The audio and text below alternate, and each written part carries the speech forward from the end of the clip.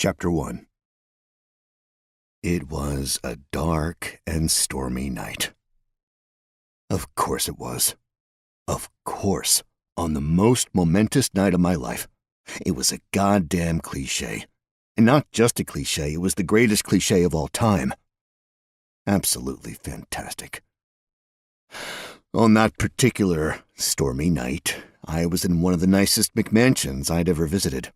It was late, basically midnight, and it was dark, both inside and outside. I was dressed all in black and had a pair of crap night vision goggles I'd five-finger discounted from an army surplus store downtown. They did an adequate job of making things visible in the house, which was key. Nothing gets you caught faster than turning the lights on in the home you're burgling. Right, there was that too. I was robbing a house. I was not a stranger to robbing houses. It was really the way I got all my spending money. My third job. And I was good at it. I had a system, bottom to top. And you never really find much on the first floor, so if you need to be quick, skip the ground floor. The second floor is always where it's at. But from what I could tell, I had all the time I needed, so I was going to take it. I'd gone through the basement window and looted the basement first. Some sports memorabilia that might score me a few dollars here and there, but that was it. Sure, there were hundreds of movies and a full-on theater, plus a commercial popcorn maker, but none of that stuff was valuable. Not on the scale I needed it. I did manage to find a multimedia server running off a Mac Mini, so that went into the bag, but otherwise, it was on to the first floor. Nothing of value in the kitchen, but there was a lot of silver in the dining room, all bagged up and ready to go for me. There was an office with a crappy desktop. I popped it open on the quick to check things out. My primary motivation for this particular thievery was the need for a new graphics card. I had been saving some money for it, but then my dad up and drank it all. I'd been getting my ass handed to me because my rig's frame rate was so low it would have been faster to hire an Amish carpenter to hand-make each one. I needed a 2080 Ti at least. So, naturally, I popped the desktop open because if it had a 2080, I'd take it and leave the rest of the crap there. It did not. Some damn integrated graphics nonsense. I unplugged the hard drive and popped it in the bag. I hadn't exactly gone down that far along the blackmail road, but my earlier attempts at extortion had been marginally lucrative, and I wasn't above trying out new money-making opportunities. A quick peek in the drawers yielded a checkbook, but I didn't take it. I looked into check fraud once, and it really takes more time than it's worth these days. Up to the second floor. The McMansion had a mahoosive stairway in the foyer, spiraling up in a big half circle, a crystal chandelier dangling down nearly to the marble floor of the entrance. I just shook my head. These assholes had a bigger foyer than I had a house. The second floor had super soft carpeting, which, as a thief, I appreciated. I was a pretty sneaky fellow as it was, but carpet let me get away with a lot more. The first bedroom was a kid's room. Bunk bed. Little dude, maybe 3, snoring away, tucked in a menagerie of stuffed animals. I closed the door immediately. I may be a thieving asshole, but I was a thieving asshole with rules. Never steal from kids. Only steal from rich assholes. And a few more guidelines, but those were the critical rules. Next bedroom was the same story, more or less. Young girl, pink 4-post bed with a full Barbie Dreamhouse Village along her wall. I closed that door too. The third bedroom was the guest room, empty, and nothing of value inside. I checked.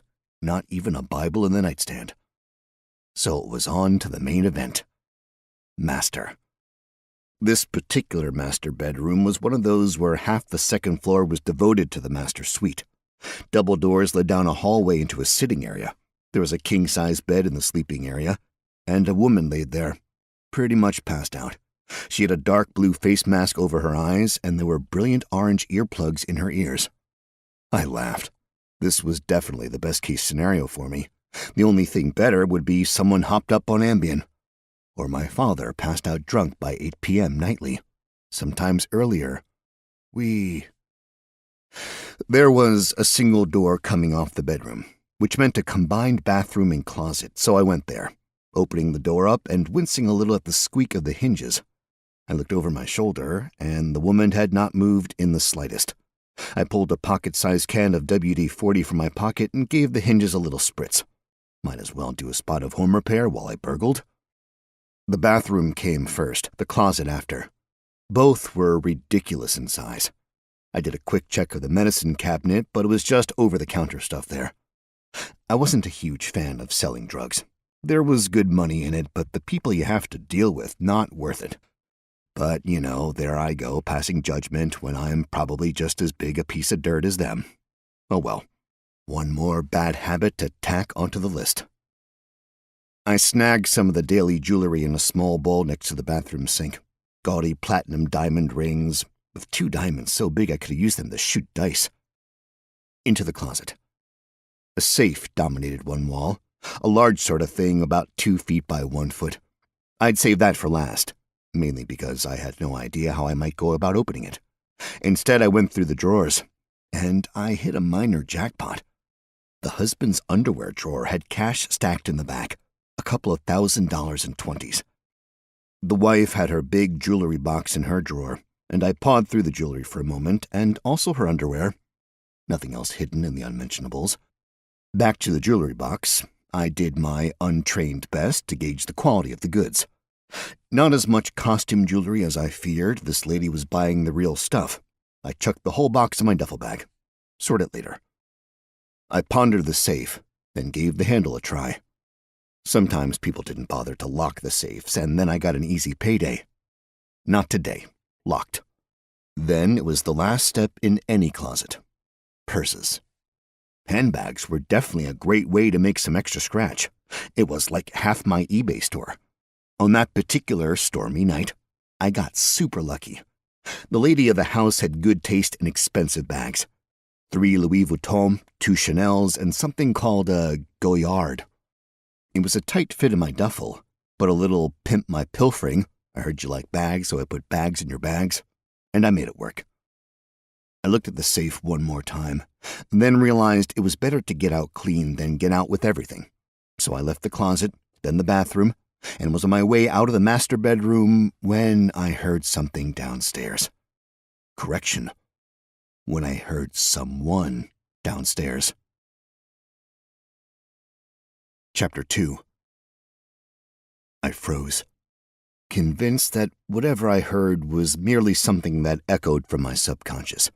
That it was an imagined noise, which, nope, I heard it again. It was someone who was trying to be quiet, but was not at all skilled at being quiet. And the someone was carrying something metallic which was banging against the stove. They were in the kitchen, which I had to go through if I was going to hit my exit point. I walked out of the master bedroom because while I wasn't exactly sure the noise would wake the missus up, I didn't want to risk it. Nothing like me being a stealth ninja and some other asshat wrecking it. At least if asshat made a big noise and I wasn't in the bedroom, I'd be able to make a runner. Once out of the bedroom, though, I dropped to my knees and crawled along the carpet. Sure, it looked stupid, but it was a remarkably effective way to keep out of sight. Closer to the stairs, I slid on my belly. There was a dog. Well, the homeowners had a dog. I could smell it in the carpet. Also, they needed to get their house cleaner over because the carpet smelled like dog and I had dog hair all over me. But where was the dog?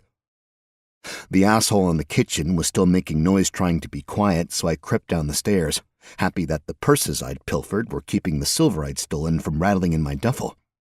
Thief world problems, you know? Ground floor achieved. At that point, I was debating just making a break for it out the front door, hoping that whoever was farting around the kitchen would catch the blame for my night mission. But damn curiosity got me. Always got me. I always wanted to know more. I couldn't help it. It was an intrinsic part of me. I slid along the cold tile until I got to the wall that separated the kitchen from the formal living room and foyer. Then I very carefully peeked around the edge, just as someone flipped the lights on. Cursing, I pulled back, because I was also blinded. Goddamn night vision goggles. The asshat in the kitchen was humming a familiar little song.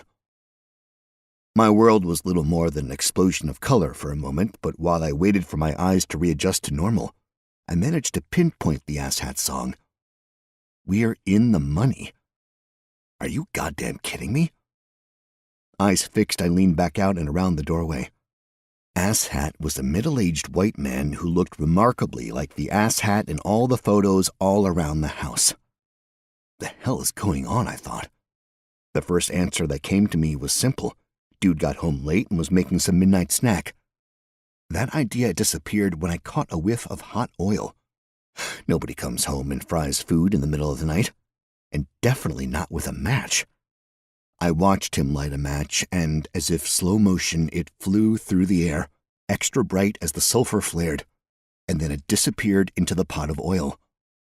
The oil whooshed a fireball into the air. "Whoa," Assad said, taking a step back from the range as the oil fire licked the ceiling. This asshat was insane, and I had to leave. And yet, I couldn't stop watching. He poured water on the oil, and the fire spread like an oil fire that's had water poured on it.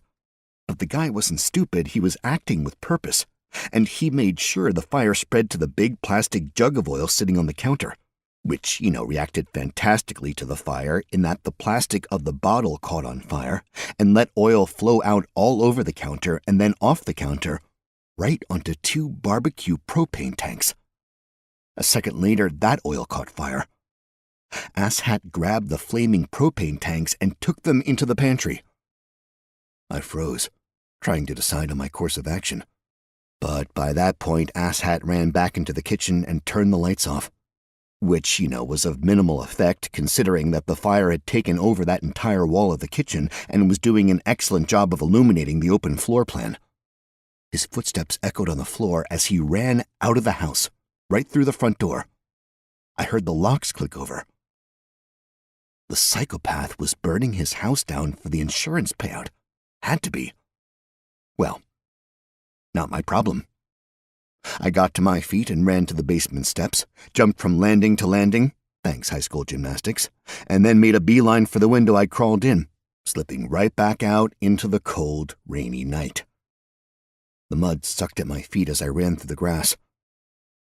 Then I slid to a stop and looked back at the McMansion. The fire illuminated the entire downstairs. Not a single smoke alarm was beeping. Not my problem. I made it to the property line before I stopped again. I looked back at the house. The fire inside was a brilliant orange and had definitely spread to more of the first floor. "Balls," I said. Tossing the duffel bag to the ground into the trees, I started trudging back towards the McMansion. I can make up the reasons I did it. Say that I thought of the kids, or that I saw a favorite toy of mine among the pile of stuffed animals the boy slept under, but the truth is darker. I wanted to mess up the husband's plans. I didn't want him to get away with anything. I wanted him to get caught and crushed by this woman, partly because I hated my parents, and even though I'd never been able to do something against them, at least I could muck up one dude's jacked-up plans. And the kids. I like kids. They had no part in this nonsense. They were innocents. And really, nothing gets me as angry and self-righteous as parents putting their children in jeopardy. We can smell our own. Trudging turned to running when I finally was honest with myself that I actually wanted to save the kids and not just screw over the dad. Chapter 3. The first floor was basically totally inflamed. Because of the massive stone staircase, though, I managed to get upstairs with little trouble, and like I always was taught in the fire safety classes I slept through, I dropped to the floor and crawled under the smoke. Little girl's room first. Hers was closer to the kitchen. It was thick with smoke in her room, and when I opened the door, I saw the bright orange of fire running up the corner walls. Moving quickly, I ran/crawled, rawled, across the floor and slid to a stop next to her bed, pushing the Barbies out of the way. I grabbed her arm and slid her out of bed onto my shoulder. She woke up as I got to the hallway, and she started screaming. "Knock it off," I shouted at her. "That's right in my ear." "What's happening?" she stuttered out through tears. "House fire," I replied, and by that point we'd reached the stairs. I helped her get out, which involved trying to figure out the stupid automatic smart door lock that seemed to have malfunctioned that night. But then I gave her my phone and told her to call 911 while I went back in for her brother. The brother was smaller and easier to grab than his sister, and he didn't wake up until I was outside and the rain hit him. The little guy didn't deserve the life he was going to have. I stood there in the rain, hearing the sirens in the distance. I was done. Good deeds had been finished. "What about my mom?" the little girl asked. "The firemen are almost here," I replied.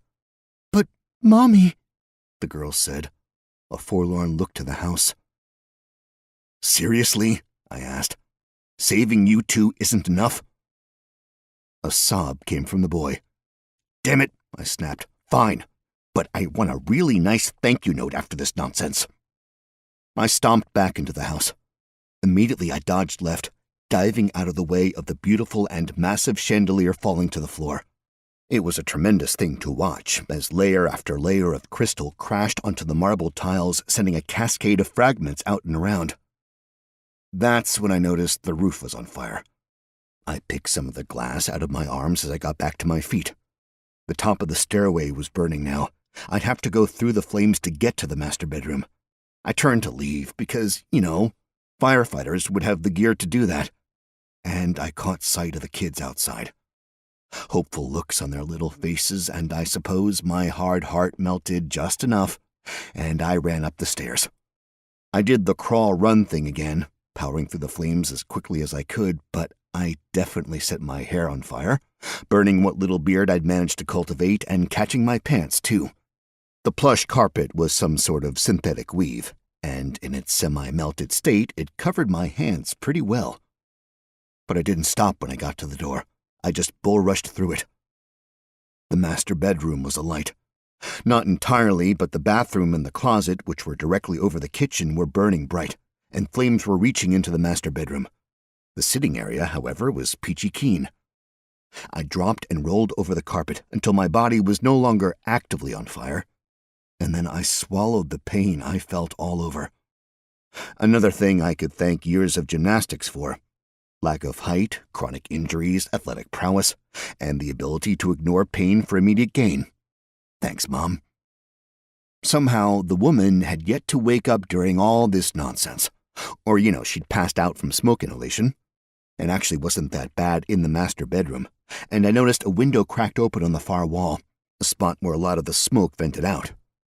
I ran over to the woman, and I pulled out the earplugs and ripped off the eye mask. Nothing. I shook her.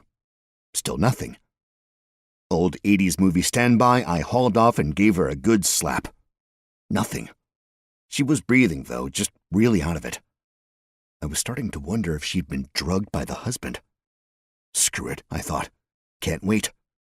I hauled her onto my shoulder, took 2 steps, and crashed through the floor. It was a small hole, big enough for my lower body to go into the fire below, but the lady tumbled to the carpeted floor of her bedroom. I still had my arms free, so it wasn't like the end of the world, but it only took a second for my pants to reignite, and this time my boots lit up too. When I brought my lower half through the floor, I was on fire. And seeing smoke starting to come through the carpet, I knew I was about to see the entire room go poof with fire. I grabbed the woman's hands, and I dragged her through the sleeping area into the sitting area. I snatched a throw blanket off the leather couch and wrapped it around the woman before I hoisted her on my shoulder, took a big breath at the low level, and as the bedroom went up in flames, I made a run for it. The firefighters weren't going in the house. They waited for me to get out, and then they took the mom from me, and I crashed to the ground, still on fire. I remember a lot of pain, beyond my ability to keep it under control, so I started screaming. And then an intense cold as a fire extinguisher went off, and I disappeared into a cloud of white. Then, black. Chapter 4. I woke up in the hospital. My body on figurative fire instead of the literal fire. I could only sort of see, and there was definitely a tube going down my throat to help me breathe. I could still hear, though, and the sounds of the place were what led me to understand the hospitalness of the place I lay in. Smell wasn't really happening, not in any way that I could tell what was around me, but hearing, yeah, that was it. I tried to move but didn't get much response from my body. Not from my legs or my head, but I did get my left hand moving just a little smidge. The other people in the room, at least two of them judging from the conversation I could pick up, were distant. From the sound of it, theirs was an intense discussion, but it was just far enough away that I couldn't pick up much in the way of words, just tone. And that one person was arguing, and not understanding what the other was saying. The sharp outburst of cursing gave me a pretty good indication it was probably my father. Nice to know the drunkard made it to the damn hospital to see his only son wrapped up in bandages. Using my one slightly working hand, I felt around the table in front of my bed, looking for a remote for the TV I knew had to be in the room. I figured if I turned the television on, it could signal to the doctor I was awake. There was something rectangular, and I got my hand to close over it. Bringing it to my face, I had a phone. Not my phone, though, a nicer one. Maybe mine had burned in the fire and the lovely family I'd saved had given me a new one. A replacement, I thought. I brought it up to my face and I squinted a bit, and I looked at the screen. The buttons were different, but decipherable. I knew how to work it, all phones were basically the same. This one had something over the top of a stock Android, at least as far as I could tell.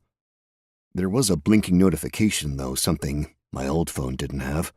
That was new and annoying. I'd have to figure out how to turn that off.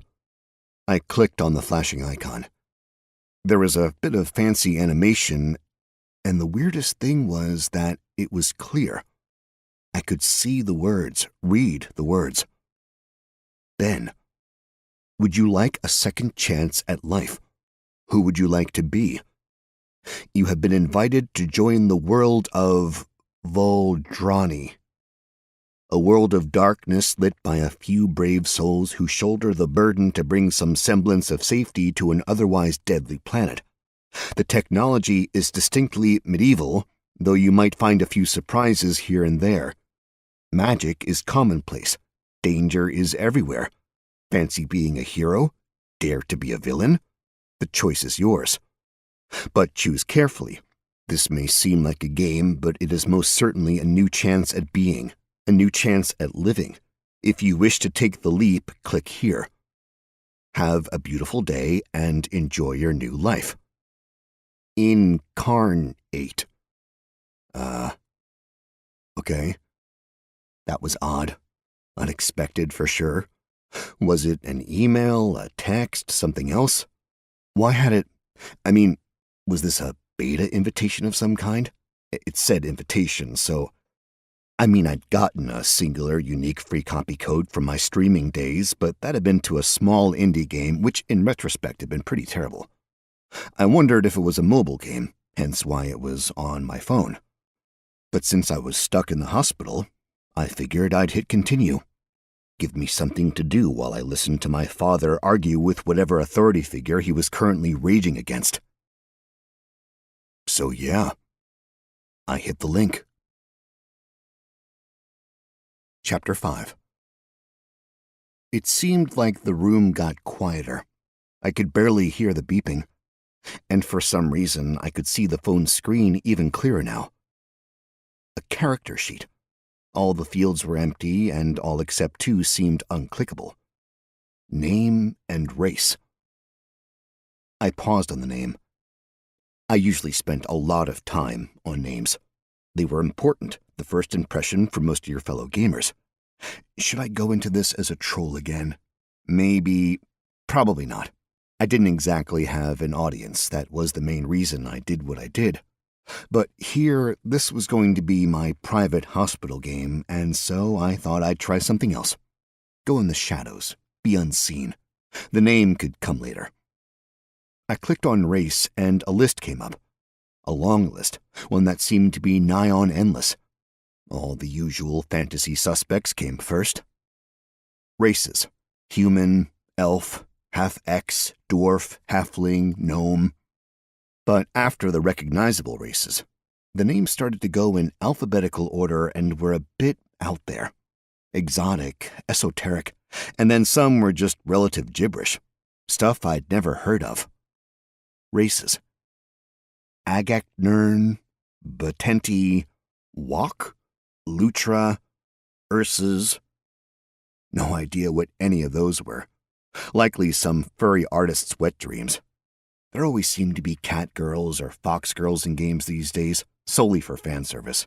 Gotta love the fan service. And I mean, I didn't hate the fans or really care about their desire for hot ladies of the furry persuasion. It just didn't really do anything for me, the furriness of it all. I was a fan of human ladies. Or at least I thought I was. I suppose it's also true that I'd never really given other, sentient beings much thought in terms of romantic or sexual relations. So the furries could do something for me. They just hadn't yet at that point. Really, though, the truth was that I had no time for ladies. Not since my mother left. That ended all the fun and games for me.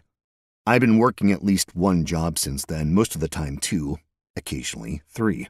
And with all the work and the other goings-on, I just didn't have time for much at all, and interest in the other gender, or sex in general, had waned. It had been a damn long time since anyone had actually touched me in a sensual way.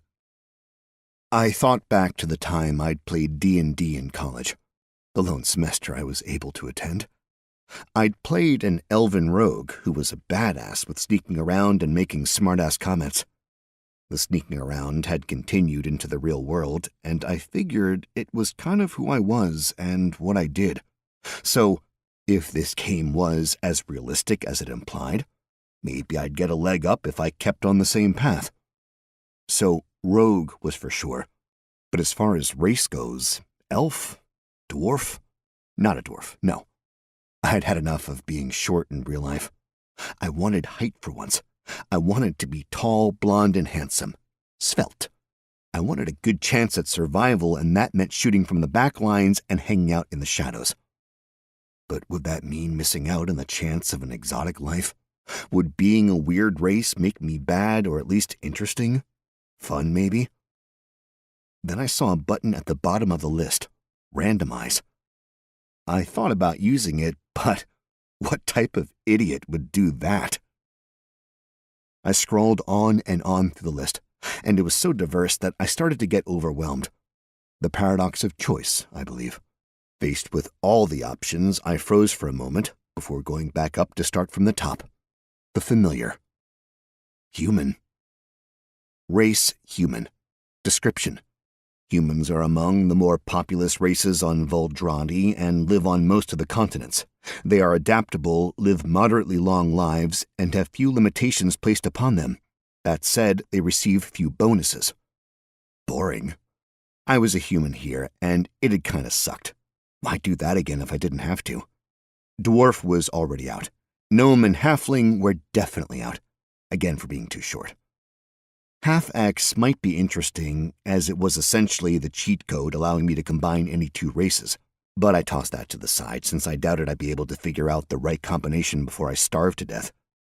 I was down to my last 10 nuggets at that point, and some fries, but who's counting? That really just left elf from the notable races. The more I thought about it, the more I liked the sound of it. Race, elf. Description. Not just the pointy-eared environmentalists from days of yore.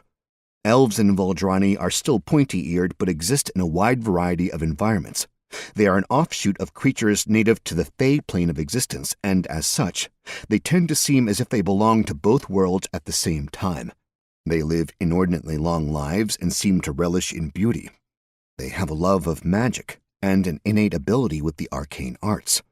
They tend towards the pursuit of justice, of being good and kind. Elves receive +2 to dexterity and increased mana regeneration. I picked elf, which, naturally, popped up an entire list of subraces to choose from. Subraces. 1. Elves of the trees. Elves of the trees, commonly referred to as wood elves, live in enclaves in large forests, isolated from most other sentient races. They tend to be insular and xenophobic, reacting aggressively to any perceived intrusion. As an elf of the trees, you gain +2 to dexterity, night vision, and bonuses to starting woodcraft skills. Your starting spawn point must be within one of the wood elf enclaves. 2. Elves of the Sea. Elves of the sea live in an archipelago constrained to a single geographic area of this world. Their lives revolve around the ocean, living within and around the water. They sail on boats, they fish, they swim. Their skin has darkened due to the constant exposure to the sun, and they have lost their dark vision. As an elf of the sea, you gain +2 to agility, gain water breathing, and have significant bonuses to all water-based skills. Your starting spawn point must be within one of the sea elf villages. 3. Elves of the Clouds. Elves of the Clouds are from the tallest mountains of Voldrani, and their hard life has given them an ability to breathe less oxygen. They spend their lives at altitude in some of the harshest climes known, and that life and duress has modified their digestive systems, so they are able to draw nutrition from nearly anything. +2 to Constitution, Dark Vision. Significant bonuses to nutrition and resistance to disease. 4. Elves of the Wastes. Elves of the Wastes live in a portion of the world known as the Wastes, the physical remnant of a long magical war. They are a militaristic society devoted to fighting back the demons their society accidentally unleashed upon the world. +2 to agility, dark vision, significant bonuses to martial abilities. Your starting spawn point must be within the Wastes. 5. Elves of the Shade. Elves of the Shade live underground in massive natural caverns. They avoid sunlight and are considered masters of underground agriculture. They have excellent dark vision but have serious complications in bright light. +2 dexterity, -1 constitution, dark vision 200 feet. Significant bonuses to agricultural skills. 6. Elves of the Sun and Moon. Elves of the Sun and Moon are elves who have integrated themselves into modern societies. They have spread across the globe, and they hold allegiances with nations that are not of their own race. Most elves any sentient being encounters on Voldrani are of the Sun and Moon. +2 charisma, dark vision, +1 luck. 7. True Elves. True elves have recently crossed over from the Fae and have joined the world. They have a deeper connection to magic but less of a connection to the physical world. True elves may spawn at any point on Voldrani. +2 intelligence, -1 strength, +1 wisdom, dark vision. Bonuses to planar travel. Talk about the paradox of choice. But it was clear that there were only 2 possible choices for me.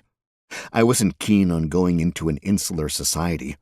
I wanted to explore the world at large, to see all the amazing things that might be waiting in what seemed to be an enormous game world.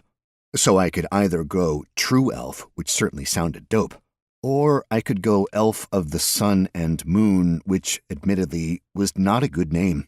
A bit cringy, to be honest. But the bonuses they received meshed a whole lot better with the character I was thinking about playing. Charisma was always good for a rogue to help you talk your way out of trouble. That was huge. And magic was always a draw for me. And a better relationship with magic might be just as powerful as a little charisma boost. I sighed, and then picked the one with the dumb name. Elf of the Sun and Moon it was. That gave me more options to pick from. Attributes. Attributes. Strength 10, agility 10, dexterity 12, constitution 10, wisdom 10, intelligence 10, charisma 12, luck 11. Unassigned points 18. But that was the extent of the information I'd been given. No help menu, no averages, no ranges. Just left my own devices. Now, I'd already decided to be a rogue. Sneak attacks and stealing crap, oh my. I could try and min-max, but I had no idea what a good dump stat in this game might be. I could go super low on strength, but that could bite me in the ass if strength was the main decider about things like carrying capacity. And as a rogue, or a thief more like, I wanted to be able to carry things. And quickly. I decided it would be best if I took a balanced approach. Well, mostly. I did throw a few more points in charisma than I'd intended. Attributes. Strength 10, agility 14, dexterity 15, Constitution 10, Wisdom 10, Intelligence 14, Charisma 17, Luck 13. Unassigned points 0. There was a bit of worrying, and then I saw myself. Or rather, I saw who I'd be playing. I looked pretty good. Tall, I think, not really anything to go on yet. Thin for sure. Pointy ears, of course. Kind of severe features, but also remarkably generic. Thankfully, there were lots of little sliders to give me the ability to fine-tune my appearance to almost any way I desired. What color did I want my hair? What growth patterns did I want in my hair? What kind of nose did I want? The customization options were endless and ridiculous, and I certainly lost myself in an attempt to make my avatar the best-looking man I could imagine, or elf, the best-looking elf I could imagine, which was pretty damn good. Finally, I was done, and I looked at my new self. Tallish, thin, a good head of hair, a good smile, kind eyes. Gotta have kind eyes to get out of trouble. Definitely the hallmark of a good rogue. Ultimately, I liked the way I looked, which was new for me. As soon as I finished making myself, a statement as weird to feel as it is to say, I was given a choice. Well, another in a litany of choices, except this time it was capitalized, so it had to be important. It was a choice. Oh. Gave me the distinct impression they were just trying to not say class. Ridiculous, just say class, we get it. But I didn't have a wide range of choices to choose from. Just a few, and they seemed pretty tailored to me. Make your choice. 1. Rogue. Rogues are the generalist of the underworld. They do a little burgling, a touch of thuggery, a pinch of purse-cutting, and the occasional murder. Rogues gain bonuses to progression in thievery skills. A good place to start. 2. Assassin. Death is your business, and business is, well, depends on you, really. You are focused on killing other sentient beings, monsters be damned, which they probably are. Decreased XP from killing monsters or beasts, increased XP from killing sentient beings, increased progression in martial areas which directly affect killing, so no hand-to-hand combat bonus for you. 3. Swashbuckler. A rogue, but on the high seas. XP bonuses for all activities done in or on water. XP penalties for actions on land. Bonuses to progression in thievery skills and maritime activities.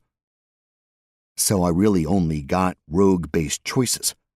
It was almost as if the game had been reading my mind, that it somehow knew I was planning on being a thief or a rogue. Creepy, but, technically correct.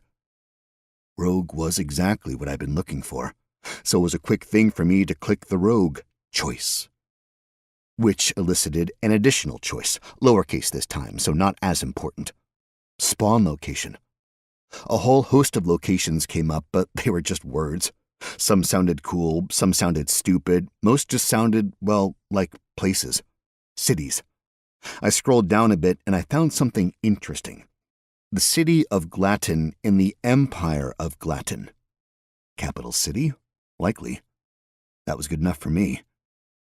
Finally, the last step in creating any character, at least for me. A name. Always the thing that took the longest. For some games, I used my character's name as some form of psychological warfare. But in this game, I wanted to experience a more immersive experience and certainly not get pulled out by having people refer to me as XX Buttmaster 69XX. What if I got a title? Would I be Lord Buttmaster? There was a little parenthetical under the box which simply said, Elves of the Sun and Moon typically have names similar to their nation of birth. That didn't exactly help. I ran through some ideas in my head, thinking maybe I'd take something from pop culture. But that seemed lame. I needed something cool, but also blasé. Something that would gain cool because of me, not something that was cool before me. Clyde Hatchet. Boom. See you later, Ben. I was now Clyde Hatchet. I clicked yes. The game asked if I was sure about things, about who I was going to be. Yep, sure. Hit me with a new life. Chapter 6. The beeping in my room reached a crescendo before disappearing altogether. Then everything went black. Not like I died or anything, though. I was still conscious, just like everything was black. Everything. "Welcome, hero!" A deep and melodious voice boomed out from the nothingness. "You have been summoned to the world of Valdrani, a magical world full of flights of fantasy and mobs of monsters." Below me, a bright light flared, and I could see myself, or some of myself, suspended in space. But it wasn't the old me, little Ben Zakowski. It was new me, the elf, Clyde Hatchet. I smiled. I couldn't help it, but I didn't want to help it. I had a new life. I was done in the old world. I had a new one to go to. And looking down past my elven feet, I saw it. A big planet rotating around serenely, very big, and coming closer to me. Or, more likely, I was getting closer to it. It looked interesting. I mean, I loved staring at the globe as a kid or losing hours playing around on Google Earth, but this was a different experience. I tried to take it all in, to see all the separate land masses, how they must have fit together, all the mountains with lines of white cutting through deep browns and verdant greens. There were vast oceans and lakes and ribbons of blue rivers here and there. It went by so incredibly fast I couldn't possibly catch it all. While I zoomed across the sky, I realized that this experience was exactly what I'd hoped for and been afraid of. This was the start of a whole new life in an entirely new world. My old world, my old self, the mistakes I'd made and the problems crushing me. All that was left behind.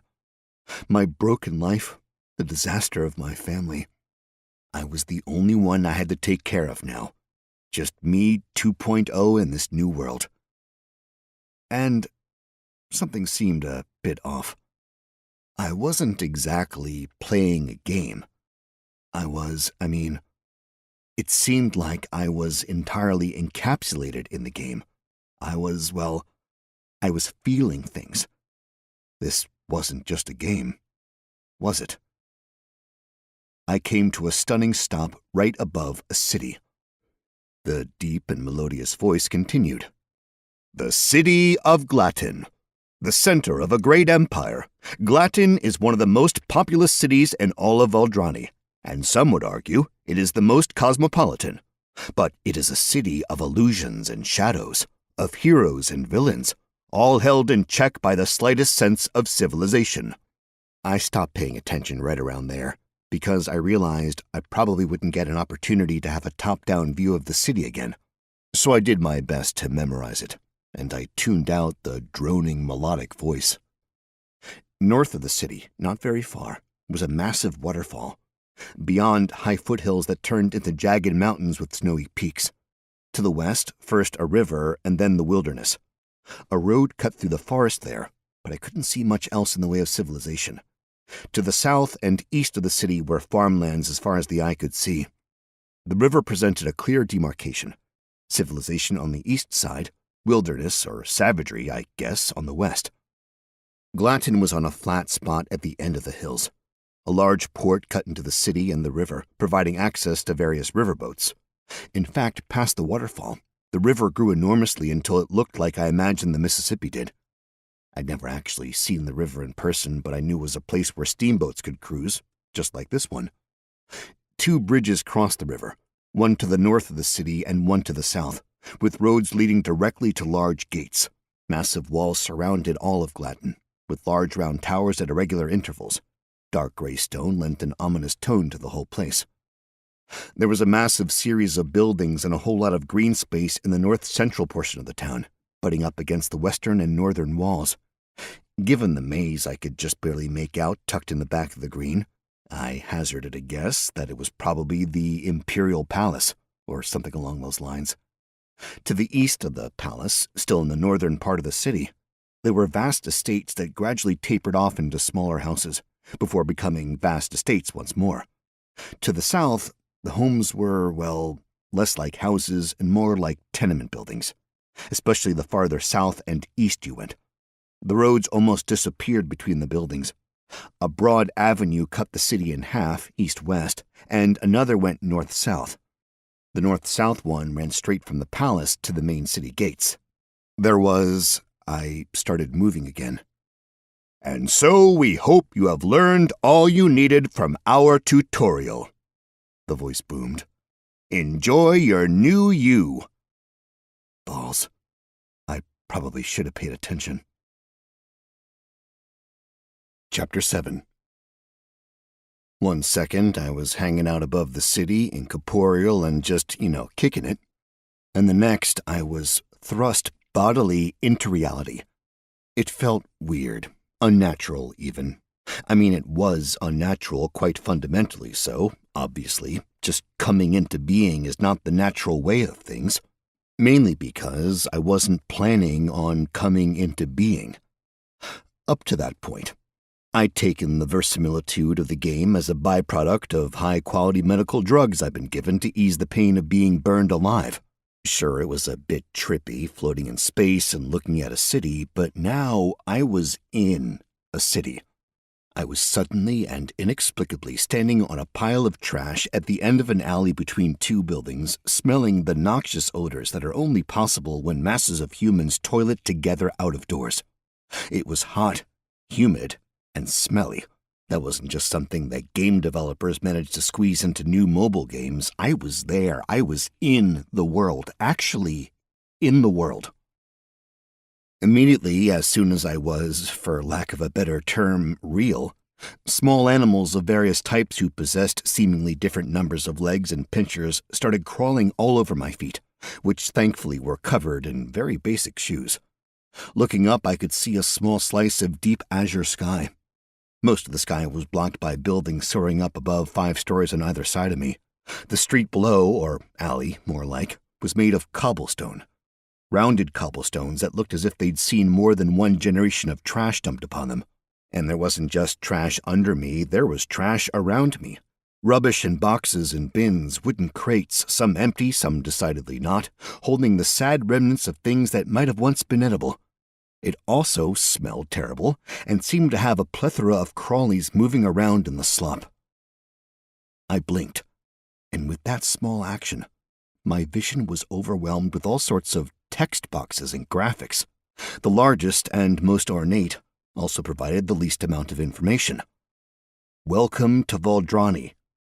That was all the first notification said, not exactly useful.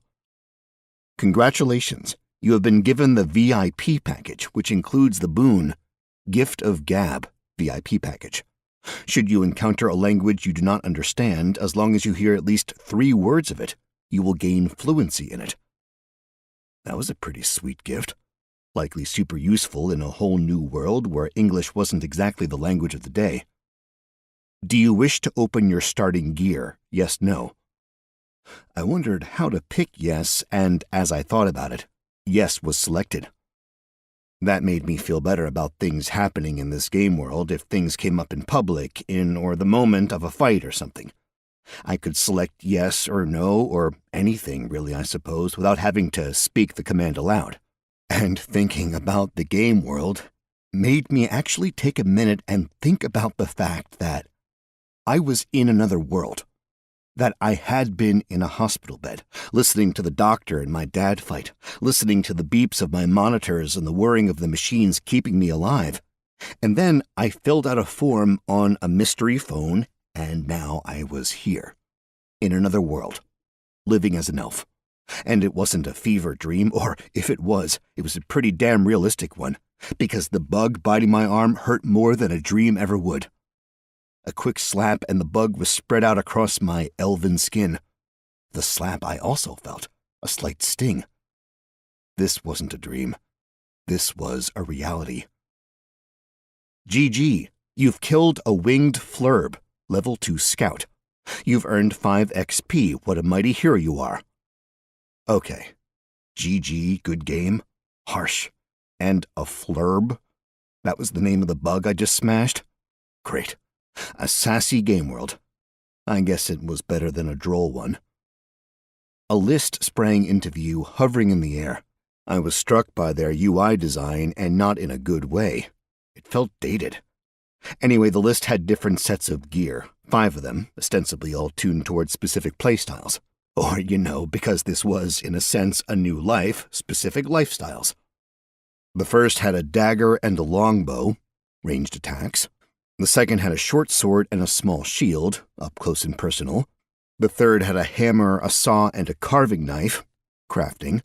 The fourth was a fishing pole, a pick, and a hatchet, gathering. But it was the fifth which caught my eye. A hand crossbow, a black leather cloak, an advanced lockpick kit, and climbing gear. The perfect kit for a thief. Mostly. Now, to be clear to the uninitiated, I was going to be a rogue. A rogue and thief are not precisely the same. They're similar. One can argue that all thieves are rogues, but not all rogues are thieves. I wasn't sure the specific type of rogue I wanted to be, but perhaps a thief was a decent place to start. The fifth kit seemed the coolest of the bunch, and was the closest to which I was thinking of playing. Naturally, I picked number 5. You have found the starting kit, second floor man. Hand crossbow, black leather cloak, advanced lockpick set, lockpicking skill book, rations, climbing kit, knapsack, bandage, money pouch, bone bolts, 20, life form identification spellbook, basic object identification spellbook. Cool. All the stuff appeared at my feet, and I knelt down to inventory the gear. The knapsack wasn't great. It was a super basic model, metal bits poorly made and the canvas fraying in more than one spot. I'd spent most of my middle school and high school electives in craft-based classes, mainly skipping anything that involved physical contact and/or exercises, thanks to my gymnastics coach telling me it was unsafe to engage in any other physical activity. And thanks to 2 years of home economics, I knew I'd be able to make something better if I had access to some thread and needle. Not that I was disappointed with something free, but I got what I paid for. The knapsack didn't even match the black leather cloak, being a sort of a vague beige of natural canvas. The cloak was black. Like, really black. Impressively so.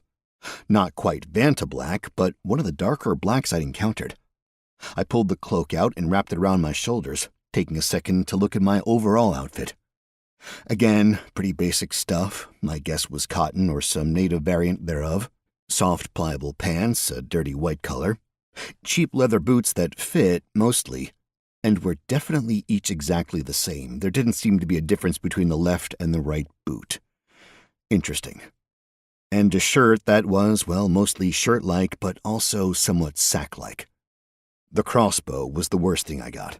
It was tiny, the wood was poor quality, and I had the feeling it would be hard-pressed to send a bolt with enough velocity to perforate paper, let alone damage an attacker. It might kill a pigeon, or piss it off. Even chances. The money pouch was simple leather and empty. The rations looked like hardtack biscuits. There were 3 books in the pile of stuff, and I picked them up. The first was a small black book with an embossed key on the front. I flicked it open, and a prompt floated out of the book, settling right in front of my eyes. Would you like to learn the skill lockpicking? Yes, no. Easy answer, yes. The book started vibrating in my hand, and as the vibrations grew in intensity, the book seemed to phase in and out of reality. Then it popped right out of existence, and I felt this pressure on my head. I closed my eyes, relaxing my brain as if I was just letting the knowledge come in. As I did, I felt a distinct burning sensation start at my head and work through my arms, as if the knowledge itself forged physical pathways. But then it stopped, and I knew how to pick locks, at least to a certain extent. Cool beans, you've learned the skill lock-picking, level 15. You can unlock and lock locks without keys. At level 15, you can make less noise when shimmying picks around, plus 15% to unlock abilities, minus 5% detection. When I peeked over at my character sheet, there it was, my very first little skill under the appropriate heading. Skills. Skills. Lockpicking, level 15, plus 15% to unlock abilities, minus 5% detection. Skill books were awesome. Next book, then. Also small, pocket Bible-sized. It had a black cover and a gold magnifying glass. As soon as I tried to open the book, the same thing happened as before. A notification swirled up out of the book and settled in front of my eyes. Would you like to attempt to learn the spell Lifeform Identification? Yes, no. Attempt? Did that mean I could fail? That'd suck. Fail to learn the basic spells you get at the start of the game? I wondered if you only got the one chance. Well, balls, I had to do it. I needed the spell. At least I was pretty sure I needed the spell. I said yes. There was the same sort of thing as the first book, and then, poof, I knew magic. Look at that. You've learned the spell Lifeform Identification. Lifeform Identification allows you to examine creatures and know certain traits. At higher spell levels, you will gain access to additional information. One more book, one more magical moment, and I had another spell. Look at that, you've learned the spell Basic Object Identification. Basic Object Identification allows you to examine objects and identify certain traits. At higher spell levels, you will gain access to additional information. I leaned back and looked up at the blue sky above. I wanted to use my spells. I wanted to do magic. I could feel it, that little connection to magic, to do something completely different that was beyond anything I'd ever experienced. It felt awesome. I wondered how I'd cast the spell, but as I thought about it, I just knew how to do it. I extended my hand, and I let some of my mana flow out of my fingers. The magic would do the rest. There weren't any birds in the sky, but there were plenty of little things crawling about the trash. I angled my index finger at a rather ugly-looking bug that had a bulbous body and spindly legs, then let the mana fly. Infernal Flower Beetle, Level 0 Insect. Huh. Interesting. The spell provided really the bare minimum of information. I wondered if, at higher levels of the spell, I'd get more. I fired off my other spell at the wall, figuring that might qualify as an object. It did. Red brick. Item type, common. Item class, structural. Material, brick. Durability, high. Weight, 4 pounds. Description: a brick that is red. Illuminating. Sure, it was pithy, but then again, I'd use an identification spell on a brick. I was part of a whole new world, and I wanted to just fire my spells off each and every way. In fact, I was pointing at another insect, ready to work on my entomology merit badge, when I heard a popping sort of noise, followed by some short words I just couldn't quite make out, exchanged between man and woman. Definitely an argument, but obviously I couldn't hear it distinctly enough, or I'd have learned the language. Another unidentifiable sound came.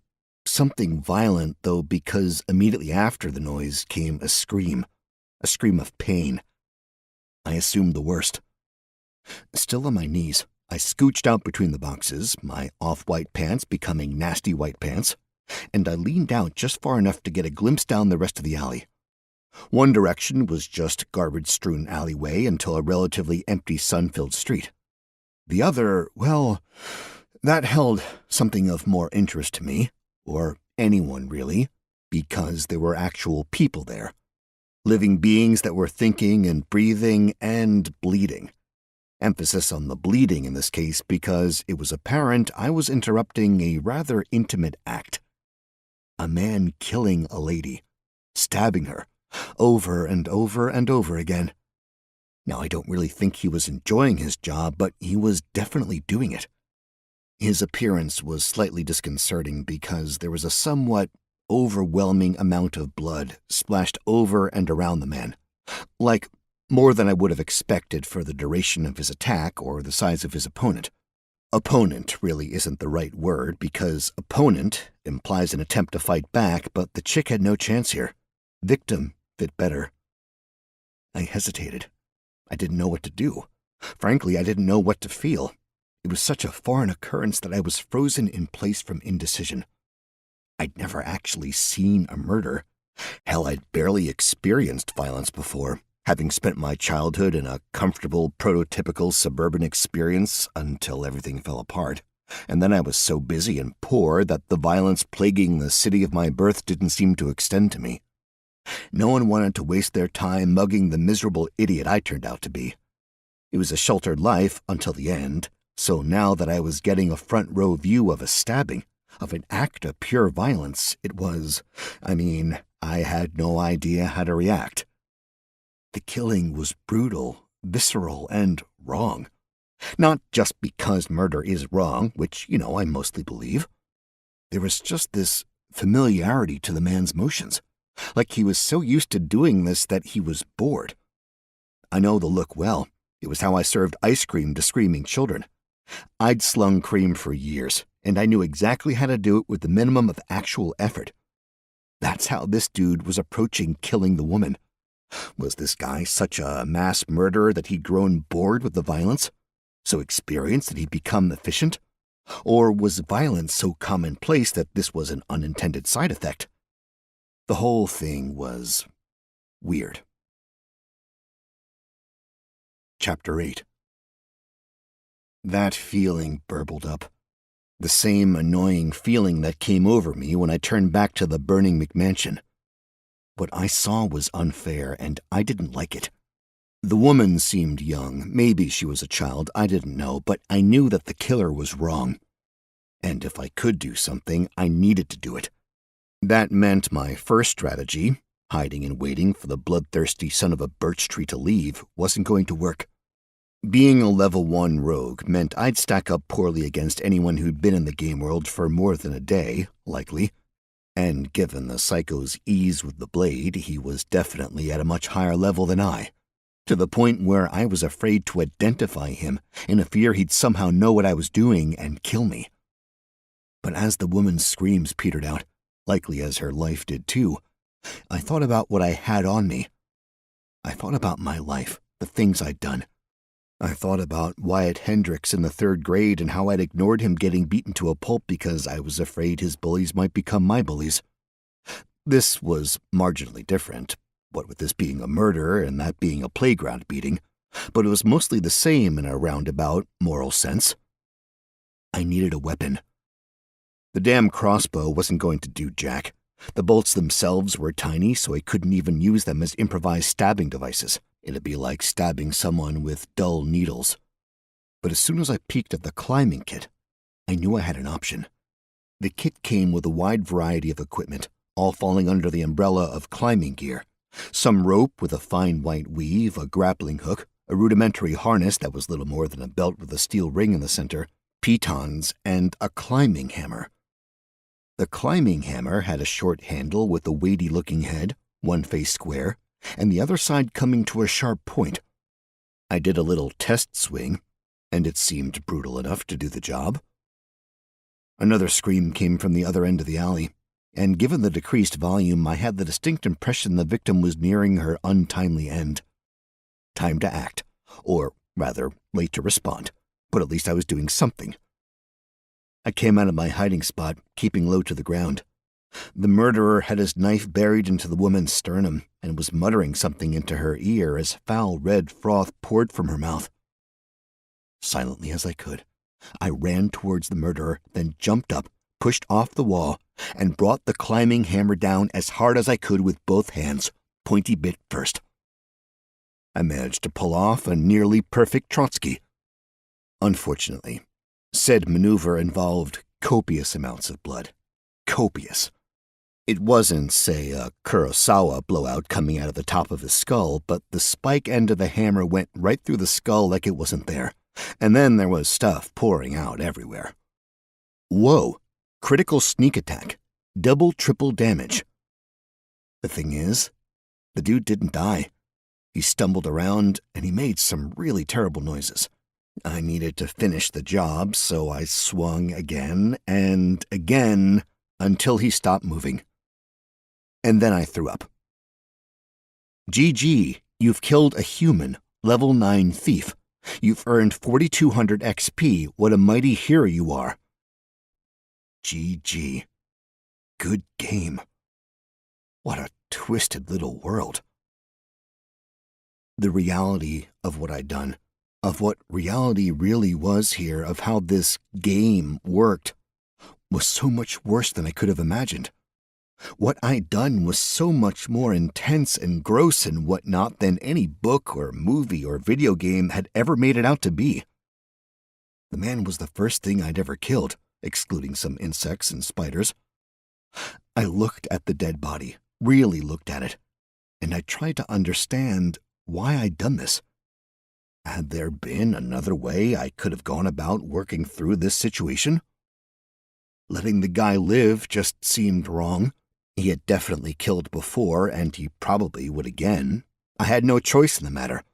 I did it because it would save other people later.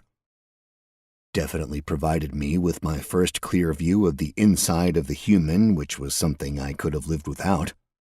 According to the information that the game gave me, this dude was, in fact, a human. What if this dude had been some sort of skinwalker or pod person that didn't have a brain? Were there skinwalkers or pod people in Voldrani? Insert gif of my mind exploding.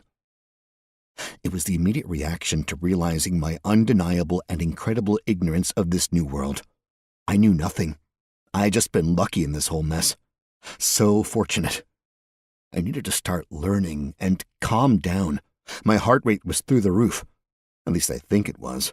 I realized I had no idea of the resting heart rate of a damn elf. Me. I closed my eyes, took a few deep breaths, and thought about what I needed to do. Even with my eyes closed, there was a blinking notification taking up the lower third of my vision. A good reminder that this was, somehow, all a game. Huzzah! Against all odds, you have reached level 2. You receive 2 attribute points to distribute in the next 36 hours or you lose them. Dare to believe you can survive and achieve greatness. Or don't. I'd already gotten a level? I mean, I had killed someone quite a few levels higher than myself, so that had to count for something. Huzzah! Against all odds, you have reached level 3. You receive 2 attribute points to distribute in the next 36 hours or you lose them. Dare to believe you can survive and achieve greatness or don't. Huzzah! Against all odds, you have reached level 4. You receive 2 attribute points to distribute in the next 36 hours or you lose them. Dare to believe you can survive and achieve greatness or don't. Okay, so I did get a few levels from killing the higher level asshole. Maybe worth it? Standing up, I shook my head, trying to come to grips with the situation. I was in an alley, in daylight, 1 foot on either side of a man I'd just murdered, my vomit mixing in with the blood and various other fluids leaking out of a corpse. As a gamer, there was really only one possible course of action. Loot and boot. I needed to take everything of value the man had on his person and bounce. Actually, small edit, I needed to loot everything of value the man had on his person and everything of value the woman had on her person. She definitely died, I don't know when. It might have been before I attacked the murderer, it might have been after, but regardless, now she was dead. And frankly, I don't think there was really anything I could have done besides avenge her passing, which I did. I pulled the man's body behind the boxes, back towards where I'd spawned in. He was more substantial than I expected, but then again, I hadn't done much body moving in the old world. Once there, I went to work. I would have gone through his pockets, but it didn't seem like pockets had really made significant inroads in Voldrani fashion as of yet. Pouches, though. Pouches were definitely in vogue. And this dude looked like he'd been Rob Liefeld's inspiration. Pouches all over the place. The first I grabbed was heavy, about the size of a fist, and contained coins. Gold coins. The second was larger, also heavy, also coins. But this one had gold and silver and copper coins. Mostly silver. I dropped both coin pouches in my knapsack without bothering to count them. It wasn't the time. But I felt pretty good I had a little nest egg for my new life. Next pouch had dried herbs, the next a bunch of odds and ends of the animal variety, bird feet, cocoons, wasp eggs, that sort of shit. There were a few tiny pouches with different types of powders in them, might have been glitter or iron filings, I had no idea at that time, and then the last pouch had 5 thick heavy coins in them. They were larger than any of the other coins I'd seen and had a more personal sort of look to them, like they'd been designed for people instead of for a government. Again, something to explore later when I wasn't hanging around a crime scene. 2 daggers on his right hip, they looked basic, and they had black leather sheaths. In the bag. There was a short sword on his left hip about 20 inches long or so, and that went into the bag as well, though the hilt stuck out just a bit. I took his belt next, then his boots and his pants, which revealed to me that he was going commando and that he had not engaged much in personal hygiene. Also, because he was now nude, I saw that he had a tattoo on his thigh as well as a tight bandolier of throwing knives. I took the bandolier and the blades, left the tattoo. 4 rings from his fingers, 2 bracelets from his right wrist, 1 cuff from his left, and the 3 necklaces, or chains, not sure of the difference, from his neck. I was thinking about taking his shirt, but, well, there was quite a bit of blood soaking into the shirt, and I wasn't exactly sure how far stain removal had come in this world. He had 2 small earrings in his left ear, and they went in the bag too. I gave the body a last once-over, even running my fingers through his hair, and he had nothing left besides the shirt on his back. Next, the victim. Which is where it got weird. Chapter 9. I waltzed out between the boxes like I'd been snoozing, in case some passerby stumbled on the scene of wanton destruction while I was looting the corpse. Also, great name for a Chinese restaurant. Wonton Destruction. Feel free to take that. The body of the woman was where I left it, which was a good thing. I wasn't ready to deal with the undead. And even thinking of the reality of it, that the undead might be something I needed to deal with on a daily or even regular basis, was giving me the heebie-jeebies. Technical term. She was pretty. You know, if you were into really extreme goth. You know, with what her being dead and, quite bloody. She was human, at least as far as I could tell, young and with reddish hair, cute features, if not sexy. She had plain clothes on, basic cotton, things that were remarkably similar to my own, and I figured that was the cheap default clothing of the realm. Meant I'd probably be able to blend in with the lower classes pretty well. She had little on her or about her person. A simple knapsack, a small hand crossbow, some bone bolts, and a black leather cloak. I scrambled to my feet and promptly tripped over something. I rolled back to my knees and saw that I'd stumbled over another corpse. A young woman, reddish hair, plain clothes, simple knapsack. My heart was thudding in my ears, and the world was getting a bit hazy. I needed to get out of there. Another step, another trip over another corpse. They were everywhere, and all the same. Not similar, not a serial killer who had a type, nope, no. These were the exact same woman, over and over and over and over and over. All in the same outfit with the same knapsack at her feet. I had stumbled across a killer who'd been spawn camping another player in this game world, and I realized I shared my spawn point with someone who'd been spawn camped. It was a rather bizarre introduction to the game world, and I wasn't sure what I should be doing or thinking at that moment. Instead, I stood there in shock. The bodies were, for the most part, stacked like cordwood against the red brick, hidden from street view by crates and barrels. I was aghast at the sight. Then came the quick realization that I was supposed to be looting the victims, so maybe there were more victims now. That just meant more loot, right? Just as messed up to loot one body as it is 20, right? Or something like that. I grabbed the knapsack and started stuffing it with the things I thought useful. Lockpick kits, spell books, skill books, and even all the janky crossbows, and the bolts. Maybe I could sell them to a tailor or something. I left the cloaks behind, as well as most of the rations. At the bottom of the stack of bodies, though, I noticed something a little different. Same victim, but wearing different clothes. They were nicer, tailored, a bit more worn, but significantly more beautiful and no longer the basic attire. Find anything interesting? I spun around to see the same girl, this time alive, leaning against the wall. She looked utterly different alive. I mean, obviously. But after seeing her face many times, like a lot of times, it was almost weird to see her alive, with blood in her body instead of outside of it. She waited patiently for a response, and my brain wheels spun, trying to figure out a proper reply. "Seems like I left a gang of you over there on the curb," I said. "Regulators reference. Weird flex, but okay." Weird flex? That's a classic. Given the distinct lack of freaking out and the knowledge of both regulators and flex, I'm guessing you're new to this world? As are you? Define new. Well, you know you're speaking English right now? So are you. What if they don't speak English here? You got gift of gab? Yeah. She said something I didn't understand. Smashing. You've learned a new language, Imperial Common. And now you should know Imperial Common, she continued. Did it work? It did, I said, my mouth feeling like it had been speaking Imperial Common its entire life. I could hear a difference in a way, but it was difficult. It just felt so natural to speak in Imperial Common. Okay, the girl said. Here's the thing.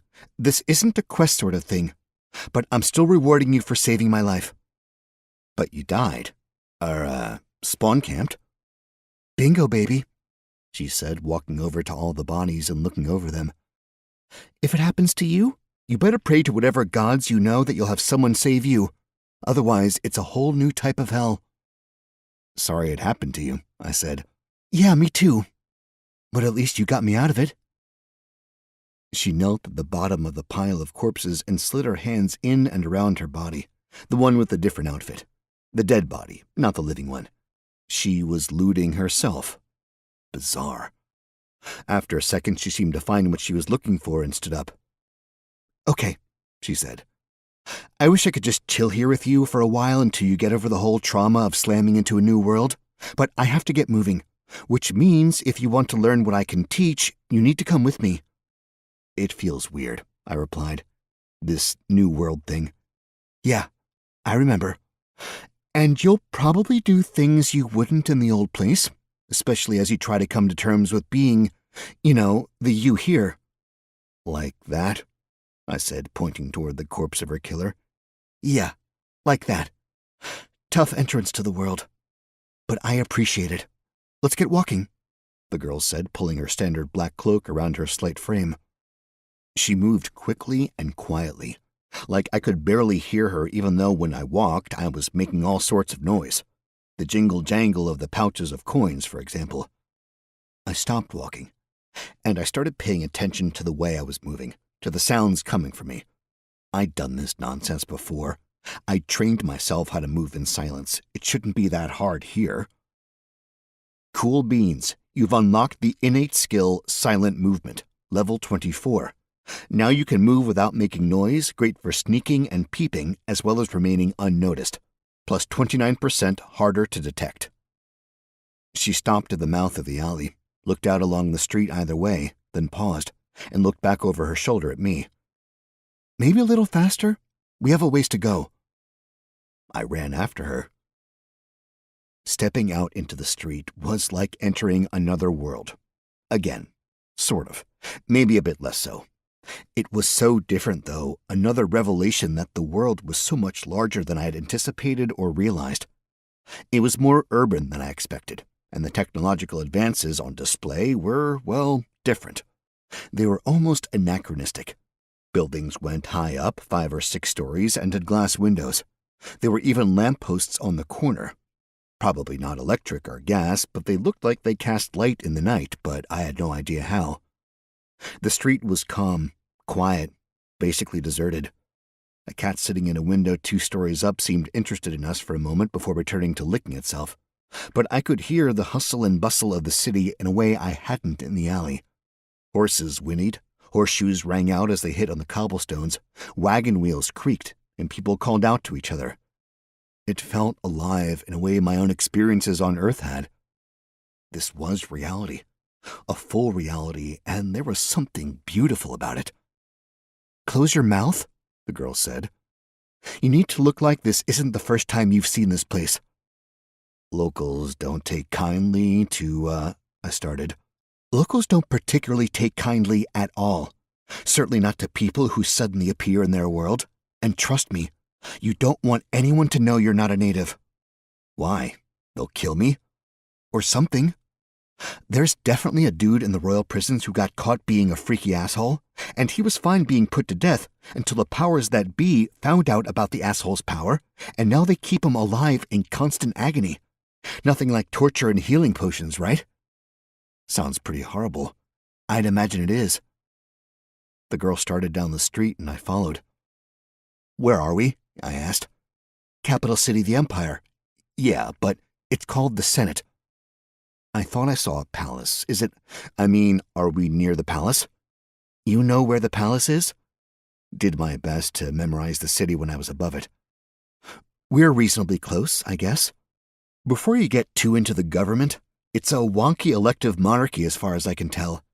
Emperor at the top and a Senate that, well, makes recommendations the emperor ignores. Is this a good neighborhood? It's the home of the Senate and the city home of lots of the lower-tier senators. Lots of money, lots of important people, lots of places to eat, lots of places to get a thief like you arrested. You don't want to be here right now. Now? At your level, 1? 4, thank you. Go you, she said. That asshole killing me, he was doing it to level up. Part of the bonus they offer new members. They? His gang. There's another cat, the one that was with him. He's the one you need to watch out for. Somehow, he's got an ability that lets him reset your spawn point, so he can make it so anyone can spawn camp someone like us. She nodded but never looked at me, at least not when I noticed it. Instead, her eyes roved around, always on the move, constantly on the watch for, well, I supposed for anything. So why'd you pick the dark side? The what? Crime. You want to be a thief, right? You picked the thief kit. I'm assuming you've got rogue as your choice? Am I wrong yet? No, but, I'm not looking to, rape or murder anyone. Thievery and arson? Thievery. It was what I did back home. Figured I'd continue doing it here. She stopped walking and looked over at me. You were a criminal? She asked. I was a thief. I never hurt anyone. Clearly, I also chose thief, so you don't need to explain it to me. I was just curious why you chose to be a thief here. I thought maybe my past skills might transfer over. Why did you? I figured in a world with respawns, I wanted to do something more dangerous.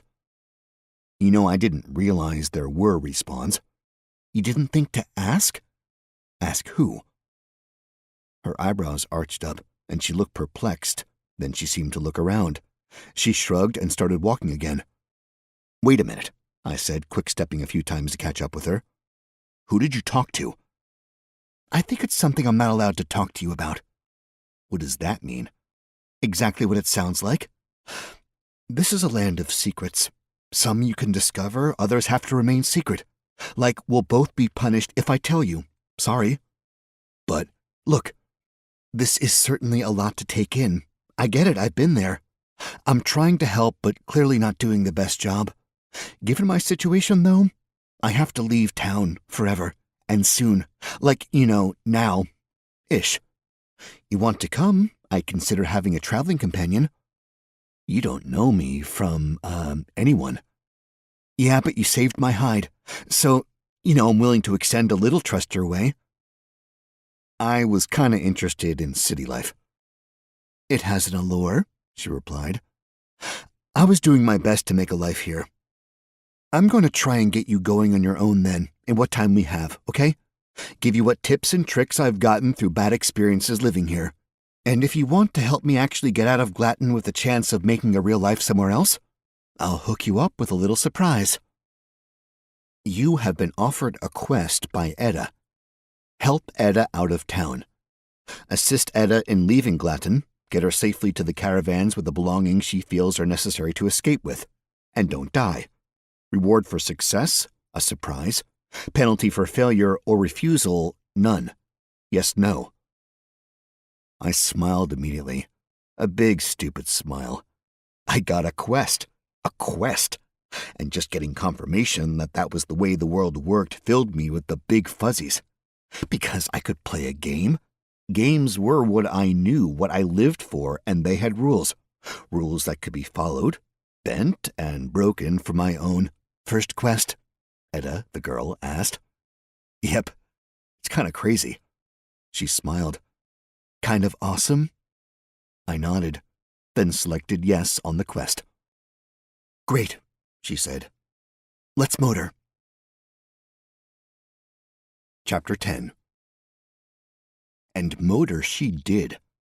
She wasn't entirely running, but she was definitely keeping a brisk pace. I'm guessing you picked up that my name is Etta, she said. Etta Puck. And I'm not telling you my Earth name. Don't tell me yours. That's likely still your true name, and that has power. Keep it secret. Keep it safe. Sure thing, Gandalf. Yeah, funny. But keep that pop culture stuff to a minimum, else you're going to be easy to spot. This is your new reality. Get to know it, get to love it, and get to living it. Rule number 1 for life in Voldrani? This is reality. Got it? Got it. Now, your name? Clyde Hatchet. She shook her head as she walked. What? I asked. Clyde Hatchet? Really? You use a Dashiell Hammett name generator on that one? No, She waved me away. I'm messing with you. It's not easy coming up with a name, and it's not like Etta Puck is amazing. I've come up with 1,000 better names since I got here. We left the small side street, took a small curvy road for about a block, and then hit a wide thoroughfare virtually covered with a diverse range of people.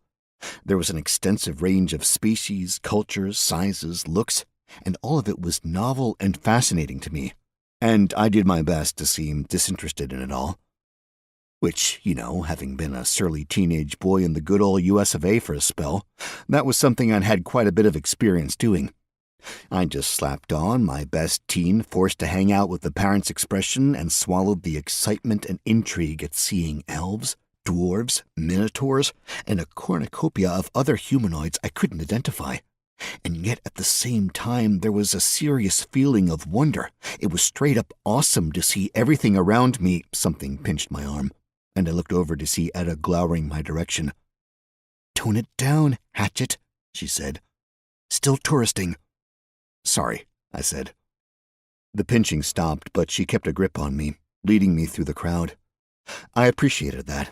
I knew I'd been in trouble if I had to follow her. There was so much going on. I could only pay attention to not looking like I was paying attention to anything, let alone trying to follow Etta through the crowd. Someone yelled out, and all of us city folk moved to either side of the street until we were essentially squished onto the sidewalk and no longer moving. In the mild silence, I heard marching feet and the jangle of armor. The Legion, Etta whispered in my ear. Or at least some of them. Rule 2. These guys have the right of way. Really, everyone higher station than you has the right of way, which for lowlives like you and me is everyone, but especially the Legion. Watch yourself on the street. As the marchers came into view, I realized I was holding my breath in a mixture of excitement and fear. The soldiers doing the marching were very hard-looking men and women. Their armor was well used and well cared for, and they had the appearance of people who'd earned their scars. The people around me looked on their Legion with legitimate respect. Are these the police? I whisper-asked Etta. It's complicated, she whispered back in English, and not a conversation for out of doors. There were maybe 100 members of the Legion marching by, and once gone, the street quickly resumed its frantic pace. We, however, stayed standing along the wall, just watching the people moving around us. Welcome to the Empire, Etta said, continuing in quiet English. You know it's called Glatton, right? I picked up on that, yeah. Everyone in the city, and probably the Empire, thinks this city is the best thing ever. Very proud of it. They'll tell you it's the biggest city with the most technological innovation and the very best quality of life. Might be true, I don't know. No way to know. There's basically no knowledge of the wider world. I'm not sure anyone knows what else is in the Empire, let alone outside of it. Geography is not a popular subject here. Kind of like geology back home. Rule 1? Sorry. Don't mistake these people for being dumb, she said. Think back on Rule 1 all the time. This is a reality, and these people have lived in it for a long time. There's a reason some technology is where it is. There's other stuff here. A lot of it bad. Most of it bad, really. We're now more in the middle of the food chain, way down from the top. Which reminds me of rule, 4. Don't go out at night. That's when more of the bad things are out. Bad things?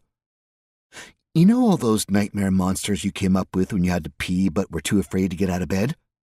That's so specific it hurts, yes? That's just a fraction of what's really out there. And the bad things seem to prefer the dark, mostly. Daytime isn't so awesome either. Just, learn how to defend yourself. Is there a rule 3? Did I skip 3? Yes. Moving quickly, apologies. I'll come back to that. And we were moving again. As far as I could tell, there were several regimented sizes of streets. Alleys were the smallest, some as little as 2 feet wide, but usually 6 to 10. Side streets had some front doors to buildings, tiny houses tucked in between more substantial blocks of buildings. There were regular streets, which could fit a carriage and some people. The middle-sized streets could do 2 carriages and people on either side. And then we came to an absolutely massive road, multiple lanes wide. It could probably have worked as a stretch of freeway in Los Angeles. We stopped at the side of the road and just let the other people go around us. There wasn't a ton of vehicular traffic on the massive street, though that might have just been an effect on the sheer size of the thing. I remembered from my vertical pause the 2 giant roads, how the one north-south ran directly to the palace. This is one of the 2 main roads in the city, she said. The Via Praetoria. Is this the north-south one? I asked. She nodded, but seemed a little irritated I'd interrupted her. And this goes to the palace? I asked, looking to the north. I didn't see if she nodded in response, but seeing the massive structure at the end of the road, distant though it was, confirmed things for me. The architecture of the place was beautiful, incredible, and bordered on unreal. Behind the white stone palace were dark mountains brooding over the city. It was definitely an exciting and fantastic look. Yeah, so, Edda continued while I drooled at the palace, the east-west one is called the Via Principalis. Goes from East Gate to Death's Gate. Wait, what? Death's Gate. That's the name of it. Don't ask me the history, I don't know it. Something to do with battle there. Might be something to do with the fact that there is no one really living out the west of the city. I don't know, okay? There are only 3 official gates into the city. South, East, and Death. Weird. Are the street names in Latin? Yes, maybe. Not 100% sure. I have some theories about Glaton and the 9th Legion, but let's get through the useful stuff before we get into my tinfoil hat theories. Memorize your way home from one of these 2 main streets, because you can always find your way to one of them. And you will get lost here more than once. This is a big city, and the layout is confusing and stupid. Okay, seemed to be the case with all the old European cities. Rule 1. Sorry. But you're not wrong. Lots of neighborhoods here, get to know them, it'll save your butt. I got lucky back when I had luck, and I got a place in Old Town. It's to the southwest and our first stop. You get any gold off that asshole in the alley? Some. Give it, she said, hand out. I shrugged and passed the pouch with a mixture of coins over to Edda. I figured there was probably more total currency in the larger pouch with just golden coins, and it was a good thing to keep secret. Fraslin, eh? She said, peeking into the leather bag. I definitely shot her a look for the weird phrase, Fraslin, but she completely ignored me, and it made me wonder if, perhaps, Fraslin was a contemporary Glatonese curse. Thank the gods, she said. We're going the fast way. Wasn't sure we'd have time to walk. She leaned into the thoroughfare and let out a powerful whistle. A small, handsome carriage pulled away from the flow of traffic and came lurching to a stop in front of us. The driver was an ornery woman with gray hair, a very loose definition of dental hygiene, and yellow fingernails that could easily have doubled as actual talons. "Where to?" the driver asked, her voice surprisingly robust. I looked over at the horses, wondering if the things were actually up to pulling us and the carriage. They were very much skin and bones, really just this side of skeletons. "Old Town," Edda said, reaching her hand up to pull herself into the carriage. "You actually got the coin, Moppet?" the driver asked with a leer. "You'll get your gold crone," Edda said, flipping a golden coin up at the lady. Our driver flinched back, then scrambled for the money a second before snatching it resolutely. She gave the coin the once-over, then smiled a horrific sort of rictus. "All aboard, then," the driver said. I hopped inside. Chapter 11. I wouldn't call the carriage uncomfortable, but it left a bit to be desired. The combination of smells coming from the driver and horses were pungent and awful, and the interior of the carriage seemed like it had been purposely left filthy. There might have been padding on the seats at one time, but these days there was just the hint of leather and the reality of hard, unyielding wood. On the other hand, we were moving at speed now, much faster than we had been pushing our way through the crowds walking along the sides of the Via Praetoria. Also, I had a modicum of privacy, so I could gawk out my little window without the concern of being labeled a tourist. "Do we need to worry about being overheard here?" I asked. Because you're going to try and seduce me? Etta replied. "No, I'm messing with you." Probably, but she's not going to care. She knows I know what she is, and she'll keep our secrets if I keep hers. "Which is?" She's a witch. "A witch?" Oh, definitely. Didn't you see the nails? The thrall horses? "I don't know what any of that stuff is." She snapped her fingers. "Sorry, you're new. I think maybe there might be an after effect of so many deaths in quick succession. I'm having a little trouble keeping everything straight. But yeah, she's a witch. Nails or talons, horses aren't quite alive." "Not quite alive?" They look sickly, right? "Worse than that." They are worse than that. Those are things that are dying but aren't fully dead yet, kept alive with magic." "That's messed up." "Yes, it is." "Don't others notice that sort of stuff? Seems pretty apparent." "Yeah." "One part willful ignorance, one part distance. We looked out of place.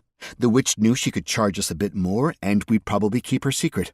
I'm sure there's a mild illusion spell on those horses. Keeps them looking more lifelike." "Is magic super cheap?" "Magic is a big, confusing question, especially in the Empire." "How so?" She took a breath, seemed to debate what she wanted to say to me, and then she shook her head. "Let's hold off on that discussion. The top is the palace, south is the south gate. Go that way long enough, you'll get to the ocean, but if you really want to go to the ocean, take the river. Faster and safer. Somewhat."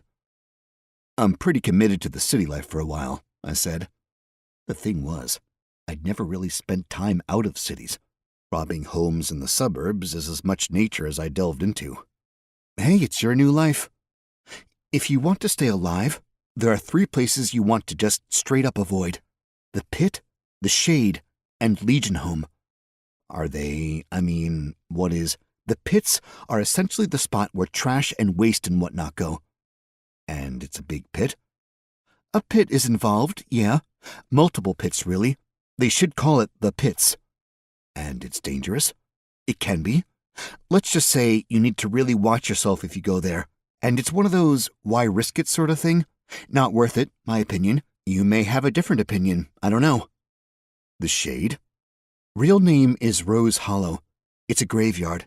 It's tough to get into, frankly. There's definitely some history I have to explain here for it to make sense. But imagine that Glatton is a city that keeps expanding. And every time they expand, they build another big wall and fill it in with the city. Before the last expansion, there was a graveyard outside of the city, on the other side of the walls. Next expansion, it's inside the walls. And the big difference here, lots of dead bodies seems to give energy to the undead. So, lots of undead pop up in graveyards." "Why don't they burn their dead here?" "I'm not a cultural anthropologist, Hatchet. I don't know." "Can I go there to level up?" "I thought you wanted to fight from the shadows and all that crap." "That was my mindset, yeah." "Might want to rethink going and fighting toe-to-toe with the undead, because some nasty things pop up in there. At least that's what I've heard. Again, not worth the risk to me, but you can go level up there. Just swing by the temple at the entrance. They take your name and actually pay you to kill the undead. Still, not worth it. Bingo. Last place? Legion Home. Right. It's where the Legionnaires make their home." "And it's illegal to go there if you aren't in the Legion?" "No, not on paper at least. But if you aren't Legion or Legion adjacent, you're getting hurt. People here love the Legion. Is that rule number 5? Sure. Rule 5. Love the Legion. You go up against them, you'll lose. Are they the policing force here? No, the Guard is the equivalent. The Legion is more like the Army, but they do the bulk of monster killing too, especially for anything particularly big or nasty. That's when the Legion gets called in, and that's basically what they're so loved for. Most everyone has a story where the Legion came in and saved their Nana's village. Got it. Do people like the Guard? No. I mean, most are ambivalent. But the Guard and the Legion are, well, let's just say that there's no lack of bad blood between the two. We were rolling towards a huge crossroad, and I made the guess that we were about to cross the main east-west thoroughfare. Large buildings sat at each corner. Again, the architecture on them was exquisite. Just awe-inspiring work in terms of the columns and the arches. There were astonishing gargoyles all over the building, and I imagined that in a rainstorm, the crossroads would seem downright magical. This used to be the center of the city, my guide said. Still is to an extent, functions as a gathering place for several events, none of which I've ever been able to attend, and they still call it the Forum. But ever since they built a new Senate building, everything actually important moved uptown. Years ago, mind you. That building there, she pointed off to the left, is the Emperor's Hold. Every once in a while, the Emperor comes down, sits in there for a day or 3, and he listens to anyone who wants to speak to him, grants edicts and stuff. Pretty much the only time we plebes have the chance of seeing the top dog. Have you seen him? No, just heard of what happens in there. I don't think that sort of thing has happened in a while. The Emperor hasn't been in town that long, only recently got back from the campaign. They like to make war in Glatton, so, when they win, there's a big parade, lots of celebrations. Before you ask, that's only happened once since I've been here. Other building across from it to the south, that's the Legion recruitment building. You decide you want to be in the Legion, you go there. It was a more utilitarian building, a big rectangular thing almost squatting on the space. Almost brutalist. There were men and women in armor all around the place, and surprisingly, a line of people awaiting entrance. There's a line there, I said. Popular job. Rule 5. Bingo. You ever think about joining? Do I look like someone who'd do well in an army? I looked over at her and at her body. She was lithe, athletic. I saw little reason to think an army... Look was not the right word to use there, she said with a sigh. Obviously, I look fine. If you jumped into this game world without being aesthetically pleasing, you are a grade 1 idiot. Clearly you realize this. You think I look... Let's not get into that boat of thought. Boat of thought? Anyway, I did know one, player, traveler? Whatever, someone like us who'd joined the Legion. Saw him not that long ago, and he's rocketing up in levels. So, might want to think about it if you want quick levels and lots of killing whatever someone else points you at. No thanks. Cool. The dark building behind it, that's the wizarding school. You can learn magic there? You can, no one does. Why? You want to have the magic talk, don't you? It's magic. It's the one thing that's so fundamentally different here. I only want to know what's the deal because I want to do magic. They hate magic here, and they hate those that practice it. Hate with a capital H. Big hate. So there are no wizards here? Not many. There's always crazy fools who study the stuff, but you? One of my rules should be, don't interrupt me. Sorry. I don't study magic, no. You want to study magic so you can cast magic in public? You have to do it official-like. Sign your life over to the Emperor. Not the Empire, the Emperor. If he wants to be a mass-murdering buttwipe, guess who's doing the mass murdering? Jesus. And if you do something the Emperor doesn't like, or that one of his bootlickers doesn't like, your personal head chopper chops off your head. And if you ever do get some time in public, everyone hates you. Or you could, do it illegally, and then if someone sees you do magic, they report you, they get a reward, and you get dead. Awesome.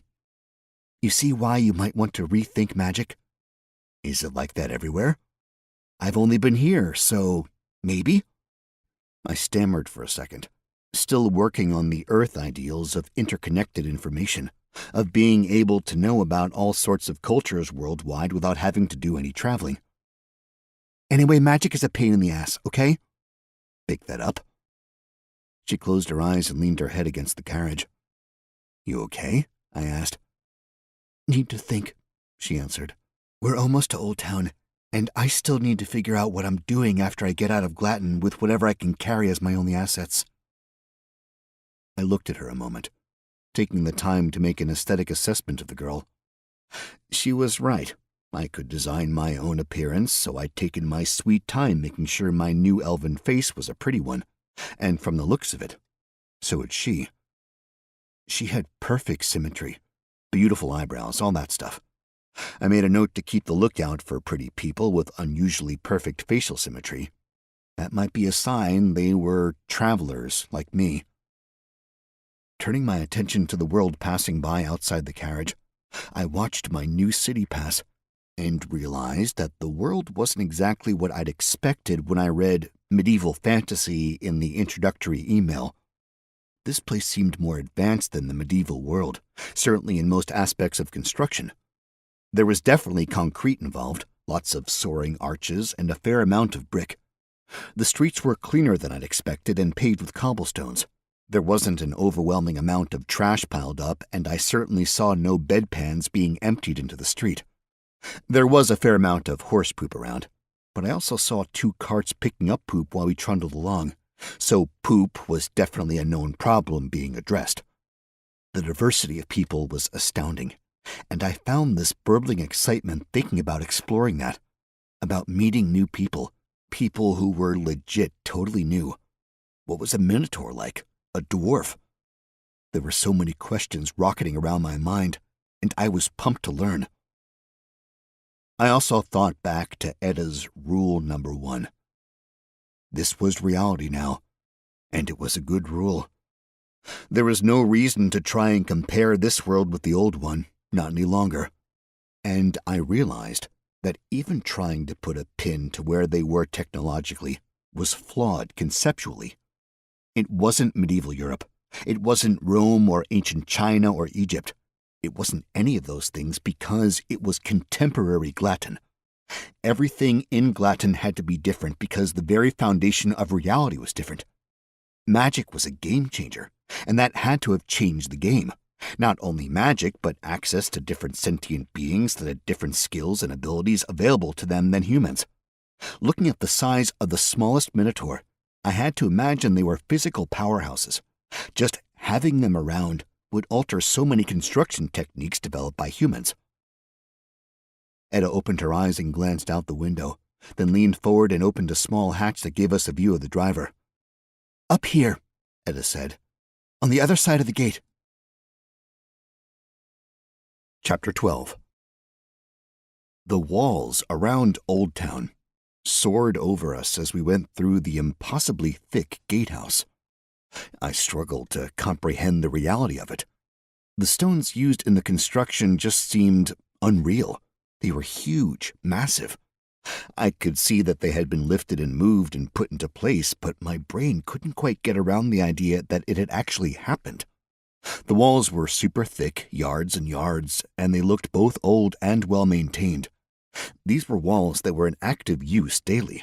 Perhaps not daily here because it was mainly just a separation between neighborhoods, but someone took the time to repair all the little bits of damage, and the people standing at attention had the 1,000-yard stares as they scanned the world at large for threats they knew would be coming. Good here, Edda said, leaning out the open door of the carriage. She hopped out of the carriage before it stopped and chatted quietly with our aged driver for a moment before the carriage traveled on. We were just about 30 yards past the entrance to the neighborhood, and there was definitely a different vibe in Old Town versus, well, rest of town. Gone was the architectural splendor of Glatton. Old Town had much more gray stone and a focus on defensible functional buildings. No silly columns or archways. This place was safe. And a tad dull, at least from an aesthetic standpoint. Edda grabbed my hand and pulled me from the major street into an alley. You live here? I asked. This alley? No, she said. We're splitting up here because the asshats who've been murdering and harassing me are going to be watching my place. See, this is that quest coming to bear. I'm going to sneak into your house and get something for you, right?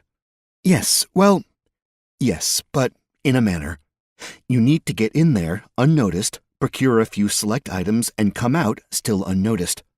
You and I meet up in some covert locale, you give my items to me, and we continue on our jaunt through Glatton. Problem is, any of the asshats see you with me, they'll kill you to get to me, so we need to split here. Got it? Should we, is it night soon? Night? No. The hell? Sneaking? Buddy, you're a level 1, right? Do you have stealth or sneaking as a skill? I told you I'm level 4, and I already have silent movement as a skill, so... Sorry.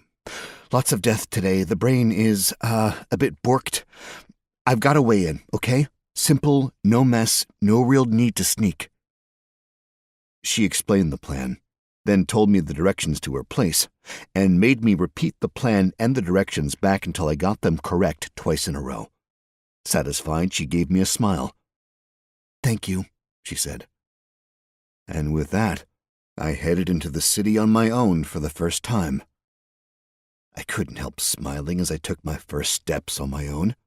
Sure, there was definitely some comfort having a guide, having someone there to explain everything to me, to answer all my questions, well, some of my questions, but that stole all the thrills of discovery. I wanted to run through my city and poke my nose in and around everything. I wanted to know it as well as I'd known my stomping grounds. I felt strongly that a rogue had to know their city better than anyone. Still, baby steps. I had to get Etta her things first, and then I could become a local. The walk through the streets was relaxing. Unlike the rest of the city, at least the bits I'd seen, Old Town had a calm to it. Fewer wagons were trundling along the streets, and the ones that were seemed willing to stop for people walking or animals. Hawkers called out from a multitude of stalls, but they seemed to be talking to friends or at least people they knew, not strangers. It felt like an actual neighborhood. The racial diversity continued here, and I saw the whole gamut of races represented, though not elves. None of what was now my kind. Most everyone was armed in some small respect. A dagger on the belt was the usual armament. Swords were rare, and other weapons rarer still. Guards, obviously, wore heavy armor, bright blue tabards, and carried multiple weapons. They were pretty easy to spot, and they all looked terrifying, at least to me. There were a few non-guards who wore arms and armor, and the crowds always gave those folk plenty of room. 10 minutes of walking, and I saw Etta's place. Apparently, she owned the whole building. Located on a corner, the first floor was a tavern, the Heavy Purse. There was a wooden sign with a large leather purse overflowing with foam, ale, and coins. Evocative. The building as a whole boasted 4 floors, though from what Ed had told me, only the tavern and her place were occupied. The middle apartment sat vacant, apparently by design. Escape routes and hidey holes for the rogue she'd become. I darted across the street and walked into the tavern like I needed a cool spot to hang out during the heat of the middle day.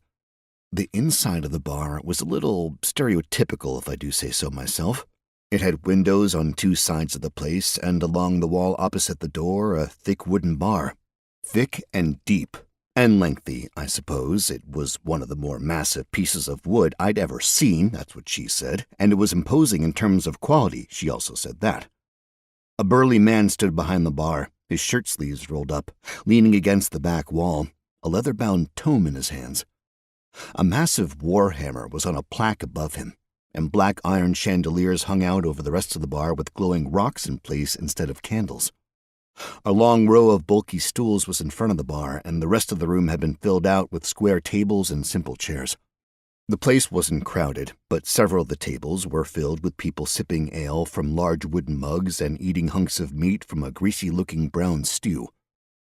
The bartender glanced up from his book when I walked in, but had his eyes back down to reading so quickly I almost wasn't sure he'd looked at me at all. I walked over to the bar, pulled the stool out a bit, then gave up after I realized how heavy it was, and sat down. "Don't see your kind here much." the bartender said, not taking his eyes from the book until he'd basically finished his sentence. You into the traditional stuff, or, you eat normal like? Normal, I replied. I think. I wondered what traditional elven fare was, given the question he had just hit me with. But, truth be told, I was hoping you could hook me up with sarsaparilla. He looked at me kind of funny, and I immediately worried I'd said the passphrase incorrectly, but then he frowned at me. Might have one in the back, he replied. Bottle or two, maybe. But it'd be in the way back behind the stock. You want it, you're gonna need to help me go get it, not throwing my back out for a single bottle of that nasty stuff. Happy to help, I said. The bartender nodded, closed his book, then started walking down to the end of the bar. Neela, he shouted. Go into the back, watch the bar. Someone called out from a table, and I saw a woman in a blue dress with a black leather corset step up and vault over the bar. Walk around, the bartender yelled back at her. She just gave him a big smile, and from the look I had the feeling they were related somehow. Given that she looked pretty young and acted even younger, I was betting she was the bartender's daughter.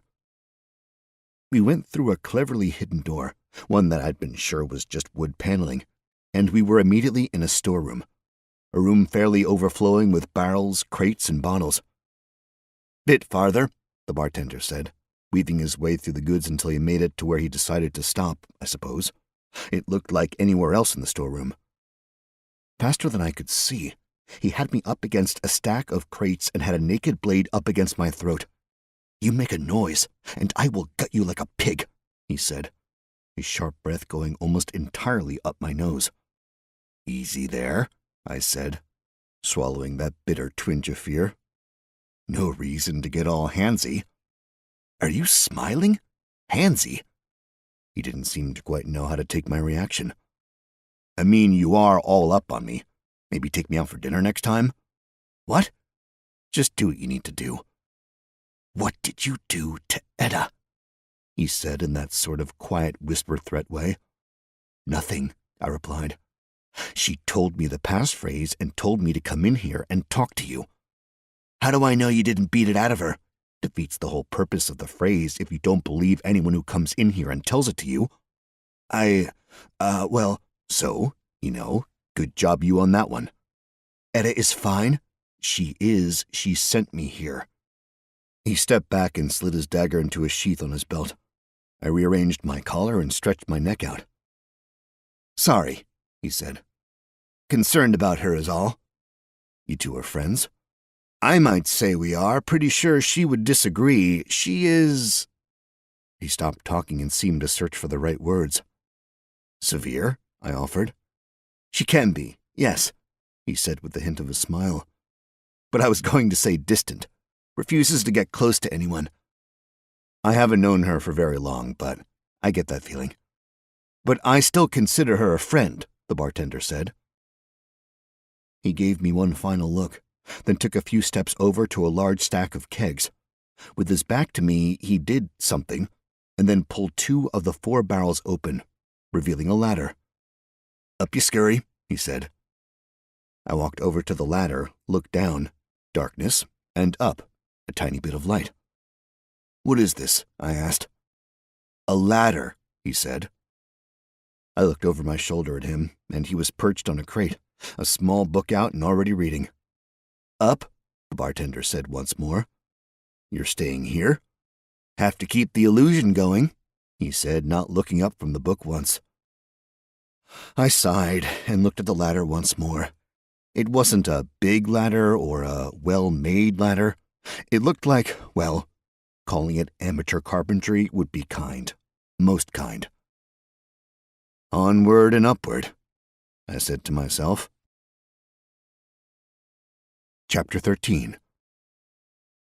The ladder creaked as I climbed up, but it held. Nothing broke. One flight up, I was in a tiny space like a closet or a wardrobe. There was a little peephole that let me look out into an apartment that was being used for furniture storage, and another ladder leading up. I took that ladder up and up. It was a much longer climb than the first, and there was no stop-off point along the way. At the top, I slid a small piece of wood out of the way, revealing clothes hanging in a closet. I pushed my way through the clothes, then edged the door open ever so slowly, peeking out and around. No one was there. Stuff was there, but no living things I could see. It was just an apartment. Some furniture didn't exactly match, but I had the distinct feeling interior design was not a technology that had been heavily researched yet in Voldrani. The apartment was an open layout, which was a bit anachronistic, to me at least. I didn't exactly know that much about interior architecture, but I felt open floor plans were a thing of the modern age. I suppose, as I was a thing of the modern era, it made sense that I liked it. The whole place was super functional. Everything had a home, everything had a purpose, and seeing how the apartment had been put together gave me a real feeling of comfort having Edda as something like a mentor. She seemed to have her stuff together, and that boosted my confidence. A workbench took up one wall, and spread out across it were bits and pieces to disparate projects. Nothing I could figure out in the short amount of time I had in the place, though. The bartender had a point. We had an illusion going that we were both in the back trying to find a bottle of sarsaparilla, and I had to make it seem like it wasn't an impossibly large back room. Time was ticking. Edda had given me the basics of what I needed to find. Her go bag, which was stored in her third secret stash. She didn't tell me where the first two were because that wasn't the information I needed. But before I could get to the stash, I needed to undo the trap with a mechanism in her kitchen counters. Notably, her counters were on top of what looked like modern cabinets, which had to be custom. But I had to keep rule number 1 in mind. This was Voldrani, and maybe cabinetry had a different timeline here. The first step was going to the bed and getting beneath it. I slid under and saw a few daggers stuck under there in sheaths. I pulled the third dagger out. It had a very peculiar shape to the blade. Basically, it was a key, a long key. I took the dagger key and I inserted it into the knot hole on the third floorboard under the bed, all the way in. I turned it 3 times clockwise, pulled it out until I heard a very slight click, and turned it once more counterclockwise. Then it was over to the cabinets, 2 to the left from the sink. Open it up, pry up the floor of the cabinet, and push aside the fake purse of coins to pull up the floorboards there. And that was the secret stash I was after. A small backpack and a ring on a short string. I pulled both items out, slid the pack on, and tied the string with the ring around my wrist. I closed up the cabinet and reversed the steps with the dagger until I'd returned the apartment to its previous setup. It was beyond overkill as far as I could tell, but maybe something was going on in Glatton that made paranoia pay off. One more thing to add to the list of crap I didn't know. I climbed back down the ladders until I got to the bartender in the bar's storage room. The bartender was happily reading, but I noticed there was a brown bottle sitting next to his book now. "Found that sarsaparilla," he said, closing the book and standing up. "You done?" "I am." He pushed me to the side and closed up the kegs. A second of work, and even though I knew where to look, I couldn't tell the casks weren't real. "Come back out front," he said.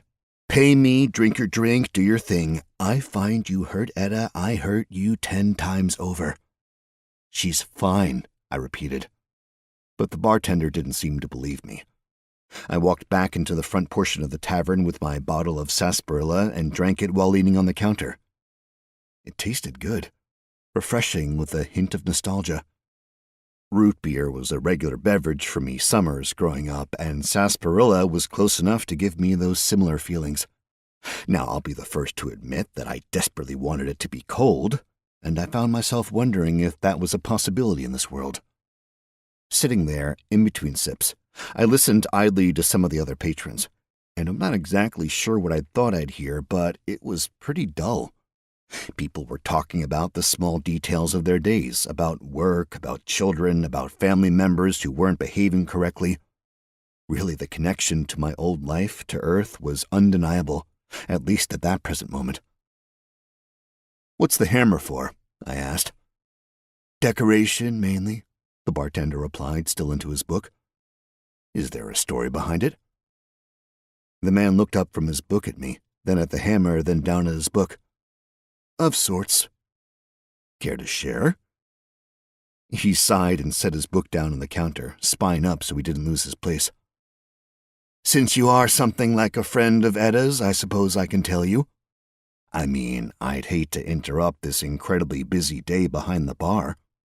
Do you want the story?" "Yes, sorry."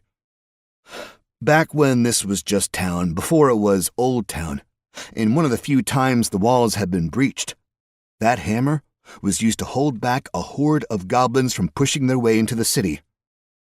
"Must be an old hammer." He gave me a sort of smirk, then picked his book back up. "You know," I said, "with all those books you read, you'd think you'd have come up with a better lie." For the first time, I got a genuine smile out of the guy. "You knew?" he asked. "One, you skipped over any details. Needs to be your great-great-uncle, and that brave ancestor of yours held that door over there with this hammer as the princess huddled in the bar through the invasion, and she gave him the prize of this very building. 2, the hammer is too new and has just enough rust to show me that you aren't fond of cleaning at heights. Maybe you should write a story for me. I get a moment, maybe I will. You do it, I'll get your next bottle on the house."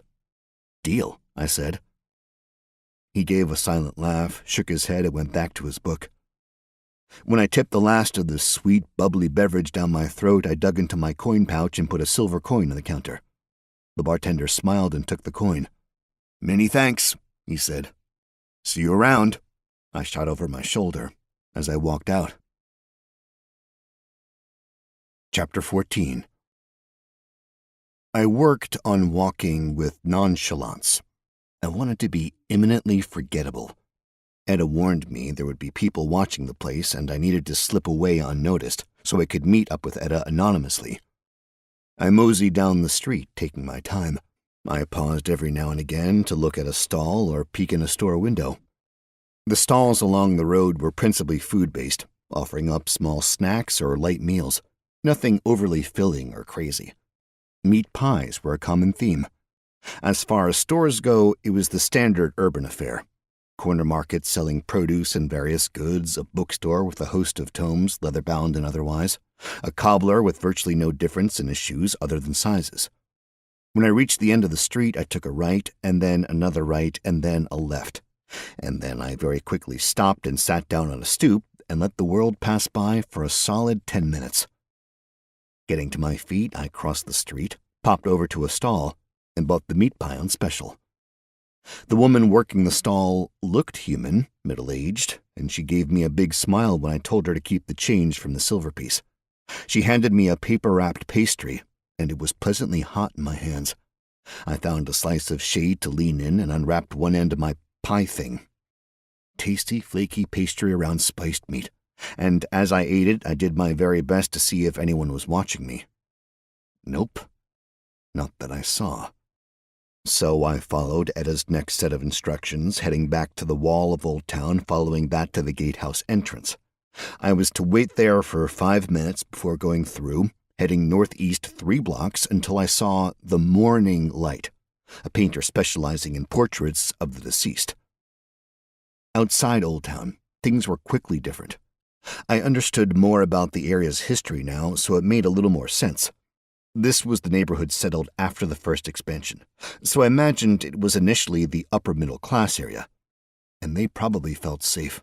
Hence wider streets and more elaborate architecture. The buildings were almost modern-looking in some cases, wood and plaster, less stone. Big windows looked into quaint shops. Buildings sported balconies on the regular, and there was actually some green space. Yards behind buildings with grass and trees, squares with statues and benches.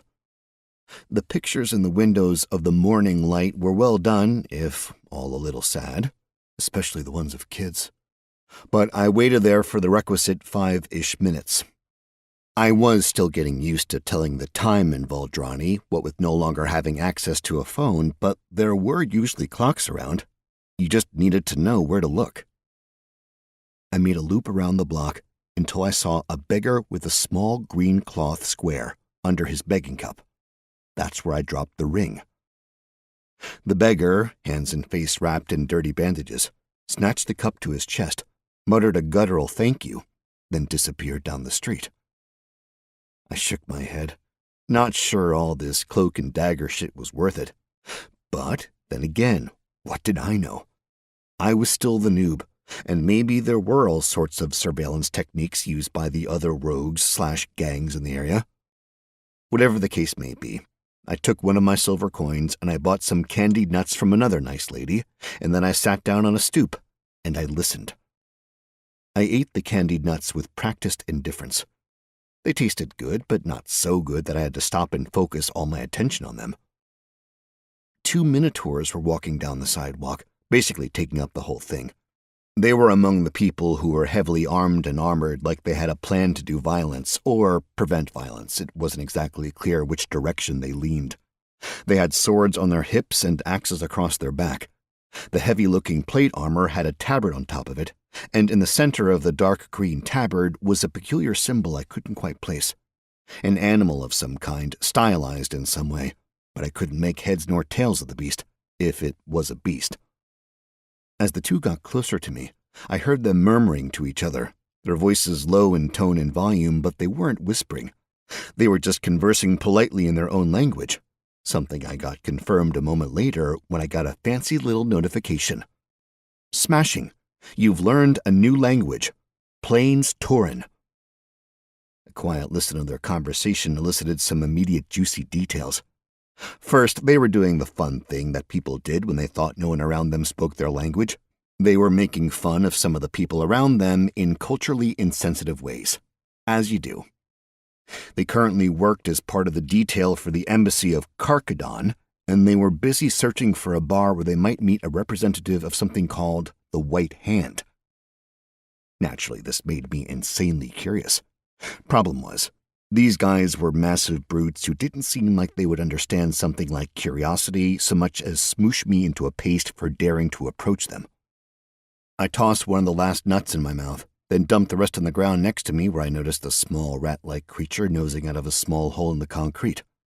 The furry thing scampered out, snatched a candied nut, then scurried back out of sight.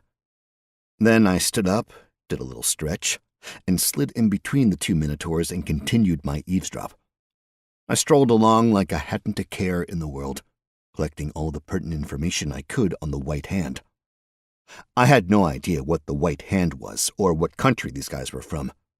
I was impressed that embassies existed in this world, but I suppose I shouldn't have been. Embassies had been around a long time on Earth, even before the Dark Ages. Helpfully, both of the men, they seemed like males, were newer in town, one newer than the other.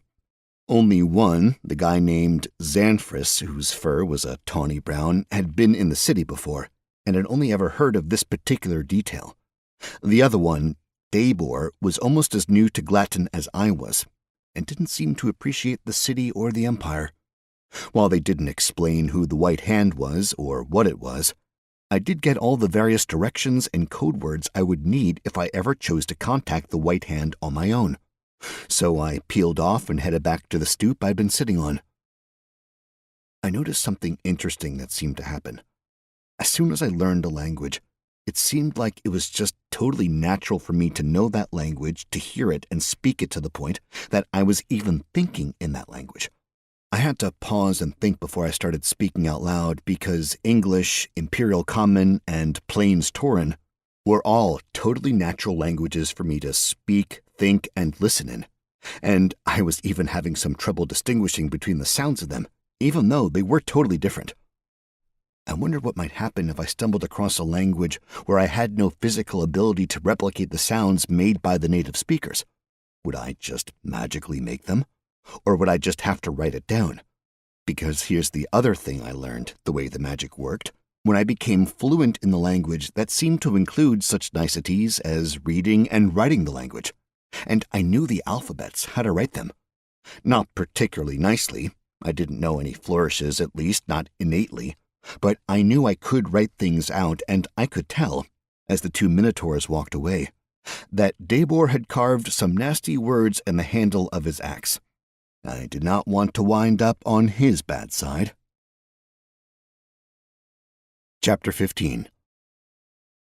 I'd reset on the stoop with the second bag of candied nuts. They weren't that good, but it was the look I'd decided on. Plus, a little sugar goes a long way in improving the mood. The nuts themselves were, well, I'm not going to pretend I know the slightest bit about nuts, so instead I just sent a little tingle of mana down my fingers and did my identification spell. Pecans. Item type, common. Item class, food. Material, nuts. Description: pecans are a tasty nut high in fat and protein and make an excellent pie. Also great for inciting debates about proper pronunciation. Okay then, so they had pecans in Valdrani. Nice to know. There was a lull in the pedestrian traffic, something that just seemed natural, but it gave me a moment to realize I had a notification. Cool beans, you've unlocked the innate skill eavesdropping, level 18. Now you can listen to others without them knowing about it. Significantly harder to detect while listening to others. Well, look at that. I was really starting to like this game. Also, I'd never realized how much I'd clearly been eavesdropping on Earth. Tasty nuts, came a familiar voice. I looked up and into a face I didn't know. A woman with a dark complexion, a nose that seemed to have been broken more often than it had been straight, and a lazy left eye. It's the only person you know here, she said, and I need to move quickly. Oh, let's not use my name, shall we? Got it. Good. Come on. We're going to the south gate, and we've got a stop to make on the way. She was already walking, and I had to scurry to catch up to her. Do you know about something called the White Hand? I asked in hushed English. Etta stopped and stared at me. Why do you know that name? She replied. Overheard some big dudes talking about it. Don't muck with them. They are really bad news. But who are they? Criminal organization. Like a thieves' guild?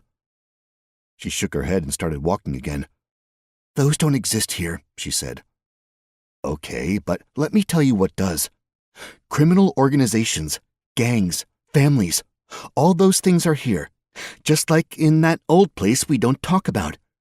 Your best bet is to join one. You didn't. And look what's happening to me. I'm being run out of town. You're leaving of your own volition, I thought. Mix and match, really? I have a life here, I'd like to have kept it, but that's not what's happening now, is it? I don't know what is happening, just that I was being tortured so I'd join a gang, or punished because I didn't. Who? The Iron Silence. That's the name? Would I make that up? You could be making all this up for all I know. I'm not. I know you aren't, but I'm hoping you're not, I'm not. I'm steering you true through this quagmire that is the game world we live in now. We're getting close to the first stop on the grand tour of me leaving. He's a fence. I'm going to go in there, present a token to him, and he'll give me some stuff. I introduce you, you say a few words. Is he trustworthy? He's a fence, which means, no, not wholly. He's a guy who looks out for himself. You look out for him, he'll look out for you, most of the way. And he can make some introductions to the others in the business, people you need to know. You know a group I should join? No, I don't like groups. I didn't do any research. Pay attention to where we are. I won't be here to guide you back. I did as she said and really took a moment to look around at the neighborhood we were in. The streets were broader, the buildings quite a bit shorter, and the sound of the place was fundamentally different. More talking, shouting, people calling out to each other. There was a liveliness to the area that wasn't apparent in Old Town, and a ton of shops. This is the Grand Market, Etta said. And if you can think of something you want to spend money on, it's going to be here. Doesn't seem that grand, I said. She gave me a look that was even more ridiculous with Etta's current goofy face. The actual Grand Market is closer to Southgate, but there are stores all around this place. Some of the best in the city are here. Also, closer to the gate itself, that's where you find the Caravanners Guild, and you can sign on with the caravan. Why would I want to do that? It's what I want to do, dingus. That's the store up there, Etta said, using a jab of her chin to point to a rather modest storefront with gold leaf flaking off letters reading, The Trading Emporium. That's the store? I just said it was. Gideon is a bit, different. Just be nice. I'm always nice. Sure, she said and picked up the speed. As soon as I opened the door, a bell rang out. The inside of the store had an interesting dichotomy to it. An expensive spread of items that ran the gamut of quality and quantity. Piles of rusting borked chainmail armor on one side of the room, swords so magical they practically radiated power on the other, barrels filled with maces and spears, crates overflowing with silks and exotic cloth, pieces of animals, bits of gadgetry. It was such a wide variety that I had a little difficulty even understanding how the store functioned.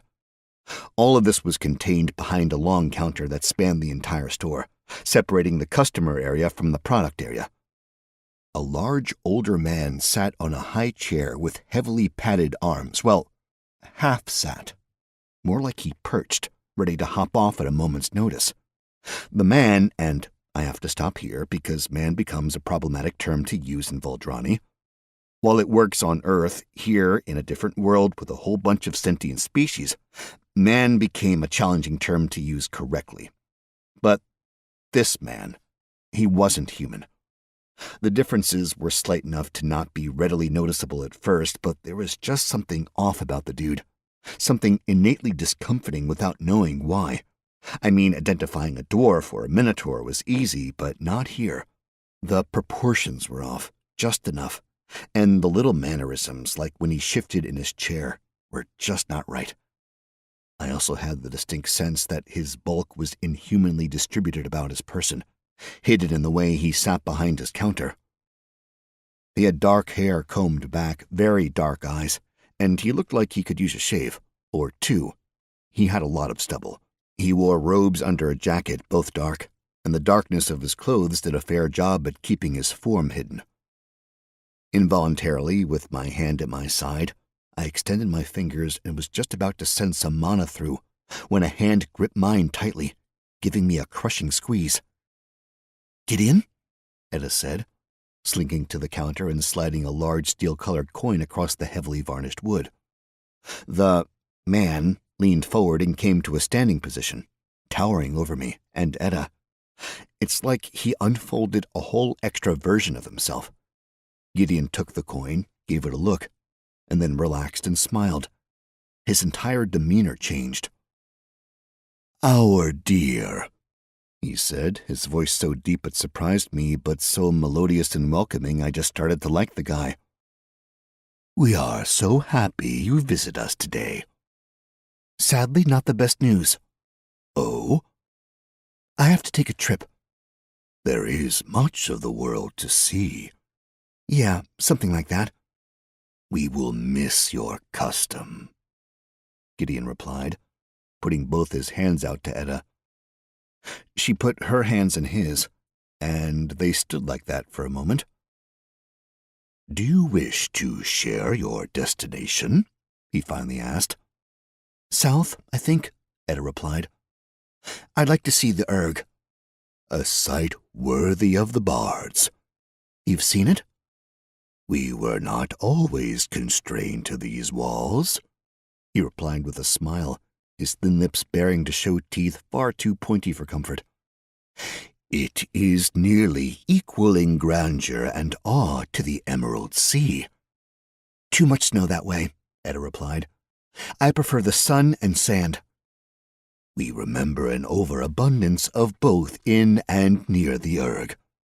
You come, then, to settle your account?" "And to make an introduction," she said as she motioned me to step to the counter.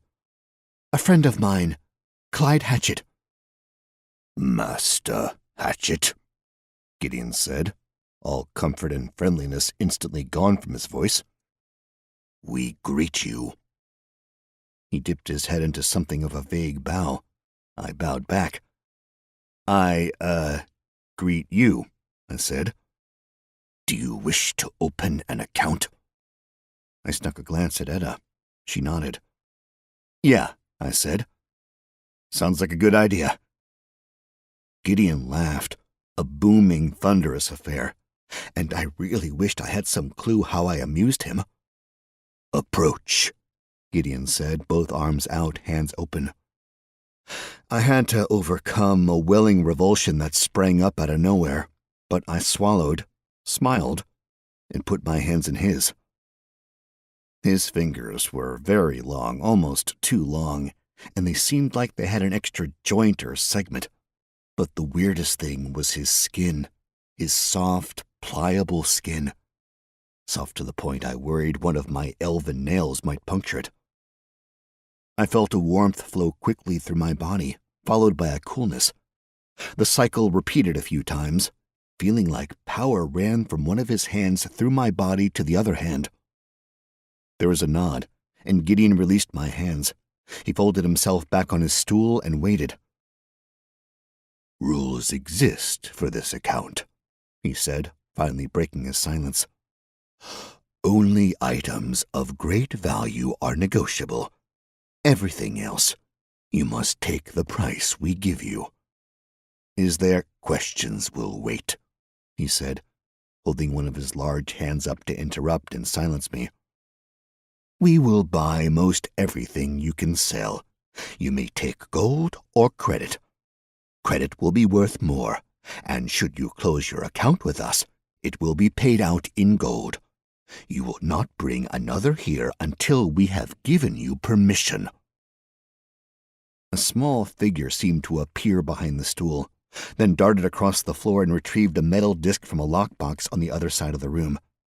The thing looked over at me, but I couldn't discern any details from beneath the dark cowl of the creature's cloak.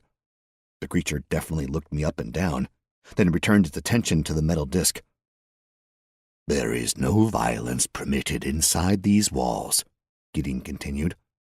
"If you spill blood here, your account is forfeit, as is your life." "Noted," I said. "If you bring us something we have never seen before, we will reward you greatly." "That's pretty cool." The little figure scurried back over to Gideon and handed over the metal disc. Gideon took it, looked at it, then presented it to me. It was a coin I recognized, at least mostly. One side of the coin was a small hooded figure, and the other was a tree. It looked a bit like the Stanford tree, a tall evergreen sort of thing. It was large, about 2 inches, and thick, with a number on the edge. 11492. It had a steel color to it, but I thought it felt too heavy for the metal. Then again, it's not like I had a ton of experience gauging metal based purely on weight. Ice cream I could do. Pizzas, definitely. But metal? Nope. "You are now Evergreen," Gideon said. "Your name will not be mentioned again here." Note: you have established an account with the vendor Gideon in the city of Glatton.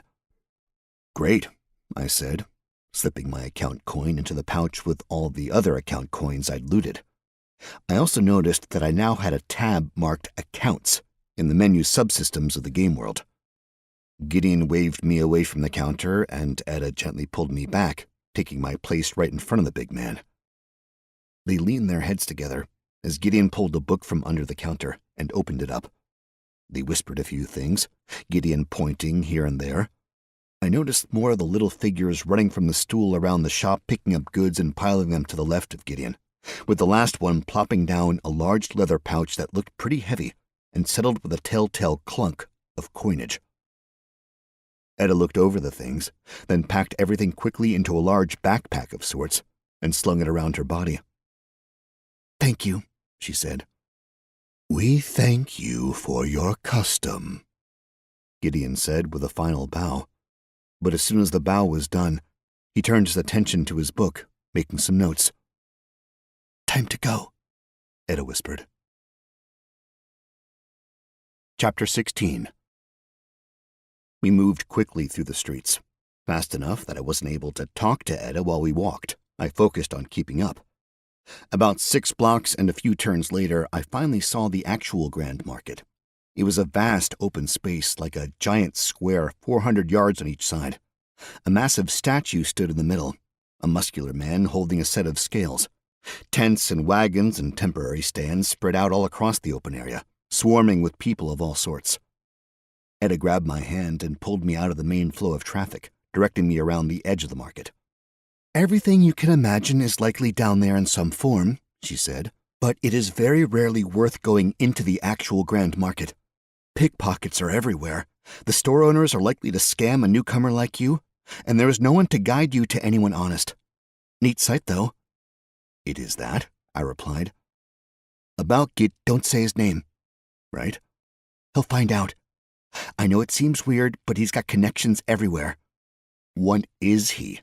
Oh, yeah, about that identify spell? Stop using it so bluntly. Wait, what? The spell. Identify whatever, it's part of the basic kit. It takes less than a point of mana to cast, so you need to send out the slightest little bit of mana into it. Any more and you leak magic out. Magic that people can feel. And if you're sending magic across space, people can detect that. And if you're hitting someone with magic, that person is probably going to feel that. Unless, you're really damn good at it, which you aren't. So more care with magic. Oh, good tip.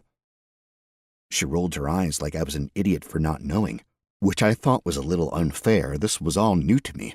I had no idea what I was doing. The fact that I hadn't died yet I considered a pretty big win. But back to that guy, I said. He's not human. No shit, she replied with another eye roll. I don't know what he is, though. Never had the balls to cast a spell on him or ask him. He hates small talk. That was the most I'd ever heard him talk about himself or his past. He uses the royal we. He might be royalty. Don't know, don't care. Rule 6. Don't concern yourself with all the stuff that doesn't concern you. There's too much going on to get bogged down by the unnecessary details. We made it around to the eastern side of the market, where the Via Praetoria ran out of the south gate up to the palace. On the other side of the giant street was a big building with a lot of space and grass around it. Grass that held all sorts of animals, all draft animals of some kind. Oxen, horses, large things with shells that might be snails, things that looked like oversized wolves, and on and on. Caravanners Guild, Etta said. Last stop for you and me. That's where you're going? I asked. Yep. It's where you'll go too once you realize this place sucks. It seems pretty badass, actually. Cue eye roll. I felt like she did it so often she was going to hurt her eyes. We waited for a break in the traffic, then darted across the giant thoroughfare. The Caravanners Guild building was large, really large. 5 floors, very wide, and with a remarkable amount of space behind it full of wagons. Some were very clearly parked long-term, covered with canvas and locks. Others were being actively loaded and about to be driven out. There was a long line of people waiting to get into a grungy-looking door, while occasionally, very occasionally, other folk walked into ornate double doors. Members, Etta said. How do you get a membership? I asked. You become an approved buyer, then wait for the chance to buy a medallion. Is it hard? Usually someone has to die or retire, and not have the medallion already promised to someone else. So yeah, pretty rare.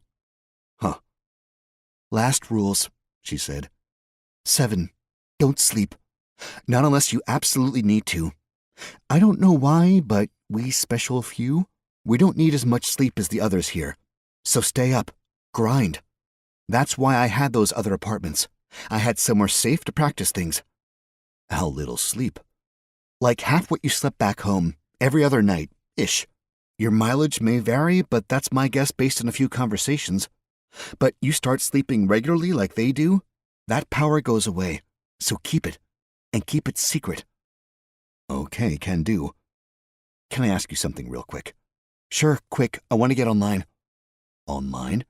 Yeah, online. Behind that dude, wait to get in.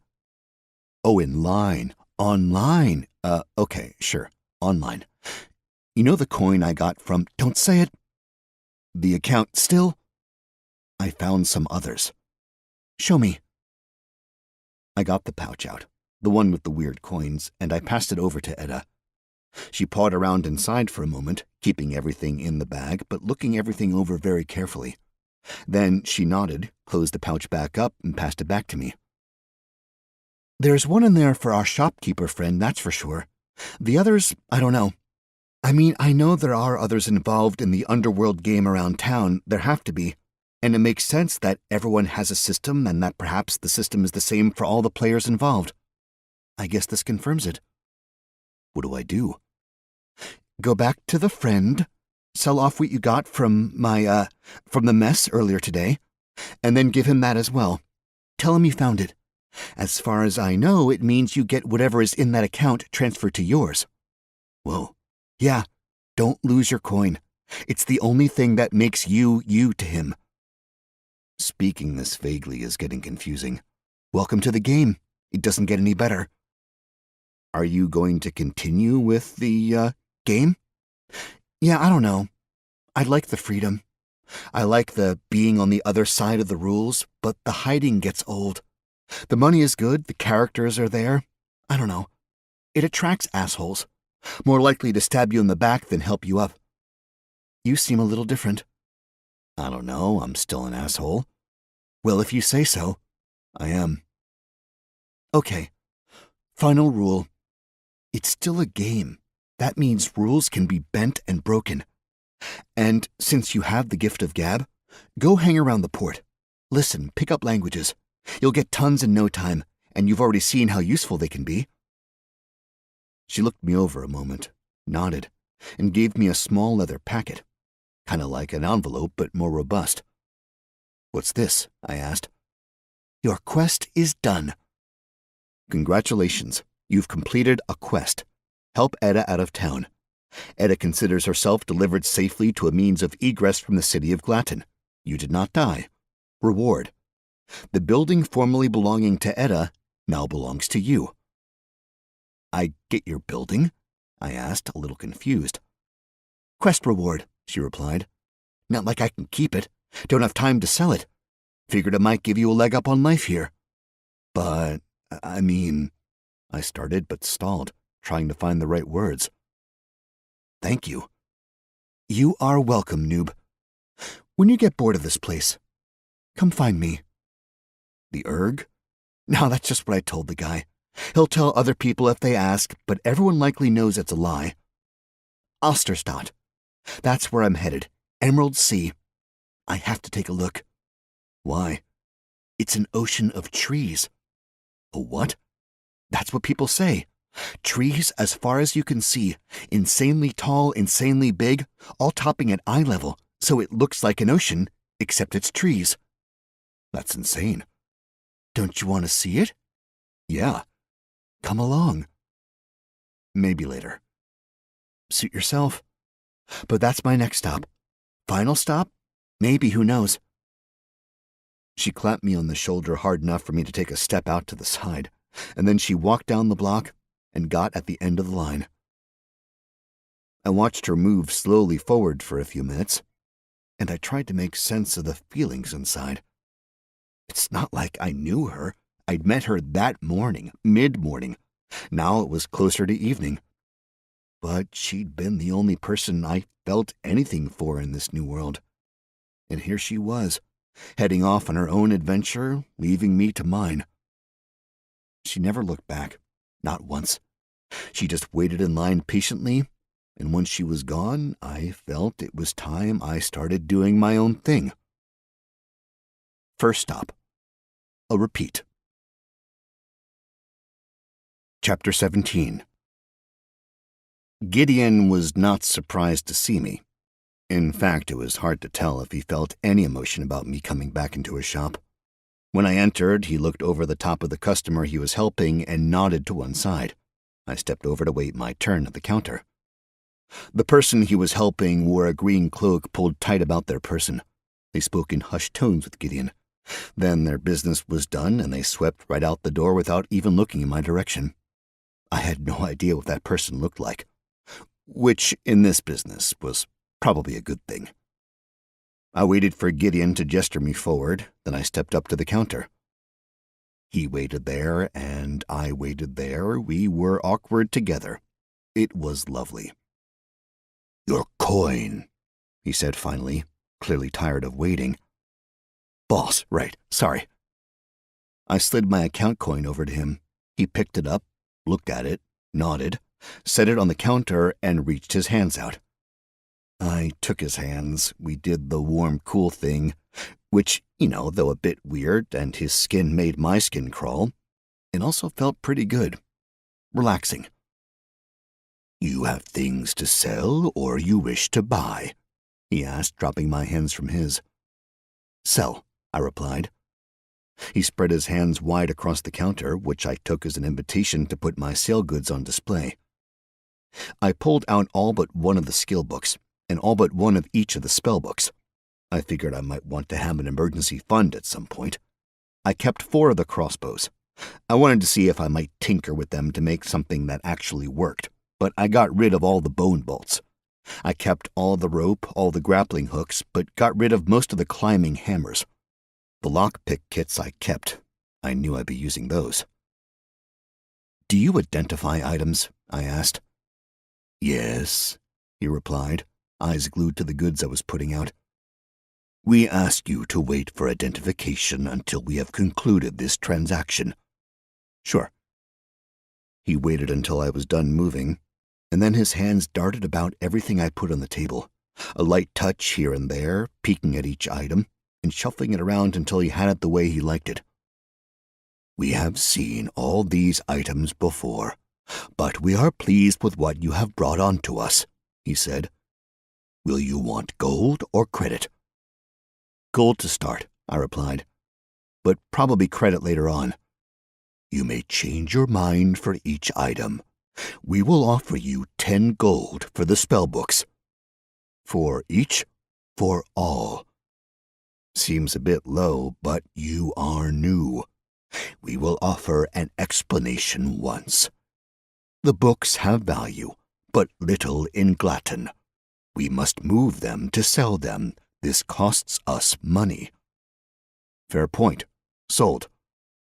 He nodded and made a mark in a book.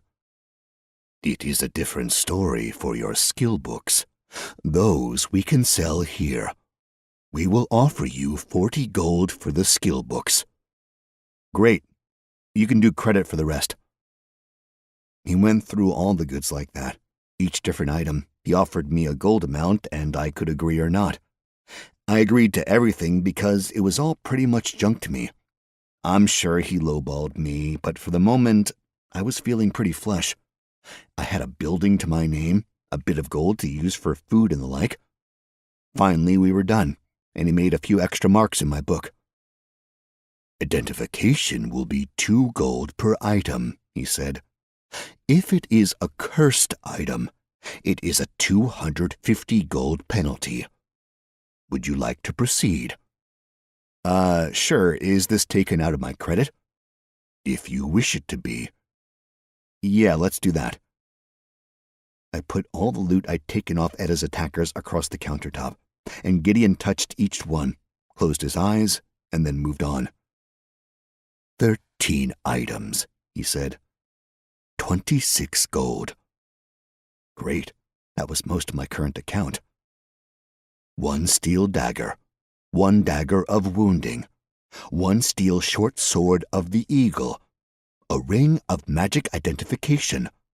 A ring of minor attraction. A ring of dark vision. A ring of darkness. A cuff of blinding. 2 earrings of messaging. 2 gold chains. 1 platinum chain. So, a few non-magical pieces. Yes. Are you wanting to sell these? Some, sure, I said. For sure, all the non-magical items. Gideon nodded, and he arranged everything quickly. I picked up the daggers, 1 in each hand, and looked at the notices that popped up. Now that they've been identified for me, I had a lot more information about them. Dagger. Item type common, item class 1-handed melee, material steel, damage 8 to 10 slashing, durability 20 out of 20, weight 2 pounds, requirements none. Description: a short, straight, double-edged blade with a single hand grip for slashing and stabbing and spreading butter on bread. Dagger of wounding.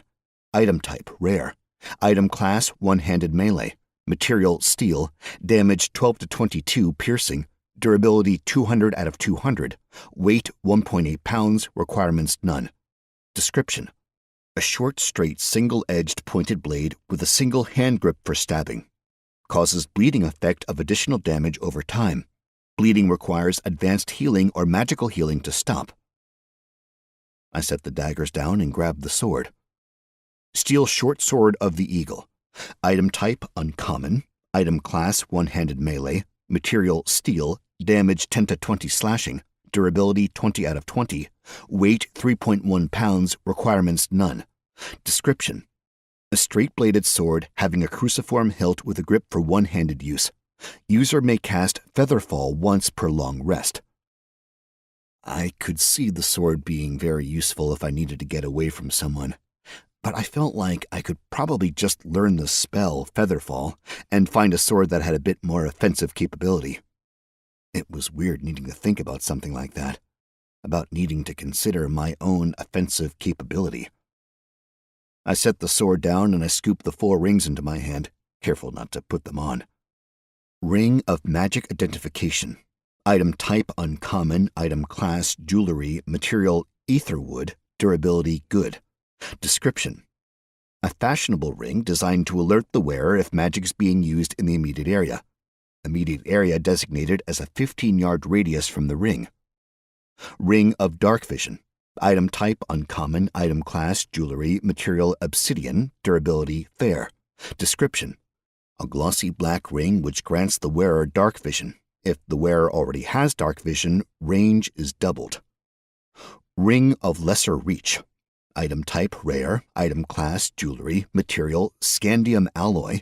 Durability excellent. Charges 10 out of 10. Description: a burly ring which allows the wearer to attract a specific object no more than 1 pound in weight and no more than 10 feet distant. Ring recharges when exposed to a sunrise. Ring of Darkness. Item type rare. Item class jewelry. Material ebony. Durability good. Description: a thin ring which draws in the light around it. If the wearer partly is in shadow, the ring will stretch the shadow to cover the wearer more fully. If fully in shadow, the ring deepens the darkness, making it more difficult for the wearer to be seen. Based on the rings the dude was wearing, it was pretty clear he was in a similar line of work. These rings would be super helpful becoming a master thief. I put them back on the counter and I picked up the cuff. Cuff of Blinding. Item type uncommon. Item class jewelry. Material bronze. Durability good. Description: a bracelet depicting an armored knight protecting a sleeping child from a shadowy monster. When worn, the wearer does not dream and cannot be scryed upon. That didn't seem that cool. At least it didn't yet. I put it down and grabbed the earrings. Earring of Messaging. Item type uncommon. Item class jewelry. Material gold. Durability good. Charges 3 out of 3. Description: a fine ring of gold with a small golden feather inset. Holding the earring allows the wearer to send a 25-word message to anyone the wearer knows. Recharges at dawn. Both earrings were the same. Not a bad haul. Too bad I couldn't keep any of it. Everything was distinctive. The short sword had a bird carved into the hilt. The rings were exotic metals with cool carvings. If I wore any of it out into the city, I'd be worried continuously that dickbag I'd killed would recognize something and there'd go all my anonymity. Changed my mind. Apologies. All for sale, I said. Credit. His dark eyebrows went up over his pale skin, and it seemed like I had finally managed to surprise him. We are pleased with your decision, he said. Gideon figured out the amounts he was willing to offer. Is there anything you are wishing to purchase? He asked. I think there might be a few things I could use. We have many things to offer. Maybe a short sword? I asked. I was doing a little stalling because I knew there were magic items I'd want. Definitely items that would make my life easier, but I didn't know what those were precisely. Let's just say I'm new at this, and I was to ask for some advice. Do you think you'd be able to give that to me? You would ask us what you might buy from us?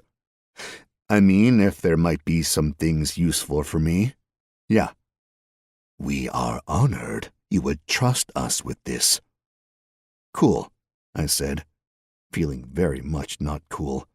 like I'd somehow just given Gideon a whole bunch of information I hadn't intended to. And yet, what could he tell someone? That I was new to town? New to being a rogue? Or a thief? That was all true and couldn't really hurt me. Maybe he was just earnestly excited to have someone ask him for advice. For you to be a rogue, you would do to have some weapons, though nothing large. A bow, a short sword, yes. Rings for hiding and being quiet. Perhaps a cloak? Boots? Sure, all those things, and I reached into my pack and pulled out the clothing I'd liberated from the murder I'd claimed. Might as well sell these. He smiled and spread his creepily long fingers out over the various items, separating the pants, the cloak, and the boots out. Do you have some basic clothes? I asked. Nothing magical or too crazy, just, pants and the like. We do. One of those little figures appeared from the back of the stool and started into the piles of stuff, and then another figure went out, going to a different portion of things, and a third, and a fourth, and a fifth. I really wanted to ask. I was desperate to ask, but when I looked back on Gideon, he seemed not well. He looked a bit wan. Maybe he was thinking, maybe he wasn't, I don't know, because he just seemed to be staring off into space through eyes half closed. So I just stood in front of him for a moment. The first figure returned and set a small stack of clothing on the counter. We have guessed at your size, Gideon said. We apologize if it is incorrect. Looking through the clothes, it was actually pretty damn close to accurate. 6 shirts, long sleeves, variations of off-white, and likely made of cotton. Not much in the way of collars. There were 4 pairs of pants, black, pockets, all buttons. Zippers were not a thing yet. The next figure was quickly back with a short bow. The wood was nearly black but matte. The string seemed to have been coated with something dark, and there was a black leather quiver of black arrows next to it.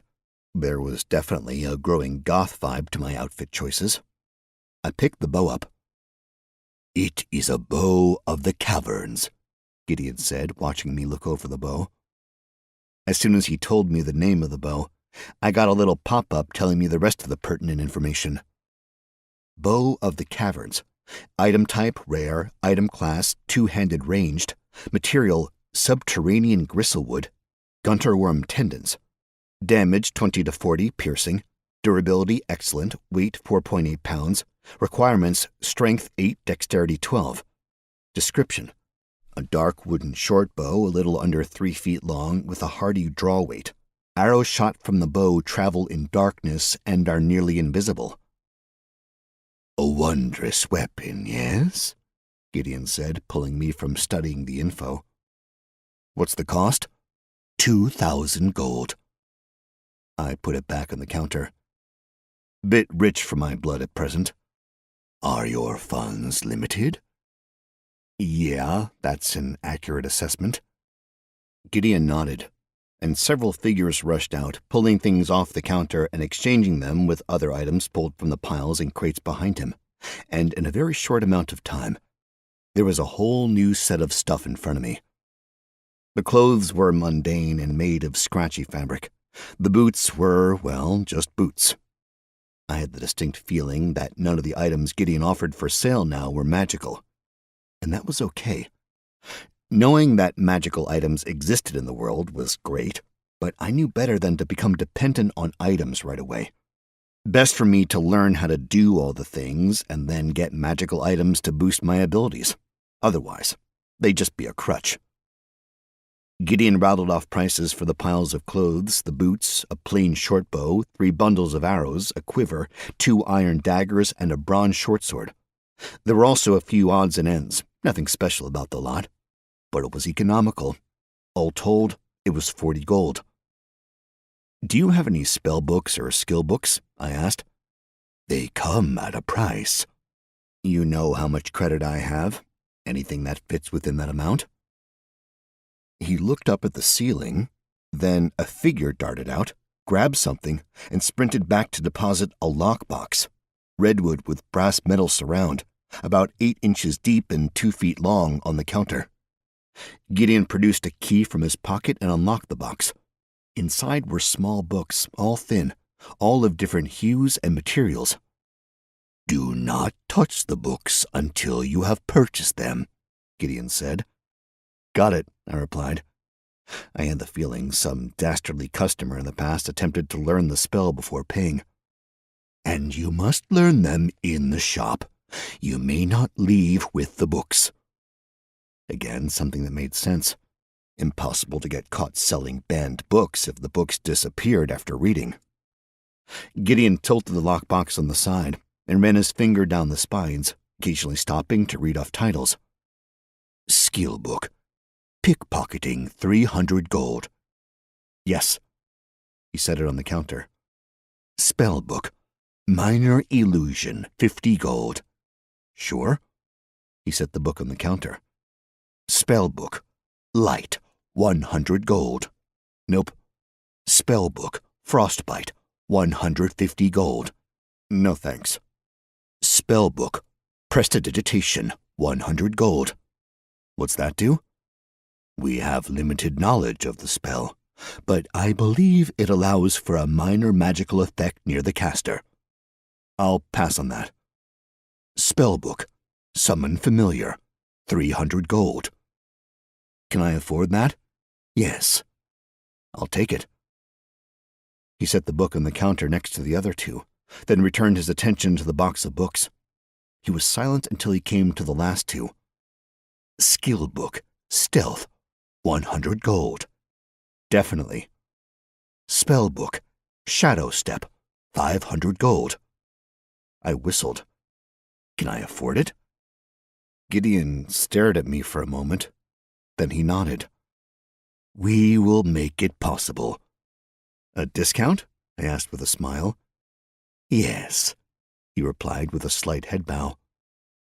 "For being a new customer, so willing to provide us new goods." "Thank you." "We are pleased with your custom." Thanks.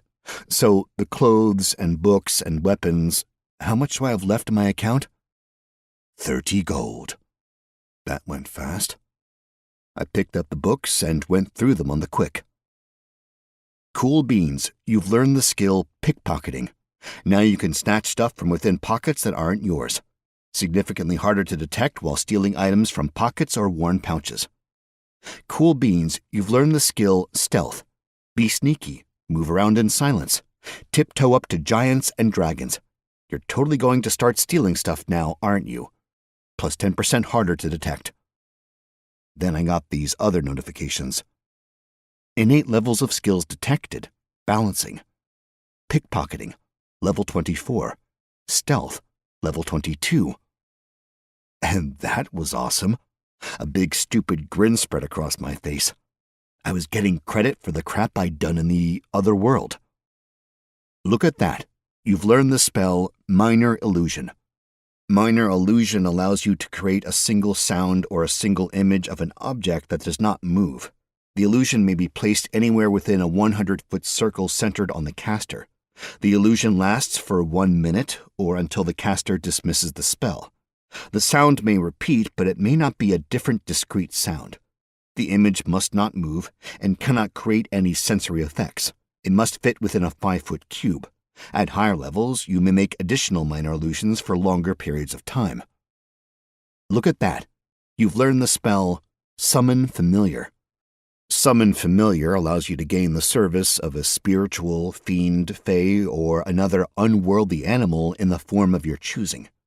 Your familiar operates as an individual separate from you, but will always obey your commands.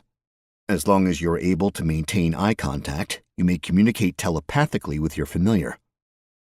Look at that. You've learned the spell Shadow Step. Shadow Step allows you entrance into the shadow realm for 1 second. "And we are done," Gideon said, making all the items I sold disappear amongst the stuff behind him. "A good day." Chapter 18. It was a calm walk back towards my new home. A strange sort of concept for me. And a home I owned, an even stranger concept. I'd never owned any property. The biggest thing I owned was a car worth less than the POS that was my gaming rig.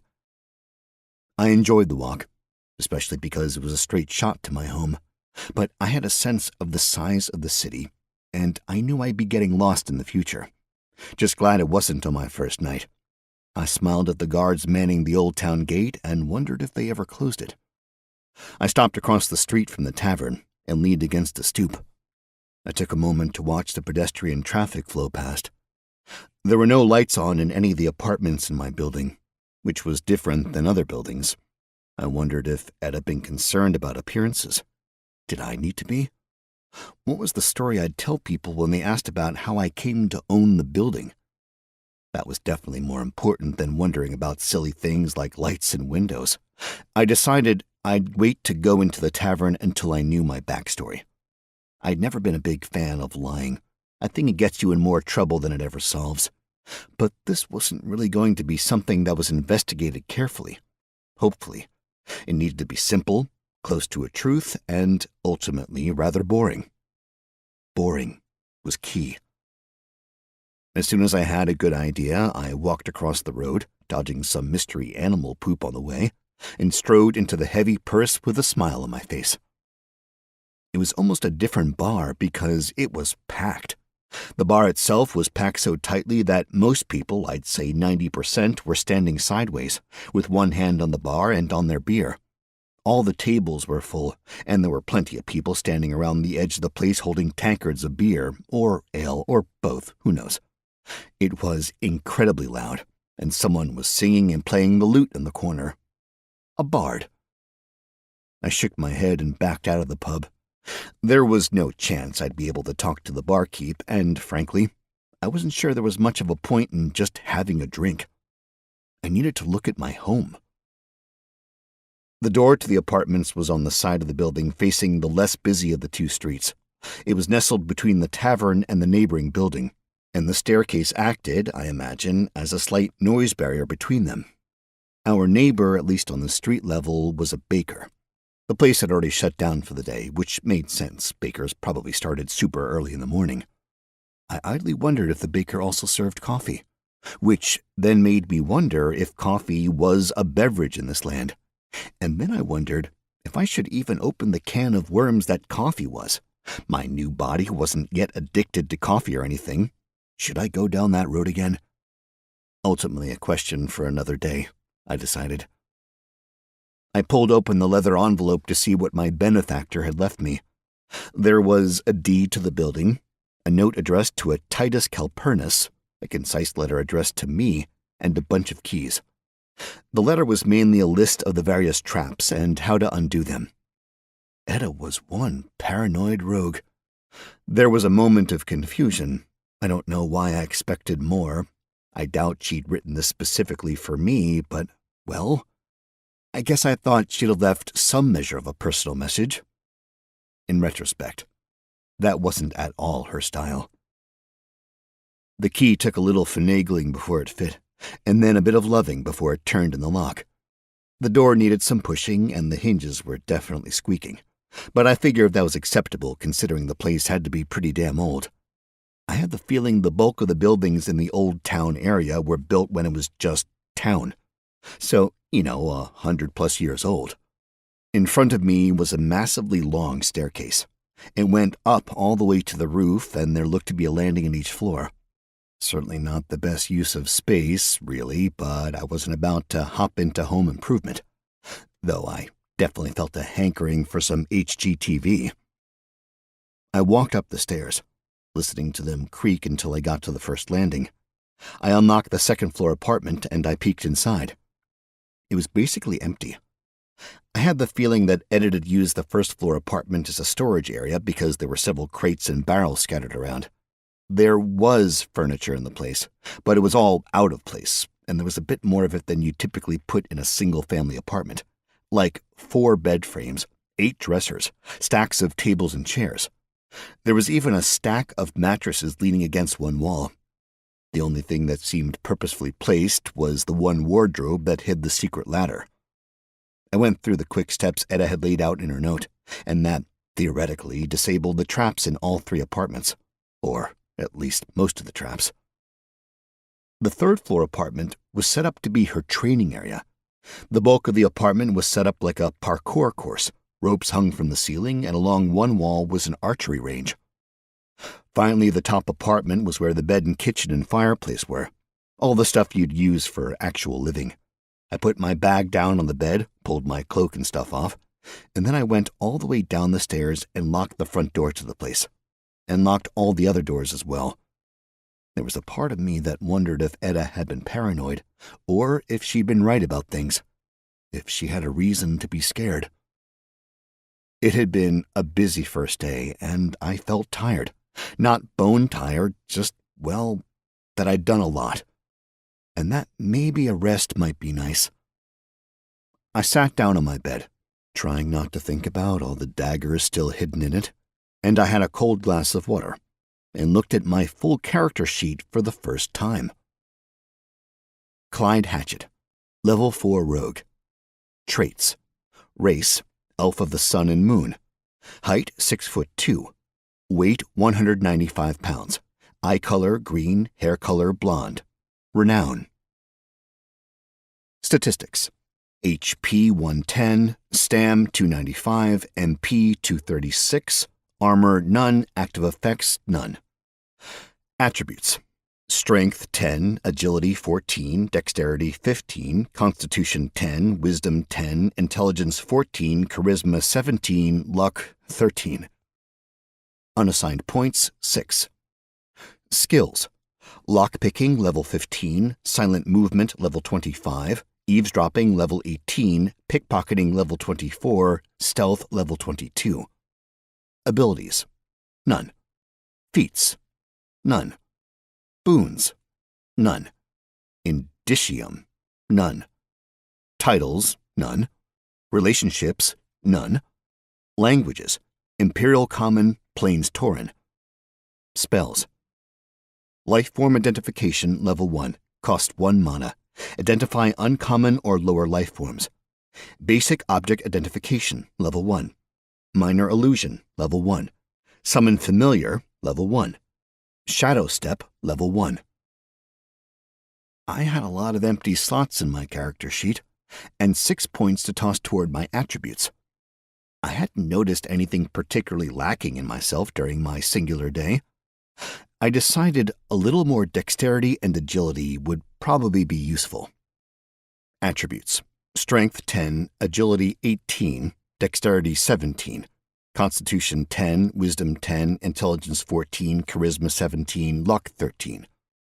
Unassigned points 0. I really considered just going to bed, and as I sat there with my glass of water, I realized I'd completely forgotten to give Gideon the damn account coin I'd gotten from Etta's murderer. "Damn it, Clyde," I said out loud.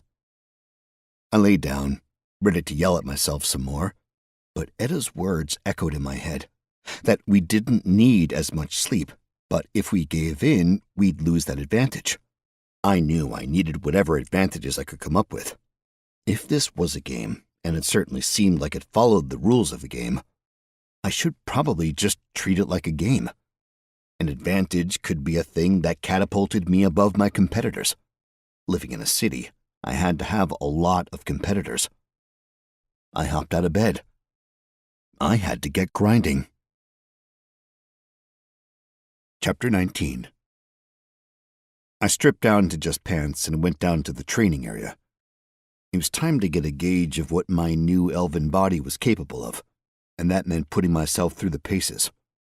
As I stood there, shirtless, admiring the smooth new skin I had, skin that was the best skin I'd ever possessed in my life, not a single blemish, and no sign of the acne that had scarred my teen years, I wished I had some sort of musical device.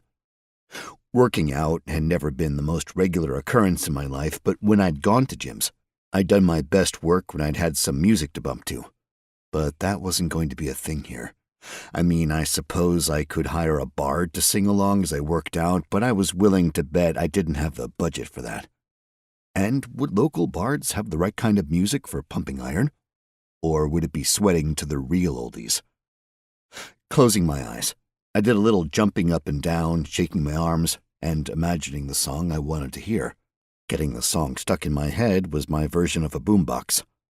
And then I started. I sprinted towards the course, tried to vault a 4-foot-high set of crates, missed my hand placement, and crashed to the ground. It was going to be a long night. And it was. I pushed myself, partly because it felt so good. I liked what I was doing. The slipping between obstacles, the sliding under stuff, jumping over stuff, wall jumps, pull-ups, slides, hurdles, all of it. And somewhere in the wee hours of the night, after I'd had to stop and rest to let my stamina bar refill, I got a notification that was worth all the pain and trouble. Cool beans, you've unlocked the innate skill parkour, level 15. Now you can run and jump and play in the urban jungle just like a squirrel. Don't you wish you were a squirrel? Minus 5% fall damage, plus 5% skill. Boom, that was a game changer. A huge smile spread across my face, and I knew I was getting that super sweet dopamine hit. I was happy, joyful. There was something so fantastical about getting a notification of the moment you improved, or in this case, gained a skill. I knew my work had paid off, and that was such a fantastic feeling. It made doing the work easy. Well, not easy, but easier. I threw myself into the course over and over again, bottoming out my stamina bar over and over again, occasionally dropping hit points because I was so exhausted. But I kept getting those notices. My skills were improving, and I even got this. Boom! The hard work has paid off. Your stamina has increased by 25%. It was beautiful. Whatever lingering doubts I'd had about this new world, about my new life, all of that just disappeared. The ability to get confirmation about hard work paying off was such a difference maker. And my stamina recovered quickly, fast enough that I never needed that much downtime, something I realized Etta must have known because she had several books tucked on a small bookshelf in a corner right near the water spigot, which was also a pleasant surprise. I hadn't expected anything like running water in Glatton, and yet here it was. Running water and a toilet system. There was actually a full bathroom in place, a rudimentary shower, a 2-level pull-chain-style toilet, and a small sink. Was this a luxury? Something Etta had put in? Or was it commonplace? And how did it work? How was water pumped up? Clearly not machinery. There was definitely no electrical power. Magic? So many questions in this world. But that little bookshelf was next to a small sink and a mug. I drank water and I read over the books. Nothing overly complicated. They were mostly books on history and travel. Limited though it was, I grabbed the Imperial History primer and gave it a perusal. The Empire of Glatton started in the city of Glatton before the city was a city, back when it was little more than a village and wasn't even called Glatton. Waves of armies marched from the south and from the west, throwing themselves against the people of this small city. One day, a woman showed up. She didn't say where from, but she was willing to be a hero, and she fought back army after army. Before her, the walls were held up by the blood of the defenders.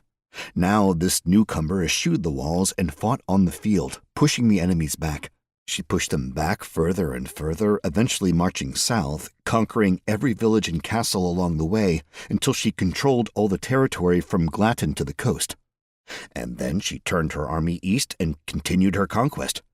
She conquered land for 5 years until the foundations of the empire were built. Once she felt she had some room to work, the mystery woman returned to Glatton, proclaimed it her capital, and began transforming the lawless lands she had conquered into an actual country. She built forts and roads. She made a professional army, put together the constitution that bound the country, and she made the first senate. Every aspect of the Empire of Glatton was put together by this one woman over 1,000 years ago. So that was cool. I mean, grain of salt that nonsense, because she was a ruler, her descendants clearly still ruled, and I'd studied enough of North Korea to know the level of horseshit a leader might shovel to make themselves into a godhead. But still an interesting story. I'd gotten a little sucked into reading, and my stamina had refilled quite some time ago. I marked my place in the book and got back to the course. Chapter 20. I stopped working out when I heard bells ringing. I wanted to look out a window and see if it was daylight, but that sort of activity was a pain in the ass in my new apartment. The third-floor windows had been covered, so no one outside could look in. In a sense, I got it. I didn't really want anyone to watch me work out, but I'd have liked to look out or get some light inside, even light. The light was also a weird question because light was provided from these glowing orbs. They were cool to the touch but put off light. Kind of like light bulbs, except you could grab these lit globes and move them around and they'd stay lit. Very cool and, although, little confusing. Although it was something of a moot point, considering I could keep the lights off and just use dark vision. Oh well. To see outside, I had to head up to the top floor or the roof, and considering I hadn't been out on the roof yet, I figured it would be an excellent time to take a peek. I opened the door onto the roof, and it was, in fact, daytime out. There was still the cold morning air about, so I hadn't missed too much of the day. But the rest of the rooftop area was a tiny oasis in the city. Mostly. There was a massive water tower perched on top of the roof, and it was definitely an NYC-style water tower. A big pipe led down through the roof, and there was a hose coming out from it. The hose was in place for all the plants up top. Big leafy plants, huge flowers, and even some small trees sporting fruits I could recognize and other stuff I'd never seen. There was also a wooden platform just about the perfect size for sitting and reflecting on the world. Or yoga. Probably yoga, at least for Edda. She didn't seem to be the social type. The water tower was an immediate source of curiosity. I wanted to know, badly, how the water got inside. It looked like there was only a single pipe down, so where did the water come from? I climbed up the ladder along the side of the water tower, and I found a small door.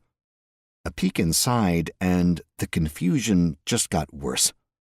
There was a glowing hole right at the very top of the roof, and water poured out of it. Climbing on top of the water tower, I looked around and saw no hole. It was only on the inside. That was definitely a trip. I went back so I was looking at the interior of the water tower again, trying to find a good angle on the glowing hole, doing my utmost to look into the hole, see what might be in there. I couldn't see anything behind a blue haze, and it freaked me out. But the water in the tower was cold, and when I tasted some of it from the hose, it was fresh. Nigh on perfect as far as water went. Just one more mystery.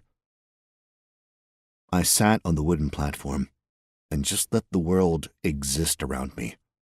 I closed my eyes, and I let all my thoughts peter out of my somewhat frazzled brain, being as still as I could. Cool beans, you've learned the skill meditation. Now you can find that inner peace. Om. Well, fart on you very much, game. I was definitely in a pleasant trance, just in a state of being, and then the game had to go and butt its nose into my attempts at mindfulness. I paused my internal diatribe and tried to pinpoint who I was raging at. Who was behind the game? Who made the rules? Who enforced the rules? Why was the world this way? And when I got to that particular question, I realized the danger of following that train of thought because it wouldn't lead anywhere. I needed to let others try to figure out the philosophy of the world. My own needs were elsewhere. And at that moment, it was in taking a shower, which was glorious. Showers are amazing, and this place had piping hot water and super cold water, and whoever had installed the taps in Edda's place had done a smashing job. I spent way too long in there, partially because it felt good and I was tired, and partly because I wanted to test the limits of my running water. It did not seem that there were any. A quick search of the kitchen, more of a kitchenette really, revealed a complete lack of food. There was a stove, which required wood or coal to function, several cabinets and cupboards, a sink, and a large butcher block, which was pristine, not a mark on the wood. I don't think cooking had ever been something Edda had invested in. To be fair, it had never really been something I'd engaged heavily in. I spent my day working around food. I had little desire to continue doing so in my free time. I ditched the clothes I'd gotten with my welcome pack and got on my scratchy garb from Gideon's. It was a tighter fit than I was really comfortable with, but that was because of my lack of style back on Earth. Things here were more fitted, and baggy clothing had yet to hit it big in Glatton. Down the stairs I went, stepping out into the city. My city. It was time to claim it. Chapter 21. But first, breakfast. I walked around the corner and stepped into the heavy purse. It was not crowded, but a few people were sitting around the tables. The bartender was leaning over the bar, facing a book. He looked up as I walked in, then gave me a small smile and shut the book. "Morning, sarsaparilla," he said. "Titus, I'm guessing," I replied. He stood up, a look of surprise crossing his face. "How'd you know that?" I tossed Edda's note onto the bar, and he snatched it up before it even stopped moving. He nearly tore the paper unfolding it. He read quickly, then looked over the top of the paper at me, then back at the note, then back to me. Slowly, he folded the paper and motioned for me to come closer to the bar, which I did. He pointed at a stool. "A moment of your time," he said, leaning closer to me than I expected. "This tells me that you are my landlord now. Is this true?" I nodded. "And this says I must negotiate my new lease with you." I stalled. "I suppose you do. I wasn't aware of that, though. What was your old lease?"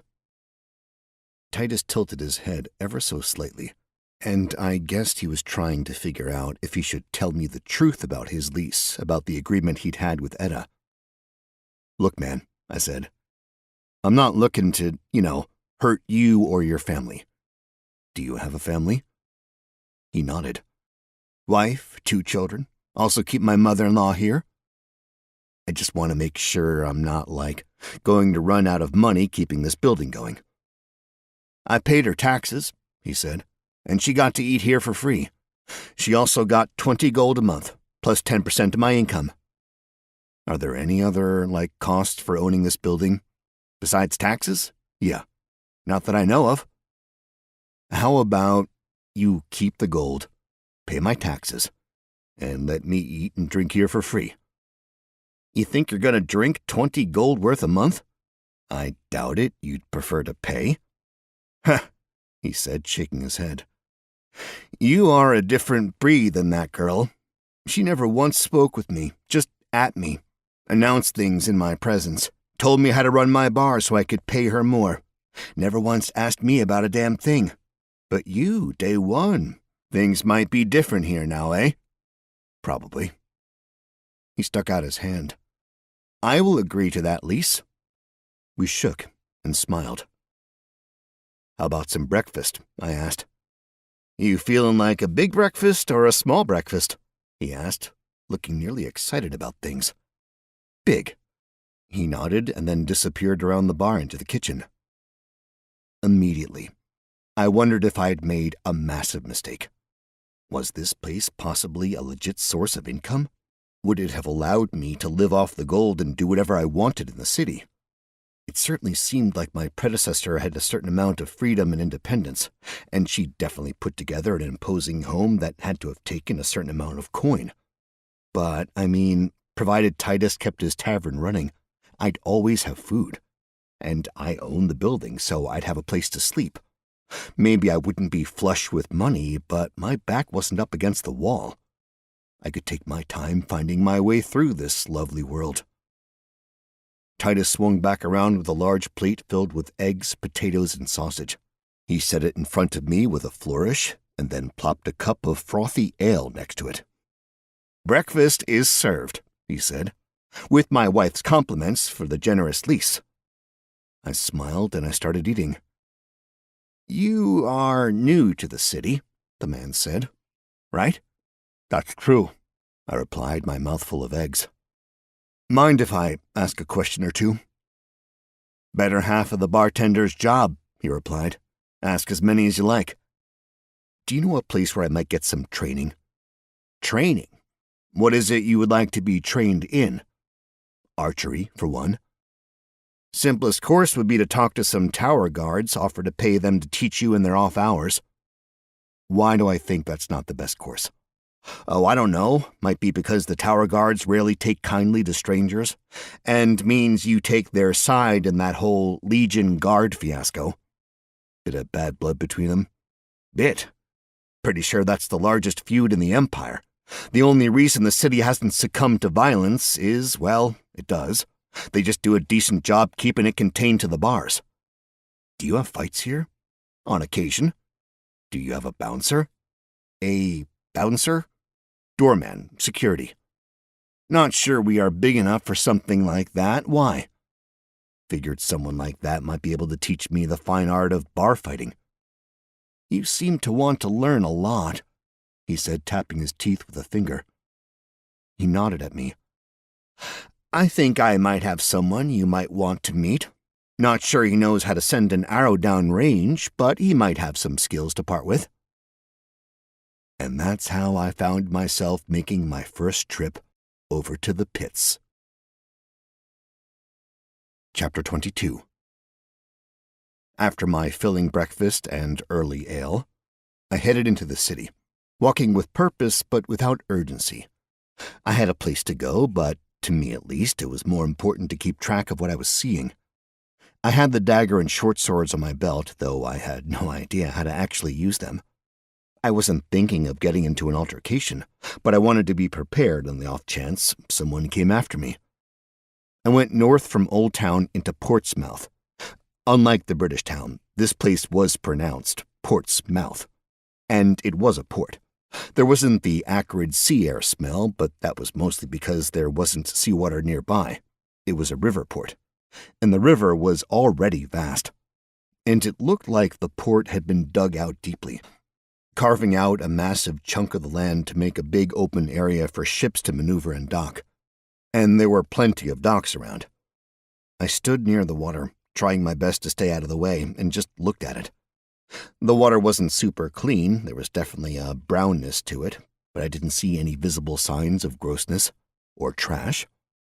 I watched as riverboats were loaded and unloaded, and there was an astounding amount of goods moving in and out of the capital city.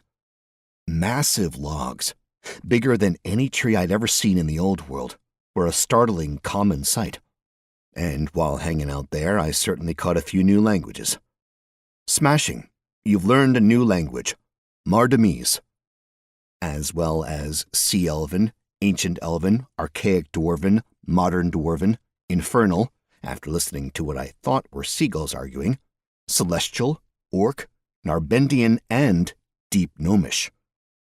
I made a mental note to venture deeper into Portsmouth later when I had more time to enhance my linguistical abilities, but that day I had an ultimate destination, so I headed east into the industrial area. At least that's how I thought of it. At that point, I didn't have any idea of the name. It was a much more hopping place, and there were lots of things being made. The hammering on metals, the burning of coal, wood being shaped, leather being tanned. There wasn't much in the way of height. The buildings were shorter in the industrial district. I suppose no one really wanted to live above a forge. Wide roads made it easy to get goods in and out. It was definitely a different rhythm there. There were not as many stores as I'd thought, and I had a distinct feeling I saw the more significant production spots. This was the sort of place one would look for a joint to buy 1,000 decent swords from, not one perfect one. The massive trees I'd seen unloaded in the port were being worked in huge sawmills, cut by blades that seemed impossibly large. I had to wonder how much of the industrial work had magic as an element that made it possible. I wasn't super comfortable in the area. It was just so busy, and there was definitely an element of danger. Huge wagons were everywhere being pulled by massive creatures or by teams of giant creatures, and pedestrians definitely did not have the right of way. The fact that my stroll through the industrial area didn't leave me witness to a maiming was, perhaps, the most fantastic sight of everything I saw that day. From there I headed east, into the Forum. The Forum was beautiful, calm, and a bit boring. It had the feeling of a spot left behind. There were plenty of buildings that were either underutilized or abandoned, very few shops, and not much in the way of foot traffic. In my sinister moments, I thought it might make an excellent idea to divest certain people of their belongings, considering that I also saw little in the way of guards. Crossing over the Via Praetoria, I walked by those in line to join the Legion and realized it was a whole cross-section of humanity. Or, manity? It was all the various races, standing in line together.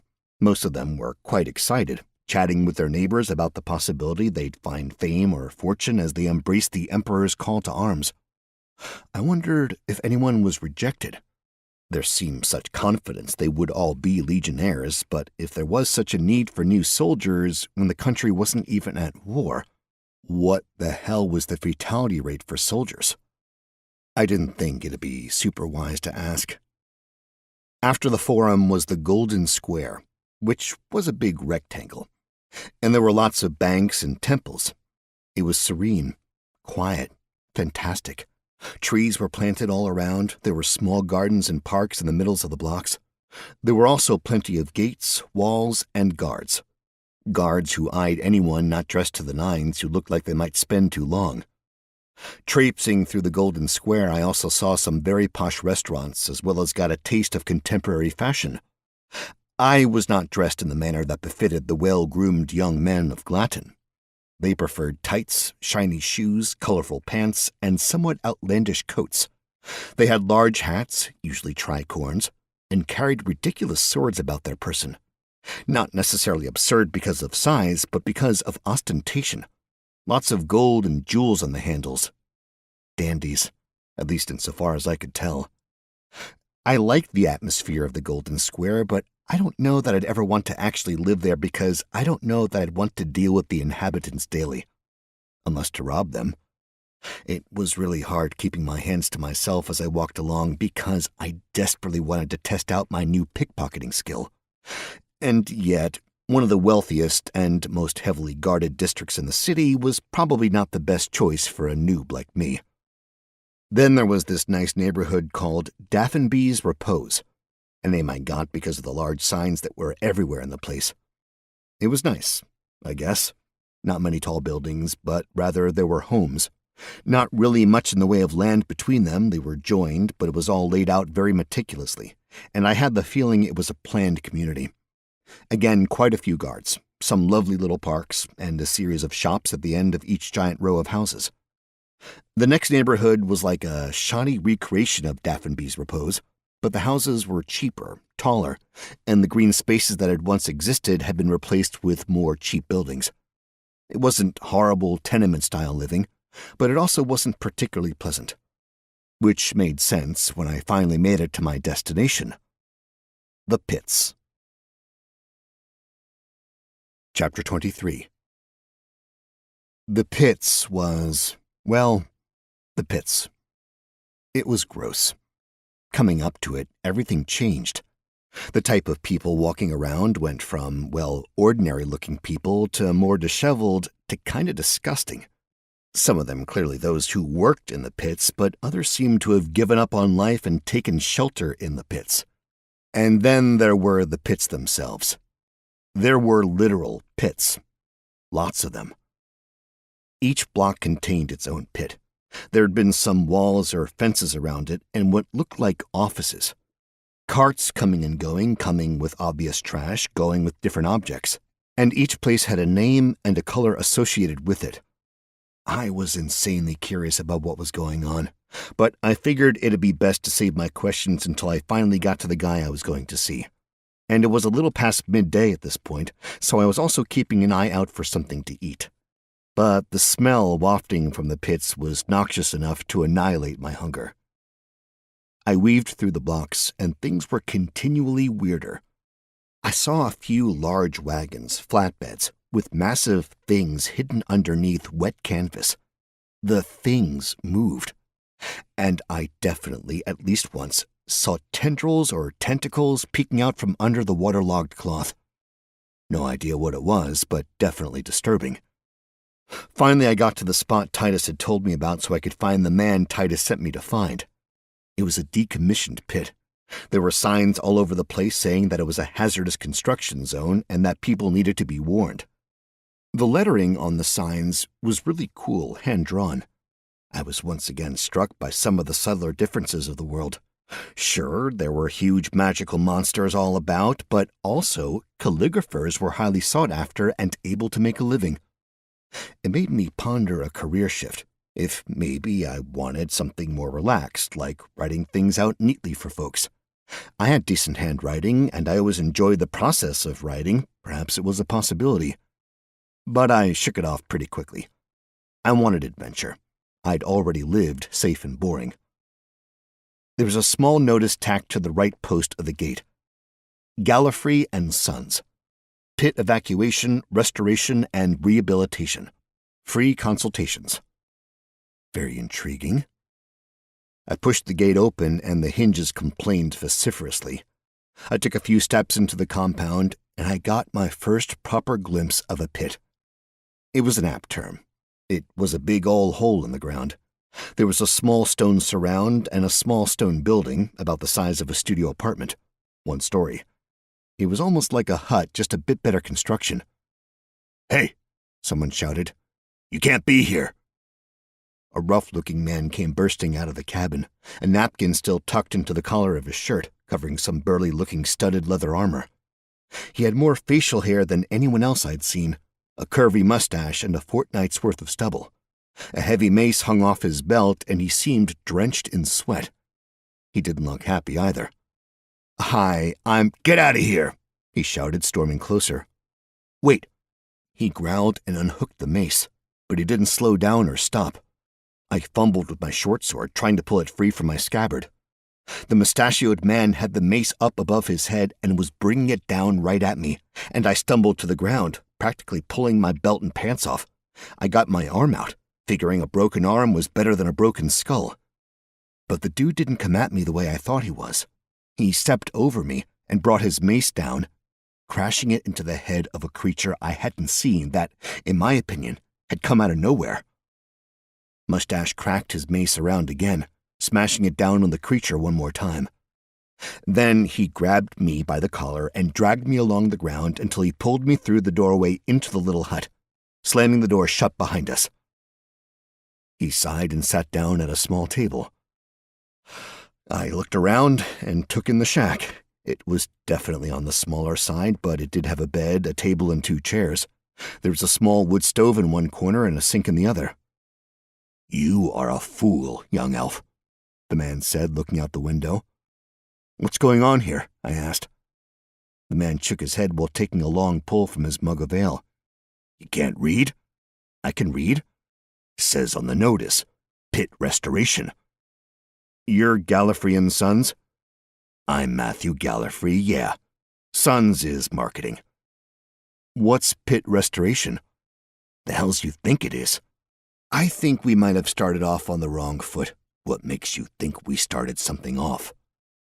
"A man named Titus told me to come to see you." "Titus who?"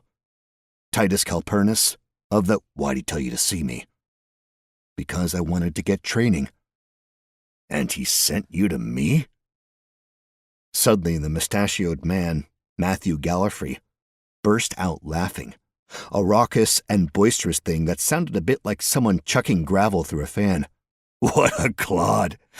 Is he still running in the game?" "I'm not sure what game you're referring to." "The game. The only one that matters." "Poker?" "You are a funny one," he said, poking me. "I take it he made it out safe then." "I guess. I mean, he's just like a few neighborhoods over." "Always is." "You could visit him, if you wanted." "Sure could." "But you don't." "Wouldn't be wise." "I feel like I'm missing something." "Likely. New here?" "You could say that." "I did say that. What would you say?" "Very new." "Ah, and you come to me for the darker arts?" "Define darker arts." "Killing people in the shadows?" "Maybe not that dark." "So he has left the game." "He was an assassin?" "Ah, 'tis his story to tell." Matthew walked over to a cabinet and opened it up. He had his back to me so I couldn't see what he was doing, but a moment later he turned around with 2 bottles and presented one to me. I looked at the brown bottle, the cork top, and I took it. Nutter ale, Matthew said. Nutter? I asked. Aye, Matthew replied, setting his bottle on the table and taking a bite from his bowl of food. I tentatively eyed the bottle, and I took a moment to let the barest squeak of magic out of my hand to identify the thing. Bottle of Nutter Ale. Item type common, item class, beverage container and beverage, material glass, cork, and ale. Description: made from nutters, Nutter Ale is designed to push the limits of humanoid endurance and sanity, all in a refreshing beverage. Thinking I might want to pass on the ale, I said, putting on the table next to his bottle. Need to work on your magic better, boy, he said through a mouthful of stew. Felt it from here. I'm new. I know. I was hoping you could train me. Seem to remember that's how we started this conversation of ours. Not sure I can train you in talking. Not one of your dark arts? Can be, but I think it's not what you're looking for. So why don't you tell me what you're looking for? Archery. Let's have a little honesty. Tell me your current choice. Rogue. You're quick to jump to honesty. Not sure that's smart or stupid. Maybe a bit of both. If I'm going to work with you, I figured I should probably be honest with you at least. He nodded, took another bite of his stew, then scraped his bowl clean. He tossed it into the sink where it bounced around a moment before settling down. The noise was loud and, I admit, maybe startled me a little. So you're a rogue. Level? 4.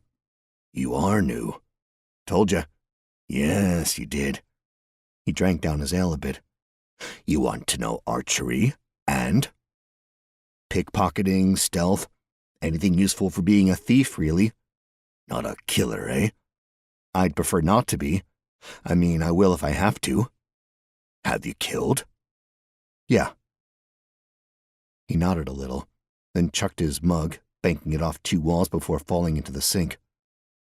Matthew stared at me. I fiddled with my hands, twiddled my thumbs, did my best to meet his penetrating gaze. What is Titus to you? He finally asked. My tenant, I guess. Tenant? Yeah, like he rents a place from me. I know the word. More incredulous it is being used in this case. I mean, I can't say I know him super well. I kind of fell into the situation. Are you fortunate for this? I'd say so. Got a place to stay and food to eat. And yet you want to throw it all away to be a thief. Why not both? He laughed. Curious answer. Why not? We who ply our trade in the wee hours of the dark are not often given the luxury of a normal life.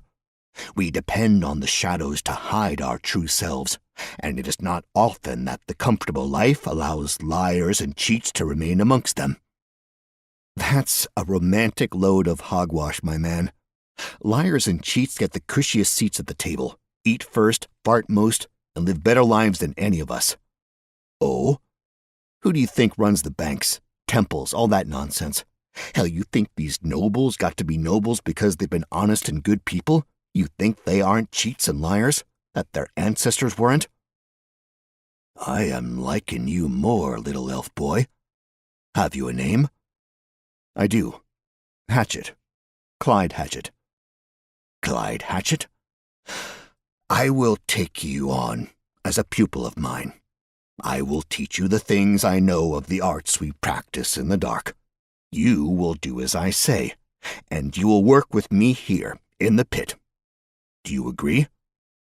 Yeah, well, what does working in the pit entail? A big smile spread under his big mustache. Fun, he said. Chapter 24. He lied. Working pit restoration sucks. Everything about the pits sucks. It's disgusting in every way possible. Imagine, if you will, a pit that is 100 or 200 feet wide, 100+ feet deep, and it is filled with an assortment of disgusting things. Mud made up of all sorts of foul elements from poop to offal to general trash, and yet What it is supposed to be is a pit about 70 feet wide and 50 feet deep.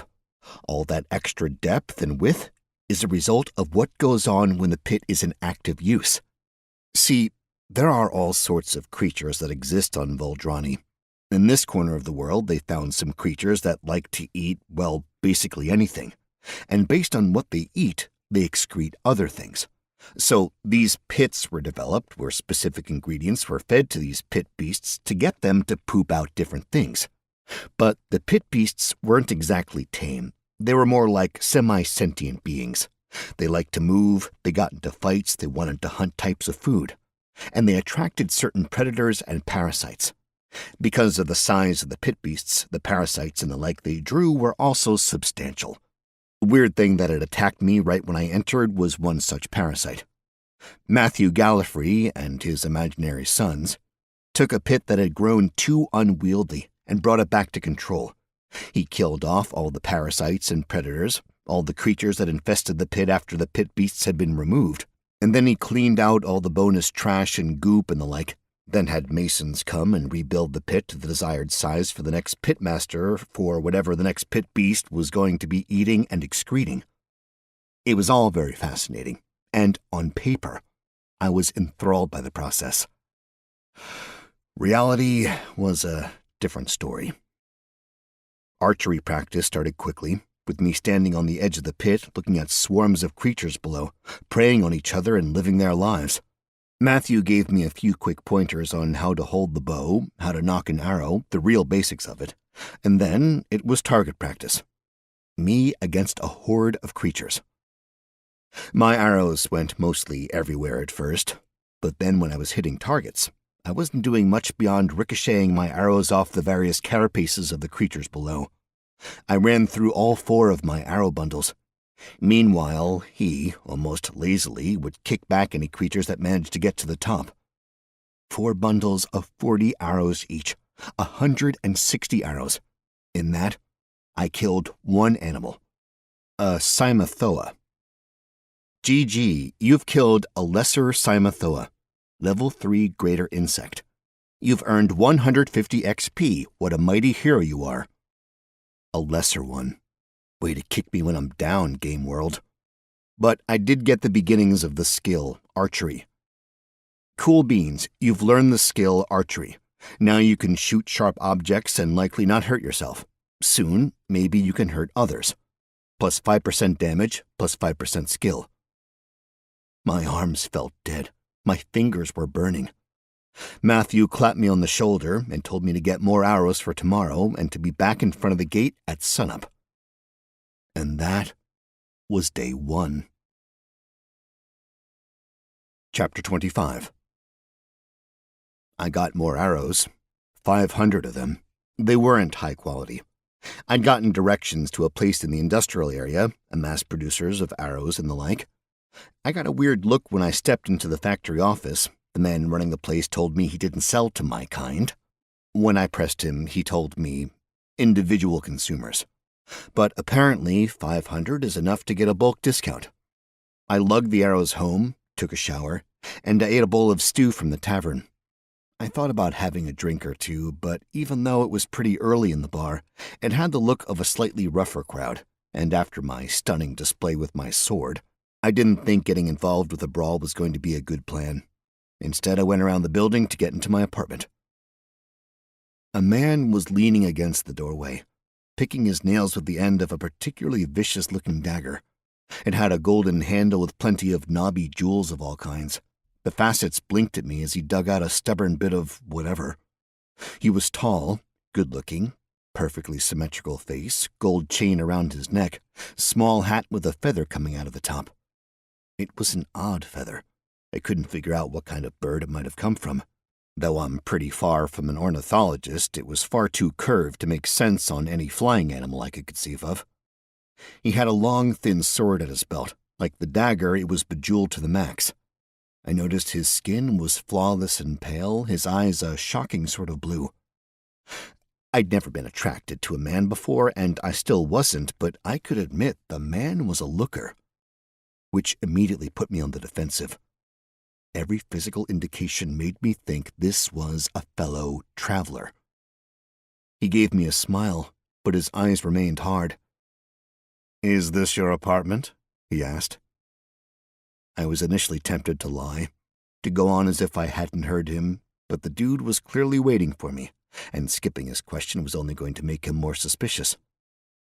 "It is," I said, deciding to flip the script and go with being overly informative. "Newly, though, if you're looking for the old owner, I'm afraid I have bad news. She left town."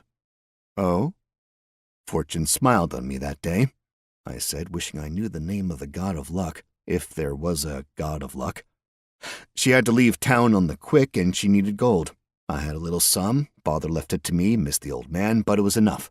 So, long story short, too late, I know, but it's my apartment now. Yes." "Talkative one, aren't you?" "I have been accused of verbosity a time or two, but I never thought it a real problem." "It is." "Well, apologies." I took another step forward and slid the key into the lock directly under the man's arm. "Do excuse me," I said, doing my best to be meek about, well, everything. "I fear the night will be upon us soon, and I'd rather be indoors." The man edged out of the way just enough for me to squeak by. "Not sure we're done with our chat," he said, sliding his foot into the open door. "Oh?" "Well, we had unfinished business with the owner, Etta." "That is a problem. I believe Etta, as you call her, went south. If you hurry, I'd imagine you can catch her. Royal Road and all that." "Are you purposefully dense?" I tilted my head as if I didn't understand the question. "Likely as dense as any elf," I said. "Always felt just a bit average, myself. Dreamt of greatness, but so far it's eluded me." "You?"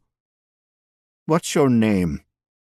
"Clyde Hatchett," I said with a big smile, sticking my hand out like I was more excited to meet this man than anyone else in the whole wide world. "Yours?" "Clyde.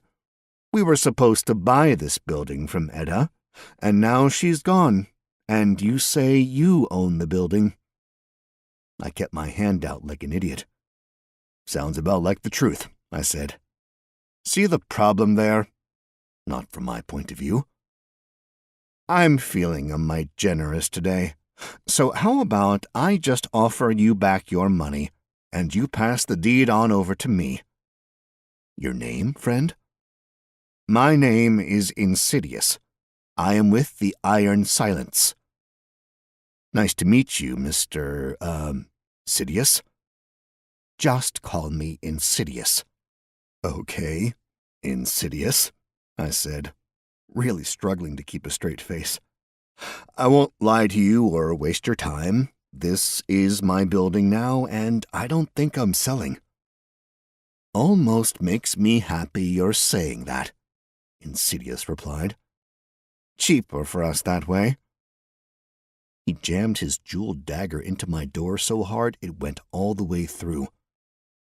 "Sleep well," he said, almost politely, and walked away. Looks like I made some friends, I thought. It took me a half-second to work the dagger out of the door.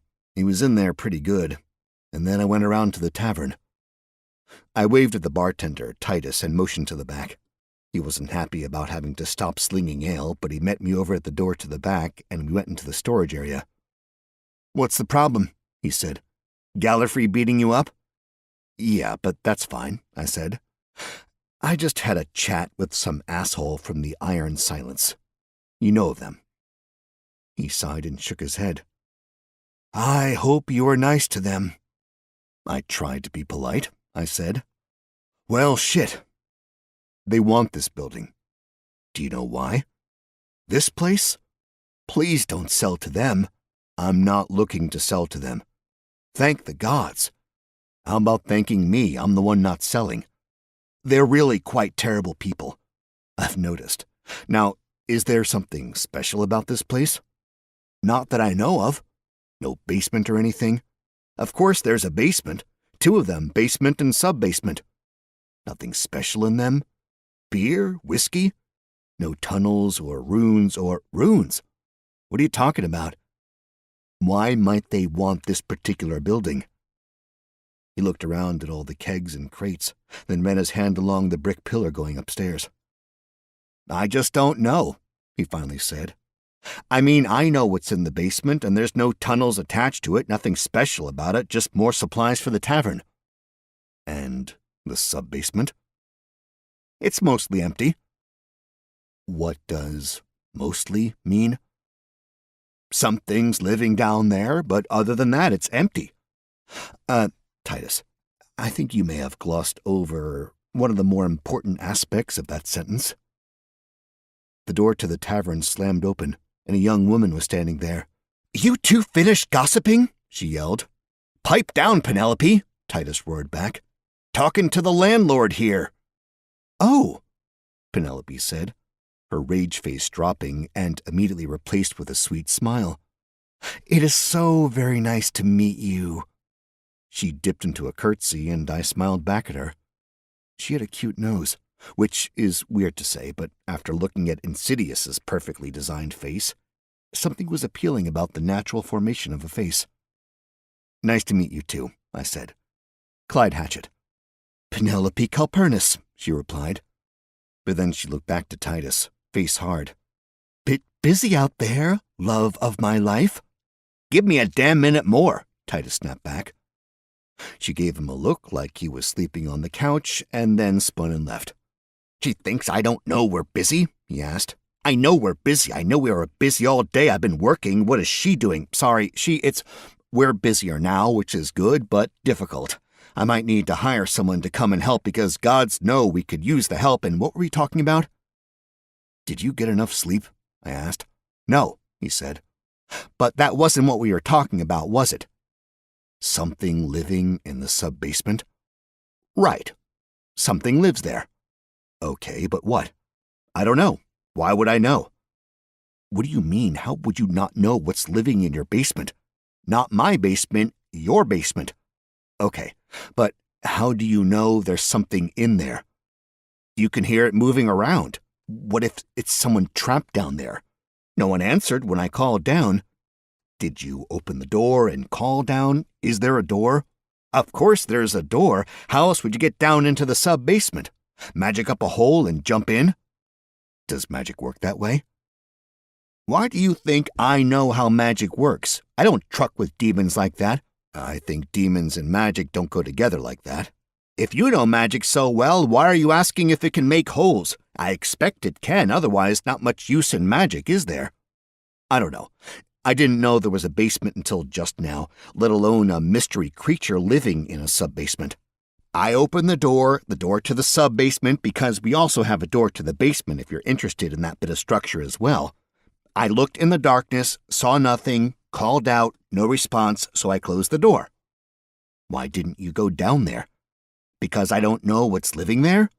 It might just be a rat." "Sure, but if it's a rat making the noises I've heard, I don't want to meet that rat." "What about throwing a light or something down there?" "Mr. Richbritches may be able to toss glowstones about like they aren't golds apiece, but I have a family to feed, and up until recently, too high a rent to pay." "This has been a fruitless talk." "Go to the Grand Market, all the fruit you want." "Huh. I'll get a glowstone. We'll look in the basement." "Sub-basement." "Sub-basement, sure. Where do I get glowstones?" "You buy them from the Empire. Empire has the monopoly on glowstones." "Is there an imperial store of some kind?" "Ha! You'll find them if you look. I got beer to serve. And when you find it, you can go look in the sub-basement if you want," Titus said, walking back to the door to the bar. "I'll have none of it." And then he left. I tried to figure out the keg ladder for a minute or two, then gave up and went around the outside to my apartment. Chapter 26. I slept like a baby for about 2 hours. Back in the world, I'd only ever slept 4 hours at max. As far back as I could remember, that was the extent of my need for sleep. Even as a kid, drove my parents nuts, but it was pretty helpful for me. I could go to bed at 10 and wake up at 2 and play a solid 5 hours of video games before I had to go to school. So waking up after 2 hours was a bit strange, but I felt good. Sore, My busy day of archery after a full night of parkour was definitely going to leave some reminders. Notably, no one visited me during my brief respite. I wasn't expecting the iron silence to get back to me that quickly. I had a feeling I'd had the bad cop visit, and I was going to get the good cop visit next. Then the torture and killing. I did some stretching, then some parkour practice. And then I got dressed, belted on my weapons, put the massive bundle of arrows onto my back, and heaved out into the pre-dawn gloom. The city definitely felt different from when it was still dark out, but the night had mostly spent itself. I saw almost no one out and about. Sure, there were guards on the walls and near the gates, and they glared at me as I walked by, but otherwise, basically nothing. The occasional cart came by, a wagon, some folk walking. Everyone kept their heads down. No one spoke. It was almost as if they were afraid to make noise, that something might hear them if they did. A few lights were on in the windows of buildings I passed, and I was near enough to the industrial area to listen to a few of the factories coming to life. The roar of forges, the clang of metal on metal. But it was such a marked difference to how the city had been during the day. Plus side, it did make it much easier to get through the streets. I didn't really have to dodge horses, people, or poop, and I was outside the Gallifrey pit when the sun was just barely coloring the skies. I stood out there like a tool until Matthew opened the gates as the sun hit them, and then we continued our training. He instructed me a bit on sword work, which was useful because we had to clear all the animals that had made their way out of the pit during the night, keeping them from leaving the pit as well. And once we cleared up the ground level, we set up an archery spot again. Matthew did take some more time to instruct me, stopping me every so often to change my stance, pull back to a different point on my body, that sort of thing. And I was improving quickly. Plus, I was getting a smidgen of experience from each and every Cymathoa I killed, and even though it wasn't an enormous amount, it all added up. And that's really how the day went. And the next. I bought a ton of arrows. I shot them into the pit. I killed pit parasites of all different stripes. I fought them with a dagger, with a short sword, and with a bow. Over and over again. Blisters popped and bled. My arms and legs ached. Hell, my whole body ached. I had cuts and bites all over. Matthew never let any of the creatures get close enough to do real damage. He was always there to push the little buggers back into the pit, but he didn't seem to care if they got a nip in. 5 straight days of this, and I realized I'd thinned out the numbers in the pit down to the point where I actually had to aim carefully to hit the creatures.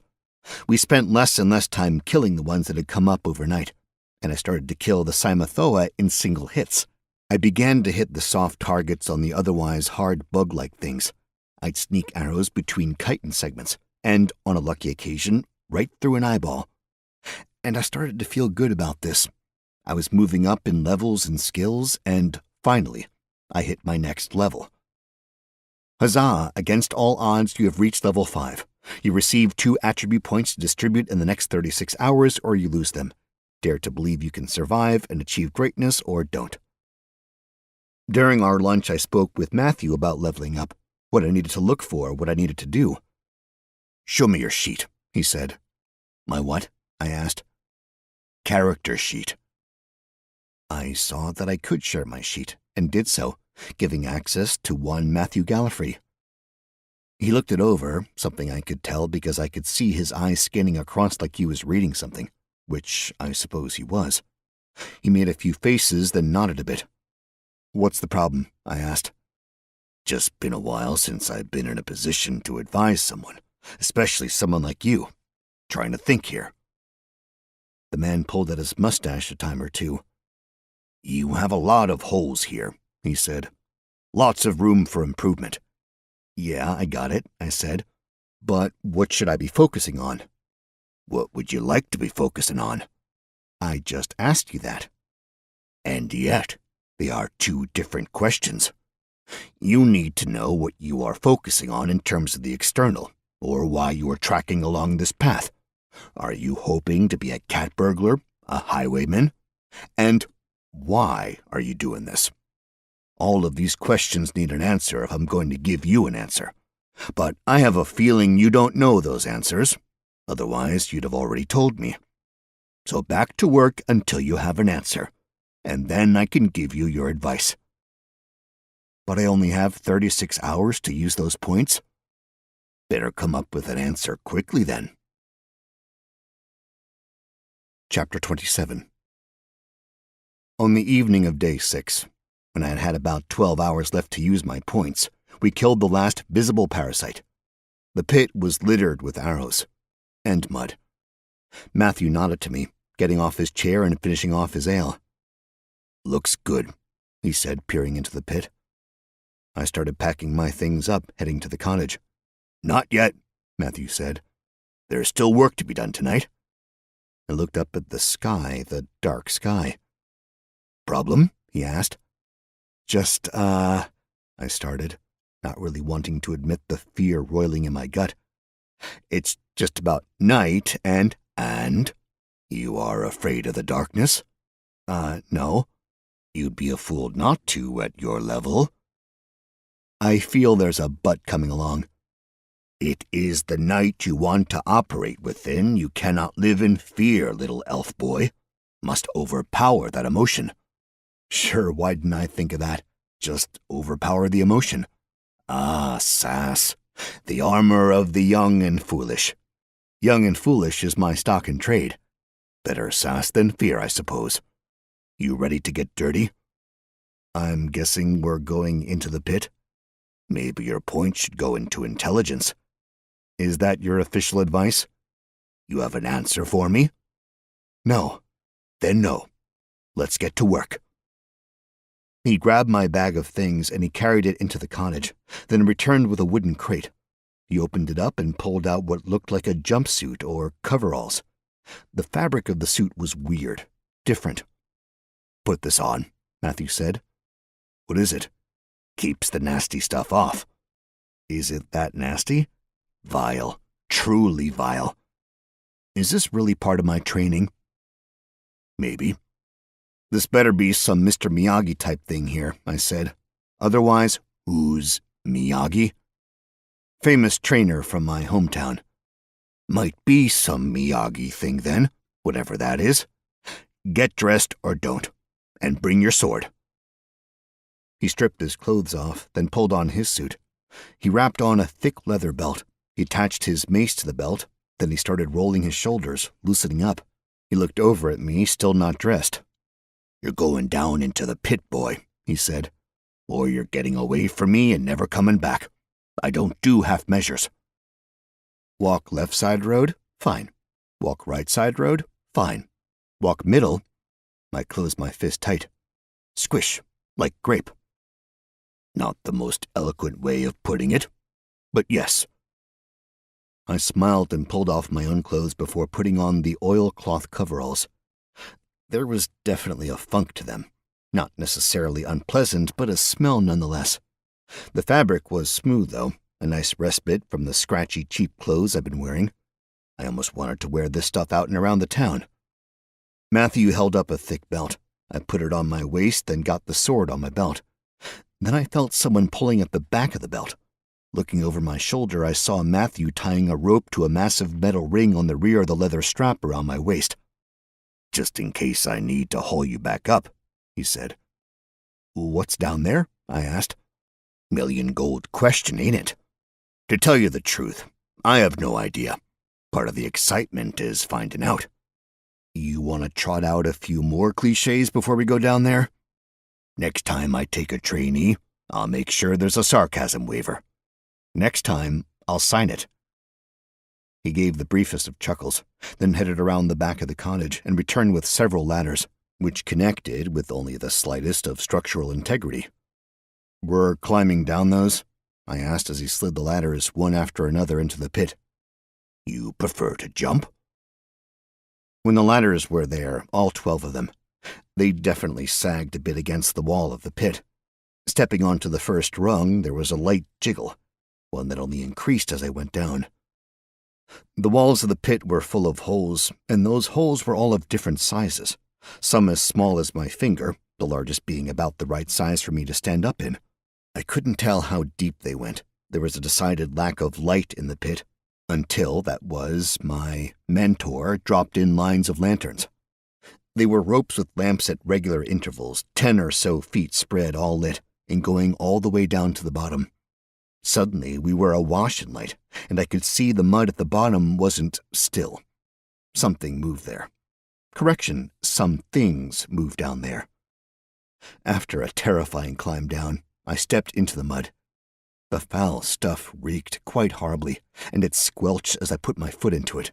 And I sunk, down to my thighs. Worried I might sink even lower, I got my bronze short sword out of the scabbard and held it out. The things that were moving in the mud had stopped. I moved forward, out of the way of the ladder, wanting to make sure I wouldn't block Matthew's descent. The solid ground below was rocky, and it was tough to get my footing, even tougher to keep it. I slipped, managed to catch myself, and almost dropped the sword. But I kept my grip, which was useful when the snake-headed creature launched itself out of the mud at me. I brought the sword across almost involuntarily, and the blade bit deeply into the creature's neck, knocking it just off enough the course of its attack that it went right next to my torso, way closer than I was comfortable with. Holding onto the sword, the momentum of the creature caused the blade to slice through more of its serpentine neck, and I must have severed an artery or something because there was a sudden spray of bright orange blood shooting out all over me and the muddy terrain. I hacked at the neck one more time just before it disappeared under the mud again, and I got a good cut on the thing. GG, you've killed a gray anguid, level 6 monster. You've earned 280 XP. What a mighty hero you are. An anguid, a gray one. Cool. Now that I knew its name, it was time for its friends to come after me. And come they did. It's possible they were just drawn to the blood from their former comrade, but I was there as well. And thankfully, for whatever reason, they liked to attack above the mud. I wonder if it had something to do with the way they saw, or the way they felt movement. Whatever the case, it certainly made it easier to fight them. They launched themselves out of the mud, over and over again, never their whole bodies, just necks and heads. I backpedaled, dodging the attacks, swinging my sword where I could, trying to get any sort of attack in on the anguids. Then, because he was just that sort of bastard, Matthew appeared next to me, swinging his mace down and knocking my short sword right out of my hand. It dropped into the mud. "What the hell?" I shouted. "Dodge, boy," he said, leaning just far enough to the side so an anguid went flying by. And then he climbed back up the ladder. Let's be clear about this. It was effective. It also sucked, quite remarkably.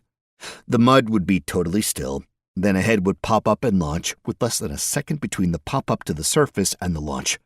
I had that brief window to judge where the creature was aiming, and that moment to fake the anguid out, or I'd get bitten. And get bitten I did. Every time I got bitten, though, Matthew was there, beating the creature with his mace and watching it drop back into the mud. Never killing the damn things, just giving me a heartbeat to breathe and look around for the next anguid to come along. Cool beans, you learn the skill dodge. Now you can get out of the way of all those things trying to hurt you. Have you ever considered why so many things want to hurt you? Plus 5% evasion. And all of a sudden, it became okay. I could enjoy it. At least I could try and enjoy it. It was pretty hard with plenty of creatures aiming for my death, but as soon as I got the notification of the skill upgrade, I noticed that it was easier to make the moves I needed to make. I had a better feeling of where I needed to put my body to avoid the anguid's attacks. But I also felt my body flagging, and when I checked my stamina bar, I saw it pass below half and continue to drop steadily. I snuck a glance at Matthew. He was watching me, but had a slice of apple on his dagger halfway to his mouth. He gestured with his chin that I should turn back around. As soon as I did, there was an anguid coming straight at my face. I moved just enough that the creature's scaly skin slid along my jawline. Reflexively, I got my hands up and smashed my fist into the side of the creature's neck. I was getting angry about the whole thing, so I started punching the creatures away from me, hitting as hard as I could as they launched their necks and heads out of the mud. I then grabbed one of the animals and I pulled it over my shoulder like I was hauling it. Turns out that the anguid had a body. A somewhat sizable, flabby sort of body at the end of its long neck. It looked quite a bit like a miniature plesiosaur, but with stubby little legs instead of flippers. Also, it turns out that the Angwid wasn't keen on being hoisted out of the mud. I was only able to keep the thing out of the mud for the barest of moments because its lower body was seriously substantial. There was gyrating and flouncing about as the creature struggled to free itself. But I didn't want to let go. I also didn't really know what to do. The other Angwids, though, had a good idea. They all attacked their buddy, or former buddy, and they tore the poor bastard apart. The speed of the attack was impressive, as if the creatures saw the vulnerability and then went into a frenzy. And I found the whole thing a bit shocking. I let go of the remains, backing away. "Back up on the ladder, boy," Matthew said, pulling me by the shoulder until I was behind him. He had his mace out in his other hand. I climbed up, stopping about 10 or 15 feet in the air to look back at Gallifrey, to see what he was doing. He was fighting, and there was a macabre beauty in his brutality. He had an impressive efficiency with his strikes, and his movements were so agile that the creatures didn't have the slightest chance to hit him. The mace crushed heads left and right, leaving bloody messes, vast swaths of orange nastiness spreading across the mud. And before I knew what was going on, it was done. He was standing there, breathing hard but certainly not out of breath, stillness all around him. His mace went back on his belt, and he looked up at the edge of the pit, then back to the ladder, confusion on his face. "Boy," he yelled, "I told you to get up the ladder. We gotta start hauling corpses out." Chapter 28. It wasn't Miyagi training, least as far as I could tell. It was more like brutal, gross, heavy labor that could have been done by a trained ape. Which I suppose I was. Except I don't think elves are descended from apes. I don't know what they're descended from, or rather, I don't know what I'm descended from. Ignorance was the way of the New World, which bothered me. I liked knowing things. Intelligence and sarcasm were my only defenses from middle school on. Here, at the top of the pit, I had a rope. I threw the line into the pit where it was snatched by Matthew Gallifrey. He tied a corpse onto the rope. I pulled it up, hauling it up and out of the pit, then untying the rope, tossing it back into the pit. While Gallifrey tied another corpse on the line, I took the other body and stacked it according to species and size. Rinse and repeat. And repeat. And repeat. And repeat. The stacks of the dead were ridiculously high and varied. There were more parasites than I'd realized. I thought they'd all been the same, but there were definitely actual variations amongst them. And even among the Angwids, there were gray ones and black ones and white ones. Notably, I couldn't use my identify spell on the corpses because they were no longer creatures. Now they were objects, so I had to use the other spell. Somewhere in the depths of the night, I got the skill hauling. Cool beans, you've learned the skill hauling. Now you can pull a rope with a weight on the end, plus 5% efficiency. The game world was messing with me. I wasn't exactly sure how to take it. How does one deal with a world that has a sense of humor? Once all the bodies were brought up, or at least I figured all the bodies had been brought up, my mentor emerged from the pit, covered in filth, and a big smile on his face. "Why are you so damn happy?" I asked. "Big payday from this," he replied. "From all this?" I gestured to the pile of corpses behind me. "Oh, yes," Matthew said. "Time to earn another skill." "Can I give you an answer and spend my points first?" "Definitely," he said, taking a lean against the stone wall of the cottage and pulling out a flask from the inside. "There's this story," I started. It's about a thief who helps the poor out by taking from the rich." "Sounds like a fool." "That's what I want to do." "Hate the rich, do you?" "I was always poor, and the rich always made it worse on us, on my family. I had a really nice life, and then it was all taken from me, and I had a horrible life after that, all because someone else wanted to make money." "And you want to take that money back?" "I want to make them hurt, the way they made me hurt." "Got to love me some honesty, boy," he said with a grimace. "Bring hurt to the rich. End of the day, You're going to be needing to be quick. Rich people have guards. How many points do you have? 2. Do people get different amounts as they level up? Some races are different, I expect. 1 point in agility, 1 point in luck. Luck, really? Luck'll be your biggest ally in this world, kid. Don't discount it. He stood up with a grunt and tossed the flask back into the cottage. I put my points in place. Attributes: Strength 10, Agility 19, Dexterity 17, Constitution 10, Wisdom 10, Intelligence 14, Charisma 17, Luck 14, unassigned points 0. And then it was time to earn a new skill: Butchery and Harvesting Animal. That was a whole new level in disgusting. It seemed that creatures who lived in poop and refuse didn't exactly have the most beautiful interiors. In fact, their insides were horrid. Lots of blood, lymphatic fluid, acids, and the weirdest stuff I had no names for.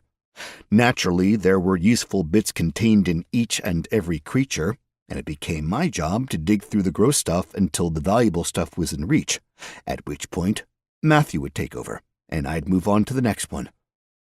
My hands were covered liberally in nasty gunk of all kinds and all sorts of smells. But it wasn't long before I got the butchering skill. Well, technically I got a subset of butcher. Butcher invertebrates, followed shortly by butcher exotic. Cool beans, you've learned the skill butcher invertebrates. Now you can cut apart creatures without spines without ruining their insides, plus 5% harvesting rates, plus 2% item quality. Cool beans, you've learned the skill Butcher Exotic.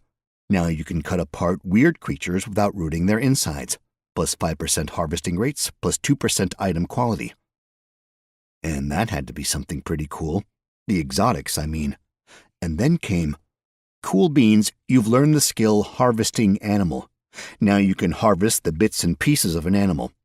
You'll have an antler chandelier in no time, plus 2% harvesting rates, plus 5% item quality. Things inside the corpses started to glow. Things are glowing, I said. Are they really glowing, or are you seeing them highlighted? He asked, not stopping his work. Glowing?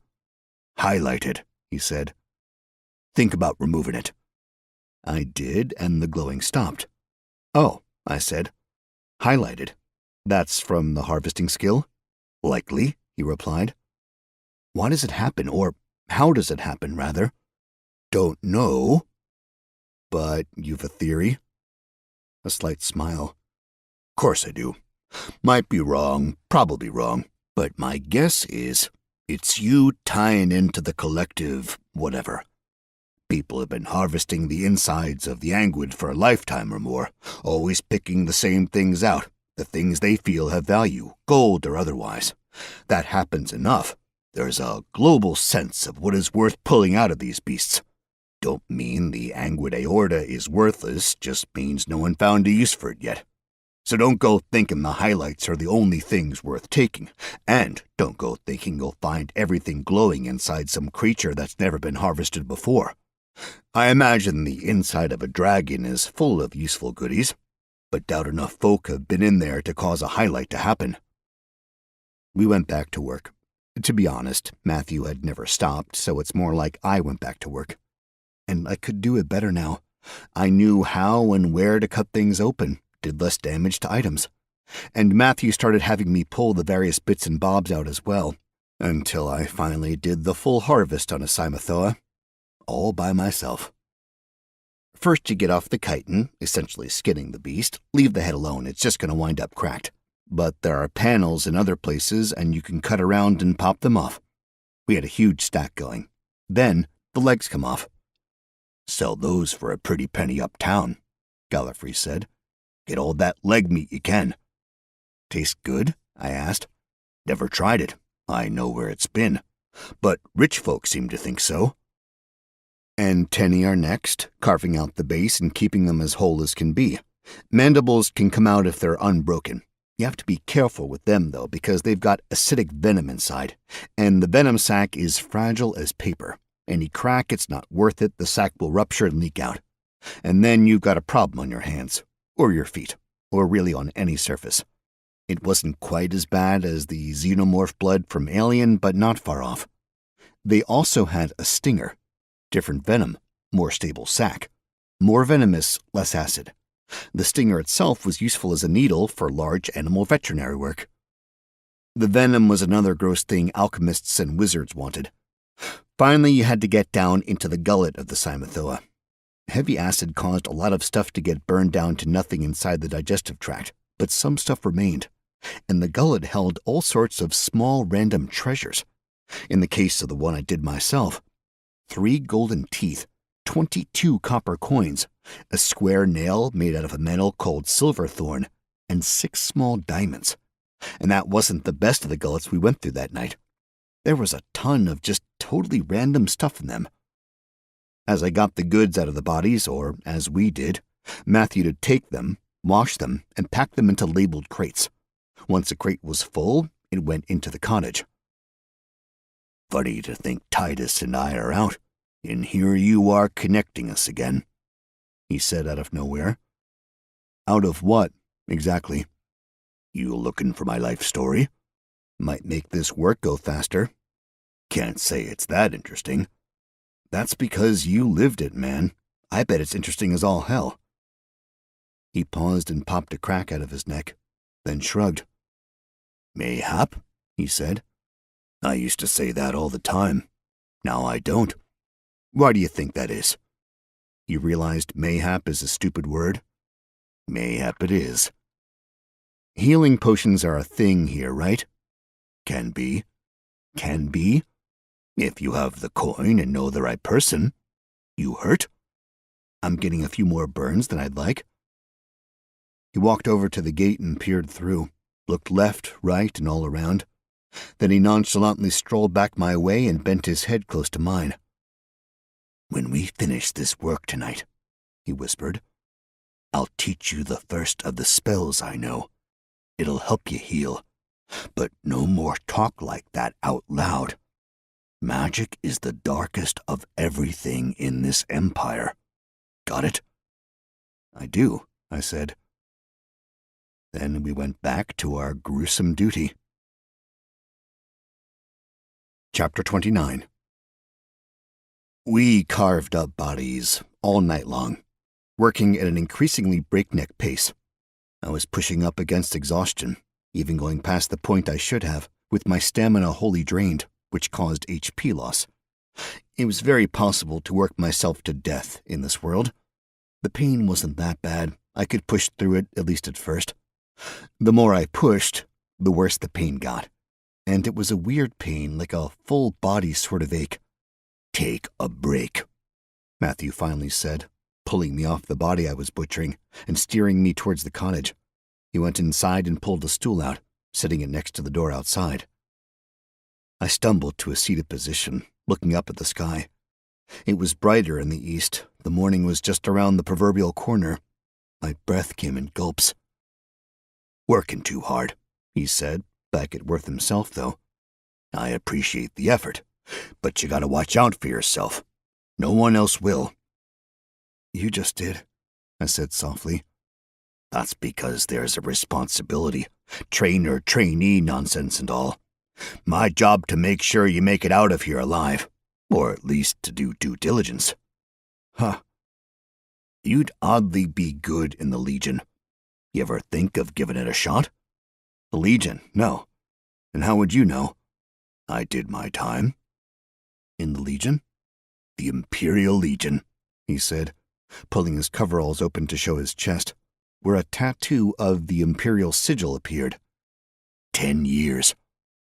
I thought you had to do 20 or something. Did you go AWOL? AWOL? Did I desert? Yeah. No. 20 years is full term. There's more than just full term. Everyone says they'll go full term, but you only sign up for 5 years at a time. You do 5 years, you get out, you get the sigil, you get to say you were in the Legion. 10 years, you get out, you get half the money you put into pension, you get to say you were in the Legion. 15, you get a spot in Legion Home if you need it. You get the money you put into pension. Full term, you get a full pension and you get a plot of land. Place in Legion Home if you want. But the big dogs go full term plus. Plus 5 and you get more land. Plus 10 more. Some fools will go 30 or more years with the Legion, and they'll come out with the ability to alter the course of their bloodline. Maybe even become nobility. Why'd you leave if it's so good? Don't like someone else lording over me, telling me what to do, who to kill. Why do you think I'd like it? Didn't say you'd like it. Said you might be good at it. Oddly. Not where I want to go, I said. I'm getting that. My stamina was restoring, just slowly. I made a mental note to get a canteen or some means of carrying water with me, maybe try to eat on a more regular basis. I closed my eyes and did a little breathing, then got to my feet, shook my leaden limbs, and got back into the mess. When dawn came, I realized why we'd been working so hard. Wagons arrived at the gate, multiple. A gruff-looking man rapped his club against the metal gate. "Ho there, Gallifrey," the man said. "Busy night." "Got a good pit, Wildingham," Matthew replied, opening the gate. "You here for the waste?" "I am," Gruff replied, driving his wagons into the open area between stacks of bodies. "What have you got?" "Cymathoa, mostly. Also some anguids." "Cymathoa, lucky dog." "Right?" "Heard Constance Heath hit troll spawn. That true?" Wildingham nodded and pulled the flask out from under his seat as his underlings started loading the corpses into the wagons. "Legion had to step in." "Heath make it out?" Wildingham shook his gruff head. "Kept the spawn from spreading, but she couldn't hold out. Only one left alive, new girl." "Bad business," Matthew said, staring into the pit. "Aye, it is that. But it must be done." Matthew nodded. Wildingham hopped down from the wagon and pushed the flask into Matthew's hand. Matthew took a sip, then made a face. "Who's this, then?" Wildingham asked, smiling at me. "New assistant. Hatchet." The gruff man tipped his hat to me. "Tomas Wildingham, at your service." "Clyde Hatchet, at yours." "You thinking of being a pitmaster, Hatchet?" he asked, exploring my options. "Oh, you have them?" He laughed at his own joke. "The joys of youth, eh, old friend?" Matthew just shook his head and took another eye-watering sip from the flask. "What swill are you drinking today, Wildingham?" he asked. Wildingham laughed. "Tears of Affida." Matthew eyed the man and passed the flask back quickly. "It'll be the death of you. Better than being troll spawn food." "You know the girl? Constance's girl?" "Her, yeah." "Why?" "Might I have room for another assistant?" "I can have a word with her, should you like." "Please." Wildingham nodded, then got his wagons out of the pit area, driving them back up the road. It was weird seeing all the space outside the pit, but it wasn't quite time for rest. Wagons started showing up, picking up different crates and driving them off. That kept Matthew pretty busy. Me, I had a more unpleasant job. I got to haul water out of a barrel with a bucket and wash all the remaining blood and guts and stuff back into the pit. Finally, though, I got the nod from Matthew. He'd loaded up the last of the crates. I'd washed off the paved area around the pit, the tables, and the instruments of our butchery. Everything was cleaned up and shipshape, minus the ship, of course. At which point, I could go into the cottage with my mentor and get some instruction. Chapter 30. Matthew had me sit down on the floor, cross-legged. He did the same across from me. "I'm assuming you know how magic is learned via spellbooks," he said. "I do," I said. "And you have a few spells?" "I do." "Do you know the other ways to learn magic?" "No." "Best is books. You can be taught spells by rote, learning it, memorizing motions and words and the push of mana. It can take time, you might never learn it, but you'll rarely get hurt. You can discover it yourself, which is next to impossible, and you might blow yourself up in the process. Why do I think there's another way? Someone can give you their spells. That seems pretty good. It can be a bit tough. You gotta get all the spells at once, and if your body or mind can't take it, well, poof. Poof? From what I hear, it's a bit messier than that. So you're saying I shouldn't do that? Close your eyes. I did. Feel the magic as it sits inside you. I'd never been one for meditating, not seriously at least. I tried it a few times, as evidenced by my having the meditation skill, but I'd never really had the wherewithal to keep it up. See, my meditation skill still at level 1. But this time was immediately different. With my eyes closed, I started to explore the inner me, I guess. And as ridiculous as it sounded, there was something there. I could feel the mana in myself, my system. I could feel as it sat in the core of my body like I had a small ball of energy the size of a baseball in the center of my body. It moved around in a chaotic pattern, never sitting still, almost like it was jittery. Got it? Gallifrey asked. I feel something. Is it in a shape? Like a ball, I guess? Okay, good. I wasn't sure if an elf would be different, but it seems like it's similar enough to work with. If you've got some magic, you'll always have some magic, but it doesn't really want to be used by you. Well, it does, and it doesn't.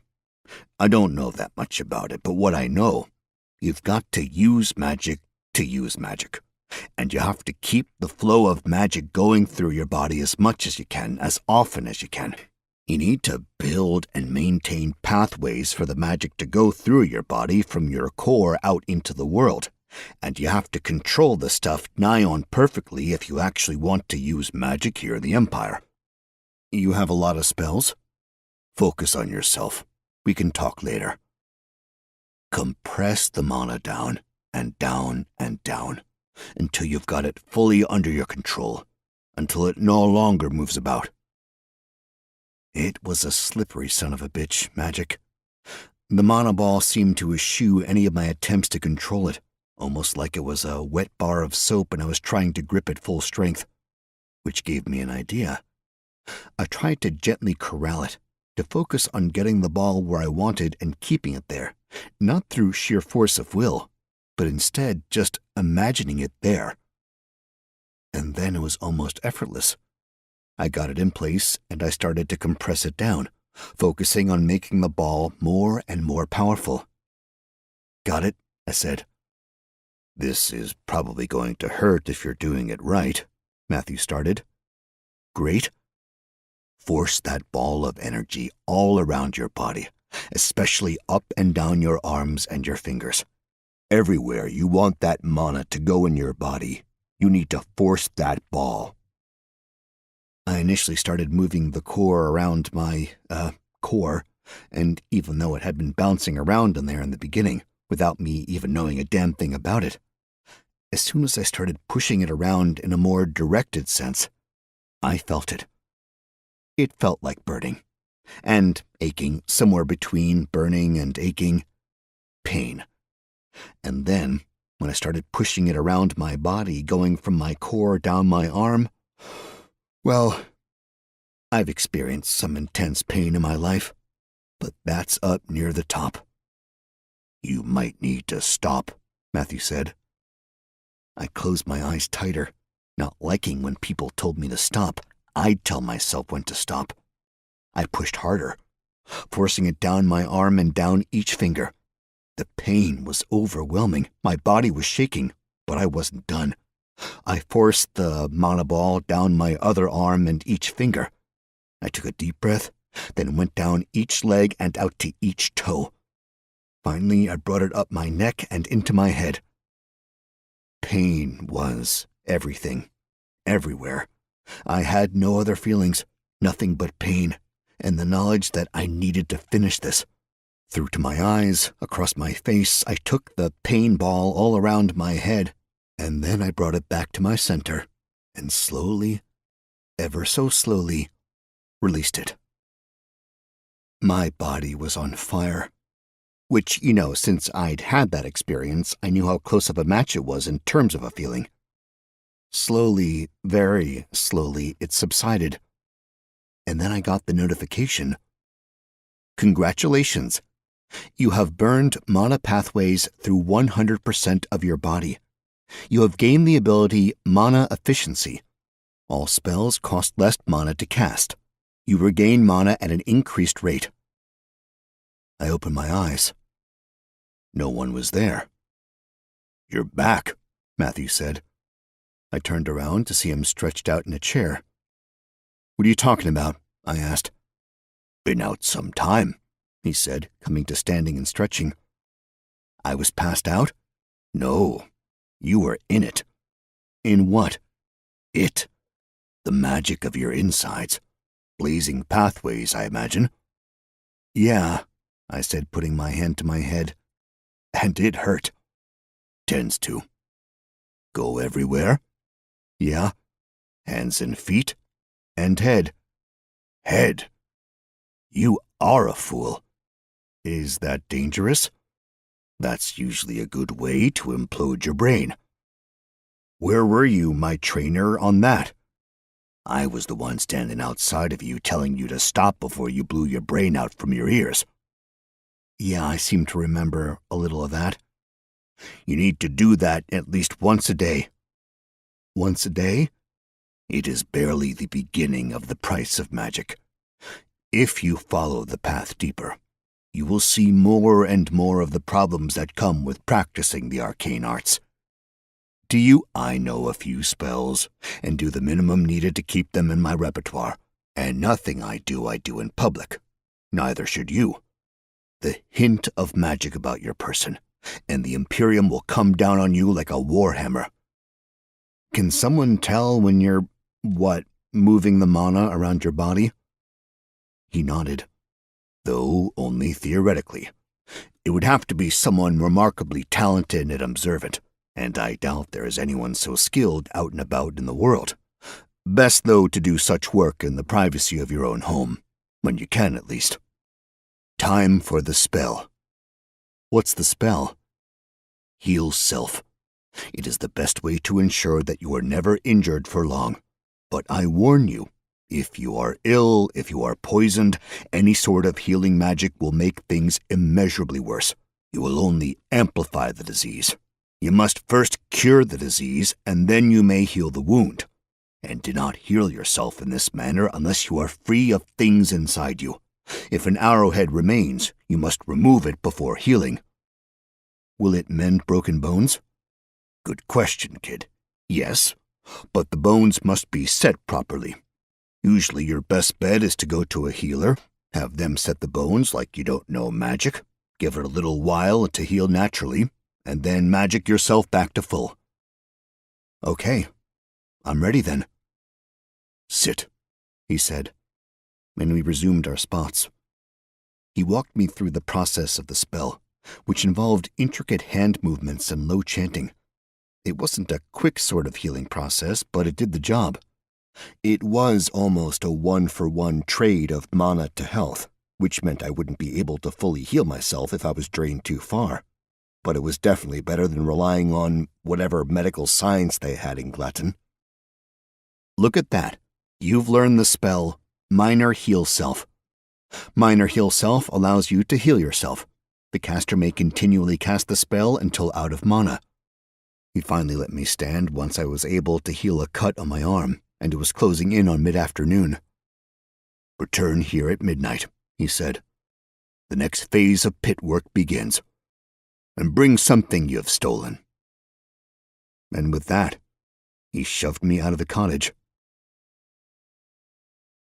Chapter 31. I was definitely exhausted. It had been a very long series of days working with Matthew and his pit. But I was also elated. I had done magic. Magic. The very thought of it was so incredible. Magic. I wanted to do more. I wanted to cast spells all over the place.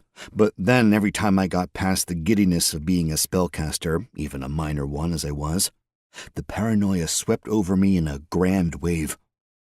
I was a true outcast. If anyone found out about my abilities, they could turn me in, or even kill me. They could strike me down in the street and get away with it, as long as they had evidence of my magical abilities. I had to keep it secret. And yet, I could do magic. I just needed to keep practicing, and they could all go screw themselves. Magic was the great equalizer, the means to great power. But I knew it wasn't great power I wanted. I just wanted enough power to do what I wanted, which wasn't the whole truth, and when I finally bit that honesty bullet, ultimately, I wanted to screw over the rich people, make them hurt. I wanted to help the poor, the weak. I wanted to be Robin Hood. And Robin Hood didn't mess around with magic, he did it all himself. In a book and legend, sure, but without magic. But maybe I could use a little magic, just even the playing field in my favor a little more. Besides, magic was cool. Really damn cool. Walking through the city during the day with no real urgency was nice. It gave me a few minutes to really look at the world around me, and to breathe in the air of the city. Because the air in the city was often disgusting, and at that time I was very disgusting. I didn't linger in the less than pleasant areas. I wouldn't say I jogged, but I definitely hurried to get to the affluent district, the Golden Square, which was more of a quadrangle, really. I wanted to take a peek at the temples. There were huge banks along the main roads, the Principalis and the Praetoria. Big and ostentatious, they had massive sets of stairs and lots of guards in shiny armor. Big, mean-looking men and women who scowled at someone like me walking near them. But one block over, the banks were smaller, seemingly wedged between larger, more ornate buildings. The temples. Again, though, these places seemed more focused on looking good than doing good. The men and women out front didn't look much like guards, but there was still a menacing air about them, and they had weapons, which made them a step above the ordinary citizen. If I had to make a guess, which I did because I didn't feel like I was in the right frame of mind to actually go up and talk to them, these folk would likely best be classified as paladins. It made me wonder if paladin was a choice in this classless world. And curiosity got the better of me because I walked up to a human man in the brightest full-plate armor I had ever seen, covered by a brilliant white tabard with a silver fist rising up. "Pardon me," I started, thinking politeness was an excellent way to go with a man such as this. But he snapped his head in my direction, his nose wrinkling in disgust. "Almsday has passed, beggar," he sneered in my general direction. "Begone." I was just looking for an answer to a question. "You will find no answers here, scum." "You have some rage issues." He reached for the sword at his belt and eyed me. The threat was clear. If I said anything else, he'd draw and fight me. Temptation. I knew he had to be a higher level than me, what with me being a relative super noob in this world, but I also knew I'd pop back to life in an alley not that far from the Golden Circle. But popping back into that alley could put me right in the crosshairs of the Iron Silence, or rather, could put me deeper into their crosshairs. I doubted they knew my traveler nature with certainty yet, but that'd give them all the evidence they'd need to start spawn camping me. "Apologies," I said, bowing low. "I only meant to inquire as to your patron. I am but a humble traveler to this land." "You know not of the God of Justice?" he asked. Flabbergasted, I might not know. "I must plead ignorance," I said. The big man shook his head. "I pity the land you hail from if the God of Justice is not known on those shores. Is it a lawless land? Does chaos reign supreme?" "That's certainly one way of putting it." "Then it is good you have come to the Empire." "I agree." I waited for him to say something else to me, but the look of disdain meant that our conversation seemed to have been concluded. "A good day to you, then," I said. He grunted in return and resumed his position standing in front of a massive white marble pillar. Walking away quickly, doing my best to portray fear I didn't feel, I wondered about the God of Justice. If it was possible he, or she, was only active in a portion of the world. The pantheon of Voldrani was something I hadn't dabbled in at all, and frankly I thought it was probably going to be a massive pain in the ass. See, the Golden Square had long streets, and there was no shortage of temples. That meant there were a lot of gods and goddesses, and those with temples in this city were likely the most revered, the most popular. That meant there were even more who existed who weren't represented in Glatton's capital city. I stopped fast enough that someone bumped into me from behind, cursed at me, then kept going. I'd assumed gods were real in this world. I hadn't exactly seen any evidence of that as of yet. It made sense, though, that they would be. Magic was real, why would gods be any different? Everything in the world pointed to being close to the games of my past, and in those games gods were always players on the great board of chess. Naturally, they'd be the same here. But you know what they say about assumptions.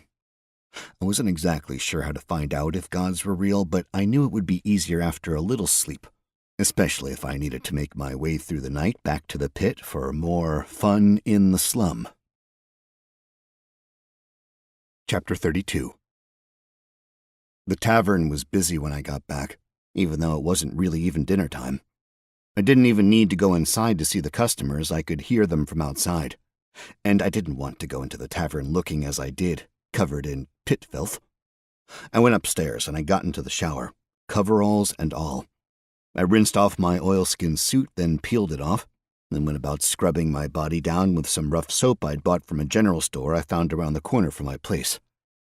I probably could have gotten something similar from Gideon, but that guy made me feel uncomfortable, and I had the distinct feeling he was ripping me off.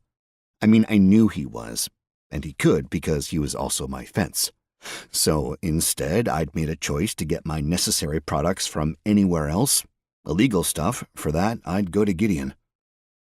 The shower was an absolute pleasure, and I totally stayed in there way longer than was prudent. I turned mostly prude before I got out, so you could say I was prude-ish. While in hot water, I tried cycling my mana through the pathways I'd made. It didn't feel great, there was definitely a burning and unpleasant tingling as I did, but it was nowhere near the pain I'd experienced before, and running it around my head and face didn't make me pass out or anything, so that was a win. I dried off and dressed, doing my best to keep the cycle going. I wanted it to become second nature. I didn't want to have to shut my body and mind down to meditate in seclusion. That seemed like too much of an invitation for bad things to happen. I'd be powerless if someone decided that was an opportune time to come for a violent visit. And in my line of work, or at least in the line of work I was expecting to undertake, violent visits were going to become something I needed to prepare for. I pushed my way into the tavern and scored a spot at the bar with equal measures luck and glares, sitting down on an unpleasantly still-warm stool. Titus gave me a wave, and his wife Penelope shot a smile toward me. Still, it took time before either one of them was able to get down to me and take an order, which was still a short interaction. "Big meal or small?" Titus asked. "Big," I said. "Ale?" "Sure." And that was it. A moment later, Titus's daughter, Neela, came out of the kitchen and put a hunk of meat and a pile of potatoes in front of me, while Penelope set an overflowing mug next to me. The people on either side of me eyed my food and drink, and perhaps me, but I stopped paying attention. Instead, I tucked into the food. And it was delicious. But not overly so. I mean, I wasn't blown away by the fare, it was just good. And the ale was ale. Nothing at all unusual about it. Ale was commonplace in Glatton, and it seemed to be the beverage of choice for most meals, breakfast included. It was nowhere near the alcoholic level of beer back home, but I had the feeling nearly everyone operated on a measured buzz throughout the day. I preferred water for the day, or when I was working. I just wasn't that big a fan of booze, after seeing what it did to my dad, and my family in general. As I finished up, my plate disappeared, and my mug was refilled without me saying a thing.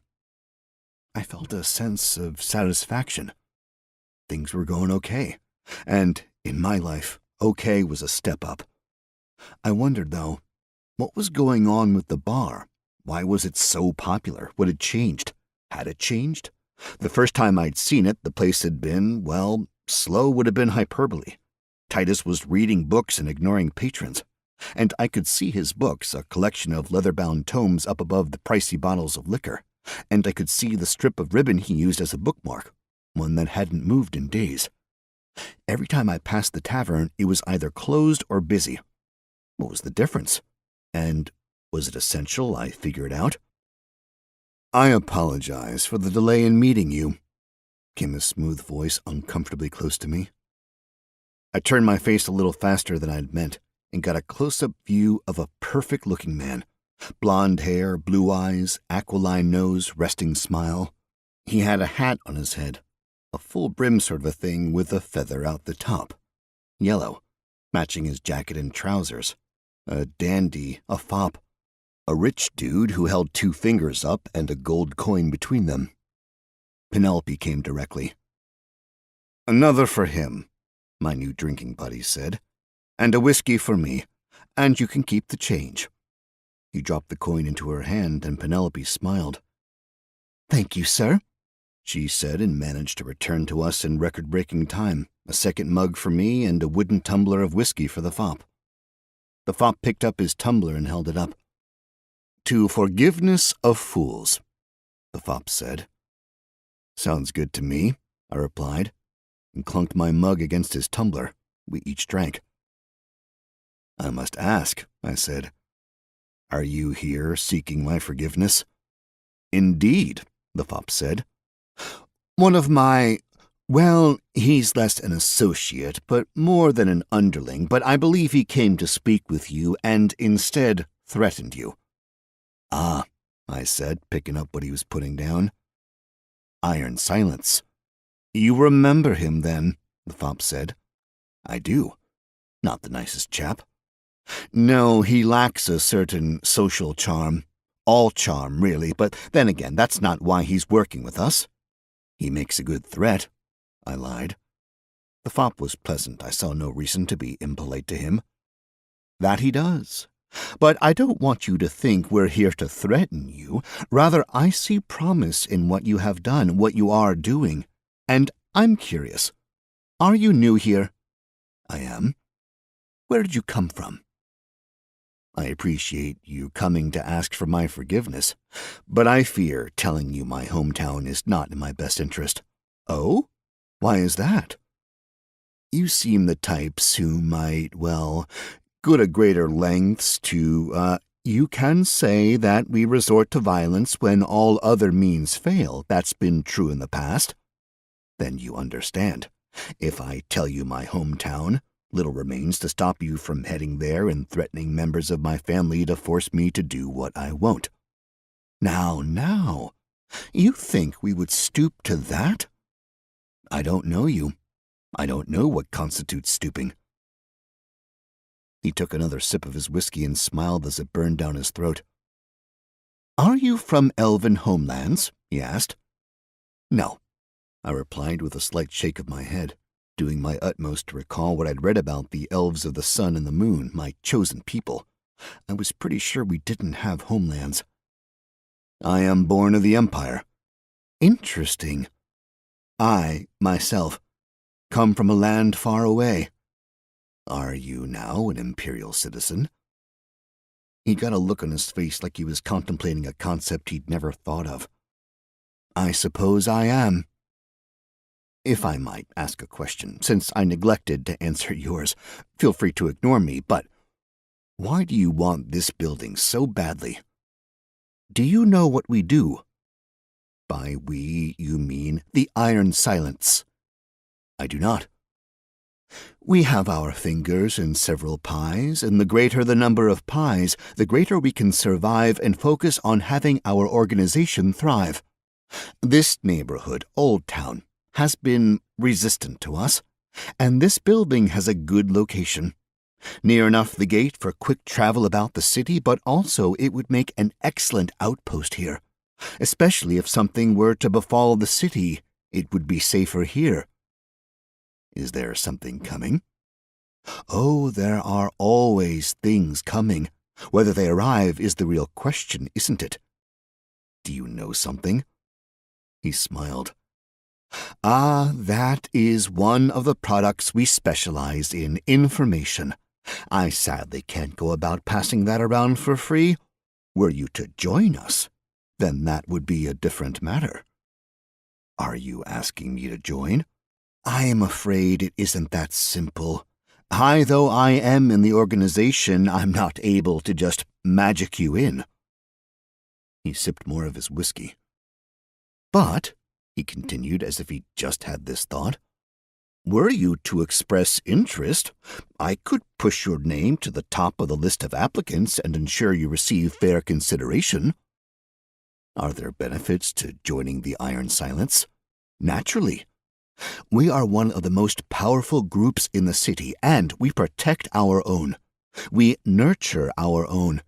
You will grow in levels, skills, and power if you join us. And there are riches on the horizon, and the earlier you get in, the better your payout when we strike true wealth. Pretty tempting. I'd like to think so, but obviously no pressure. I am here to ask forgiveness for our slights, not pressure you into joining or anything. We would still be interested in chatting about the sale of this building, not now, but in the future, at a rate that would be fair. Market and all. Don't want you to feel you've been slighted, would we? We would not. He set another gold on the counter. I'm afraid I must run, but please, drink on me tonight. The fop patted my shoulder and slipped away through the crowd before I could even muster a goodbye. I looked at the gold coin on the counter, and something seemed off about it. I didn't touch it. I just stared at it. And even though I couldn't be sure, I swore I saw the slightest purple tinge to it. I had a long night ahead of me, so I left the bar, and the coin. As I went, I saw a young man exclaim his luck. He'd found a gold coin, and he ran out of the place like his pants were on fire, yelling that he was finally heading somewhere, but I couldn't catch the name. Where's he headed so fast? I asked the man standing next to me. The burly man had arms nearly as big as my legs, but stood wobbly on his own giant trunks, squinted as he tried to bring me into focus. The Gilded Garden, he slurred, so he might have equally said Golden Guardian or Goalie's Godwin. Got a kitsune girl there, they do. He burped in my face then, and threw up just a little in his mouth. Excuse me. And with that he stumbled outside. I waited a moment longer, hoping the stench cloud of his burp would dissipate before I had to walk through it, but it didn't. And I went back up to my apartment and I laid down. As soon as my eyes closed, though, something happened. It is time. You must choose. For reaching level 5, you are offered one choice. You must make a choice. This prompt may not be minimized nor ignored. First choice. 1. Rogue. Rogues are the generalist of the underworld. They do a little burgling, a touch of thuggery, a pinch of purse cutting, and the occasional murder. Rogues gain bonuses to progression in thievery skills. A good place to start. 2. Second story man. Slip into buildings in silence, pilfer goods, sneak out. Second story men gain bonuses to progression in thievery skills, bonuses to progression in stealth skills, penalties to progression in martial arts. 3. Pitman. Work in the pits. Bonuses to disease resistance, bonuses to harvesting, bonuses to moving in difficult terrain, penalties to social interactions. You have 1 minute to decide. I didn't exactly like any of my options, so I just stuck with Rogue. And then, blessedly, I was allowed to sleep. Chapter 33. 2 hours, and I was up. The apartment was unchanged. I pulled on the oilskin coveralls, wishing a dryer was a thing here, or would work on oilskin. Then I sat down in a closet on the 3rd floor parkour apartment and did the meditation thing. I wanted to be out of sight, as hidden and safe as I could be while I was totally vulnerable. I cycled the magic around my body and noticed that my mana totals were higher. I cut my arm a few times and healed it back up. It was pretty cool that there wasn't even a scar. I mean, I wasn't digging the blade deep through my arm, mainly surface cuts, but the skin was coming back together just as clean as can be. Then I prepared to do something a bit foolish. Use Shadow Step. I had no idea how to use it. Well, that's not exactly true. I knew the spell, therefore I had an innate knowledge of what I was supposed to do, as well as a vague sense of what was going to happen.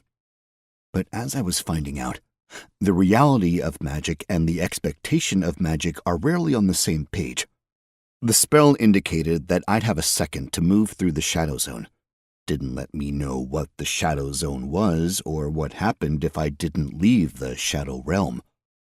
I stood, got the mana ready, and I cast the spell. Everything went weird, dark, and cold. There were wavy lines throughout the whole world, and all the color disappeared. It was a world in grayscale, like everything had been built out of smoke. I couldn't see through anything, but there was the sense that the concept of solid had been abolished. And yet I was still standing on the floor. It was still there, still solid. I was a little afraid to move, so I didn't. After what seemed like way more than a second, I felt like I was forced back into the real world. Everything was in color and normal once more. And it was much warmer back in reality. For a minute, I waited. Then I did some stretching, and then a short cycle of free running through the obstacle course. I worked out until I got a little sweat going, and then I stopped and I did a quick meditation cycle. A quick cast of the spell and I was ready. I moved. Just a little.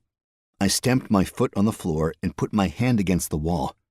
I couldn't move through stuff as if it wasn't there, but I got a sense of something on the other side, like I could feel the glowstone at the other end of the room through the obstacle in front of it. Then I was forced out again. It didn't seem like I could stay in too long, which was a relief of sorts. Meant it would be impossible to get stuck in there. The usefulness of the spell was escaping me, but I was determined to figure it out. So I cast it again, and this time I tried running further, seeing if there was some sort of a distance limit to it. I bolted across a big beam of wood, and as I flew through the air, I saw a fly in the same general space as me, but it didn't get out of the way. Instead, I watched its wings flap. I'd never seen a fly's wings flap before. It had always been a buzz. I popped back into reality, sliding to a stop on the smooth wooden floor, and the fly zipped away from me, wings a blur. "Oh," I said, getting it.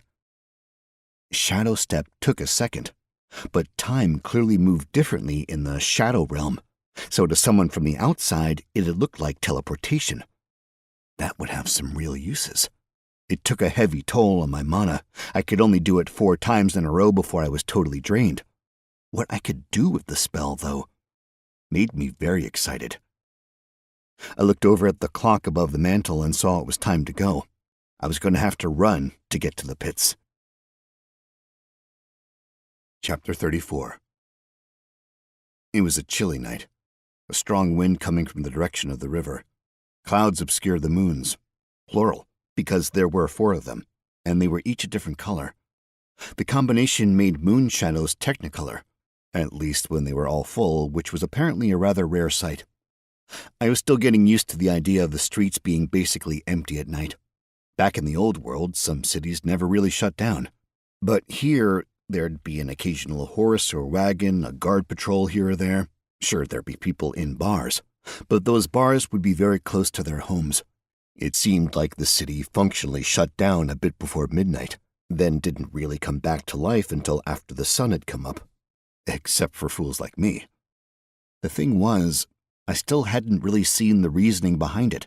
There weren't things out at night, at least that I'd seen. Nothing swooped down from above, stealing children. There weren't creatures slinking around trying to suck my blood. So why, then, was everyone afraid of the night? I would soon learn. It was a few blocks from my building, heading east when I heard a bizarre noise.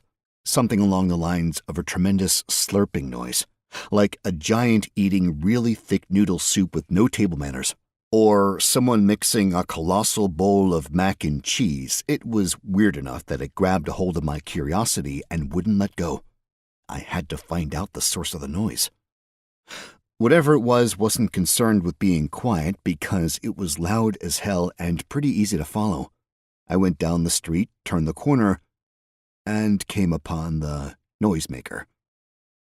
It was disgusting. A giant golden yellow blob was latched onto the side of a building. Half the side of the building, the other half of the creature was on the sidewalk. I could see where the beast had come from, a sewer entrance directly across the street. It was a hole about a yard wide. There was a thick mucus trail from the sewer over to the building.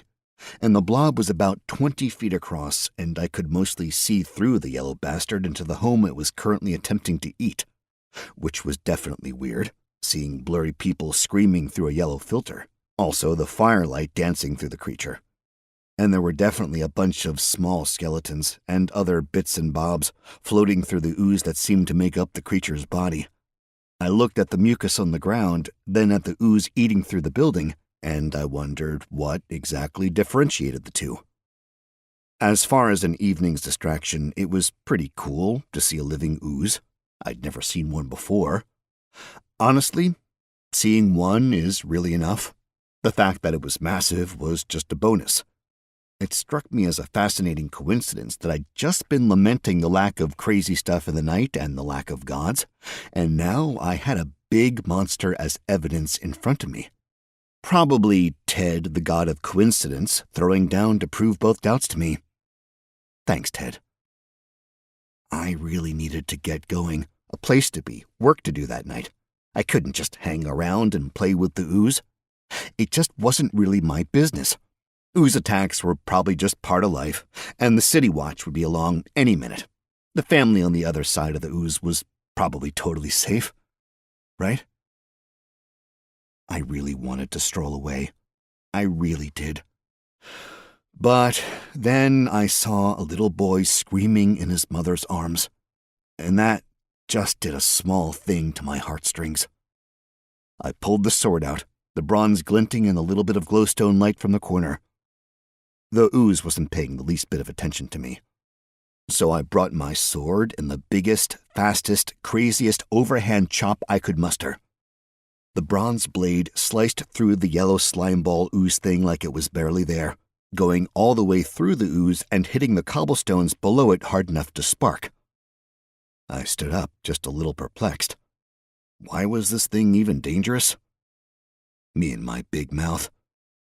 The ooze lacked a face in the traditional sense, but there was definitely some sort of directionality to the creature, some sense of front and back, but it didn't really need to turn around in the way that you or I did as far as I could tell.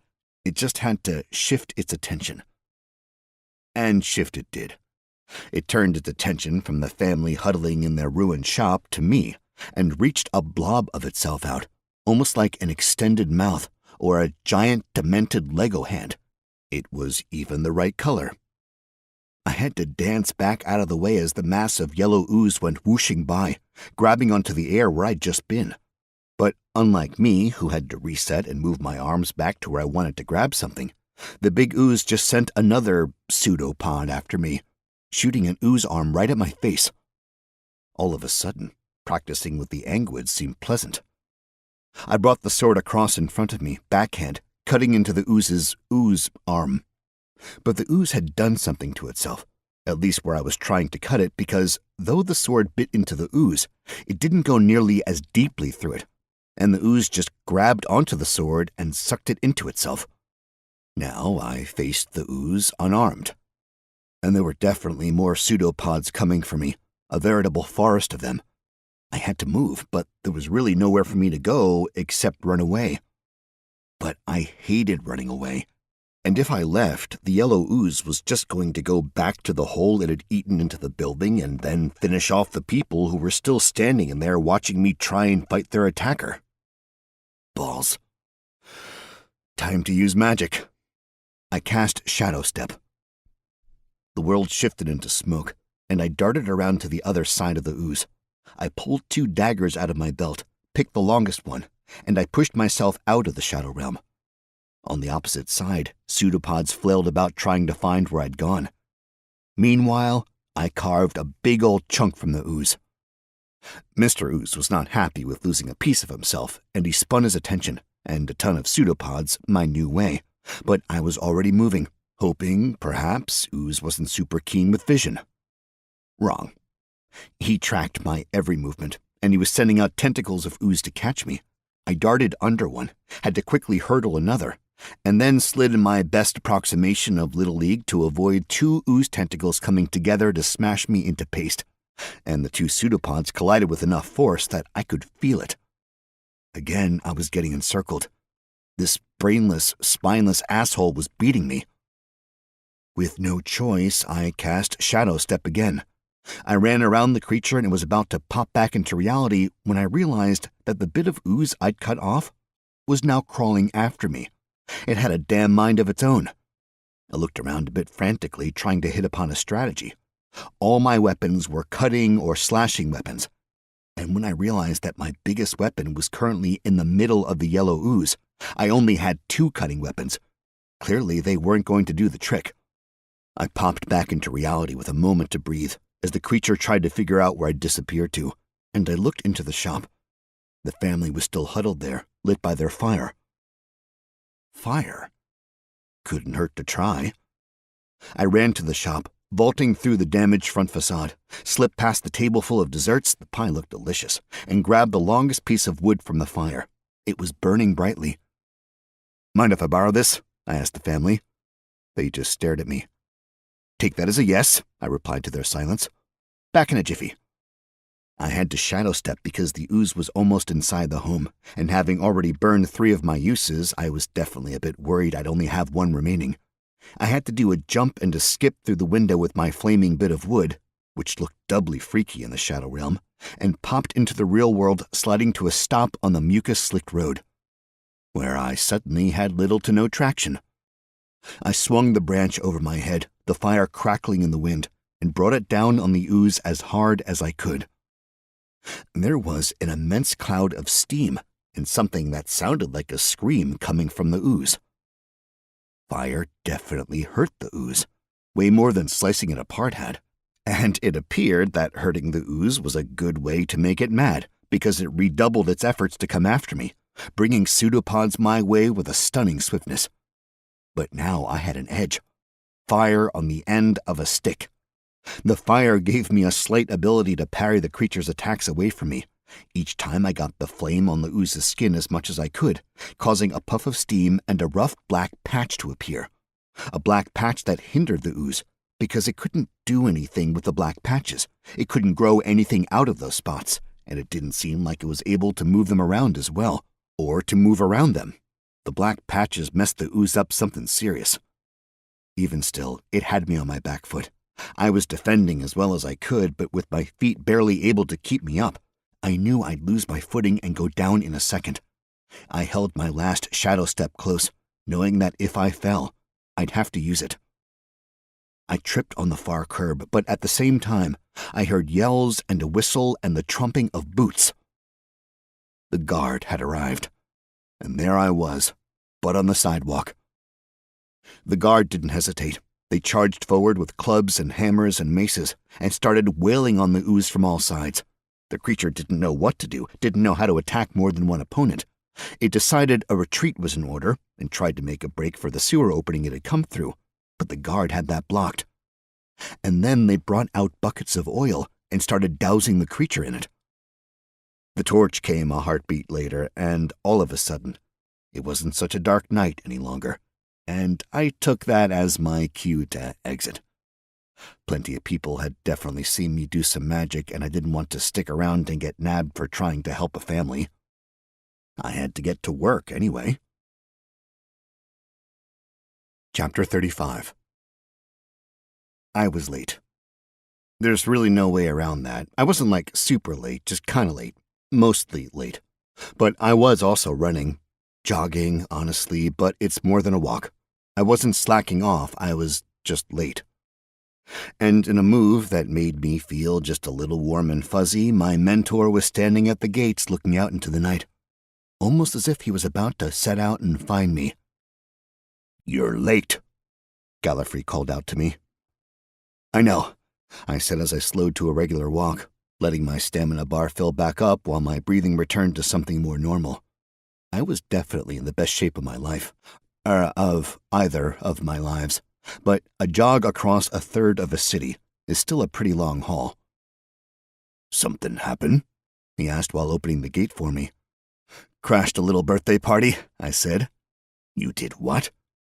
I sighed and explained about the ooze. "And you killed it?" he asked. "Not really," I replied. "The guards showed up and they did the finishing off. I just didn't have the right weapons." "Shame you missed out on the XP. Guessing the ooze got your sword, did it?"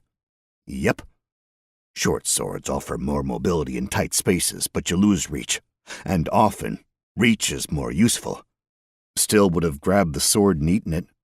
"That is true," he said, walking over to the cottage. "I hadn't really thought about oozes as potential foes, but that's my fault. Not like they're rare in your proposed line of life." "I'm going to be working in the sewers?" "Rogues and sewers have a long and inglorious history together. And before you ask, yes, the sewers are full of disgusting things." "This one was 20 feet wide at least." "So you met a medium-sized one." "How big do they get?" "As big as you can imagine. They're probably a bit bigger." "And they come out of the sewers often?" "Not that often. My thinking, something pushed that out of the sewers there. If I was in charge, might want to send folk down in the muck to poke around and see what might make a 20-foot yellow ooze flee." "Are you suggesting I do that?" "Don't be daft, you'd die. You couldn't take on the yellow ooze. Whatever made it scared would eat you for a snack, or worse." "Is that girl here?" "Your new coworker?" "Yeah, she's in the cottage. We're waiting for you. Didn't want you to miss any of the fun." "I wanted to talk to you about that thing we worked on last night." "You mean this morning?" "Yeah, sorry." "It's okay. Days get a bit confusing when you're working long shifts. What's the question?" "I learned a new, thing." He held up a finger, then leaned close and whispered. "You learned a new spell?" "Already knew it, just hadn't used it until tonight." "What is it?" "Shadow step?" His face looked like he smelled a bad fart. "Involves the shadow realm and all?" "Maybe." "Gods, boy, what are you doing?" "I don't know, trying to use—" "Stop there. Don't get too far down that line while we're out here. Shadow realm is nothing to be trucked with. There's more there than you think, kid." "What do you mean? There's nothing there." "It's another realm, another phase of being. Of course there are things there, but nothing good has ever come out of the shadows. It's a realm of monsters and boogeymen, and the more you touch it or play with it, the greater chance something nasty is going to notice you and come looking. Get curious who's traipsing in and out and everything, and I mean everything that isn't on this plane with us, seems to want to be here. So they'll use you to get here." "So I shouldn't be using it?" "You shouldn't be using anything along those lines if you ask me. But you seem to be pulled in that direction. So I'm trying to be a mentor, like you want me to be, and tell you some of the dangers involved with the games you're playing. Now, you want to keep dipping your fingers in and around those pies, be my guest. But it won't be for lack of knowing the perils. The Shadow Realm is not an innocent otherworld. It is a plane of existence that is built upon ours and, like ours, is filled with things that have their own purposes for being. So beware." "That's really ominous." "Well, shit, boy, ominous. I guess I should just get you a cupcake and have a unicorn crap out some rainbows all over it for you so you can just see the world as the perfect vanilla frosted playground you wish it were." "No, I think I'm okay on the whole rainbow poop front." "Okay, then. How about we get to work, and you think about things?" "Can we talk about, my possible career around the girl?" "Don't see why not." "Is she, in the same line of work?" "No, but she's—" He stopped a minute, and seemed to look skyward to find the words you wanted to use. "She's got a background like mine. And where you're headed. Crime. Are we calling it crime? She's from the rougher side of things, and I don't think she's got any love for the law or the rich folk who make it." He gave me a clap on the shoulder, then opened the door to the stone cottage. "He's finally here," Matthew called in. A girl walked into view, holding a wooden mug of ale in one hand. She leaned her shoulder against the door jamb, and, well, hot damn. Maybe it was just me. Maybe it was the world we were in, but I had the definite feeling that people in Veldrani were more attractive than Earth. This girl, or young woman, was gorgeous. Her hair was dark brown and long, not quite big, but definitely luxurious. She had a mane, I'd call it a mane at least. I'm not very good with hair. Her face was angular with a sharp but small jawline. Her eyes were piercing, and I felt myself desperately wanting to take a step back to be out of her steely gaze. She had a petite nose, round with a thin bridge, surrounded by high cheekbones and eyebrows used to arching in mirth, or disgust. She had pale skin, and I noticed how her milky white fingers contrasted fiercely with the dark wooden mug. She wasn't overly thin, not like Ed had been. She had a little more to her, but it seemed like the fat of youth yet to be burned off by overwork or actual hunger. Naturally, this was all concealed under the truly flattering oilskin coveralls we were all wearing. Nothing sets off a curvy body like a rumpled, gross cloth designed to repel liquid poo and semi-solid waste. She took a surly slug of her ale and licked the froth from her somehow perfect upper lip with a really pink tongue, and tossed the mug over her shoulder. "Took 'em long enough," she said, and practically sashayed past me. "Clyde?" "Nadia," Matthew said. Nadia turned and gave me a look over her shoulder. "Nice to meet you," I said. She replied. "Glad to see you're both getting along so swimmingly," Matthew said, walking over to the pit. "Got 2 major jobs for the day, shoveling muck and cleaning holes. Who wants what?" Chapter 36. Nadia said nothing, so I picked the whole gig, because it made me laugh a bit. The name, at least. The actual job was not fun. Matthew came over to me and handed me a pair of steel gauntlets. "Use these," he said. Then he handed Nadia a big shovel like a snow shovel. "And a present for you," he said. She smiled sweetly, then stuck her tongue out at him. Looking around the top area of the pit, I noticed there were some new playthings. Big wagons that looked like huge tanks cut in half. The wheels and axles were up high, and the belly of the tank was almost scraping along the ground.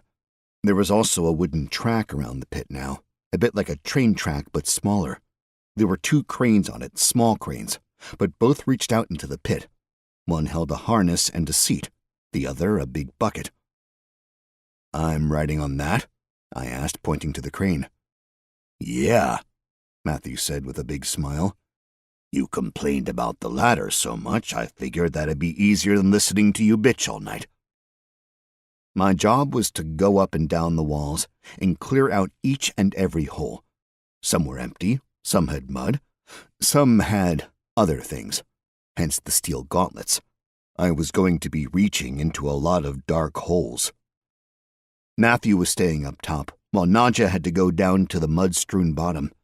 Apparently, while I was jogging across town, they'd received the wagons, lined them up, laid the track, and gotten both cranes in place.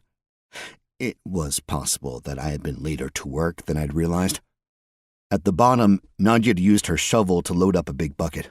Matthew would haul the bucket up, rotate the crane so the bucket was over a wagon, and then he'd filter the mud into the wagon. Basically, the mud was excellent fertilizer, and it'd go almost directly out to the farms around the city. But the farmers weren't keen on all the undigested stuff in the muck, so that had to be removed, and sometimes there'd be valuables in the mud. Like my first bronze short sword. That was still in the muck somewhere. While Matthew got the mud out of the bucket, Nadja would be busy filling up the bucket on the other side of the crane. That way there was no wasted time, and no rest. It wasn't a tough job at first. I hopped onto the seat and swung myself out over the pit, then lowered myself a bit. First few holes I reached in, and I pulled out nothing beyond mud, letting it drop into the pit below. Lower, there were larger holes, and I found eggs. I didn't want to cast spells in case Nadja was magic-averse, so I didn't identify them, but I imagined they were Cymathoa or Anguids. Those I gently placed in a basket behind the seat. About halfway down, I found my first living creature. It was a foul mix between an insect, a lizard, and a weasel. It had a bulbous head, a narrow jaw that opened far too wide, and lots of enormous teeth that seemed to somehow fold in on themselves to fit into the mouth. A super long body, relatively speaking, about 4 feet long with at least 2 feet of its tail. Hard carapace, a glossy brown that matched the muck. Big beady eyes, pupils that filled the entire orb, or at least that was my impression thereof. It bit my hand as soon as I put it in the hole, and held on gravely, even as I ripped it out of its home. It wiggled and moved, flexing its surprisingly muscular body, whipping its tail around so fast it practically whistled. I grabbed the tail fast enough that it didn't cut me, or the ropes holding me aloft, but then I had no other hands to move up or down. "Hey, Gallifrey," I yelled up. "Got a thing here." The thing squirmed some more while Matthew took his sweet time. At the least, though, he didn't bother looking down. He just operated my crane, hauling me up the top level. "What's this you got, then?" he asked, holding a lantern in his hands. I held out the prize creature. "Whatever this thing is," I said. "Nivalis," Matthew said. "Toss him this way." "Toss him? This way," he repeated, holding his hand out. Dutifully, I tossed the creature, the Nivalis, over to my mentor. Matthew snagged the Nivalis out of the air and took it into the cottage. I was impressed at his handling of the animal, and pretty surprised he wanted to keep it. When he came out, I was burning with curiosity. "What is that thing?" I asked. "And what'd you do with it?" "People like 'em as pets." "You're kidding." "Nope. They eat all sorts of little critters that'd be biting you. Very popular. Pricey. See if you can find more, although if there's one, there's probably not two. And if there is, well, there's a lot of food for the two of them to be eating here. So you know, good and bad." Bad. It turned out to be bad. There seemed to be a never-ending supply of things for the Nivalis to eat. All sorts of strange creatures. Big spiders, scorpions, rats, insects I couldn't identify. And all of them focused on biting me, and basically trying to kill me. Despite the number of things out for my blood, they were mostly minor irritants, and I did a lot of stabby-stabby with my dagger. Quick kills, and then dropping them in my basket, or, more often, tossing them in the general direction of Nadja. To be fair, she started everything by throwing a clump of mud at me, the thick gunk splattering across my back in a stunning moment of malodorous disgustingness. And then I got to the biggest hole of all of them. Near the end of my thankless task, it was big enough for me to get in, not quite high enough for me to stand in, but I could certainly crawl. And it went back far enough that I couldn't see any end of it. I sat on my harness chair for a minute or two debating my plan of attack. I could get off the chair, climb into the hole 20+ feet off the ground and see what mystery laid in wait. Or I could lie and say that it was empty, hoping it was actually the truth. The thing was, I was there for a learning experience, which meant my mentor had to know there was the chance I'd mess up and or need him to explain things to me. So instead of hopping off into the darkness in front of me, I hauled my elven butt up to the top and waited for Matthew to finish shoveling mud into the filter. "What?" he asked. "Big hole," I replied. "The pit?" "Yeah." "In the wall." "How big?" "Me-sized?" "Upright? Half? Crouched? Anything in it?" "I don't know. Goes too deep to see anything." Well, that's a kick in the proverbial nuts. Not a good sign? No. What do you want me to do then? Get a weapon and a lantern. I'm going in? We're going in, he said. Something made that tunnel, and we need to see where it goes. Chapter 37. The sun was kissing the tops of the taller mountains to the north of us, and we 3 lowly pit workers were standing at the top of the pit with weapons. I had a bow and a ton of arrows, as well as a borrowed wood axe. Matthew had his mace and a large shield. Nadia had 2 short swords. Up top, staring into the pit, Matthew tapped me on the shoulder. I'm forming a party, he said. Matthew Gallifrey wants you to join his party. Yes, no. I had no real idea what a party entailed, what benefits it might offer me, but I figured it was probably better to join in whatever my teacher was telling me to do. And I didn't really want to ask in front of Nadia and seem like a complete and total noob, even though that was a pretty damn good descriptor. Matthew went in first, dropping his shield in the basket of the harness chair because it was too big to bring in with him.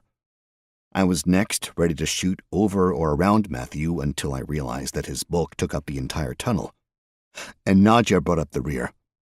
She was definitely less than eager to go into the tunnel, but despite her palpable fear, she said nothing, just tightened her belt and put her game face on, which was a beautiful game face, by the by.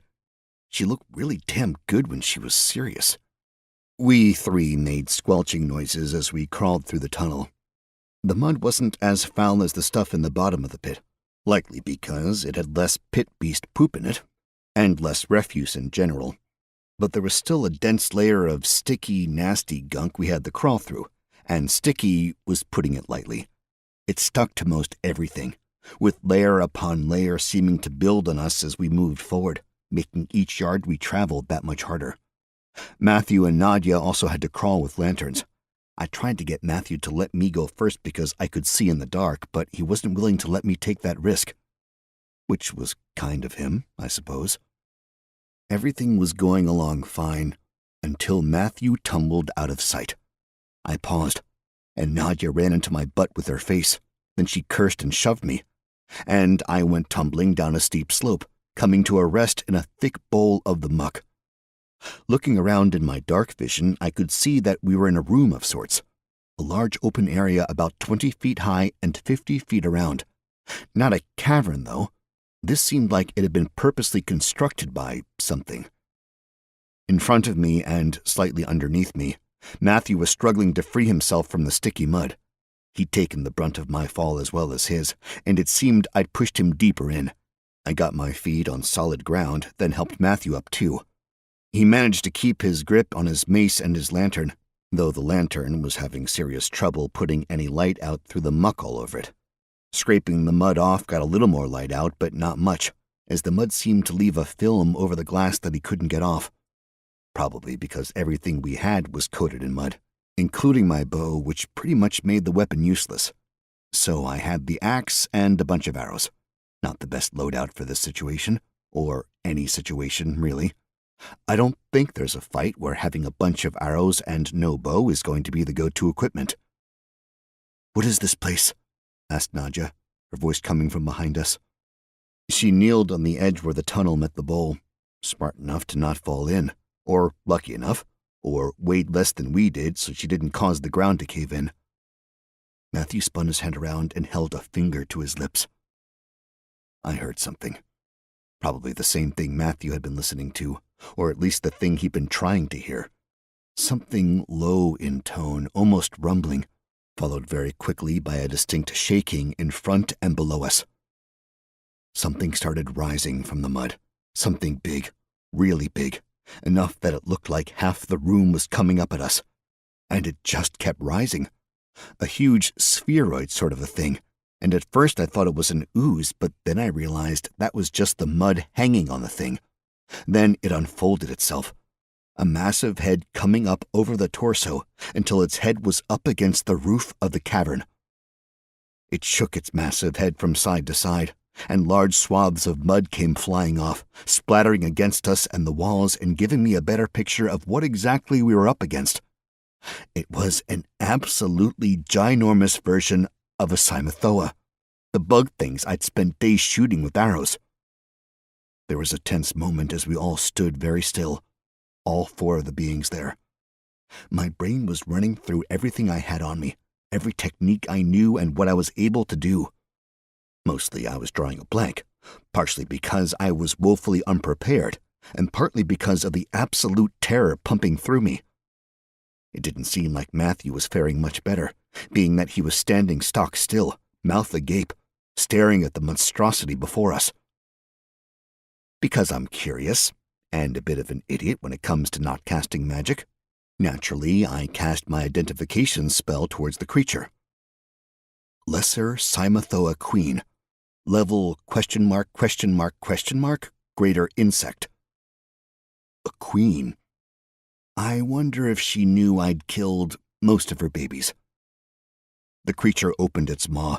Huge mandibles spread wide on either side and came rushing down at Matthew. I figure she knew. Matthew wasn't moving. Dropping my shoulder and my axe, I charged into the man and gave him the hardest shove I could out of the path of the monster. Which, put me right in the path. As the queen's mouth started to fall on me, I cast Shadow Step, and everything ground to a halt. The creature was still moving, but at less than a snail's pace. I took a moment to look up into the thing's mouth, and it was not the best of moves.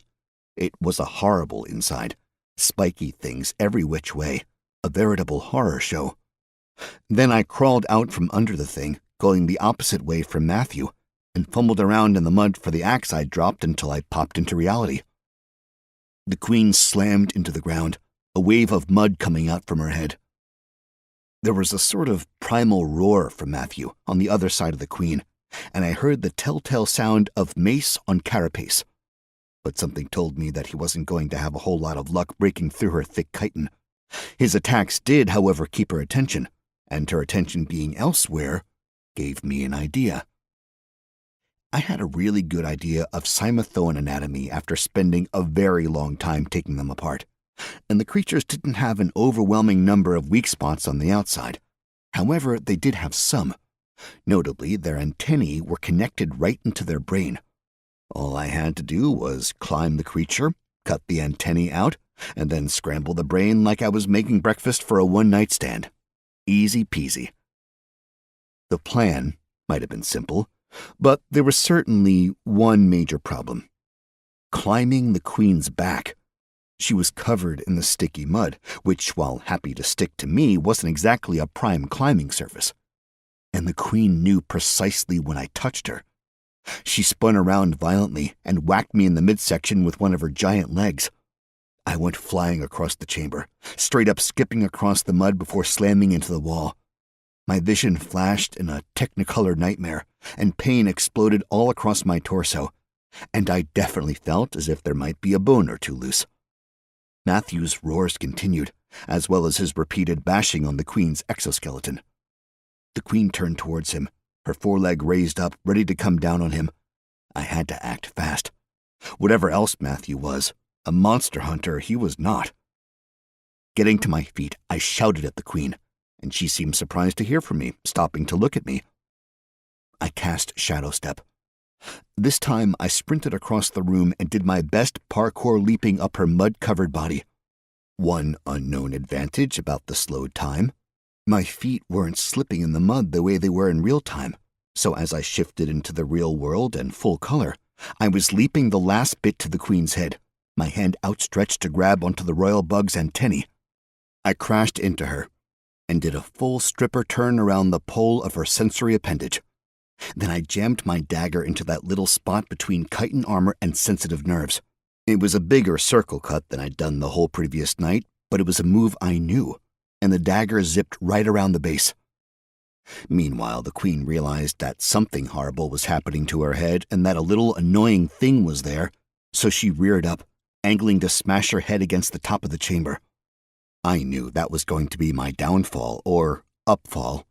I'd be little more than an elven paste on the roof, I didn't particularly want to do that, so even though I'd cast it twice already, and a bunch of times that day, I cast my new favorite spell again.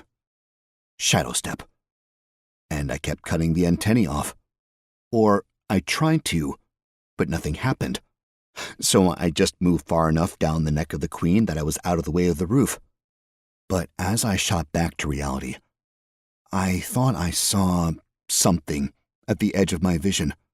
Something darker in and amongst the natural smoke of the Shadow Realm. Back to normal speed, and I had to focus on the present, and on watching her crack her noggin on the roof, completely shearing off the antennae I've been working on, and revealing the inner workings of her tiny mind. I used the dagger to hold on and get back onto the top of her head, and then I engaged in the foulest grape stomping that has ever been stomped. Cool beans, you learn the skill brain stomping. Now you can stomp on brains and make them into a fine goo, plus 5% damage, plus 10% goo. You don't see that every day. Chapter 38. After I river danced through her gray matter, well, orange-ish white matter, she convulsed a bit before collapsing to the floor, sending me tumbling out into the muck. But then I got that beautiful notification.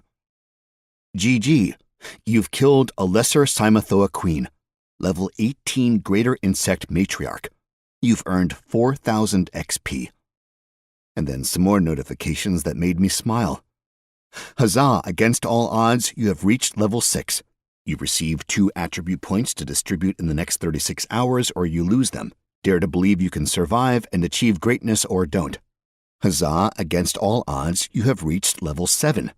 You receive 2 attribute points to distribute in the next 36 hours or you lose them. Dare to believe you can survive and achieve greatness or don't. I laid there on the ground, feeling like absolute shit, and yet smiling. Breathing hurt, hell, being hurt. I stayed in the mud, just exhausted, completely exhausted.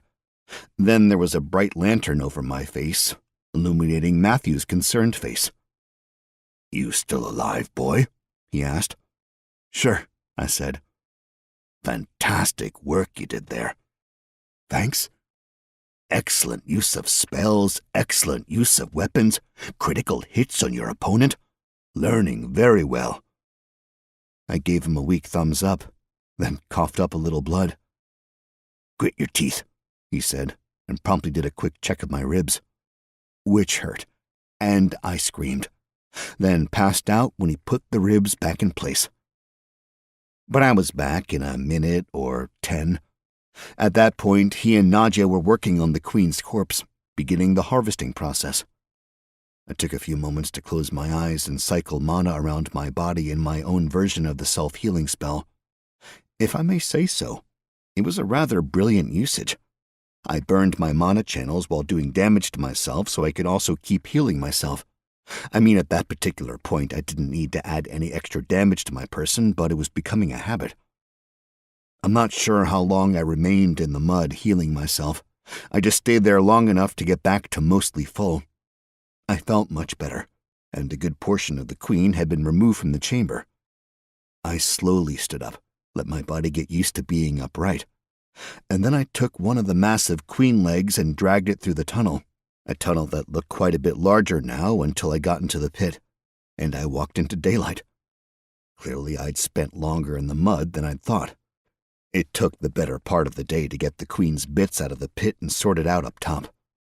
I noticed Nadia was working her butt off and pointedly not looking in my direction, nor really in Matthew's. I wasn't really the kind to hold a grudge or judge someone, which is actually a total lie. I was very into judging then. It had been one of my primary activities back on Earth. And I was pretty pissed that Nadia froze up in the tunnel and just watched Matthew and I almost get eaten. Also, my nerves were firing off because I now had to worry about Nadia telling the powers that be that I dabbled in the arcane. I wasn't sure if there'd be some Imperial task force heading into the pit yard ready to take me into whatever prison they put magic users. My life in Valdrani could have been cut short at any moment. But she didn't say anything, or do anything besides work. I started to relent. It was pretty clear she felt just as bad that she'd frozen up in the tunnel. Once the queen had been parted out, Matthew sent Nadja off to find Wildingham and get some wagons over for deliveries. As soon as Nadja was out of the gate, Matthew waved me over to 2 stools sitting out in front of the cottage. He patted one and passed a flask over to me as I sat down. "That shadow step is useful stuff," he said. "Right? Have you seen anything yet?" "Maybe. Best lay off it a spell. Let me do some talking to some people, see if I might find a better teacher for that part of your dark arts." "I'd appreciate that." "I'm in your debt now, kid. You not only pulled my ass out of the fire, you also delivered me my biggest payday in a damn long time." "Queen bits are valuable, huh?" "Damn right they are." He passed a leather bag over to me, about the size of a cantaloupe. "What's this?" I asked. "Stomach finds." I opened the bag and peered inside. There was a surprising amount of jewelry inside. Rings, chains, bracelets, cuffs, brooches, gold, platinum, silver, other metals. "What?" I started but trailed off.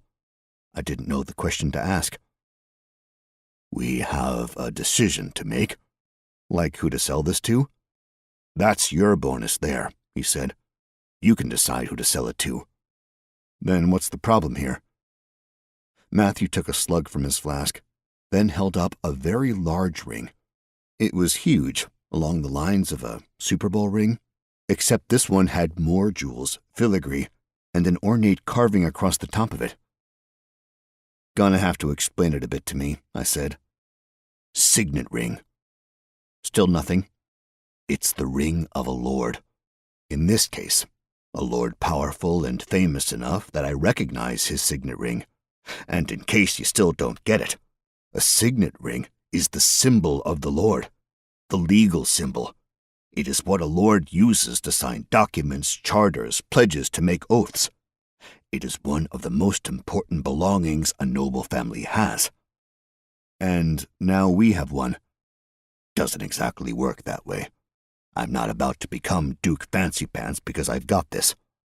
What else might it mean?" "Oh," I said, realizing what he was really trying to get me to figure out. "Yeah?" "Somebody dumped his body in the pit." Matthew snapped, then pointed at me. He looked at the ring a bit more. "So the question we face," I said, "has to be whether we report the ring as being found or not, right?" "Right again," Matthew said. "Maybe you're picking some of this up. Now, why might we not?" "Because the other treasure we found will be taken because it rightfully belongs to the Lord's family." "Outside chance of that happening. Doubt we've got any heirlooms in there, but you never know. Not the problem I was thinking of. Has more to do with your proposed line of life." "Some gang runs these pits?" "Go on." "And they probably know who killed the lord in question and okayed it, which means that they don't want anyone to know the lord was put to pasture in the particular pit. They just didn't know what kind of pit beast was in here, or that this queen was getting regular meals from her workers working the pit itself, and that her kind and gold aren't on the same digestive list. So we don't turn in the ring, keep the gang happy. And yet, if you turn the ring in, you will gain an ally in the noble family. An ally? They will be in your debt, as they will then know what happened to their patriarch and can begin exacting revenge." "Yeah, but you piss off the gang that runs this place." "That's a possibility." "Is this some, learning opportunity for me?" "Aren't they all?" "You're going to make me choose, aren't you?" "Look at all these right answers you're pulling from your butt tonight."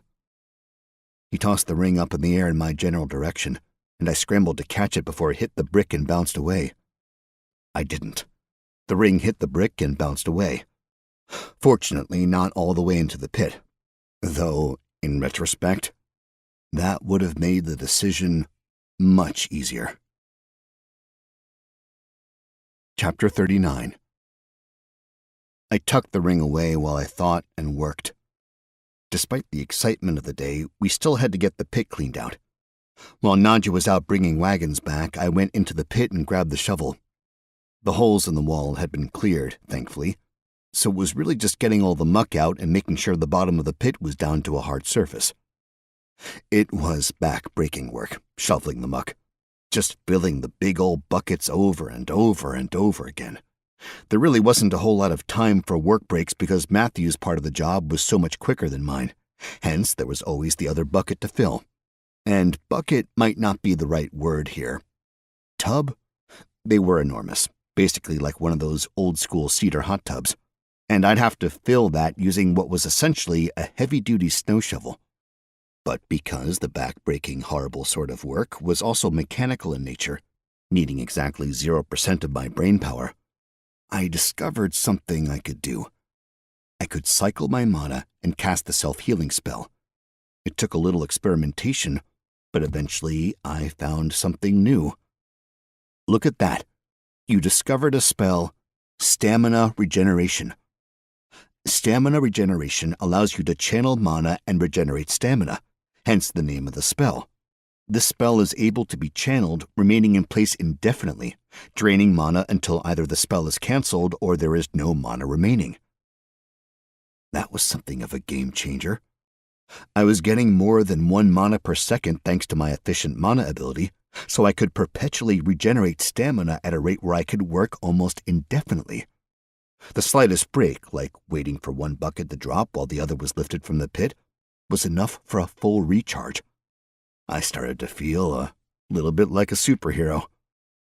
So I started working harder, pushing myself, seeing just how far I could take my body, and I pushed the spell harder, and my own mana harder. I was working like a madman, and I was keeping that frantic pace up. It felt a bit like I was sprinting through a marathon. And it was enjoyable because it was like a game. I was playing with the systems, seeing what they could do, and I was making progress.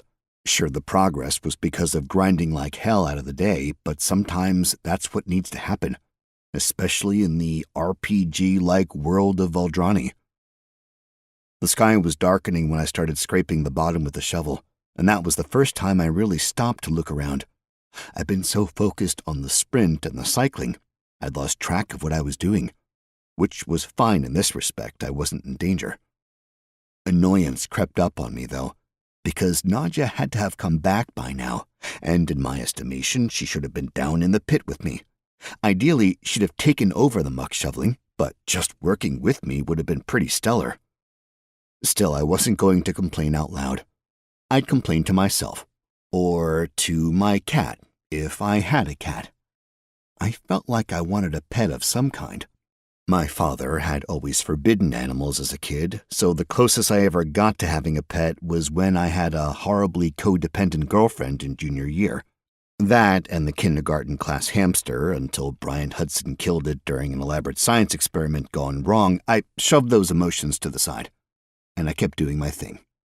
And finally started debating the ring. I felt like I needed to give it to the authorities. At least that was my initial instinct. Sure, I'd been a thief back home, but when I found something, I always tried to find the owner, and sometimes I'd return it to the owner. More often, I'd decide the owner was an asshole, and I'd keep whatever I found. But I tried to find the owner. That had to count for something. I could definitely just sell it to Gideon, let him decide how to use it.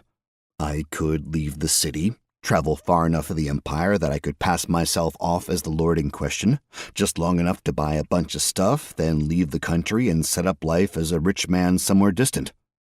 Traveling was fun in theory. I hadn't exactly done much traveling in either of my lives, so I might not like it. Did I want to piss off the gang here? Maybe. I wasn't sure I liked gangs. I mean, I knew I didn't back on Earth, but here I was angling to be part of that side of the tracks, and I knew I already had one enemy, the Iron Silence. Maybe it wasn't super wise to add another to that list, especially if it was a gang that had the power to hold a territory that had to be valuable like the pits. Maybe the gang wasn't that bad. Maybe they were friendly criminals who just didn't like the prevailing system of governance and were trying to incite change for the better. I figured, The best course of action was to delay making a decision and ask Matthew a few questions about things. Perfect. Decision averted. We finally finished the cleanup past midnight.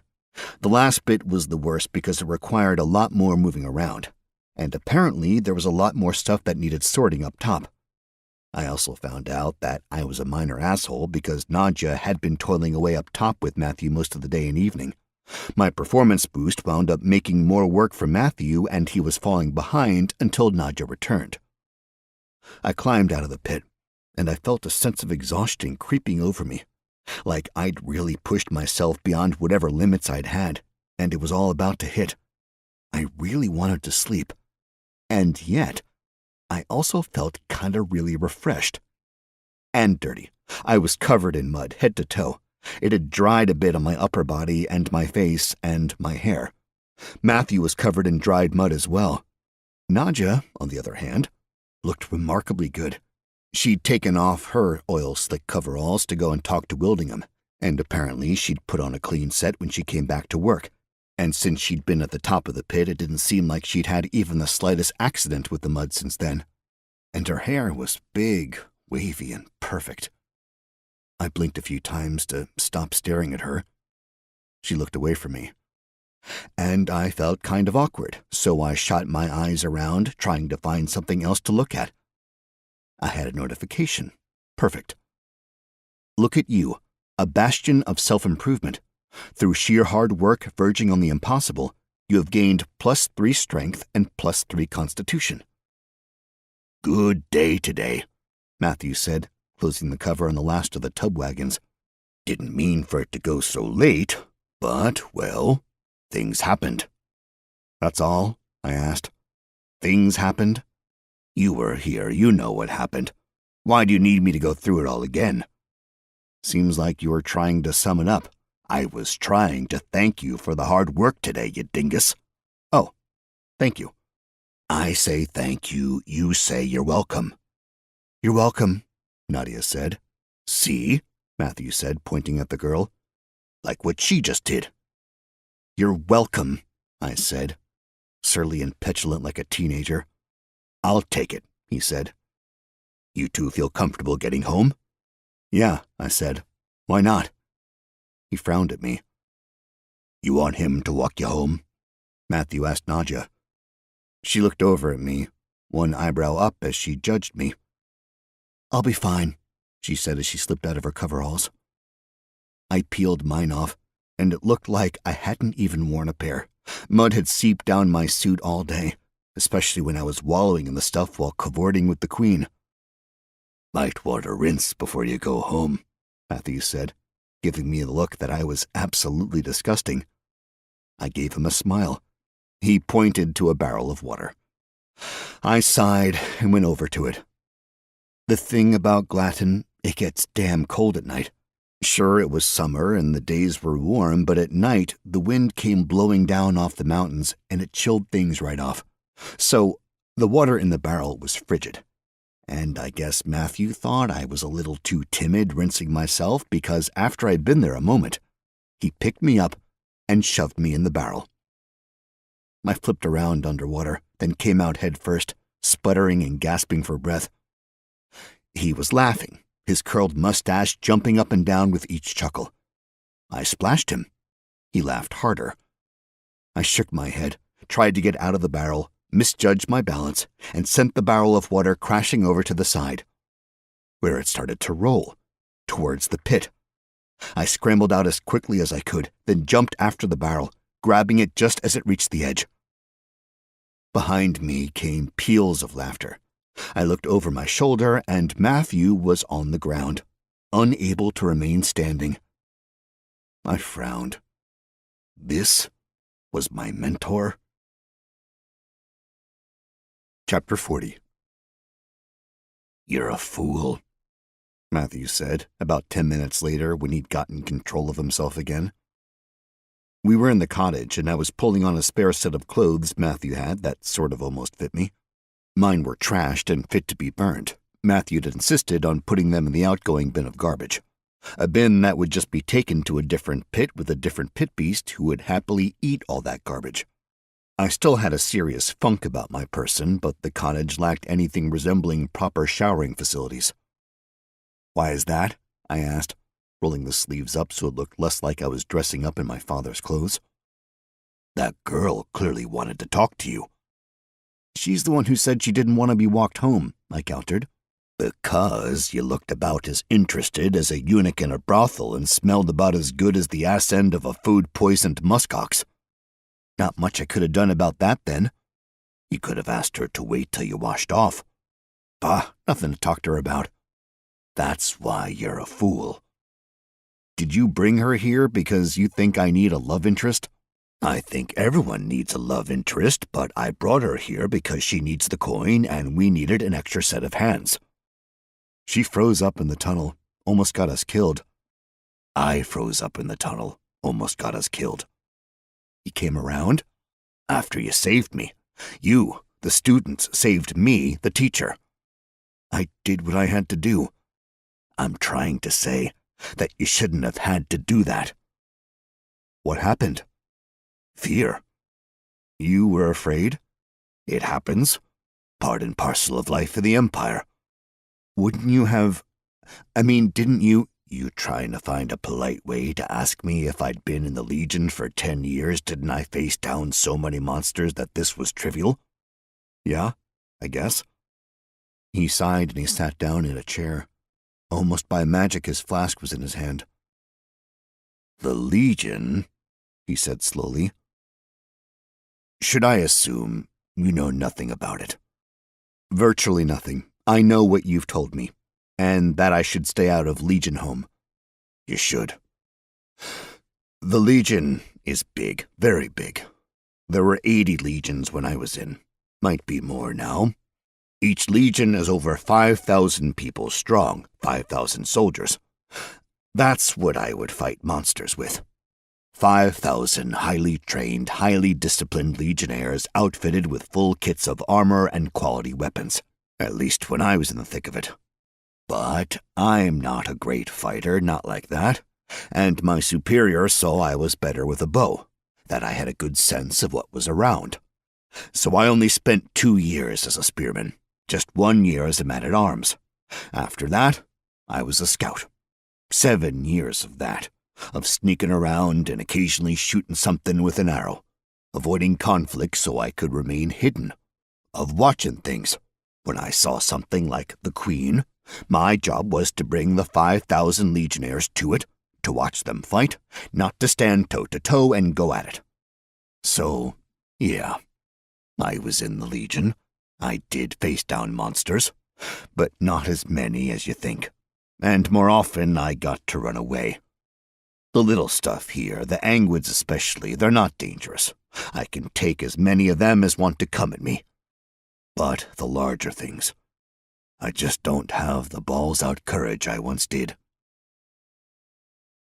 There was a heavy silence between us, partially because I think he was coming to terms with admitting his actual level of courage, and partly because I had no idea what to say, how to deal with that. Courage was curiously something I seemed to have in spades, at least when I was in the moment. Plenty of anxiety running in my system right up until shit hit the fan, and then, well, once I was in it, no fear. At least that was true up to that point. "What changed?" I asked. "I left the Legion because we were set to police a conquered city. It was coincidence that my re-up was coming along. I did the police action for a month, sneaking through the city and spying on rebels as they planned to kill my fellow legionnaires. But it also meant that I saw the rebels through their day-to-day lives. I saw their families and their reasons for wanting to rebel, and I knew that I couldn't remain in the Legion, not doing that job. And it's not like the Legion is keen on letting you switch gigs just because you feel like it. So I didn't re-up, and I came back home, to here. And I did the only job I was good at, that I'd been trained for. I snuck around and paid attention to things." "You were a spy?" "I was a rogue who stole information. Primarily. The odd trinket didn't go by unnoticed." "Okay, so what's the next step in the story?" The same thing that gets us all. Age? What? He looked at me like I was nuts, but then he nodded. I suppose that's a good answer as well. Not age. Love. People started to care about me, and I started to care about them. And suddenly the prospect of being deep in the shadow side of the city wasn't so appealing. I got out. People let me out because I knew all their secrets too. Now I have an honest job, mostly honest, and I go home at night to people I long to see. And that's why you're more afraid now. One reason, sure. So you want me to not give the ring up? Is that what this is leading to? Is that what you got out of this? I mean, that's not what you were intending? I repeat, you are a fool. So, you want me to turn the ring in? He stared at me for a moment. Then he shook his head and took a slug from the flask. What? I asked. Fool. Okay, I'm a fool, but can the fool ask a question? That's why I am here, to teach, apparently. Yeah, and that's cool. I'm learning a lot. Picked up a new spell today. A new spell? Yeah, stamina regeneration. Is that how you kept working so hard? Yep. Might be interesting to see how that develops. I think so, but that's not the question. The gang that runs this pit, the ones who might be pissed if I turn the ring in, are they nice? Are they nice? Yeah. The criminals who run a pit where they dispose of bodies. Them. Is that who you're asking about? Yes. They're the cuddliest little kitty cats hoping for nothing more than warm milk and a bit of love. They're cat people? I asked, really excited about the prospect of meeting some cat people. I had so many questions, like, how do they sit down in chairs without breaking their tails? What do they do with pants? Do they purr? He blinked at me, and then just slowly looked away. They are criminals, cried Hatchet. They kill people. They steal things. They ruin lives to further their own. They are fundamentally bad. Are they the worst people ever? No. There are many worse than them. But in the grand list of people ranked from good to bad, they are well into the bottom. But make no mistake, you are likely to be headed into that range of the list if you continue on this path. You think they're the worst gang in the city? You'd have to define worst. The White Hand is damn vile, and you'd best watch any interactions you might have with them. Likely for you to wind up in a box on a ship headed to a place where slavery is the game. They're slavers? Allegedly slavers. Point of contention they like to bring up right before they sell you down the river to be a slave. That's messed up. It is. But most of the gangs in the city do it, just not as well as the White Hand. The Slaughterhouse Gang controls a number of the meat suppliers for the city, and they have swung prices higher or lower depending on what they'd like to happen. They poison the supply of meat going into Little Floose on the south side. Thousands died. Property values plummeted. Slaughterhouse swooped in, bought half the neighborhood. That's messed up. So how bad is it that the Swamp Angels run the pits? That they offer corpse disposal? That they run their own assassins who dump bodies into the pits? If you want someone to disappear, you go to the Swamp Angels. They'll make it happen. I mean, still bad? Is it as bad as the Blood Bunch? I'm assuming you're going to tell me something about them? That's who you hire if you want someone to die, visibly. They're fans of messes. Okay, sounds like the Blood Bunch is worse than the Swamp Angels. How many gangs are in the city? I'm sure the number changes daily, but there are only a few big ones. The White Hand over in Portsmouth, the Swamp Angels here, the Slaughterhouse Gang in Little Floose. The Blood Bunch isn't really major, they specialize, but I've heard their headquarters is just outside the Shade. There's the Daybreakers who work the river, pirates mostly, but they've got their headquarters in Glatton. The Hard Crew runs numbers and plenty of underground gambling. Is gambling illegal here? Illegal? No. Taxed heavily? Yes. Ah. And then there are the families. Families? Some of the oldest criminal operations are high society.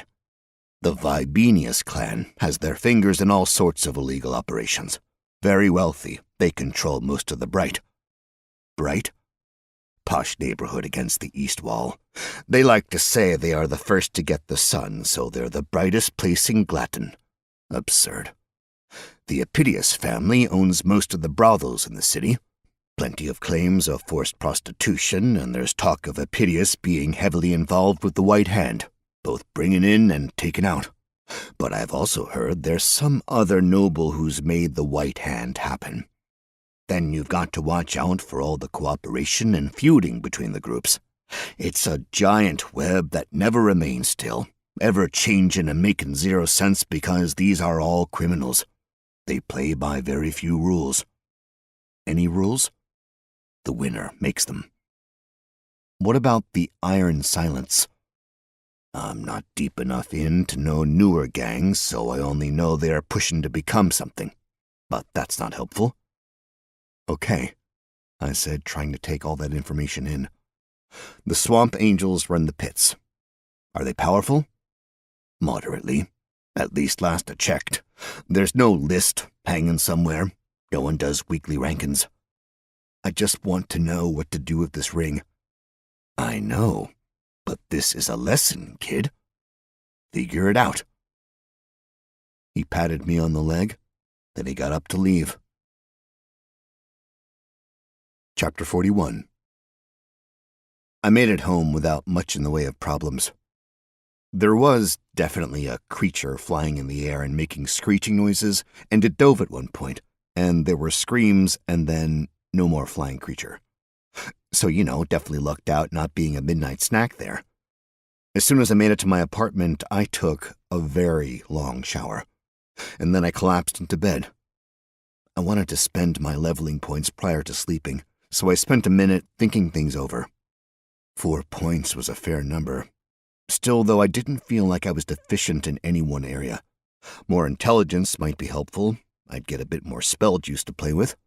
More charisma might be useful, but I still wasn't exactly sure how it worked. The old standby was definitely agility or dexterity. That was the main crux of what I needed for thievery. But I was digging on magic pretty hard. The points went into intelligence and wisdom.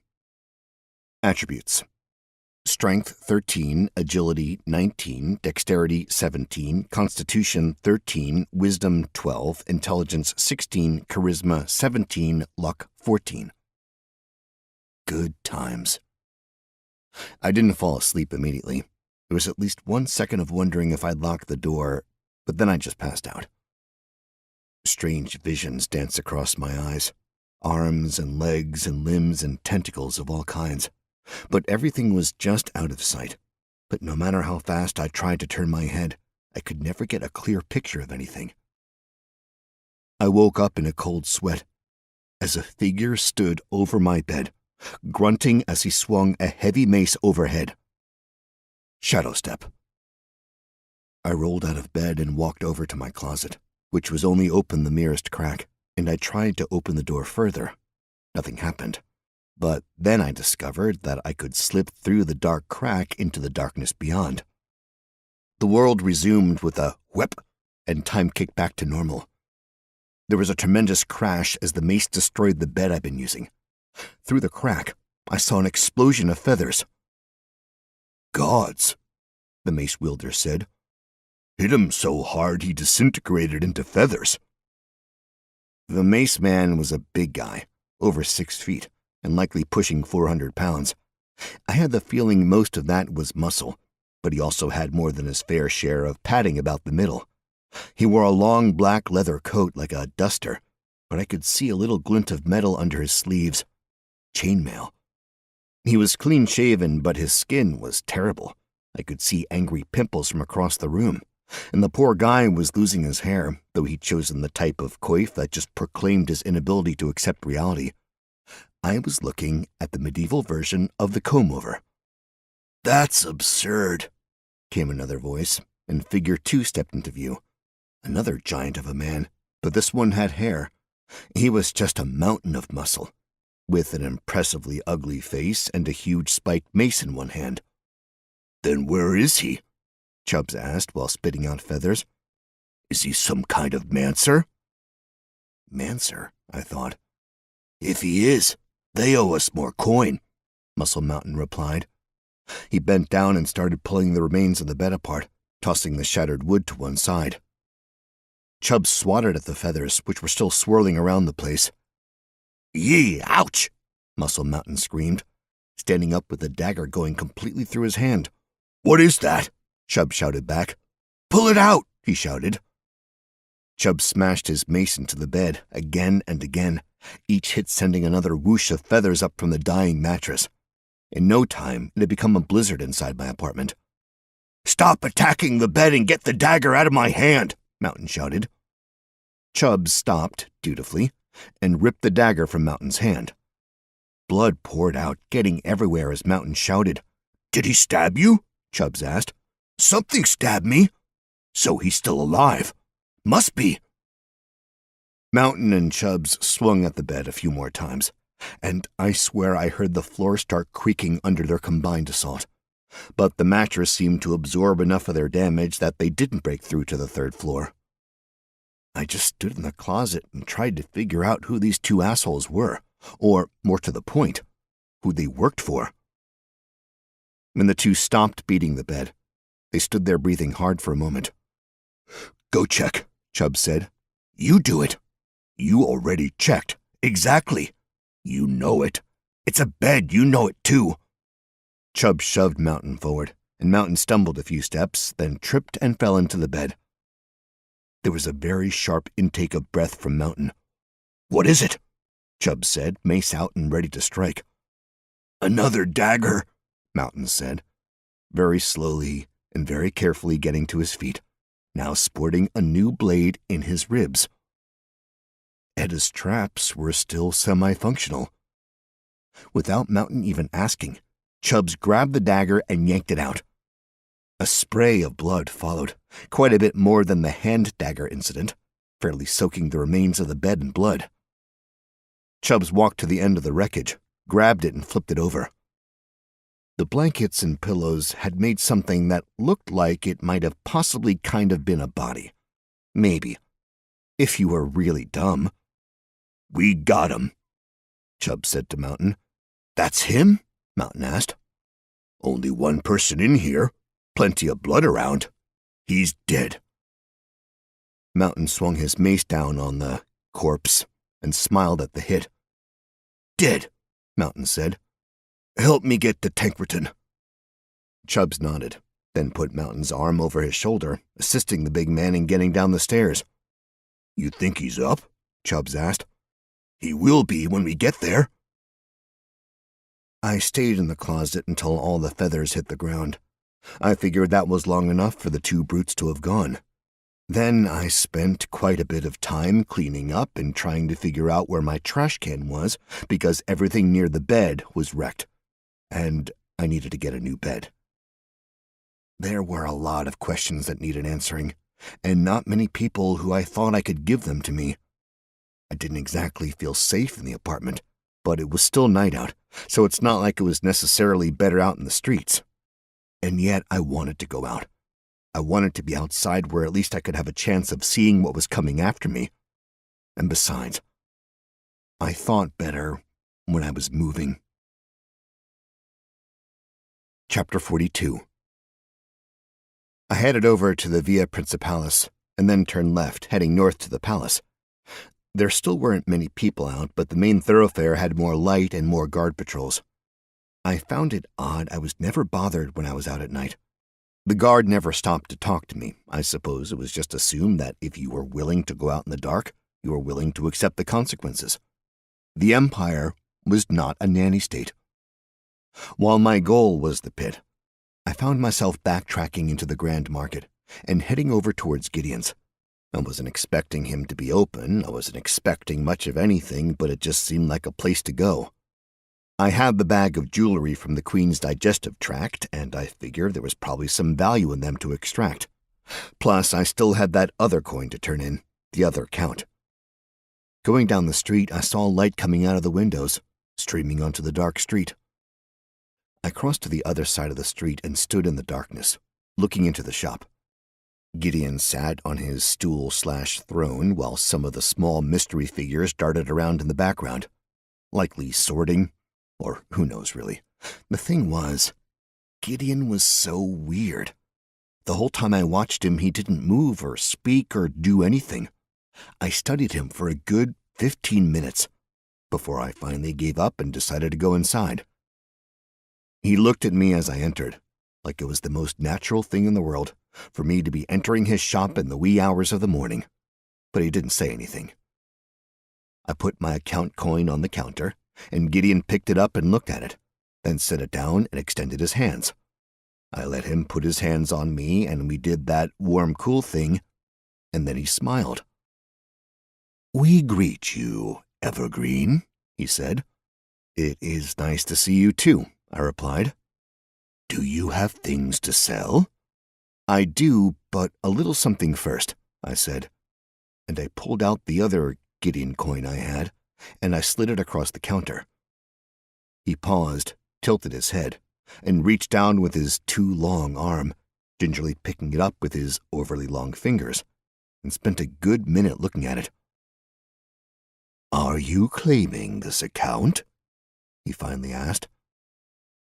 "If I might venture a question, what are my options here?" "You may claim the account, in which case we will add the totals of your two accounts together. Any items placed in storage with us will be given to you. This account will be terminated, though Evergreen will remain open and in good standing with us. Or you may return this account to its owner, attempt to at least. You will set a price, and once that price has been reached, the account will be returned. If the owner does not return or is unable to pay, we will reclaim the account, and you will receive a portion of the contents." "Makes more sense to claim it then, huh?" "There is less work for us, should you claim it." I knew the guy was alive, and likely he wanted his money back, but I could use some money, always, and stuff, especially if someone was trying to have me killed. More magical items would definitely be welcome. "I'll claim the account," I said. Gideon nodded, and in one quick, smooth motion he snapped the coin in half, letting both pieces fall to the counter. One of the little figures appeared from behind Gideon and took the broken coin away, while a second little robed figure ran off to one side and grabbed a small lockbox. A third joined the second and got a small chest.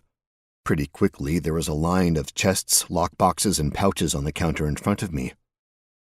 "The stored items," Gideon said with a gesture of his hand. "The chests must remain, as they are ours, but you may remove the items if you wish."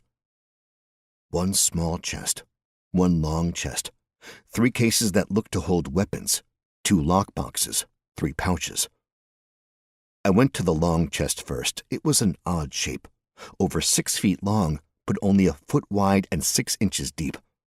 I popped the thing open, and there was a brilliant black longbow inside, with magic so heavy on it that I could literally see the aura around it. The Bloody Baron's Bow of Surprise. Item type, rare. Item class, 2-handed ranged. Material, blood-soaked yew. Damage, 50 to 60, piercing. Durability, 400 out of 650. Weight, 4.8 pounds, requirements none. Description: a longbow of 6 1/2 feet in length. The Bloody Baron's Bow of Surprise is able to be used while under an invisibility spell without breaking invisibility. Sneak attack damage is double. If the wielder is noticed, the Bloody Baron's Bow of Surprise will glow bright red until wielder is hidden again. A pretty interesting weapon, but more suited for an assassin and open spaces. The longbow was not good for moving through the city, and I wasn't looking to pop people from the darkness. "Selling this," I said. Gideon nodded. The small chest had a whole bunch of papers in it, maps and other documents. I took all of those and shoved them in my backpack. At the bottom of the chest was a small book, something I recognized. A spell book. A spell book I wasn't sure I wanted. Summon Fiend. Still, the lure of magic was there, and I wasn't ready to forego it just because it might be, well, summoning a fiend was going to be bad no matter what, but it might be what I needed. I slipped it from the chest into my bag. The weapons cases were next, and I popped them open one after another. 2 daggers were in the first, a mace in the second, and a sword in the last one. Kraken tooth. Item type rare, item class one-handed melee, material Kraken's tooth, Kraken leather. Damage 50 to 60, stabbing. Durability 400 out of 650, weight 2.8 pounds, charges 5 out of 5, requirements none. Description: the tooth of a mighty kraken wrapped with a leather grip. Bonuses to swimming when fully submerged in water. User may make an underwater charge attack, stab with the tooth, and it will pull you along at high speed for 30 feet. Charges refill each dawn. The Stone Stiletto of Silence. Item type rare. Item class one-handed melee. Material silent stone. Damage 10 to 30, stabbing. Durability 400 out of 650. Weight 1.8 pounds. Requirements none. Description: a dagger with no sharp edges, just a sharp point. When stabbed, the victim is unable to speak or make noise for 5 minutes. The stiletto stores any noise made during those minutes, and it can release the noise as sonic damage. The Feybane Mace. Item type rare, item class one-handed melee, material cold iron, damage 50 to 60 bludgeoning, durability 400 out of 1650, weight 18.8 pounds, requirements may not be welded by a Fey creature. Description: a long handle with a ball of spiked metal at the end.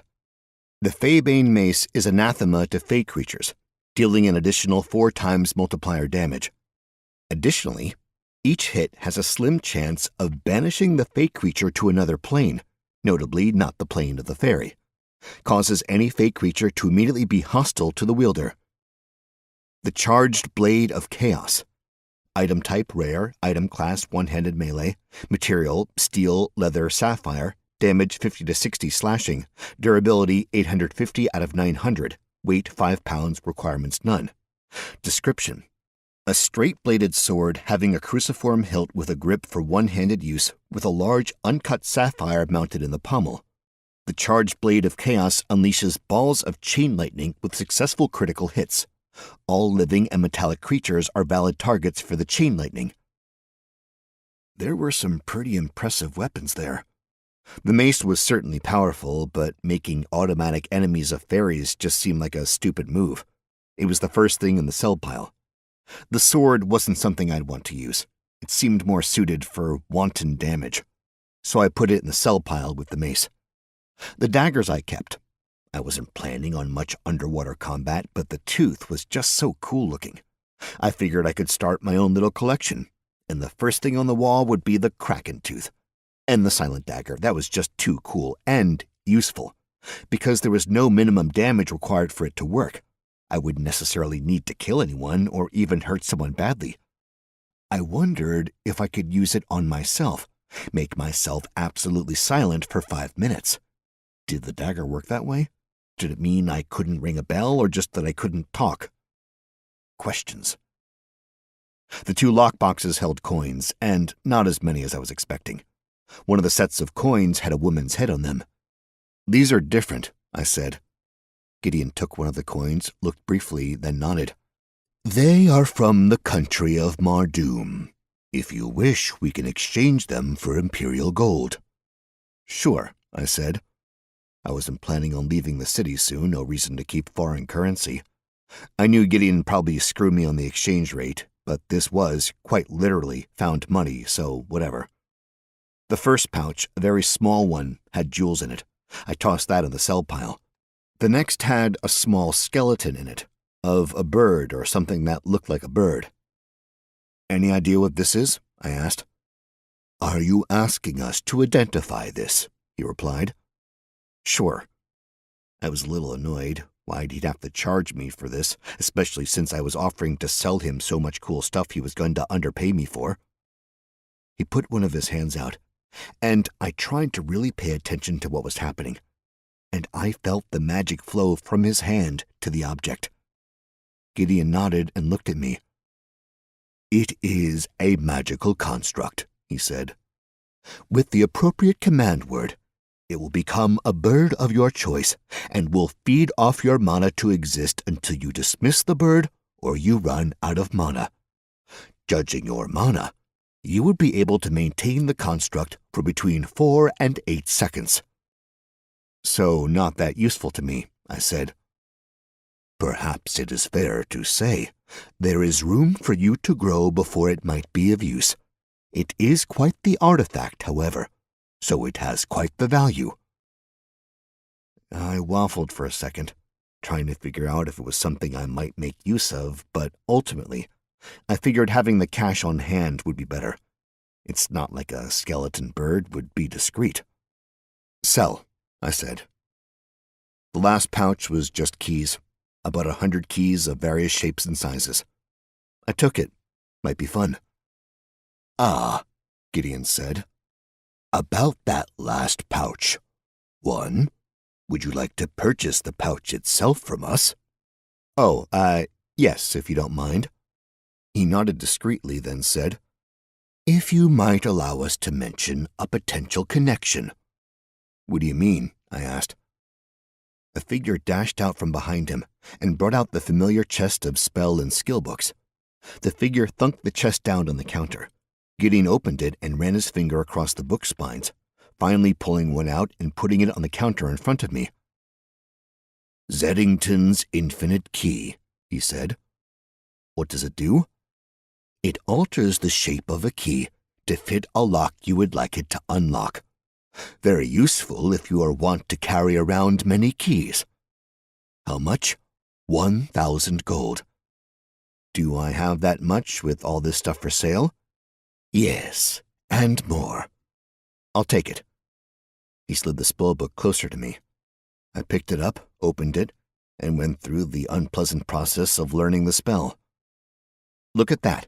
You've learned the spell Zeddington's Infinite Key. Zeddington's Infinite Key alters a key to fit any lock. Said key is destroyed after used to open one lock.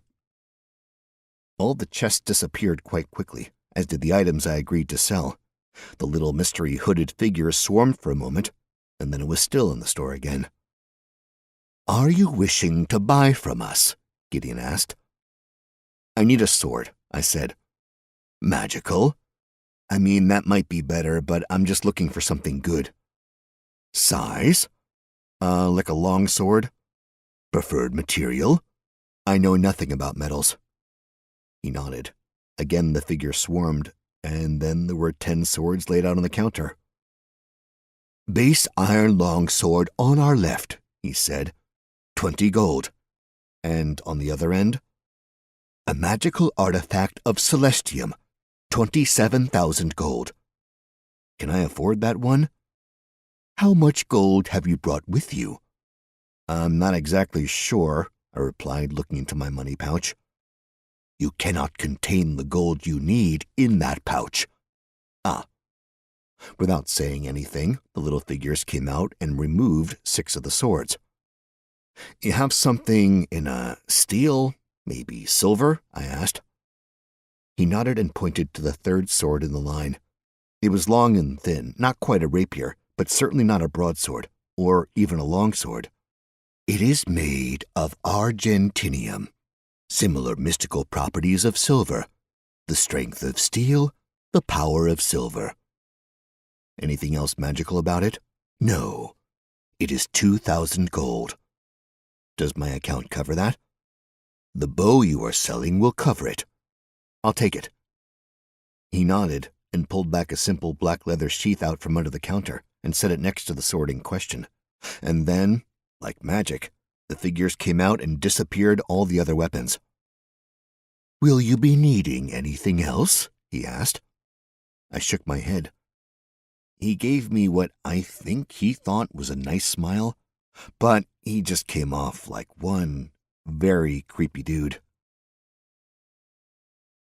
Chapter 43. I beat Matthew to the pit. I'd grabbed a small meat pasty from a little cart on the street. A very nice older woman ran it and said she made the pasties fresh every morning. It wasn't until I sat there, munching on the food, that I realized I'd forgotten the primary reason I went to Gideon's, to sell the bag of rings and jewels we'd taken out of the Queen's stomach. Oops. Nadia was along next.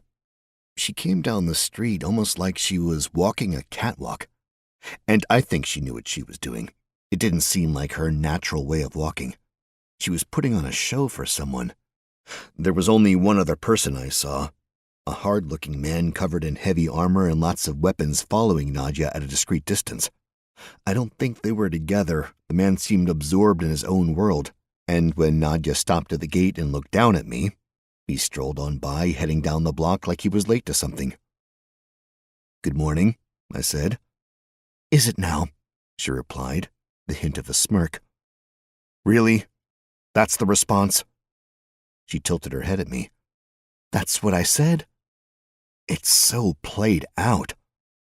Played out? Just say good morning. You don't have to pass judgment on someone else being polite. That's not edgy or cool. It's just being a dick.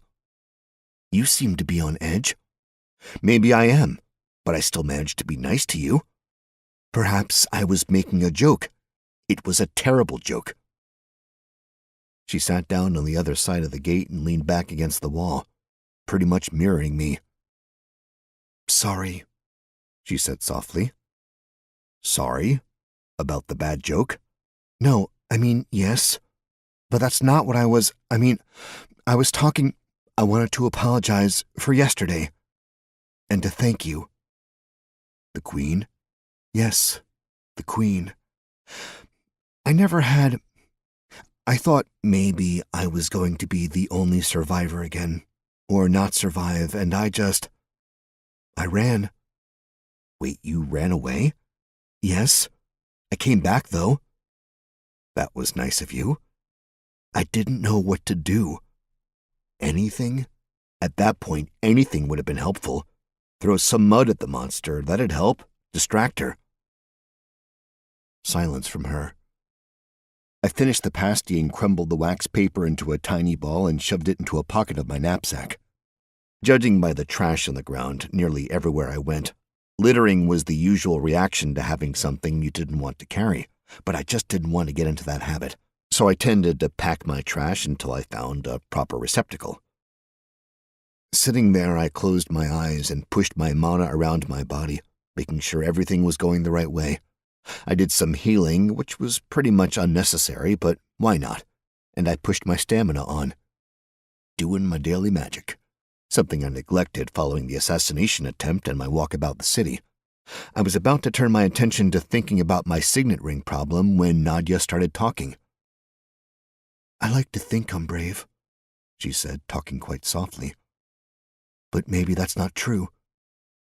"Nah," I replied, starting to feel a little bad about how I'd spoken to her. "I don't think that's how courage works. Easy to say for someone who charged a monster 10 times his size without hesitation. Maybe I have a death wish. Thing is, as far as I can tell, courage is not about fear. It's about accepting fate." That sounds like a bunch of words that don't mean much. We're busting down semantics, Nadia. Anything I say is probably going to be a cliché of some sort or another. How do you do it, though? Do what? Be brave. Honestly, I don't know. Not sure it's something describable. A situation like that or anything dangerous, you either do something or you don't. What if what you do is run away? Fight or flight? Flight isn't wrong? Depends, I guess. I think, and hindsight and all that, if you guys hadn't been there, I'd have run, I think. Only matters if someone else is in danger? Yeah, I think. For me, at least. She thought about that for a moment, then bit her lip in a way that I'm not going to say is cute because it was just hot. I didn't like her like that, okay? Matthew said you fought an ooze. True? True. What was it like? The fight or the ooze? The ooze. Big, yellow. How big? 20 feet across, orbish. Did it... I mean, was there something controlling it? Like a brain? Yes. Not that I could see. It's definitely weird because there's nothing inside it but like itself. It's just this translucent yellow goop all the way through, and if you get a light source behind it, you can see through it, almost. You can get silhouettes through it, but you can't, see perfectly. And how did it act? Aggressive? Is that all? Just an eating, attacking machine? It tried to get away when it was clear it was outmatched. When was that? Like what had happened? Yeah, what had you done to it? I really just annoyed it for a bit. The city guard came along and really threw the hammer down on it, and in that case, seemed like fire was the big damage dealer. Oh? Was it flammable? No, but it seemed, it used a lot of, pseudopods, made tentacles out of itself, and that was its primary weapon. But fire seemed to harden the outside of it. It had skin? I guess? Not really, I don't know. She seemed to think on that, and was about to say something when a familiar figure came walking down the street. Surprisingly chipper and whistling a tune I felt like I could almost recognize. Matthew was finally there. He looked from me to Nadja and back, a stupid smile on his face. Then he lifted his eyebrows suggestively. Seriously? I asked. Good morning, Nadja said. You should try being polite, Clyde. I frowned. A good morning to you too, Nadja, Matthew said. This was not turning out to be a great day.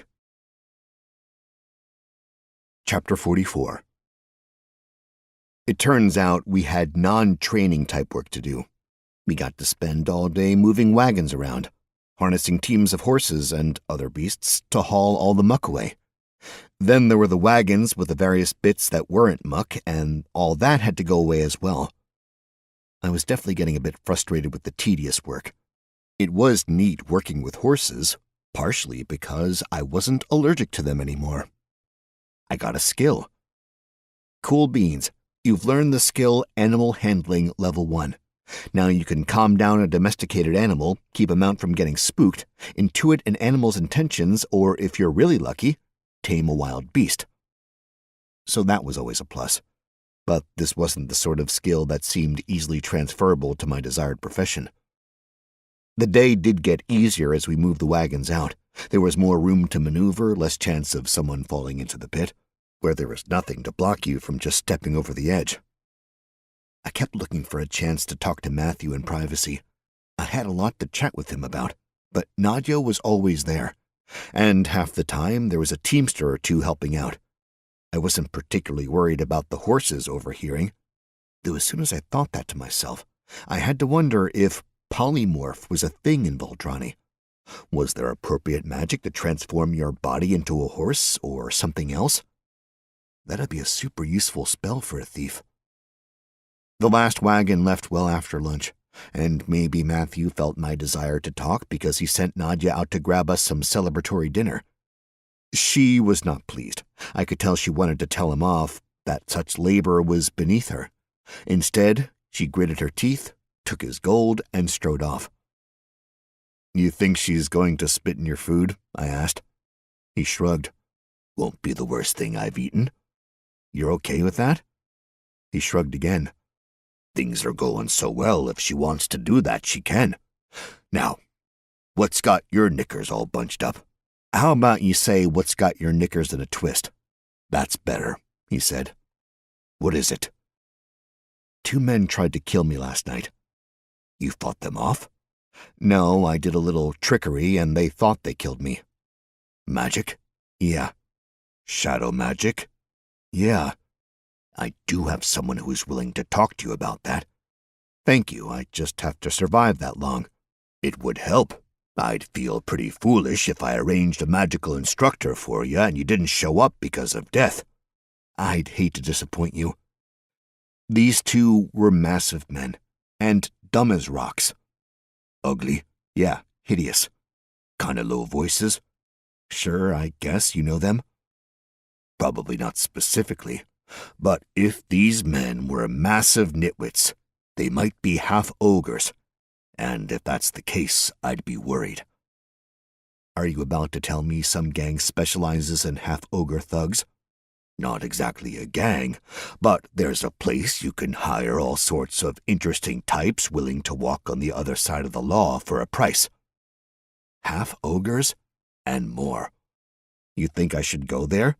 No, he said emphatically. You need to be invited there. It's a members-only type of a club. Where you can hire thugs. And others. So how do I figure out who's trying to kill me? That is a conundrum you're facing. Not helping. Unfortunately, there is a limit to what assistance I might offer. Realistically, you need to talk to some people who are deeper in this game than I am. Better would be those who are still in the game. Have you thought of joining an organization? Like a gang? Gang has such an unsophisticated air. Joining a criminal organization. Like a thieves' guild? Sure. Good way of naming it. Is there a thieves' guild? No, that's absurd. Requires far too much in the way of order for thieves to form a guild. But you just... Never mind. There is a group that you might, well, that they might find you interesting. And I'd be able to learn from them? They would likely be the best to learn from in the city, if not the Empire. Who are these mystical folk? Just a group of like-minded individuals. They have a name? The Biscuits Union. I'm sorry? They're called the Biscuits Union. Certainly not the sort of name that strikes fear in the heart. They're from a different age. Run their organization out of a bakery that primarily makes cookies. I mean, if you're going to have a cover operation, could be worse. Like these pits. Not what I meant, but I suppose, yeah. If you can handle the nature of the job, how about you run a bag of metal over to a shop in the industrial district, then kick up north and find this bakery. Where is it? South side of the arena. There's an arena? You haven't heard of it? No. How? I don't know, insular upbringing. Well, you'll know it when you see it. Sure, I'll take some metal over. Matthew patted my arm and went into the cottage. He came out with a large leather sack, struggling a bit with it, and dropped it in front of me. He then got a pad of paper and started scribbling something on the top sheet. Have a nice walk, Matthew said.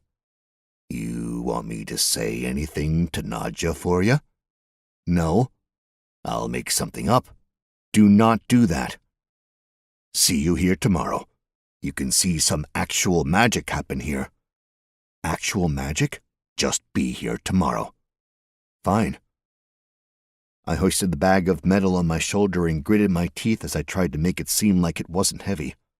Matthew gave me a very cheery wave, then pressed a folded note into my hand and gave me a shove out the gate. Chapter 45. It was not easy to haul the metal across town, and I definitely stopped and looked inside.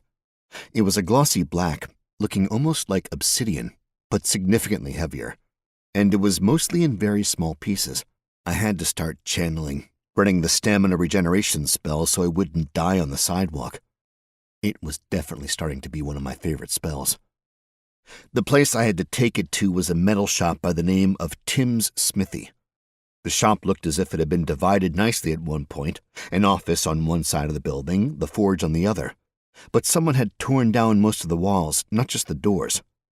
Tim was a large man who looked like he never missed a meal, and had the hair on his person burned off on the regular. He sat in a chair, leaning it back on two legs, his two legs up on the desk. He was a cheery guy who was in the middle of razzing one of his employees about being late after a date, when I showed up and set the metal on the desk in front of him. "What's this, then?" he asked. "Metal from Matthew Gallifrey," I replied. "From the pit?" "Yes." "Pit metal is always a bit odd." He let his chair drop, then reached over and picked in the bag. He stared, reached his hand in, and scooped a handful of little chunks out. "Lucky son of a troll," he said quietly. "Tell him I'll owe him double, but I'll take all of it." "Can do." Good lad, he said, a dreamy look in his eyes. I was insanely curious, but Tim snagged the bag with one hand and lifted it easily, taking it into the forge portion of the shop.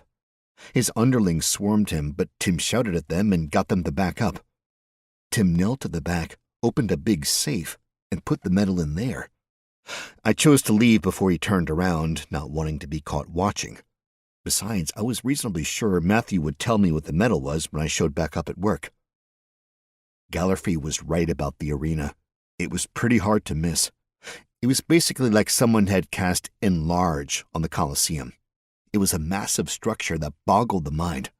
I had no idea how something like that would be constructed prior to things like cranes and concrete pumpers. There were huge banners coming from the top, stylized animals and people with names I didn't recognize.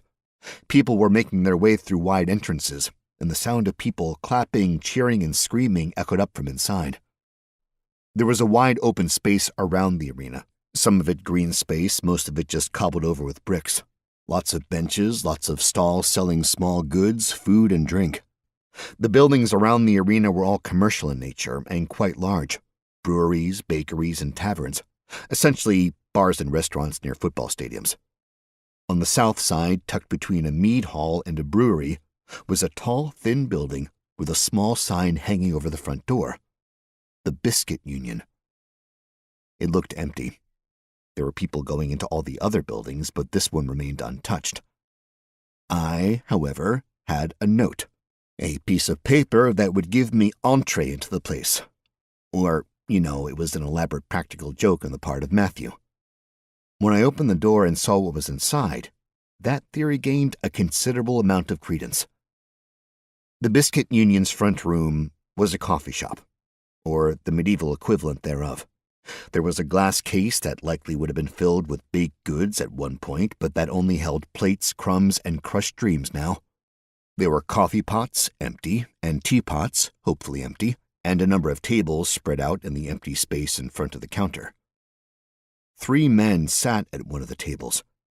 They were old, like white hair, wrinkled skin, curmudgeonly air about them old.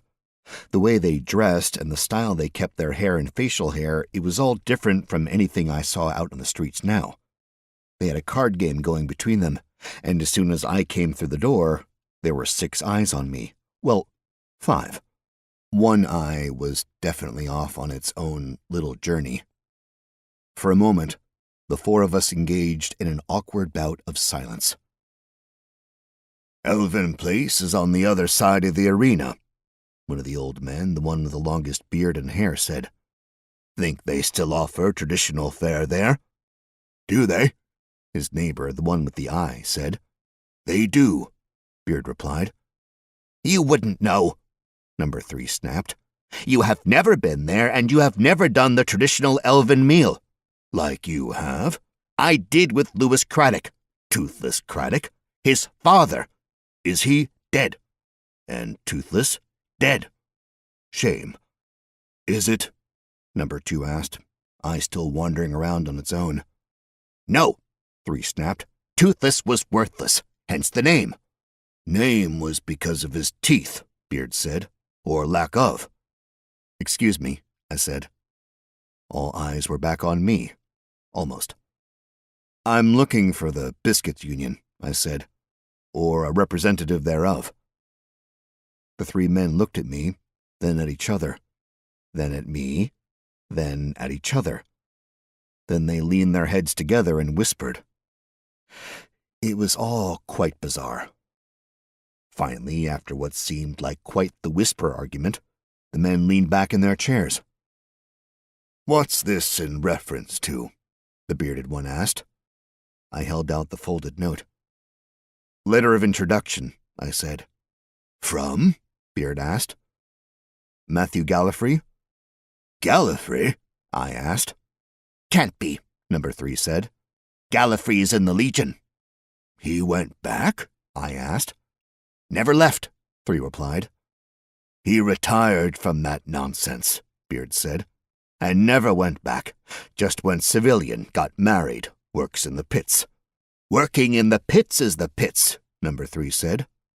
"You sure he's not back with the Legion?" I asked. "Dang it, Colin," Beard fairly shrieked. "Stop asking questions." Silence. "The letter," Beard said, his ancient hand extended. "Please." I set the letter in the man's hand. He unfolded it, harumphed, then did a little work to get the paper in the exact right spot where he could read it. Then he read it, I think twice, then passed the letter to his right so I could read it.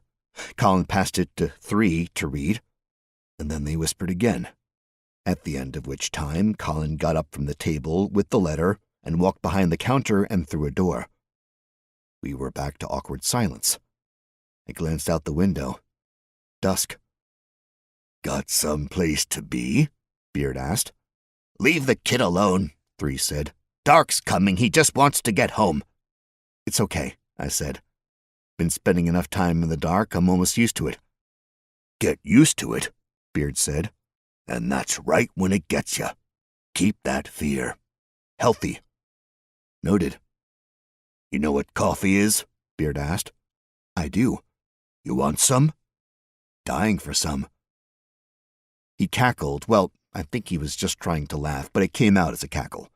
But he got up faster than I expected and basically raced behind the counter. He started puttering around with all sorts of things, and I heard a whistle of steam far faster than I should, and a moment later there was a small steaming cup of coffee on the table next to where the old men were playing their game. "Sit, young man, sit," Beard said. "Letter says your name is Clyde. Hatchet." "That's right," I said. "That sack of complaints across from me is Nelson Grundom. I'm Roland Tamblin." "Nice to meet you," I said. "Nice to meet us," he says, Nelson said, a glint in his eye. "Clearly he has no idea who we are." "Thanks. Actually kind of true." "Just walk around visiting random bakeries with letters of introduction, do you?" Nelson asked. "I don't make fun of your hobbies." Roland, the Beard, cackled again, slapping his hand down on the table and spilling his own cup of coffee. "It wasn't that funny," Nelson snapped. "You lost your sense of humor after that incident with the gargoyle," Roland said. "Never been the same after that. No one would." "What was the incident?" I asked. Roland held a finger up as if he was about to tell me the story, but then Nelson shook his head once, hard and sure. "Might have to table that tale," Roland said. "Right now have to keep out too many details for it to make sense, but it's a good story. About as good as you and the succubus," Nelson said, laughing. It was Roland's turn to be unamused. "That was trickery and deceit of the highest order," Roland said. "And how much money did you lose? None of your business. A pile of gold like you've never seen," Nelson told me, choking back laughter. "And just poof, gone. The number of times I regret my actions in the dock saving you. You still owe me. You owe me. That's the most ridiculous thing you've said today. Me owe you. How could you possibly figure that? You've lost at cards for the last 5 years, and how often have you bought back into the game? We weren't talking about money. You never talk about money. It's impolite, only because you never have any. I may have lost some gold to the succubus, but at least I still have plenty. That's because your nobility, you said you'd keep that a secret. Worst kept secret in the Empire. That's not true. What about the one with Valamir, young man?" Colin said from the open doorway he'd gone through. "If you would, please follow me." I stood up, took a sip of the scalding coffee, which was really quite delicious, and smiled at Roland and Nelson. "A pleasure, gentlemen." And then I followed Colin into the back. Chapter 46. He led me through a big kitchen. It looked very much like a modern kitchen with a few notable differences, naturally. The big ovens were wood-fired, and there was a giant hamster-type wheel on one side, which would allow someone to walk slowly and turn a big turntable inside the oven. There were plenty of work surfaces, but instead of steel, they were made from stone. 4 doors led off the room, one we'd just come through, a big metal vault-like door that could maybe be a refrigerator of some sort, and then 2 other wooden doors that looked like they were, doors. On the far side of the room sat a massive slab of brilliant white marble, and I had a feeling it was used for making candy or chocolate. Only one of the ovens was lit, and there was something that looked like bread inside, getting nice and golden. An old man and an old woman were standing near the oven, and it was pretty clear to me that they'd been working, but they just stood and watched Colin and me walk through. Colin went to one of the wood doors. He knocked twice, then opened up. An office. A big one that was almost more of a suite. There was a desk on one end of the room, but a seating area was on the other. A heavy-looking couch with comfortable-looking cushions and 2 oversized armchairs, all made out of some form of patterned leather. There was a beautiful coffee table in the middle of the seating area, with a remarkably intricate vase sitting dead center. Flowers were in it, beautiful blooming flowers that gave off the most incredible scent. Striking artwork was on all the walls, and a friendly fire crackled merrily in the fireplace. I couldn't help myself. I smiled. A man was at the desk, reading over some papers. Younger than anyone I'd seen so far, but not by much. He had an air of distinction about him. A full head of hair that was just beginning to have streaks of white in it. A shave that had clearly been done by a professional recently. His nails were perfectly manicured, and he wore a shirt and trousers, but there was a dark blue coat hanging on a hat rack by the door, as was his hat, also blue, but muted. Nothing loud or flashy about the man, just total confidence in each of his decisions. Colin and I waited at the door for a moment while the man at the desk finished whatever it was he was in the middle of, the man paying us no attention in the slightest until he scribbled something in a notebook, then closed everything and finally looked up. "Thank you, Colin," the man said. Colin gave a slight nod of his head, then exited the room, closing the door as he passed. The man stood and walked around the desk holding a piece of parchment, Matthew's letter, in his hand. "Please," he said, gesturing to the sitting area. I sat down in one of the chairs. Seemed odd to sit on the couch when I was trying to have a meeting. He, however, sat down right in the middle of the couch, set Matthew's letter on the table in front of him, then leaned back, putting his feet up on the coffee table. "Clyde Hatchett," he said. "Do you know who I am?" "No," I said. "Do you know who we are?" "Biscuits Union." "That's our name. But do you know anything further?" "I have a few guesses, but nothing concrete, no." "Guess then." "A gang? Syndicate?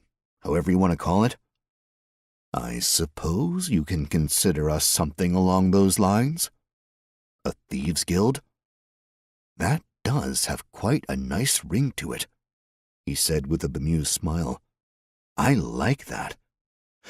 We are a collection of like-minded individuals who tend to play on the other side of the law. Currently, I am the leader of this thieves' guild. Victor Wolfe." "Clyde Hatchett." "I know," he said, pointing at Gallifrey's letter. "Nice to meet you," I said. "Certainly, the pleasure is mine. I am curious, though, what you're doing here." I don't know what the letter says, but I'm interested in doing essentially what you guys are doing." "With us? For us? Just curious, looking to apprentice to one of us?" "I mean, maybe. Yes, I don't know. I'm new to the city, and I'm looking for, I guess, help." "It is intriguing that you have come to us. Not many are, well, I doubt many realize we exist any longer. Matthew only does because of his past. Presently, we really do little more than run this eatery." "But it wasn't always the case, right?" "Of course not. We are one of the oldest thieves' guilds, if you will, in Glatton. Been here since the founding of the Empire, should you believe our history, which you should. Only embellished ever so much." "So, what made you leave the game?" Matthew calls it the game. "Many do. It's odd walking around and talking about a life of crime. I suppose we're being open and honest about it now that crime is what we're talking about, right? I haven't misread this. No, I want to be a thief, to steal from the rich and powerful. They really are the best to steal from. I tried stealing from paupers before, but really all you usually get is lice. Noted. What happened to the Biscuits Union? He started, leaning back and looking up at the ceiling. I followed his gaze and saw that there were intricate carvings all over the place. The carvings are from the Imperial Palace, Victor said. The first palace. As far as I know, this newer palace has remained largely free from the activities of our kind. Goals, then? Surely. What happened to the Biscuits Union is what happens to everything. We got cocky, we got exclusive, and we got old, and fat, and happy. And once you are fat and happy, it is much harder to risk anything, especially the ways in which we had in the past. It would have been time for new blood, but new blood went in different ways. Flashier, more violent.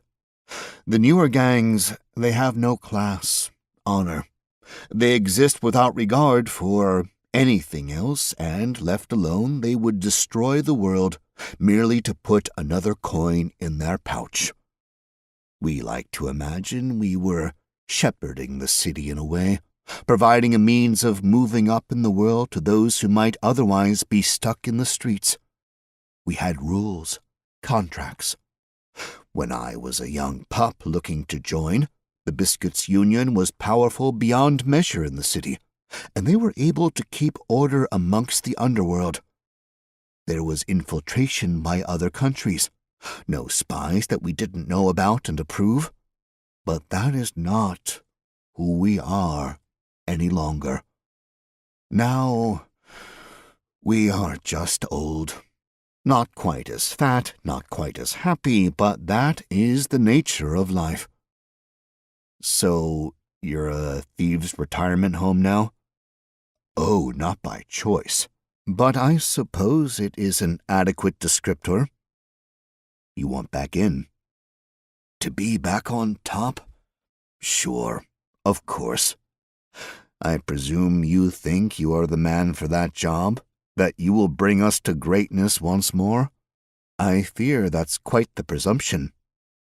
I didn't say that. You said that. Well, I was presumptuous on your behalf, but are you going to sit there and say that didn't cross your mind? No, I'm not even sure I want to be part of an organization like this. Primarily, I'm here because someone is trying to have me killed. And Matthew doesn't know the current dynamics of the underworld in the city. Oh, that changes things. How? Well, if someone wants you killed, then I dare say you are likely more skilled than I've given you credit for. Okay, cool, He held up a hand. If you fear for yourself, and you want to be in this type of profession, to play the game, as it were, then doing it alone is very rarely a good idea. There is a reason we criminals tend to form gangs. Now you want me to join? I never said I didn't want you to join. I merely questioned if you thought you'd be able to take us back to the top of the heap. And yes, I think you joining would be very interesting for us. And for me? Well, it would likely be interesting to you, but it largely depends on you, doesn't it? What you decide to do with what we offer you. And what can you offer? Training, for one, guidance, assistance when dealing with other groups, other syndicates or guilds. We will be able to make you much more impressive as a thief, but we will also likely be able to keep you alive. I had the feeling I wasn't going to get the information I wanted, that this guy wasn't about to help me figure out who was after me unless I was willing to join his group. I took a deep breath and let it out slowly. doing my best to give myself a little room to think. Was joining a group bad? How did this factor in a game sense? If this was an RPG, or at least if it was an RPG back on Earth, joining the guild would be a non-issue. It'd just be the way to reach higher levels. But in the real world, or this real world, the guild was made up of other people, not NPCs. Plus, Earthside. I'd never been the joining type. Mostly I'd done my own thing. Hence why I wasn't part of any clans. I soloed most games and even found ways to turn games that were usually played by teams into a more individual experience. Hence the trolling. And yet, here in this world, as soon as I really put my mind to the problem, the answer was simple. Of course I was joining. This was what I needed. Perhaps not wholly wanted, but it was definitely the best way forward in a world where I was ridiculously new and woefully ignorant. These people here, old though they may be, had vastly more experience doing what it was I wanted to do. I'd be a fool to toss that aside because I wanted to run solo. Yeah, I said as I admitted the realization to myself as well. I'd like to join. Smashing, he replied, clapping his hands together, then pulled a blank sheet of parchment from a drawer I hadn't noticed on the coffee table. He slapped it on the table and produced a pencil like a street magician might cause a pencil to appear. There are a few questions I need to ask before I extend an official invitation. Oh, sure. And you'll have to agree to our rules. Of course. Do you practice magic? Is that a problem? Not technically, no.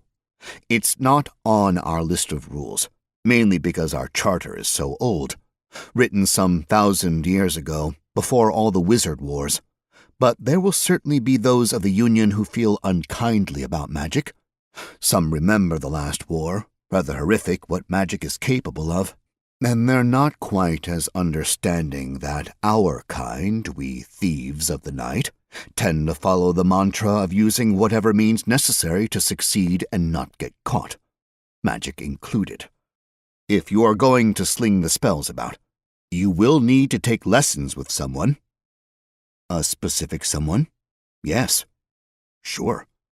I appreciate your affability in this manner. Next, do you have any family? No. None? None. Oh, well, easy answer, and I can skip these next few. A wife or a husband, either? Neither. Skip this about children, though do you? No, no children. A true loner. Rare but useful. Skip this and that, and here we are again. Are you an imperial citizen? Yes. Born in the Empire? I was. Yes. Technically the truth, just have to alter the definition of born ever so slightly, and it was true.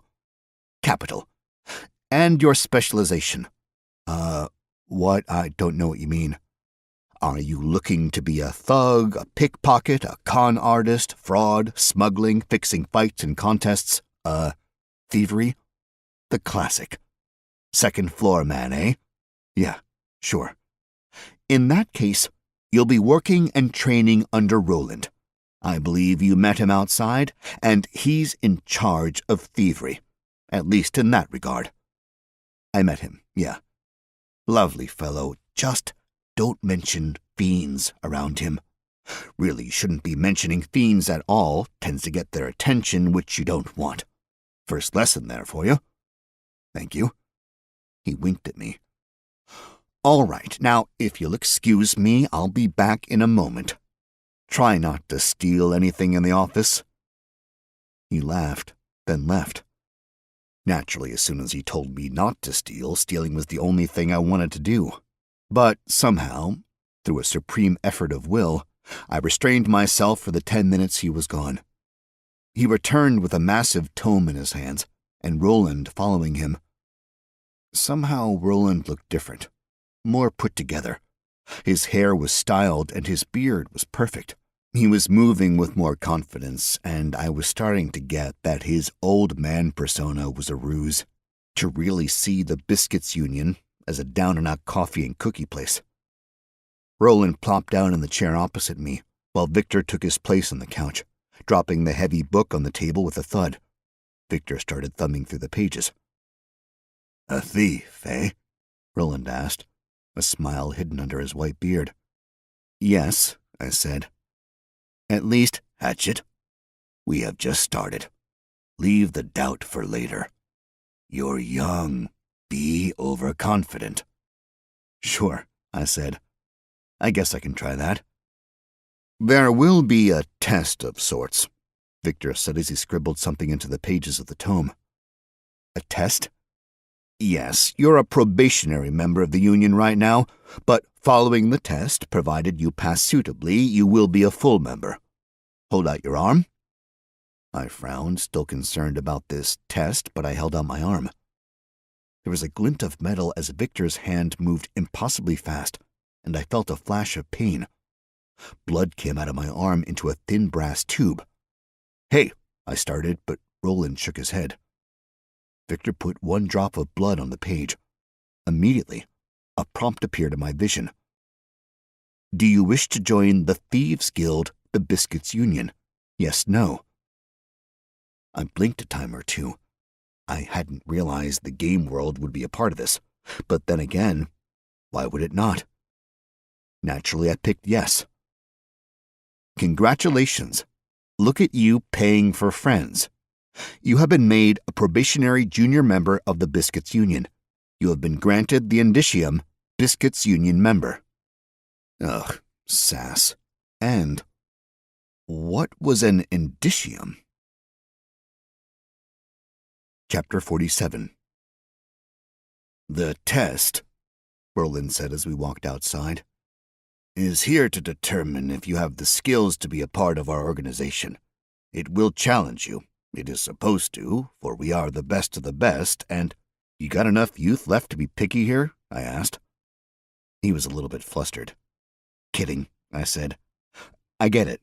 You guys don't want to bring in some stupid dingus who's going to wind up sending you all to the hangman's noose." "The noose is only if you're fortunate. Far more likely some of us would face breaking on the wheel or being drawn and quartered. Well, if the powers that be found out all that we've done. But those are tales for the basement after ales. For the moment, the test." "Hit me with it." "You are to retrieve the Orb of Leeching from Lord Tollendal. He's very wealthy. You'll hate him." "What does the orb do?" "I will tell you, the orb does not do what anyone says it does." "What does it do?" "It's quite unimportant. More important is that you get the orb out safely and remain uncaught, preferably undetected." "Okay, seems, well, challenging." "Were it any normal day, it would be. In a normal day, the orb would be in the vault, amongst the other priceless artifacts Tollendal stole." "He stole them?" "His father, technically.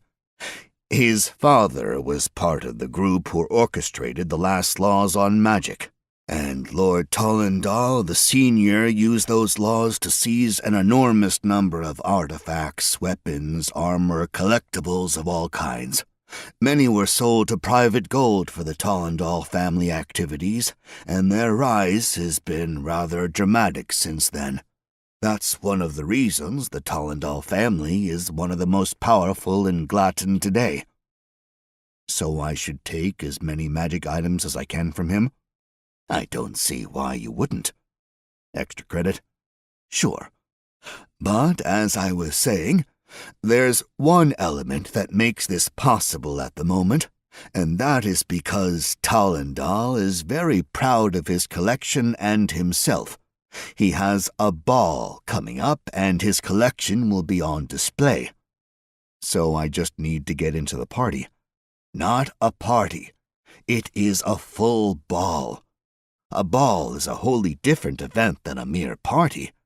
But, yes, you need to get into the event and back out with the orb." "No problem." "I like your confidence, misplaced though it may be. Here are the rules for your test.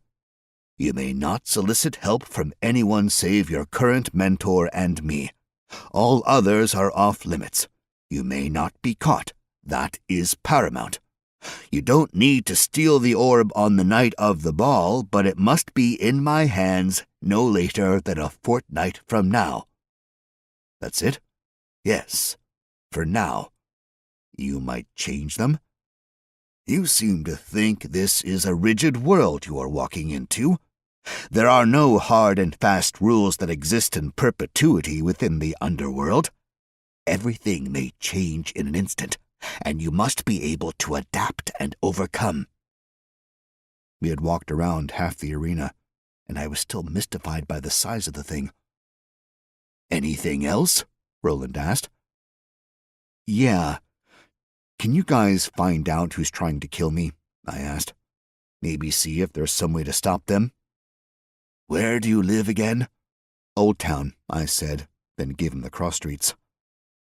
Old Town is unclaimed territory. Most of the city is. The idea of holding territory is rather outdated. These days, groups hold onto areas of commerce, running numbers, running brothels. Sorry to interrupt, but are brothels illegal here? No, but it is an area rife for, shall we say, exploitation. Do you know of anyone who might be antagonistic towards you? Not really. I mean, there's a group called the Iron Silence, and they've expressed an interest in buying the building I own. You own a building? That changes things. What is this building? It's a 4-story thing. Tavern on the first floor, apartments in the rest. Anything make it special? Not that I know of. I'll look into these Iron Silence, see what I find out. Anyone else? Might be soon, I said. And I explained the situation with the ring and the swamp angels. Roland nodded as he listened. He pulled a pipe out of a pocket and packed it with something that resembled tobacco, but gave off an intense purple smoke and smelled of something sweet. Return the ring, Roland said. There's little chance the news will actually get back to the Swamp Angels, but if it does, I doubt they will care as much as your mentor thinks they will. The Swamp Angels have plenty on their plate to deal with right now. It's a good time to push them around and gain allies. Okay. And if you'd like to earn some style points, perhaps you should try to return the ring at the ball you aren't supposed to be attending. Remember, half of this business of ours is based on appearances and reputation. A little mystique goes a long way. Chapter 48. I was early to the pit again. Not necessarily super early because I just showed up at daybreak, but because I'd skipped dinner, I had no idea what time I was expected to be at the pit. So after a night of 2 hours of sleep inside an obstacle on the second-floor parkour course and a solid 8 hours of training, I'd hiked over to the pit and sat down against the gate with a small basket of meat buns. And I sat there. And sat there. Finally, Nadja came strolling down the street, once again looking like she was strutting her stuff on the mean stages of Fashion Week. Good morning, I said. Morning, she replied. She mirrored me again, sitting up against the other side of the gate. You missed dinner, she said. I did, I said, in more ways than one. But I got to see that arena place for the first time, so, I had that going for me. You've never seen the arena? Recent arrival. From? A small town you've probably never heard of. Try me. I'd rather not. Is it some plague-ravaged hamlet you're afraid will get you reported to the authorities? Maybe, I said, wondering if there really were plague-ravaged hamlets and authorities designated to root out troublemakers from said hamlets. She laughed. Fine, she said. Keep your secrets. Are you a capital city girl? Not sure I'd call myself that, but born and bred in Glatton. What happens in the arena? She paused, and I had the distinct impression I was about to hear a lie. Fights? Oh, I said, nodding along. Fights. Between people? Sometimes. Animals? Sure. Monsters? Probably. You've never gone, have you? Nope, not my scene. You're more of a fancy dress ball sort of girl. I look like one, huh? I only wear the finest oilskin coveralls and muck out just the fanciest pits. Matthew did pick a nice pit. I think we got lucky. The queen was amazing, wasn't she? I think I was a little too focused on not getting destroyed by her. But after, the things going on inside her, things I would have never thought. I guess I wasn't paying as much attention to her insides as I should have. I was kind of on a bit of autopilot during that. She shook her head. That's where the most interesting work happens. Okay. You disagree? I suppose I never thought about it that way, no. You should. Next pit. And that made me wonder if there was going to be a next pit. Was I going to keep working with Matthew in the pits?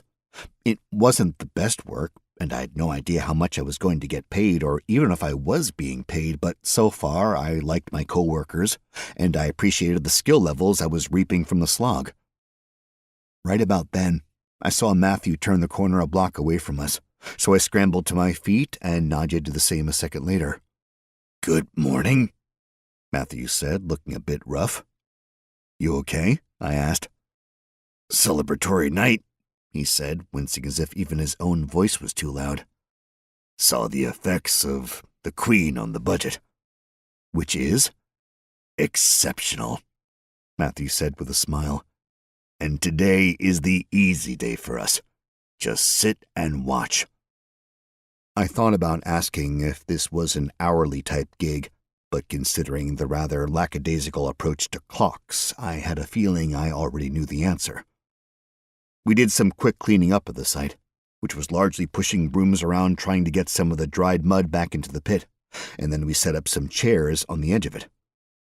About 20 minutes later, a carriage rolled up to the gate. It wasn't a posh thing.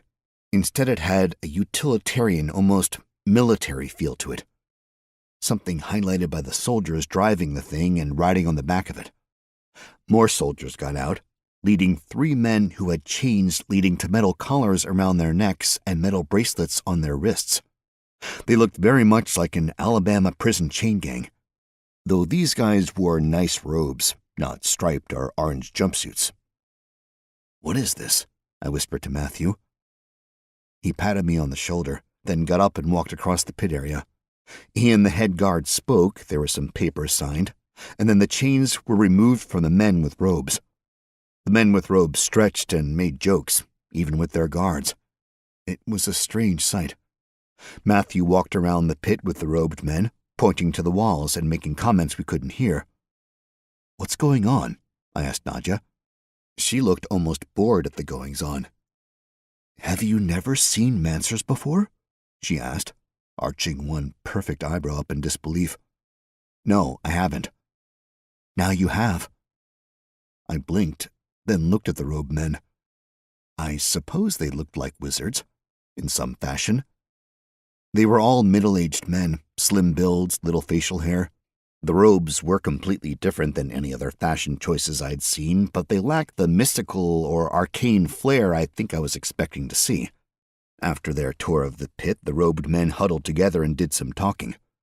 I looked over to see Matthew again chatting with the guards who were now lounging about the carriage as if they didn't have a care in the world. This is all really strange, I said out loud, though I hadn't really intended to do so. Strange? Nadia asked. Why? Why all the guards? Why all the chains? Where are you from that you don't know this? Small town, hamlet. My uncle killed my father and married my mother. Really? That's messed up. I know it's a tragic story, but it consumed my life until now, so, I'm a bit ignorant of your big city ways. She gave me the look that made it clear she thought I was full of it, and I was, so she was right, but I wasn't going to admit it. The Mancers have to be chained. Keeps them from accessing their mana, and the guards are there to strike the Mancers down if the Mancers do anything against orders. Okay, now that's messed up. She shrugged. Keeps the magic users from starting a fourth war. Maybe if we treated them like people instead of keeping them chained up, they'd stop starting wars. They were treated like people, Matthew said, sitting back down next to us. And that's why they started wars. They got too much power and thought they should control everyone and everything. They were particularly cruel, more so in each attempt at conquering the Empire. That's why they wear chains like that today. That's why they have people willing to kill them for the slightest breach of protocol. It is always difficult to have a regular old mortal person have the power the arcane arts is able to grant. Almost always winds up destroying the person and making a monster.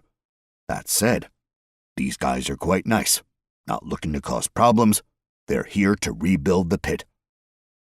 What do you mean, rebuild the... He waved my question away. Just watch. Naturally skeptical, I did what he suggested, and I watched. What I saw made my brain hurt. Chapter 49. Magic was wild. Obviously, I'd seen it done before, but only from my own perspective, and then the spells I'd been doing were mostly internal. The three Mancers, they're wizards, but the language of the realm, spaced themselves equally around the circle, taking more than a few minutes to get it so they were all happy. Arms went up, all three men raising them at the same time. One of them started chanting softly, then a second, and finally the third. It sounded a bit like they were chanting around, like an occult row, row, row your boat. Small glowing things started to drift out of their hands, a bizarre and fantastic mix of iridescent colors. The three streams of light motes met in the middle and started swirling around as if they were gathering in power. A pulse of energy came out of the three men, zipping up to the center mass that seemed to go into overdrive. It was a roiling mass of energy that lasted only a second before it shot a beam down into the ground. I couldn't help myself. I stood up so I could get a clear view of the bottom of the pit. The spot the beam hit was building up stone. These men were making stone. The beam moved around in a rough circle, and after about 15 minutes, there was a layer of stone all across the bottom, and the pit was significantly shallower. The men stopped what they were doing, breathing hard and sweating profusely. They walked away from the pit, shaking their hands, doing all the things someone would after a hard run or something. "Break time," Matthew said. "For them or for us?" I asked. "If you need a break from sitting in the chair, then sure. For you." "Are they making stone or pulling it from somewhere?" "They're making stone. Using magic to pull it from, well, who knows? Maybe an elemental plane of earth where stone is created. I honestly don't know. I haven't tried to figure it out." It was incredibly tempting to hop into the pit and look at the stone. I wanted to know what kind of stone it was. It looked very regular, very smooth, like someone was trying to describe the concept of stone, and it was nothing but generic stone. Smooth gray. Things resumed after about 20 minutes, and the wizards made another layer of stone. It went on and on throughout the day, a cycle of magic and breaks, magic and break. The breaks kept getting longer and the magic shorter until it was nearly an hour of break and 5 minutes of stone. Right about dinner time, the wizards stopped. Each drank a large bottle filled with a deep blue liquid, and then built out the walls of the pit during a long stretch of spells, nearly 30 minutes straight. One of the wizards collapsed, a second threw up, but the third just seemed winded. The guards came over and helped the two fallen Mancers while the third hopped into the pit, but literally, this guy just hops off the edge and then gently floats to the bottom. He walked around, his hands out in front of him, chanting. A blue glow was about him, and as he moved his hands, the stone smoothed out around him. He was doing the finishing work. He kept going for quite a while, finally taking a break when one of the other wizards went to work. then the third. They kept trading off until the pit was done. A perfectly smooth cylinder going down 50 feet into the ground. The walls were straight up and down. It was incredible. The last thing that happened was a Mancer wizard dude making 2 holes on the surface, about a foot apart, about 2 to 3 inches wide. Then there was some more paperwork for Matthew to fill out, and the guards put chains back on the Mancers, got them into the carriage, and rolled out. Matthew had a ladder that fit perfectly in the surface holes, and as soon as he had it in place, we were done. Pit restored. "What happens now?" I asked. "We move on to a new pit," Matthew said. "What happens to this one?" "Someone else moves in." "Does someone own this? Do pitmasters lease them or something?" "Are you asking about the economic modality of the pits?" "Just curious about it." "Someone owns this pit, yes. That person pays me to renovate it. Part of my payment is the things left behind. Once this is cleaned, the owner will likely bring a new pit beast into this hole here, decides what the creature is going to eat, then feeds the creature waste until the pit looks like it did when we started. Rinse and repeat." "Oh. Where is the pit beast now?" "The breeder's place, I imagine. Or another pit. Hard to tell, really." "What are pit beasts?" "Disgusting, primarily. And, before you ask for more information about it, I don't know specifics." "It's actually an umbrella term," Nadia said, stretching. She'd been napping on and off during the course of the day. Seemed like magic wasn't exactly an interest of hers. "There are a number of creatures people consider and call pit beasts." "Are you a pit beast expert?" Matthew said, somewhere between surprised she'd woken up to say something and irritated he'd been corrected. "Not an expert, no," she replied, getting to her feet. "But I've looked at more than a few of them." "I think it's a family of creatures," Matthew said. "But I really only clean up after them. I'd rather not have to deal with them." "Supposedly, some of them are a little psychic." "What are these creatures?" I asked.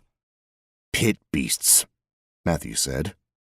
He left the conversation and walked into the stone cottage. "If you want," Nadia said, "I know a place we can meet one, see it up close and stuff." "That would be super cool." She nodded, and I think she was about to work out a date to do the thing, but that's when Matthew came back and tossed a small pouch at me. I caught it from the air, and it clinked. "Pay for the work here," he said. "You did well." "Thanks," I said.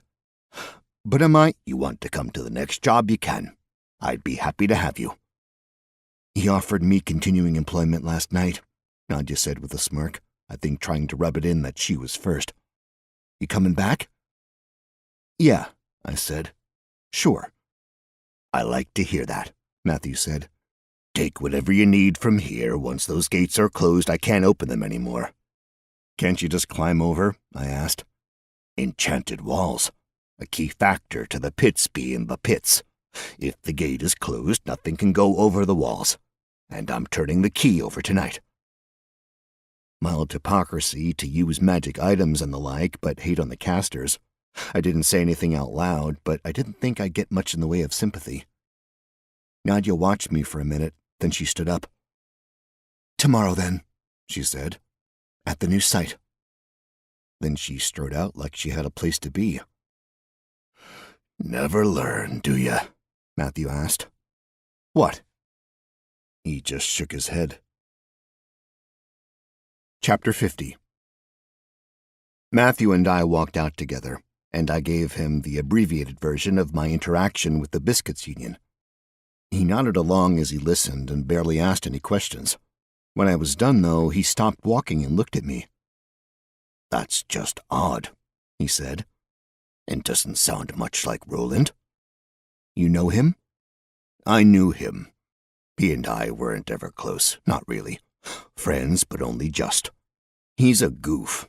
A nobleman who started stealing things because he liked the challenge, but then realized he was good at it and liked the people in the business. I know after I left he had a thing happen. We're talking years back, 10 at least. He went after something big. The whole team was taken down. 3 killed in the attempt, 1 in the escape, 2 are hung, and 1 rotted in prison. No one gave him up, or the union. But I think a lot of people thought twice about joining, and if I remember hearing correctly, Roland was never really the same. Could be he just doesn't want to bring anyone new aboard, doesn't want to take the chance something bad'll happen again. Might have been good information to have, like, yesterday. Yeah, well, I told you to talk to them, to ask about things, not join up. You have a point there. He raised his eyebrows and sent a smug smile my way, and he started walking again. I won't say you're screwed, he said, but this won't end well. Nobles as enemies? That presumes you're successful, and that's the best-case scenario. You might muck this thing all the way up, wind up swinging from a rope. You rob a bakery or a cobbler, when you get caught, you'll get tossed in the clink for a spell, have to pay a fine, do a little time. But you rob a noble, hanging will be the lightest sentence you get. They're a different level than our lot. And Roland is one of them? He is. Has a name and a title and land. He's not the head of his family or in line to inherit anything magnificent, but he still gets the privilege afforded to the high and mighty. Like death to those who cross him. There is still law in the Empire, but once you break that law... This was not the way I thought this conversation was going to go, and I felt a certain level of disturb that I was with this group now. I can leave them, right? I asked. The Biscuits Union? Yes, he said. But should you? I don't think so. Wait, there's a reason behind this. You need someone to watch your back. I might be able to give you some more training, I know I can, but I can't watch out for you. Nor can I do things like steer you to a fence who won't perpetually screw you, or get you jobs when you need more money than digging shit out of holes will net you. How much money did I earn for this? I asked. We did ridiculously well, he replied. So 10 gold. What would a normal job be? For a week and a half of work? Gold and a half. 1 gold a week? Thereabouts. But it depends on what we find and what we harvest. I really wanted to ask how much he was being paid, but I didn't think it polite to ask that. Not of the guy who was technically my boss and actually my mentor/trainer. You're cleared to continue training with me? Matthew asked.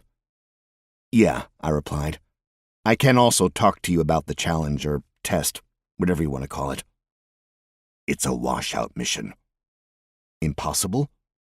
Nothing is impossible. Highly improbable, but not impossible. I might be wrong about it. I don't know this Tollendal or his family. He might have glaring weaknesses in his security. Before you tell Roland to piss off, make a walk around of the Lord's estate. Find ways in and, more importantly, out. See where you can exit not just the estate but the neighborhood. If you don't do things perfectly, it'll be like stomping on a hornet's nest in a closet. Can do, I said. And what are we training tomorrow? Depends on what we find at the pit, Matthew replied with a smile. Hopefully more than shoveling shit. We parted ways at the edge of the pit's neighborhood. He was heading uptown and I was heading towards Old Town. I needed to talk to Titus in the bar, see if he knew where I might find old Lord Fancy Pants. Chapter 51. He did. He even drew a small map for me. The estate in question was in one of the poshest neighborhoods, on the eastern border of the Imperial Palace. It was another of the occasions where I had to talk to Titus in the back of the bar, and we had an even shorter conversation than before, as his wife's patience levels seemed to be at an all-time low. We'd barely spoken for 5 minutes before she came barging in, yelling at Titus. She smiled at me, though, so that was nice. I told Titus to hire another bartender or two, and he waved me off, saying he'd already hired 2 cooks. I can attest to the cooks being worth it. I ate a big meal of meat and some noodles, and it was absolutely delicious.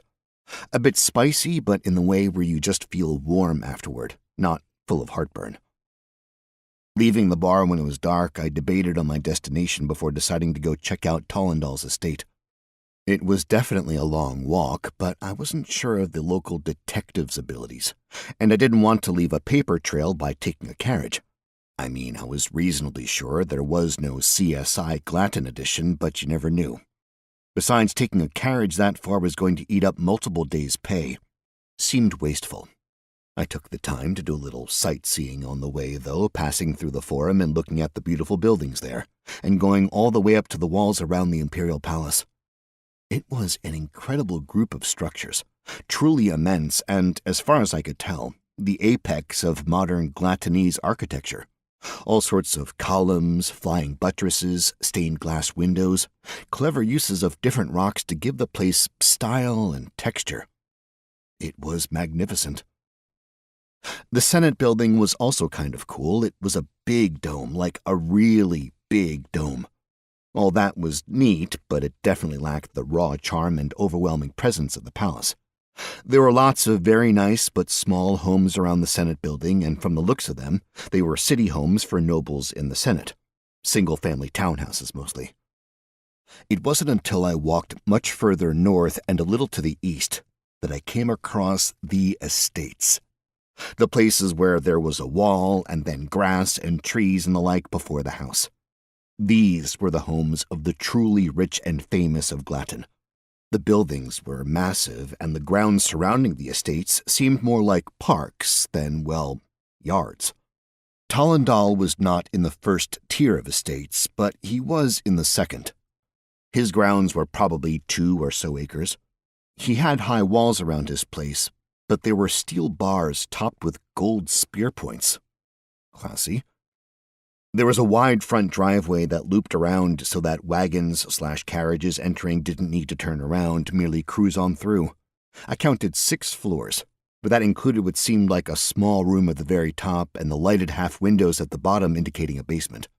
But the 6 floors were spread over a massive building, with 2 huge wings on either side of a central section. The whole thing was a white stone of some kind, and there were plenty of decorative elements carved into the rock itself. The front of the home was lit up, and there were large glowstone lampposts at regular intervals along the drive, plus large lights mounted to the front of his house. It wasn't quite full daylight out front, but there were very few places to hide. I did a quick walk to the back of the house, noting that the east side had an exit to a wide veranda with a large balcony off the second floor. There was a quaint gazebo closer to the fence line, as well as a few smaller fountains. The backyard was more substantial than the front. There was a very manicured garden, a large fountain, and a hedge maze, all surrounded by mature fruit trees, most of which seemed like they were in season. I did not take any fruit. I remembered my fairy tales. A huge patio took up a lot of the space by the house, then some garden bits, then a Vegas-sized fountain, then the maze. It seemed like climbing the wall would be somewhat possible, then a hop into the trees. Good cover in the trees. I'd be safe there, and I might be able to make the dash between the trees and the maze. Then I saw 2 guards on a balcony jutting off from the 3rd floor of the palace. They were standing near each other, talking, but I could make out the bows they had on their backs. If they were stationed there during the party, they'd easily see someone coming out of the trees, no matter where I was. They had a clear view of everything up until the trees. "Scouting the place out, kid?" a gruff voice said. I was startled and took a step back from the fence. There was a face in the darkness, a face with a large nose, a big chin, and more stubble than I was used to seeing on men in the Empire. He wore chainmail and had a tabard over it with a blue stag's head on the front. "Just dreaming," I said quickly, which was somewhat the truth. I was daydreaming about the thievery. The guard chuckled and tore a peel off a round fruit he had in his hands. A sweet citrus smell drifted over my way. "If I had the choice," he said, continuing to peel, "yeah, I'd be a nobleman. But I worry I'd be bored, you know." "Bored?" "Yeah, what with the money, he has no reason to do nothing. Make up reasons. Often his reasons seem dumb. Why does he do what he does? Boredom. Gotta have something to live for, you know?" "I guess." "Some of them, they trade on power, playing a great game of strategy with us pawns, always thinking they will somehow snake the throne out from under who's sitting on it." He popped a segment of the fruit into his mouth, then held one out to me, between the bars of the wall. I took it and bit into it. The flesh was almost disconcertingly soft, like a gummy bear left out in a hot car, but the flavor was incredible. A burst of sweetness, then a clobbering tartness, and a gush of juice that was soothing. "Good, isn't it?" he asked, smiling at my face. He held another piece between the bars. "Delicious," I said. "What is it?" "Ramdal," he replied, pointing up to the trees above. "Only place in the Empire it grows, right here, this estate. Otherwise, you gotta go over the mountains into Mardoom. At least that's what the Lord says. Might be a fancy tale, but I never had these until I started working here. And even then, I only ever take the ones I'd seen on the ground for a day, or two. He gets mad when he sees anyone take his fruits from the tree." "Does he pay well?" "You looking for work too, whelp?" I didn't think I looked that young or that small. I felt like I was shaping up nicely, but I just smiled at him. "I have a job," I said with a smile at him. "One I'm okay at. Fun? It has its moments." "What is it you do?" he asked, leaning against the wall now. "I work in the pits." "Nasty work, that, right?" "Yeah, it's pretty gross, but pays the bills." "Dangerous, yeah?" "I guess. Depends on the pit. I've really only done one, so might be dangerous." "Aye, danger rests in the unknown. Maybe I should be the one talking to you about jobs, eh?" "I can talk to my boss if you'd like." "What's the pay, then?" "Gold a week plus bonuses for what we find." "Ain't half bad there. I might be tempted to leave this for that. Boss nice, fair?" "So far. Takes the lead in dangerous spots, does the disgusting work with you. He's friendly. I enjoy the people I work with. I don't know, man, it's my first real job here." "But you like it?" "I do." "Yeah, why not? Could do with a change, get out of here before the big man gets bored again, does something else crazy." "What did he do last time?" "Tell you what, you get me that job. I'll tell you all the stories you want about Tollendal. Turn your elf hair white, it will." "Really?" "You will be calling me a liar and buying my drinks for a week, I tell you all what stories I know." I stuck my hand through the bars. "Clyde Hatchett." "Peregrine Gilks." We shook hands. "You on tomorrow night?" "Here, thank the gods, no, only night off." "Come down to this tavern, the Heavy Purse. It's in Old Town." "You live in Old Town?" "I do. You?" "Here," he said, pointing to the house. "Room and board is part of the deal." "So you'll need a place to live?" "Aye, but at a gold a week I can have my pick of places in Old Town, right?" "Honestly, I don't know. I kinda lucked into a living situation." "Maybe I will too." "Fingers crossed. I'll talk to the boss.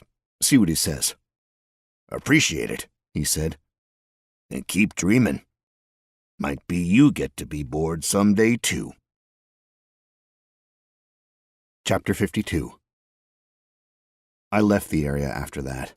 No sense getting anyone suspicious of me because I was hanging around the estate.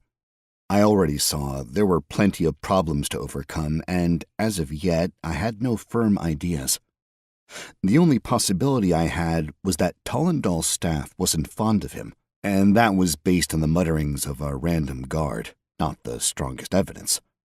Still, it was better than nothing, and, to me at least, a good start. Walking back to Old Town, I got tired. I didn't want to do this walking crap anymore. I wanted subways or buses or taxis. And because it was night, all the nice carriages were gone. It was now random wagons at very rare intervals, and the occasional creepy carriage I had to imagine was carrying some sort of vile monster prowling for victims. Once I got to Old Town, I took a short break. I wasn't planning on sleeping that night, having had my ounce of sleep the night before, but there was a small place with lights on and good smells. It was just a hole-in-the-wall sort of place where it was little more than a counter and a window. But there were lights on inside and people milling about outside, 95% of them guards. I walked over and some people moved out of the way enough for me to get to the window. There was a wizened old man sitting on a stool, watching everything happening outside of the window. "Help you?" he asked me. "Yeah," I said. "What is this place?" He laughed, revealing a remarkable mix of teeth, including a few that seemed a very wrong color. "The cookie hole," he replied. "Cookies and coffee?" I asked. He nodded. "The best coffee and cookies open all night, every night." "I'll take some," I said. He pulled 2 cookies out of a small oven and poured me a cup of coffee. I paid him his silvers, and I sipped the coffee and ate my cookies. They were good, simple but tasty. It made me a bit homesick, thinking about the cookies I'd had at home, about chocolate chip cookies. I'd never had homemade ones, at least not at home. But in middle school I often slept over at this kid's house, Michael Hunt. And yes, that was his actual name. His parents thought it was hilarious. Mike was continually embarrassed by it and never once went by Mike. His mom always made us cookies for sleepovers, and she'd always take them out at 10:30 at night, bringing them upstairs on a plate with a big mug of milk for each of us. We'd be making all sorts of plans to stay up all night, planning our world domination and civilization, or just bullshitting until dawn.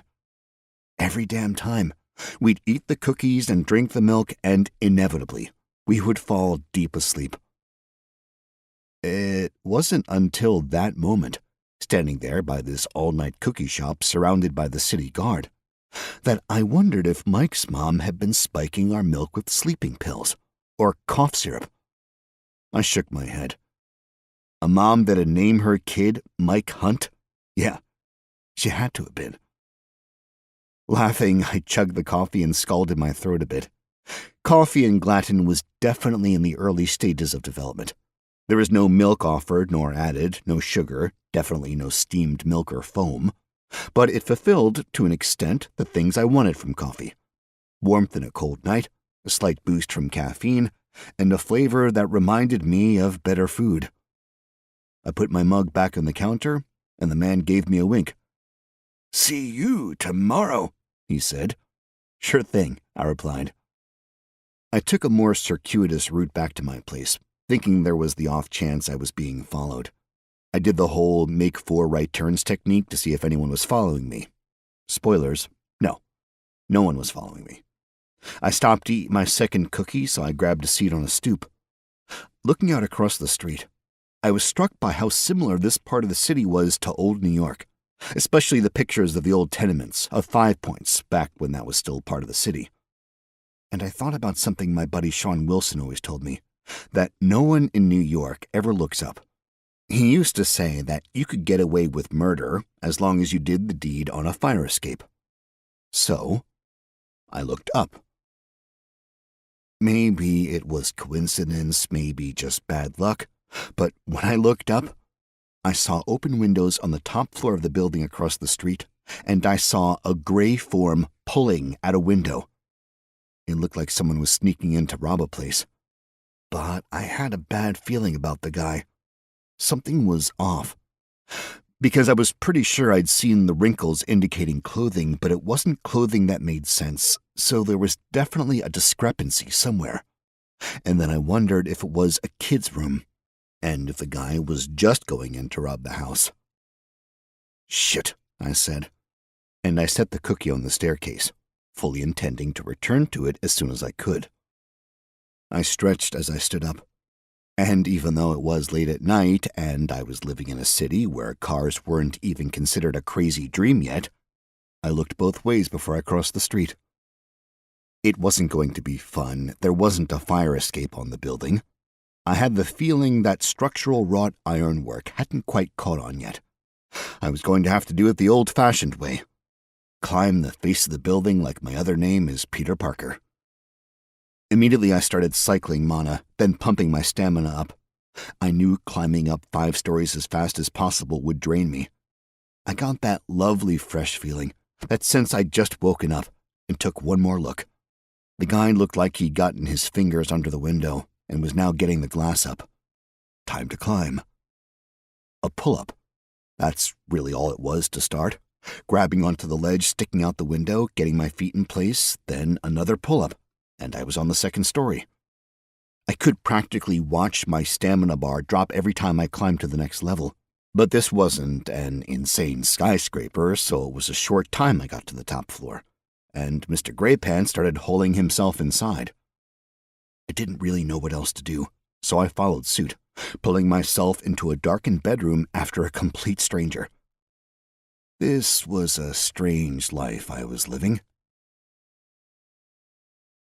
Chapter 53. It was a bedroom, and there were 4 small beds. Children. Great. Plush carpet on the floor, small dressers, small desks. One of the kids was snoring, and there were wooden toys spread about the place. The girl whose bed was closest to the window had a really cute round face and hugged a teddy bear tightly. The gray shape was standing next to her bed, leaning over her. "Buddy," I said. "Not cool." The shape turned to me, and immediately, I thought about jumping back out the window. The face wasn't human, or nice. It had a mouth a bit like a lamprey, a brilliant red hole in the middle of its face, surrounded completely by circle after circle of fang-like teeth, disappearing deep into its gullet. Anything going into that thing's mouth was not coming out again, ever. And no lips. It was like the teeth just sprouted out of the thing's face and then continued on sarlacc-like into the depths of the throat. The skin on the thing was a sickly gray and a bit translucent. Huge gray eyes bulged out on either side of its head, looking a bit horse-like in their placement, and like it suffered from horrible cataracts. Strands of saliva, or something that looked like saliva, were strung between its teeth, and there was definitely plenty of signs of the creature drooling. It had long arms and oversized hands with 4 fingers, but the fingers were very thick, coming to sharp points. There was no demarcation between claw and finger. It was like they were just one bizarre piece. It had a thin torso with thick wrinkles of skin around its midsection, and huge thighs on top of long legs that were reverse-jointed, a bit like a grasshopper. "You are one ugly dude," I said. He hissed at me. Flecks of saliva shot out across the room, and his teeth seemed to move with his gums. It was pretty high on the creep factor and the disgust factor. I took the quickest of moments to look around the room and try to see what my options were. There was not much in the way of room in the room. It was pretty full of furniture, with a small strip of open space down the middle. There was a singular door, ostensibly leading to the rest of the house, and 2 windows looking out over the street.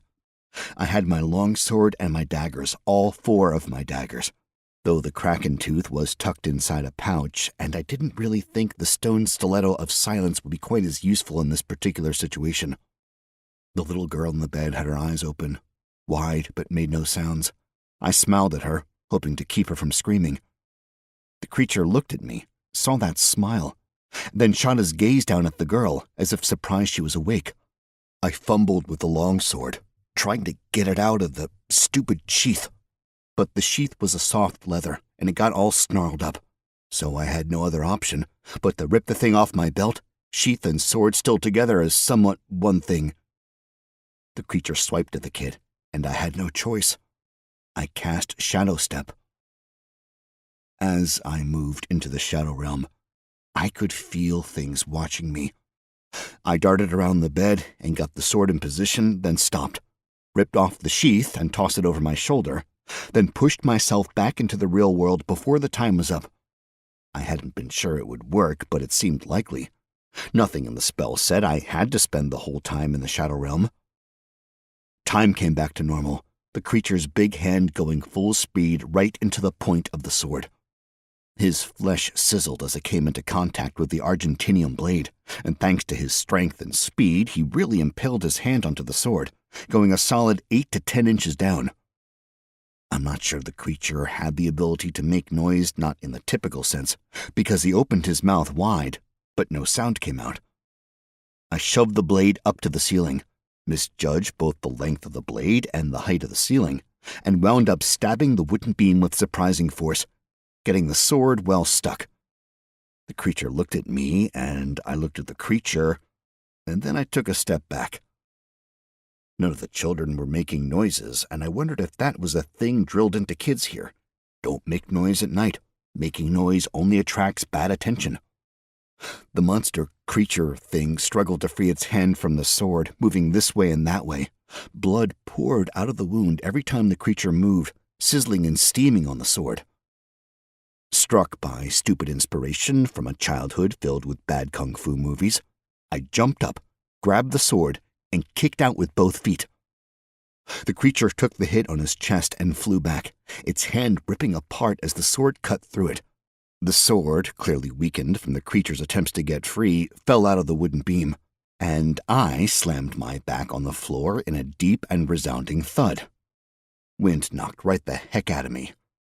I laid there on the floor, struggling to breathe, gasping like a fish. The creature wailed its silent scream and swung its hand around in pain, spreading his foul gray blood everywhere. Not knowing what else to do, I started the cycle, running mana through my body to heal myself, and then also kicked on the stamina cycle. 2 spells at once drained my mana like crazy, far more than it should have based on the limited math I'd done. But it helped. I felt my lungs open up and my vision cleared, and I was ready to attack again. The creature seemed to have decided it would be better to make an exit. I, however, was not keen on that outcome. As the creature angled towards the window, I ran up behind it and gave it my best middle school shove. The creature tripped over the windowsill, his legs going skyward for a second before flipping around and flying out the window. Somehow, though, the jerk managed to grab hold of the tiny ledge. I grabbed a dagger from my belt, the sword left forgotten on the floor, and I brought it down as hard as I could, slicing through 2 of the creature's 4 fingers. That seemed to be enough for the creature, as his grip slipped and he dropped. His legs clipped the windows below, and he cartwheeled to the cobblestones below, hitting with enough force that his bulbous head splattered like an overripe melon. GG, you killed a gray Medarial, level 14 monster. You've earned 1,550 XP. What a mighty hero you are. The door behind me swung open with some force, hitting the other wall hard enough to drive the knob into the plaster. A man stood there, his face a grim sort of rage, a club in his hand, that at a second glance was more a rolling pin. "You," he started. Then his daughter rolled out of bed and grabbed him around the legs. She seemed too afraid to speak, but she was shaking her head and looking up at him. "There was a thing in here," I said. It's down there now." The man kept the rolling pin between him and me as he stepped around the bed and peered out the window. "What was that?" he asked. A Medarial?" I said, taking his momentary distraction as a moment to pick my sword up. "Gray one? Here? Gods! How are you here? Who are you?" "Saw him coming in the window," I said while I looked around for the sheath, which I distinctly remembered having thrown over my shoulder, and yet it wasn't anywhere to be found. "And, you climbed the outside?" "Yeah, it seemed faster." He came towards me, not aggressively, but I was still a bit worried where this was going, so I took a step back and I put my sword in my belt, hoping it'd stay there. "What is your name?" he asked. I didn't have a good reason to remain anonymous, except that I kind of wanted to. I wanted to avoid anyone knowing who I was because fame was somewhat at odds with my goals. Not that this singular act would make me famous, but, Let's just say I'm your friendly neighborhood, man. I started the sentence, really hoping my brain would come up with a way to end it. Clearly, my brain did not. I sidestepped the man and quickly climbed out of the window and started down the building. The man stuck his head out the window above me. "You are a hero. Let me thank you," he said. "Not necessary," I replied. The trip down was exceedingly faster than the trip up, though not quite as fast as the monster. "Wait!" the guy shouted. I didn't. My feet hit the street, and I was running. And then I skidded to a stop, and I ran back to the corpse of the creature, hoisted it over my shoulder, and then started running. No reason to leave potential loot behind. Chapter 54. The Madarial stunk. Bad. I put it in the second-floor storage apartment, wrapped it up in some spare canvas sheeting that had been wrapped around some crates, and then dumped it into an empty barrel. The tavern had closed for the evening, and the area around my building was pretty much dead. It was certainly late enough, past midnight. Seeing the way that the world here worked, I wondered about the economic difficulties this city had. Late-night activities had to be severely limited. You couldn't really stumble home after a rough night. I imagined there'd be hotels all over the place to cater to that specific need. I went up to my apartment, and I hopped into the shower. I wondered how much of a luxury a shower was in this world, and was I getting spoiled having such easy access to it? A problem for another night. I'd done a good deed, and now I was going to revel in hot water, and no longer having blood and body fluids from a monster on me. You know, the little things. Under the running water, I took the time to think. I'd stuck my neck out for someone, and really that someone wasn't going to be able to repay the favor. Or were they? Was it possible that they might be willing to tell I was at their house the night I was actually robbing the palace? I was reminded of The Godfather, the scene where Don Corleone is given the orange. Sure, I'm pretty sure he was shot in that scene, but the people of the neighborhood loved him because he kept them safe. Maybe that was what I needed to do. Help keep the neighborhood safe, and then they'd return the favor by keeping me safe. An idea. I'd also need to watch out for drive-bys and Tommy guns. Out of the shower, I dried off, got dressed, and since I'd run out of other tasks to do, finally got around to the cleaning I'd neglected the other night. And honestly, since I'd moved into the apartment, it was getting a bit gross. Not pit gross, but pretty close to frat filth. I washed the sink, did the dishes, swept the floor. Also, I swept up tons and tons of feathers. I got all the broken wood together and chucked it into the fireplace, as well as the ripped sheets. All of it went into the fireplace, and I had my first fire. It was very quaint. The trap daggers I put into a pile near the staircase, ready to go to Gideon's. I tossed the pile of feathers on the flame, and my quaint fire disappeared under a bunch of smoke. Turns out that feathers do not burn so much as smoke. And then the smoke started to fill my apartment. I'd never had a fireplace before, and there was the feeling I might have done something wrong. I ran around the apartment and threw open all the windows. Then I got a bucket of water from the bathroom and chucked it into the fireplace. There was a great big kafwoom, and more smoke and sizzling as the fire went out. This wasn't my night. I went and leaned out the window to get some fresh air. Down below, there was a man and a little person, like a child. They were hurrying across the open space between buildings. A shriek echoed across the square. Something was coming. Something bad. Chapter 55. I was very tempted to shut my window, deal with the smoke, and accept that it wasn't my business. That whatever was making the noise could just do what it wanted to do, and I could do what I wanted to do. Just ignore, live, and let live. Besides, I'd already jumped into the fray and put my life on the line to save someone else I didn't know. I'd done my good deed for the day, or week. Naturally, the kid had to start whimpering, and that played off my heartstrings in just the way where I started to groan. I uttered a few choice curses, but reached for my sword, and then stomped down the stairs like a petulant child being forced to go out and mow the lawn. I kicked my door wide and looked out over the open area. The father's eyes and mine met. I gestured for him to come to me. He looked up into the sky all around, then he grabbed his kid's hand and made a break for it, running as fast as he could. There was a heavy thump as something landed in between me and him. Wings flared out to the sides. The something was purple, with thick skin and a long tail. I couldn't see anything else. I walked out of my apartment thinking it was definitely one of the dumber maneuvers I'd engaged in within my time in Valdrani, and yet I couldn't stop myself. I was committed. And it wasn't walking after a second, it was strutting. This overwhelming sense of confidence, basically arrogance, was flowing over me, and I got right behind the creature, which sounded like it was menacing the father and kid duo, and I cleared my throat. "Hey, dickbutt," I said. "Why don't you make like a tree and get out of here?"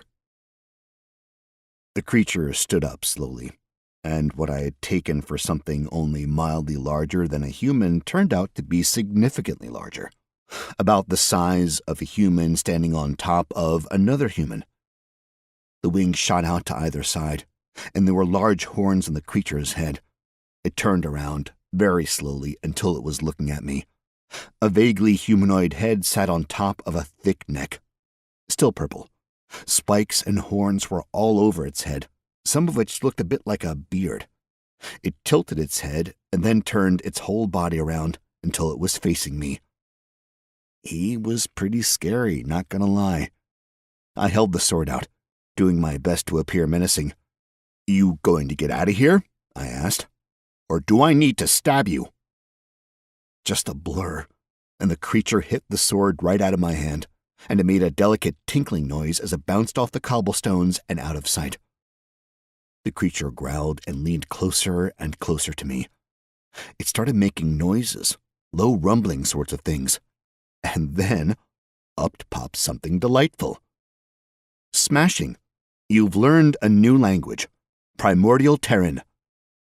Are worthy of little more than being my plaything's plaything," it finished saying. "Your mother is a hamster, and your father smells of a dead donkey's putrescent butt."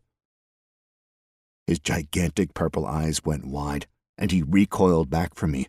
Then he squinted and came within an inch. I could feel his breath on my face, hot and rank, like death. Like many things had died in his mouth, and all of them left their stench. "I will use your intestines to decorate my horns," the thing said to me. "That seems like a terrible look for both of us." As fast as I could, I grabbed a dagger from my belt and jammed it straight up into the creature's jaw, firing off a quick identification spell while I was there. "Robichon's Gargoyle. Level 18 Elemental." He roared. The dagger bent. It had not penetrated his skin.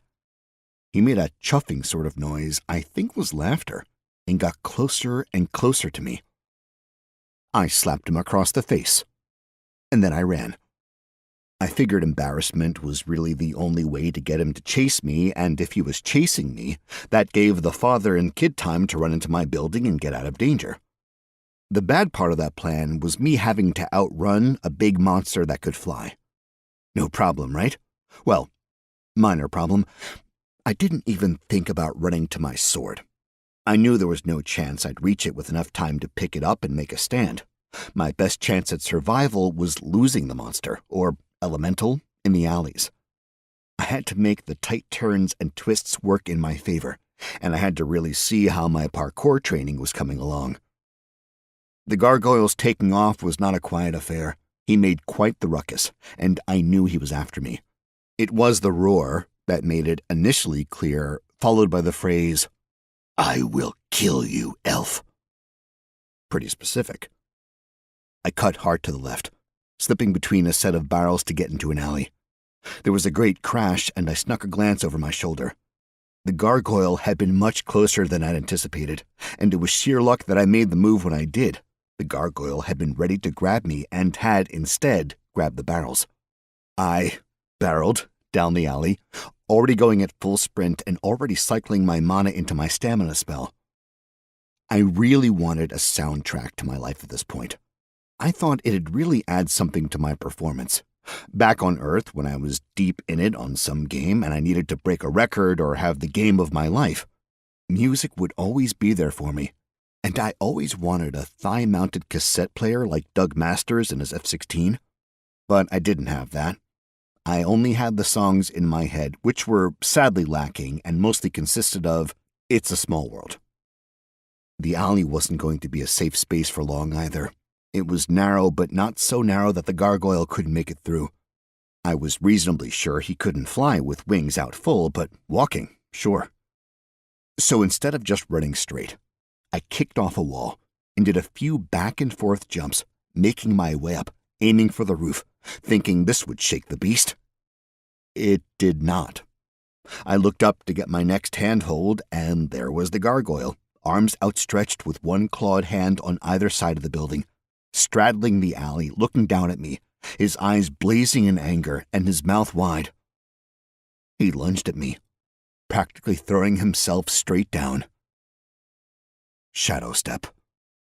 I pushed myself out of his way and climbed up a bit, but as I was climbing, I saw things in the shadow realm for the first time. Lots of things. Creatures. Things with more limbs than made sense. Things with teeth, things with fur, things with things I couldn't identify. Big things and small things, and they were all moving towards me. I got back into reality faster than I wanted, but I was only a few feet from the top, and I pulled myself up and rolled over the edge of the roof as quickly as I could. There was a screech of frustration from the alley, the gargoyle clearly mad and confused that I'd slipped his clever trap. I darted a few feet, moving as quietly as I could, tucking myself into the dark side of a chimney. The gargoyle's claws made a crunching noise as he pulled himself on the roof, leaving holes in the roof tiles. He took a hop up onto the top of the chimney and squatted on it, his big purple head slowly looking around. My view of the gargoyle was not one I wanted, being that he was just a few feet above me. I got a good close-up look at his butt and claws and all the rest of him from a rather unflattering perspective. "I smell you," he rumbled out. "You cannot hide." The smart move would have been waiting there, seeing if he found me. Less smart, but still a decent idea, sneaking away. Naturally, I did neither. Chapter 56. I pulled the kraken-toothed dagger out of my pouch. Then I jumped up, and I stabbed the gargoyle in the foot. This time the dagger pierced his skin and sunk into his flesh, nice and deep. I wrenched it free with a spurt of blood that steamed in the midnight air, and I was running before I saw any reaction from the beast. While I leaped off the roof to another building, I heard the telltale sound of bricks crumbling, and a quick glance behind me showed me that the gargoyle had pushed the chimney over as he leaped off, meaning that I had the slimmest lead on him.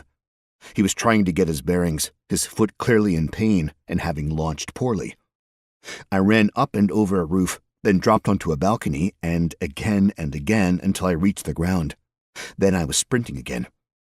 I had one real move to make, and that was to get to the gate into Old Town, where there were standing guards. As soon as they saw the gargoyle, they'd take it down, and I'd be in the clear and could go back to the apartment and deal with the strangers I'd invited into my home. Sprinting through one alley, across the street into another, I looked over my shoulder, and I saw no gargoyle. I felt he had to be following me somehow, but I wasn't sure where he'd gone. I wasn't ready to stop. I slid to a stop at a corner and got my bearings, and something passed between the moon and me. I shot a look up. The gargoyle was looking down at me, gliding with his wings spread wide. His eyes seemed to glow in the dark, a hazy sort of purple, at least enough that I could tell where he looked. I figured out where I was, more or less, and my path to the gates required me to run across an open square.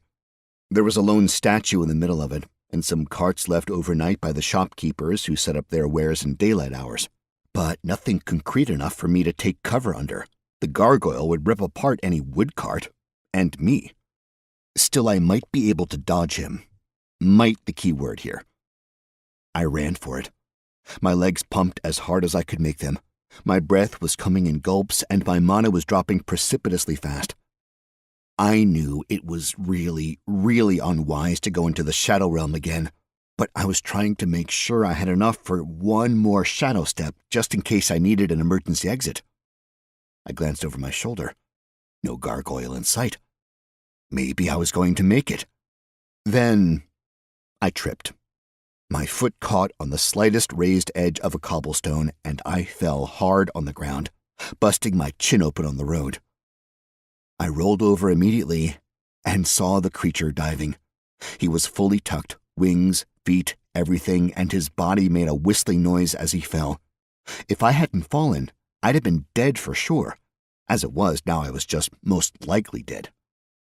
I definitely overestimated my ability to parkour, though there was the possibility that free running was never going to let someone outpace a flying monster from another plane of being. Tough to know for sure. I needed another plan. And in that second of watching the gargoyle zoom towards me, I had a terrible idea. My specialty. Grabbing the kraken-tooth dagger, I gritted my teeth and cast Shadow Step. Immediately, I was moving in the shadow realm and things were coming for me, but I only needed to take a step. One step forward, stand up and assume the position. Dagger raised up, both arms locked behind it, legs braced for impact. I shoved myself back into reality just as I saw a mouth full of shadow teeth open up to take my face in. And time was back flowing normally, colors restored. I blinked, and the gargoyle was on me, or more precisely, it was crashing into me. The dagger punched through the gargoyle's chest, and it, in essence, made a path for me to follow. The incredible momentum of the gargoyle, combined with its weight, meant the dagger went all the way through the beast until it poked out the other side, at which point the gargoyle's body slid along the cobblestone streets until it burnt out the remainder of its momentum, which I would have seen had I not been inside the creature at the time, squished into its insides, covered in the various viscera of a gargoyle. He shuddered a bit, and there was a low rumbling noise before all the breath left the creature in one quick motion, like the gargoyle's lungs had collapsed. Then everything was still. GG, you've killed a Robochon's gargoyle, level 18 elemental. You've earned 3,000 XP, what a mighty hero you are. Huzzah! Against all odds, you have reached level 8. You receive 2 attribute points to distribute in the next 36 hours, or you lose them. Dare to believe you can survive and achieve greatness, or don't. Nice. I pushed, as best I could, the dagger the rest of the way through, and my hand felt the cold night air. It took a bit of squirming, and I got my other hand out. Then, well, I guess you could say I experienced a rebirth. Except I remember this one, and it was disgusting. I just pulled myself free, and when I finally got my shoulders through, the rest was kind of easy, and I slid down the gargoyle's purple skin until I collapsed onto the ground. Steam came off me, rising into the night. It felt really funky, in a gross way. There were men and women with lanterns all around me, and as soon as I wiped the blood away, I saw it was the city guard. Interesting technique, the head guard said, a beefy woman with curls of red hair escaping her helmet at every angle. You a hunter? I used the back of my hand to wipe the gunk from my face, which was a pointless exercise. I just felt like I spread it around, maybe added a bit. She held out a canteen of water. I nodded thanks, then poured it on my face, washing off some of the blood and guts. Not a hunter, I said, sputtering. Why you out here? She asked. Saw a man running from this thing, I replied, shooting my thumb over my shoulder. He had a kid with him. Couldn't just sit and watch. So you got it to follow you instead? How? Slapped it. She frowned, then one of her underlings laughed, which started a cascade of laughter from the group of soldiers. Seemed to have been effective, the leader said, barely hiding her smile. Yeah, pissed him off more than I expected. Do you want the corpse? She asked. Or you want us to dispose of it? Can I get it delivered somewhere? You pay, I'll get it where you want. I'm working at this pit, I said. Think you can get it there? That's easy, she said. 1 gold. It'll be there in the morning. Thank you, I said, and gave her the address. You're a pit worker? Restorer? That makes sense, she said with a nod. You ever want a real job? You come see me. Could use a crazy fool like you in the guard. I thanked her and got my kraken tooth back in my belt, then stumbled home, carefully cycling my healing spell to fix all the sprains, tears, and the like I'd taken in the gargoyle's hit. Chapter 57. Now, while I wanted to do nothing more than to go to sleep on a nice, soft, feather-filled bed because I was exhausted after battling 2 asshole monsters in 1 shitty night, there were 2 big problems, the least of which being I no longer had a feather-filled bed, or a bed at all, really. I got home to find my door locked. I used my key, opened it up, and locked it behind me. I stepped foot on the bottom landing, looked up, and saw a man sitting on the steps near the entrance to my apartment on the 4th floor. He stared at me. "Please," he said. Can he sleep through the night?" "What?" I replied, genuinely confused.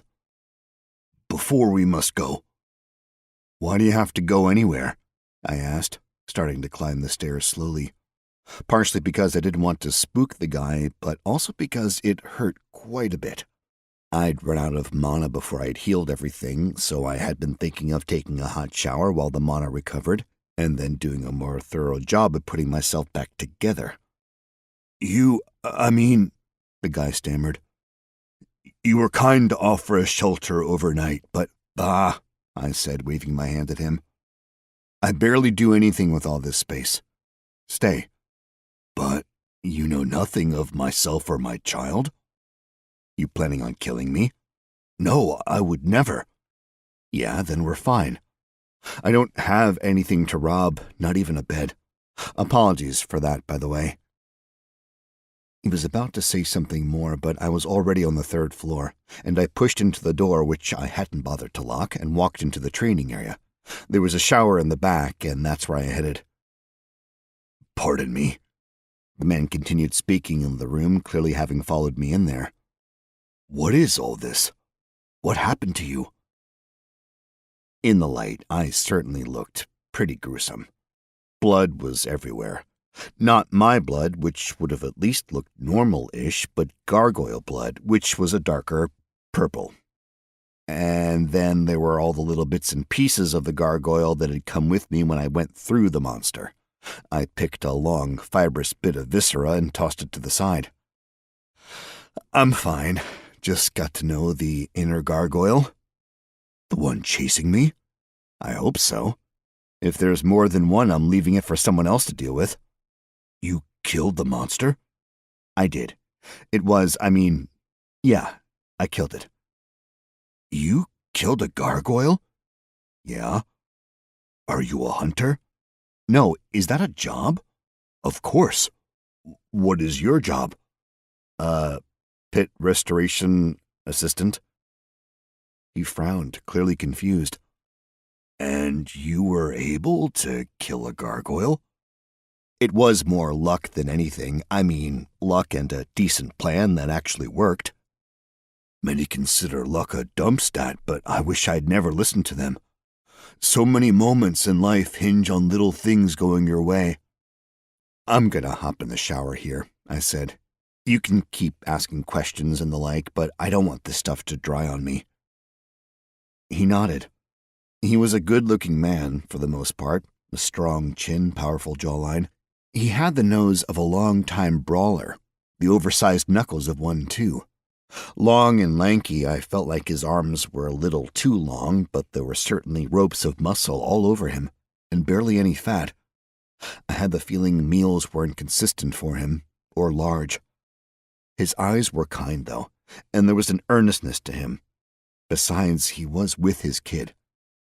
I knew there was a chance I was making a mistake, but better to be nice and wrong than mean and wrong, right?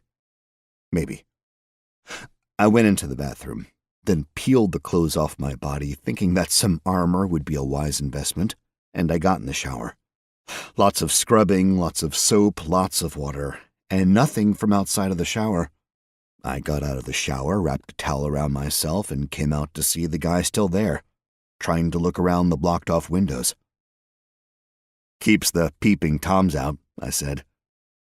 He turned around quickly, like I'd caught him doing something he shouldn't have been, like he was the peeping Tom. In the background, I could hear the vague pealing of bells. Morning. "You think your son is awake?" I asked. "We can leave," he said softly. "Knock that off," I said. "If you have a place to go, a place you want to go, then cool. Otherwise, I meant, let's get some breakfast and hash a plan out, okay?" "A plan for what?" "Are you homeless?" He paused for a moment, then nodded. "So if I send you out into the city, you're going to have no place to hide come nightfall, will you?" "No, we won't. And some other nightmare creature is going to come along and kill you and/or your kid." "There is a chance of that, but it is not your concern." I gritted my teeth. He was making this a lot harder than I wanted to deal with. "Dude," I said, "I'm trying to give you a home, okay? You want to go and play with gargoyles and monsters? Fine, but otherwise, come get a bite to eat with me." He nodded and went upstairs. And then I had to go upstairs because that's where my extra clothes were, so we had that awkward sort of we'd already said goodbye, but then we're both walking the same way thing. His kid was curled up asleep in my closet on a pile of blankets. A little boy, maybe 2 or 3, or who knows, kids' ages have always been a mystery to me. Small guy, though, under 3 feet, brown hair that was very dirty. He was pretty much dirty all over. I went to the stack of clothes I had on my lone dresser, still hadn't put them away, and I sorted them out until I found a shirt I thought looked clean and some pants. I put on stockings because apparently socks had yet to be invented, and then got a wide belt around my waist. Then I turned around and saw 2 giant eyes staring at me. The kid was awake, and he had very big eyes. Eyes that were showing little more than abject terror. "Hi," I said in my best kid voice, but then I felt stupid, so I just talked normally. "We're getting breakfast. You want some?" Chapter 58. It was the first time I'd seen the heavy purse when it wasn't ridiculously busy. It was basically empty because it had just opened. Titus was unloading some crates at the bar while his wife was moving in and out of the storeroom. Titus looked up when I walked in. "Clyde," he said. "How you doing?" "Good," I said. "Breakfast for 3? Big or small?" I looked at the 2 bedraggled guests next to me, little more than skin and bones. "Extra large," I said, "and a big mug of milk for the 3 of us." I steered the 2 through some tables until we got to one with a modicum of privacy from Titus, and with a clear view of the door. "What's the deal?" I said as soon as we were settled. "With?" the man asked. "You. Where's his mom? What do you do? Why are you homeless?" He opened his mouth, then closed it, then closed his eyes. "Sorry," I said. "I'm being an asshole. I shouldn't have been so blunt." "The least I can do is provide you answers," he said. His mother has died. A year passed. I couldn't keep up with rent, so we were thrown out. We were arena fighters. I was doing well until I got hurt. And though she swore not to return to the arena after him," he pointed to his son, "we had no choice. She went back, lost her first fight back, but it was not her fault. She was an amazing warrior, we made enemies, but that is not of interest to you. I have had a stroke of bad luck. Bad fights I couldn't win, or fights I might not survive. I can't take those. Not leaving him to be an orphan. That was my childhood. Won't do it to him. So I pawned what I could, hoping to get a good fight to win, and I just ran out of money and time. You got a name? Lothar Cuthbrook, he said. My son is Sven. Clyde Hatchett. Titus swung around and dropped off 3 plates overflowing with food. Large slabs of ham, big clumps of eggs, and a giant mound of potatoes. And 3 mugs of milk followed right behind in the arms of his wife. Enjoy, Titus said and gave me a big smile. I didn't wait for either of the two to say anything. I just started eating. Talking was not an activity I wanted to engage in, not at the moment. There were just too many things to think about, too many things to make happen. Far easier to just shovel eggs and potatoes and ham into my mouth instead. Thank you, came a wee, tiny little voice, and I looked over to see the big eyes on me, a small smile on his face as he chewed a potato. You are very welcome, I said. And eat up while your dad and I do a little talking, okay? He nodded. His father gave me a smile, but one that was filled with a measure of caution and disbelief. What is it you want to do? I asked. Give my son a life, he replied. Not get revenge on the guy who did whatever he did to your wife? It is not something a man like me might do. It might be something a man like me could do. He shook his head. It is not a fight you would win, and it is not your fight. Fair enough, if you change your mind. What is going on here? He asked. What is it you want from my son or me? Nothing, I said. I guess I'm new here. I'm trying to find my way, and I have this big place, and I don't know what I'm doing with it, so, if you want a job and you want a place to live, you can have those things. You don't want my son? No offense, I said. Kid seems great, but no, that's not what this is about. This is about having someone around the house to keep it safe, to fix things when they break, and to answer really stupid questions I have that might make no sense. I am not an educated man. I may not be able to answer questions you have. We'll cross that bridge when it comes around. That is not how I remember that phrase. Yeah, me and phrases have had a falling out. I don't understand. Don't worry about it. The second-floor apartment is empty, pretty much. There's some storage stuff, but nothing else. You can have it, do what you want to it. Pretty sure there's plumbing in there. I was impressed you having running water here. Yeah, that was surprising to me as well. Not common here? Very rare, outside of the estates. Huh. I can probably swing a little gold to you as well, just need to figure some stuff out. How much do you think you need? Gold? I suppose enough for food. Let me chat with my buddy here, I said. See what I can arrange food-wise. I stuffed another bite into my mouth and got up, walked over and leaned on the bar. Titus finished putting new mugs behind the bar and pulled a mug of ale and set it in front of me. What is it? He asked. How much to add those two to my tab? I asked. They family? No. Who are they? Random dude I saved from a gargoyle last night. You're that idiot? I suppose so. What's their story? Down on his luck arena fighter and kid. You're taking them in? Yup. And you want to amend the lease so they eat free as well? I didn't say that. I asked how much. Yeah, well, if you're taking them in for free, I can't exactly be the asshole who makes them pay for meals. So he's on? They both are, he said, a bit like he was mad he had to be nice. Can he work the door a time or two like holidays? You ask him, I said. I smiled at Lothar and his son. You guys can eat here whenever you want, I said. Whenever? Titus hissed. He's a growing boy, Titus. Feed him. There was a grumble behind me, but I'd seen through Titus. He was a big softy. I walked back over to Lothar and sat down. "So," I said, resumed eating, "there it is. Apartment on the second floor, let me know the furniture, and I can get something, I think. Just, not made of gold here, just have a little bit set aside. You want to live here or no?"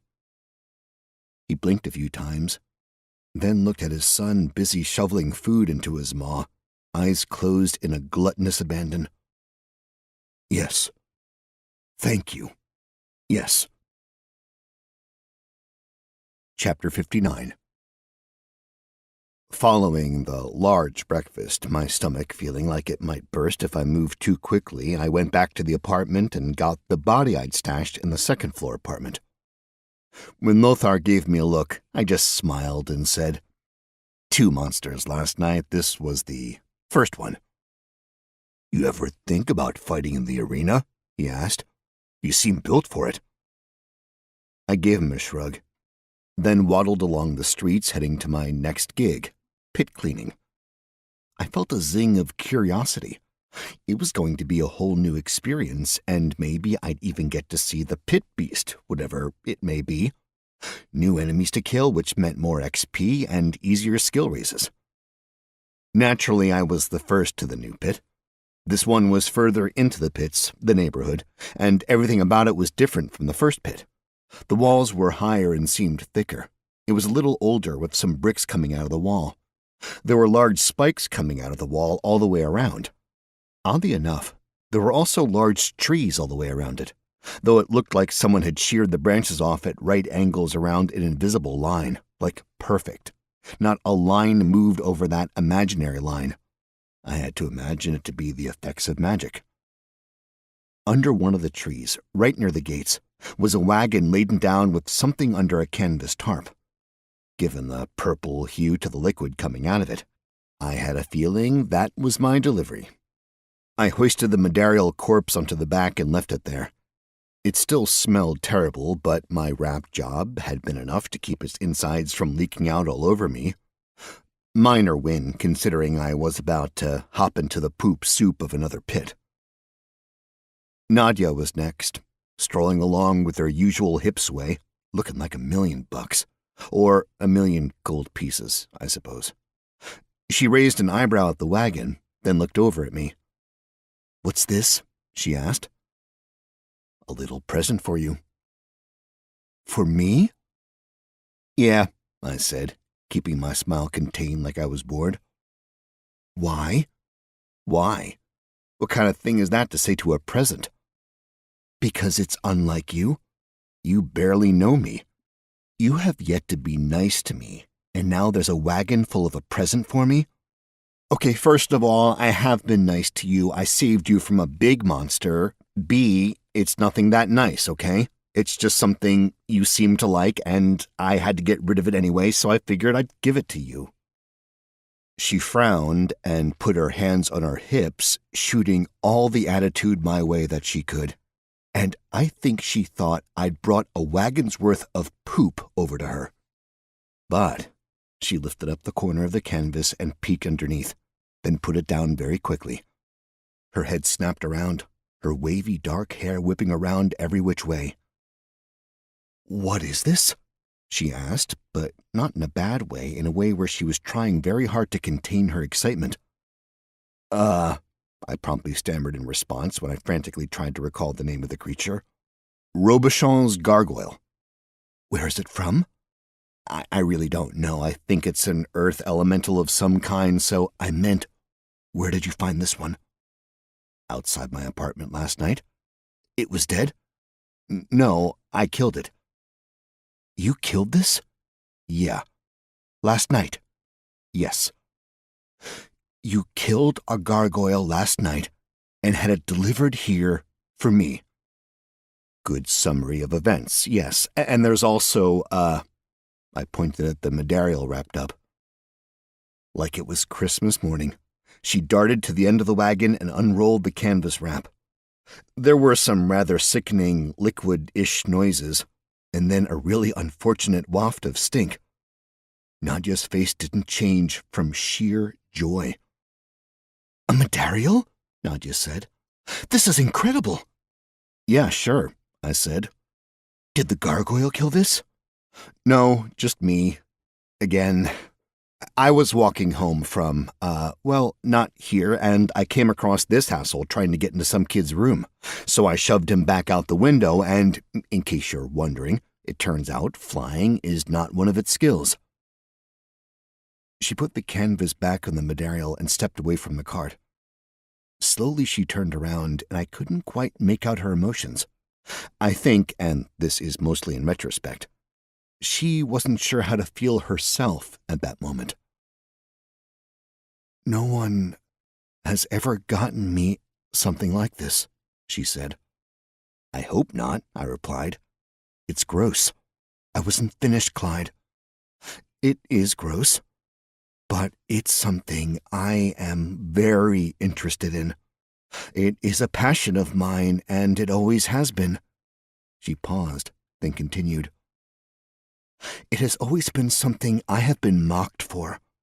I have been belittled and called many vile things because I dared to be interested in something outside the boundaries of what is proper. Anything I have gotten, anything I have worked on or studied, it has been at great expense to me, in time, in money, and in social standing. This, what you have done, this gift, it is amazing. Thank you. I think she wanted to hug me or kiss me or do something, but instead she stood where she was, nodded once, then walked over to the front of the cart and did something near the seat. What are you doing? I asked. Arranging for this cart to be delivered to my house, she said. How? Once again, she was back to looking at me as if I was the country bumpkin. There's a note here, she said, pointing at a piece of paper attached to the wagon. You write the address you want this to go to, and they come out with horses or oxen or whatever and take it to the address you wrote down. How do they see what you write? Partnered pages. What are those? Seriously? Small town. Ugh. Partnered pages are where you can write on one page and it shows up on the other page wherever it is. That is so cool. Sure, she said. So cool. Matthew, thankfully, came along then, and I had to go through the whole spiel about the killings and the whatnot, and Nadia came clean about her own involvement with and passion for monsters, and Matthew was elated because he had something similar going on. He loved dissection and figuring out how things worked and why they worked. I let them geek out over the gargoyle for a minute, and Matthew made Nadia promise to make some detailed drawings of what she found. Nerds are everywhere. Then, it was finally time to see the new pit.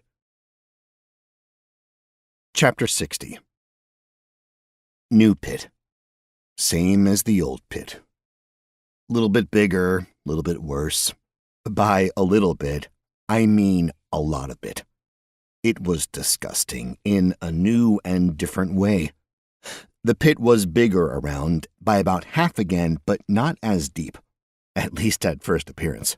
The layer of scunge and poop was only about 20 feet below ground level.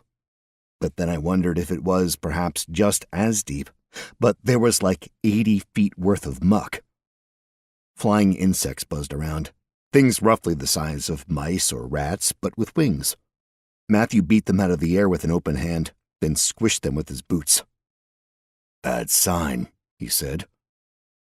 There was refuse and garbage all over the upper area, including a ton of stuff piled up against the stone cottage sitting in the corner of the lot. It was a similar cottage to the first pit, though like the pit itself, this one was larger. The door was open, and I could see trash on the floor inside. This place is gross, I said. It's a pit, Matthew said. Only reason you didn't walk into this sort of mess the first time is I cleaned it up before you got there. That's what day one always is. Clean up the surface. Clean up the cottage. Figure out what's in the pit. Set up your workplace. Basics. I grumbled, but it made sense. And we got to work. Matthew sent me into the cottage with a shovel, and I got to work shoveling all the crap outside. It was a basic one-room building, Big square structure with a tile roof. The walls were kind of high, and that made the roof high, and it looked to me like there was enough room to put a ladder up to the beams and store things up there if we needed. With the door open, somehow that meant a layer of muck got inside the place, an inch or two deep, no biggie. No bugs in the cottage, though. Nothing living, in fact, no moss or mold or anything of the ilk. There was no furniture in the place, at least nothing whole, except a chest. Rounded top, iron bands on it. Oddly clean around it. No dust, no dirt, no nothing. I'm not usually one for paranoia, but obvious trap was obvious. "Matthew," I called out. "What?" he shouted from the outside. "Something weird in here." "It's a pit. Something weird everywhere." "Okay, but can you come take a look?" There was some muttering, and then Nadja laughing, but a second later Matthew stomped inside. I pointed at the chest. Matthew looked at the chest. Then he looked around the rest of the cottage and grabbed my shoulder, pulling me out fast enough that I lost my footing and tumbled down the small set of stairs leading up to the cottage from ground level. "What the hell?" I asked. "Needed to get you out in a hurry," he said, pulling his mace off his belt and giving it a quick swing. Nadja was over in a second, a short sword in her hand. I got up and brushed my pants off before getting my sword out. "Nice sword," Matthew said, eyeing the shining silver blade. "New?" "Yeah," I said. "Kinda lost that bronze one." "That's right." "Anyway, why are we standing here with our weapons out?" "Watch this," he said. Matthew took a step towards the stone cottage, and he swung hard like he was going for the fences.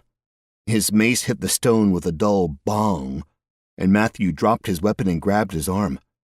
Credit, though, he didn't make a noise. He just hopped up and down and gritted his teeth. "What exactly was I looking for?" I asked. "I missed it." "Not a mimic," he said through his clenched jaw. "You thought the cottage was a mimic?" I asked. "There's a mimic here?" Nadja asked, eyes alight with hope. "It's definitely not the house," I said, "but there's a suspicious chest inside." She pushed Matthew and me out of the way to get into the cottage. I ran after her, hoping she wasn't going to do something stupid like offer herself to the mimic so she could see its internal systems. She wasn't. Nadja stood in the middle of the room, sword sheathed, notebook out. She was scribbling furiously, but it was hard to tell if she was drawing or writing. "I've heard of mimics in mimics," Matthew said. "Got nervous." "Is that really a mimic?" I asked. "There are a few ways to tell for sure, none of which involve looking at it. If it's a mimic, then this pit just got very strange." "Lucrative?" "Potentially. I don't really know. The muck is pretty deep, and that's usually an indication that you'll find less useful parasites. Doubt it's something as vile as troll spawn, but it could have grimelings. They're a pain in the ass to deal with, and they have little to nothing of use harvest-wise.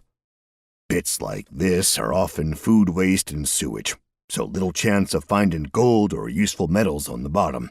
There's always the outside chance someone might, toss a noble's body in, and we could find another signet ring on the bottom. But that was a 1 in 1,000 chance the first time. Twice in a row. Probably not." "What are grimelings?" "Where did you come from that you don't know of grimelings?" "Just weren't a thing in my town." "Humph," he said, looking me up and down as if he was trying to figure me out for the first time. "Grimelings are a bit like squirrels. Do you know what a squirrel is?" "Yes, I know what a squirrel is." "Always have to check with you." "Similar size of a squirrel. No tail. Head is huge, big ears. Like a bunny?" "Somewhere between a rabbit and a bat." I know what bats and rabbits are." "Hands have thumbs. Some people think they might be intelligent to some extent, but they also like to swarm and bite and carry disease." "Do you kill them?" "It's usually them or you. They are aggressive." "Don't you think we'd have seen them by now?" "They can swim very well, hold their breaths for some time, Basic builders like a beaver. I know what beavers are. They build homes under the surface of the muck with the bits they find. Industrious little guys. You seem to think they might be nice, or worth keeping around in some capacity. When you finally see them face to face, you will understand the problem with that view. Matthew took a step forward and threw his mace at the chest. It hit with a deep thud, and then the chest opened. It was not a chest, it was a mimic. Its mouth was, in effect, where a normal chest would open up, but instead of being empty, this chest was filled with teeth and a massive purple prehensile tongue. And the tongue came out, reaching and grasping around. I saw two beady little eyes on top of the chest's lid, squinting at all of us. "Hey," Nadja said. "He's just being himself. No need to beat him up." "Were you sure it was a mimic?" Matthew asked. "Not yet, but now you know. And you going to spend the rest of the day trying to understand the creature before giving up, and I'm going to tame it." That's ridiculous. "Do you mind?" she asked. "I don't think it's possible, but as long as it doesn't get in the way, do it." At which point, something chomped into my leg. I looked down to see one of the giant flies biting me, so I swatted it. It fell to the ground and was trying to right itself. I picked it up and threw it at the mimic. Its tongue a blur, it snagged the insect out of the air and gulped it right down. There was a small but satisfied burp from the mimic chest, and it seemed to settle down. "At least we can get rid of the insects that way," I said. "Fine," Matthew said like he was an overworked dad agreeing to a new puppy. "But you two are taking care of it." He stomped out of the building. I put my hands up. "This is all you." Nadja smiled. "You'll come around." Chapter 61. My cottage cleanup taken over, I went outside to help Matthew. For the moment, we were shoveling mud and or poop into piles about the place, keeping them out of the way for now. The bugs were everywhere, but weren't smart, nor were they very powerful, so they weren't able to bite through my pants or shirt. I started swatting them down and putting them in an overturned bucket. Food for the mimic. "It's going to be a short day today," Matthew said softly when we were at the far side of the complex. "Got a hot date?" "You do." "What did you do?" "I did some asking around." "And you asked someone out on a date for me?" "No." "You know when that party is? The one High Lord Fancy Pants is throwing?" "Like next week sometime." "Tonight." "Tonight?" "Yes." "Well, shit." "You seem calmer than I anticipated." "I mean, not much I can do now, can I? Come up with an alternate plan and figure out how to break into a vault." "While you might have a chance to make off with something from a party, there is no way you can get into a vault or escape." "Speaking of Lord Fancy Pants, I met this guard while I was scoping out the Fancy Pants estate. He said he'd prefer to do what I'm doing, and I said I'd ask you about it." "You want me to hire a guard?" "Yeah, but to do what we're doing." "Pit restoration." "Bingo. Figure we could use a little help, especially if he's the type who can swing a sword."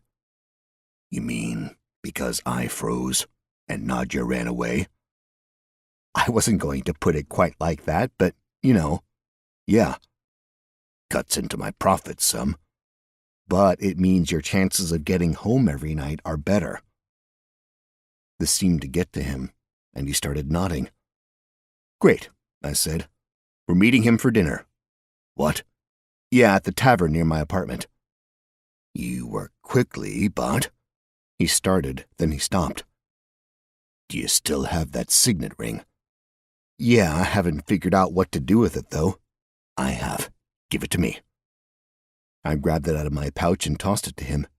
He fumbled with it for a second, bobbling it from hand to hand until he finally managed to grab it firmly from the air.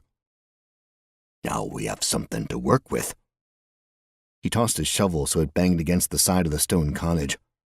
Nadja stuck her head out. "Hey, you scared it," she shouted. "Put the bucket of bugs in there," Matthew said, "and then get out of here. Early day."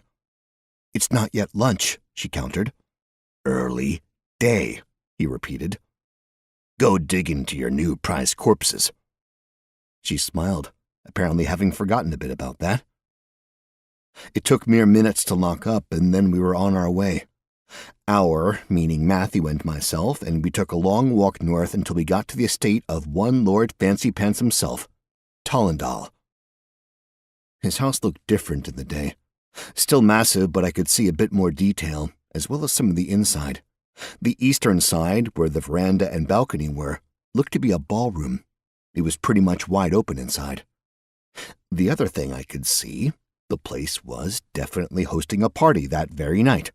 There were deliveries being made, decorations being hung, furniture being placed and removed, banners being hung from windows, and several mancers doing bits of magic under the watchful eye of their guards. "That piece of crap," I said. "Roland wants me to fail." "Likely," Matthew said as we strolled along the boulevard, looking like we had the barest of cares in the world. "This guard I'm meeting with tonight. Are you asking me to hire him because you think he will offer you a way into the place? That he will spill the secrets of this estate to you?" "Mostly because he seemed like a nice guy in a bad situation, and you seemed like a good guy who might need more muscle." Matthew nodded, hands behind his back. "Have you had these?" I asked, pointing at the fruit above our head. "No. Tasty. Delicious." He raised his eyebrows ever so much, and I had the feeling he didn't much care. "If you did get access to the party," he started, "what would you do?" "I wouldn't rush it. I have the feeling that events such as these last quite some time." He nodded. "Balls such as these would either have secured transport back home for guests, or rooms made up to allow them to sleep. I am glad you have been thinking. No offense, but some of the work we do doesn't require that much in the way of brain power. But one reason I like it. Continue." "I would make sure I knew where Fancy Pants set up his display. Then I would do a few walkthroughs, get to know the guard schedule." "Would you worry about being noticed?" "Of course, but I would do my utmost to seem interested in something other than the orb." More?" "Find a young woman, or a man, either, and try to impress them with your magical knowledge. When they are surely uninterested, find another and do so again. Any guard who pays attention to you will do so to mock you." A little demeaning, but I guess it'd work. "With your chosen profession, there is no room for shame." "Once you have the orb?" "I make a break for it?" "Depends on the size, really. If you can hide it about your person, it would be better to wait. See when it is discovered, then wait for things to die down, and then go. Or even secret yourself about the mansion and leave tomorrow. But if it is bigger, you will have to improvise. Perhaps your shadow thing would help." "Yeah, I may have been using that a little more than I should have."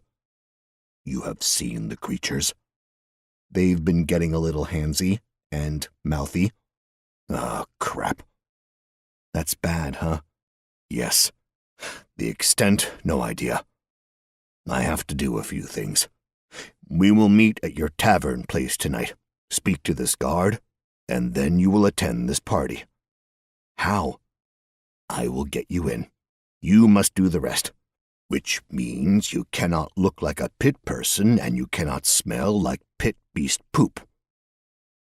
He took a small notebook from a pocket in his coat and scribbled in it with a pencil, then ripped the page free. He passed it over to me. "Go here. Speak to Krina Ballard. Tell her I'm calling in a favor and she can chew me out after she chews you out. Then tell her about Shadowstep, and don't call her a witch." "Is she a witch?" "Don't call her one, okay?" "Okay, but after that, bath and clothes and hair." "My hair is—" "Do it," he snapped. "And do it well.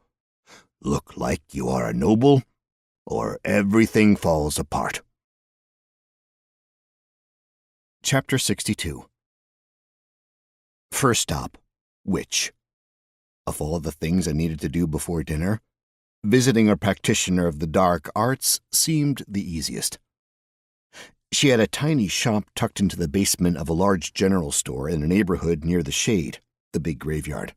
It was my first time seeing the Shade, and I realized why Etta had said stumbling in there by accident would be next to impossible. It was walled off, and to get in, you would have to go through a temple. Still, there were people trying to get in, folks wearing heavy armor and carrying weapons, waiting in a line outside of the temple. I watched as a robed acolyte came out, spoke to a few people, and then led them inside. I made a mental note to check it out soon. I was very curious to see what the process was and what they were doing on the other side of the walls.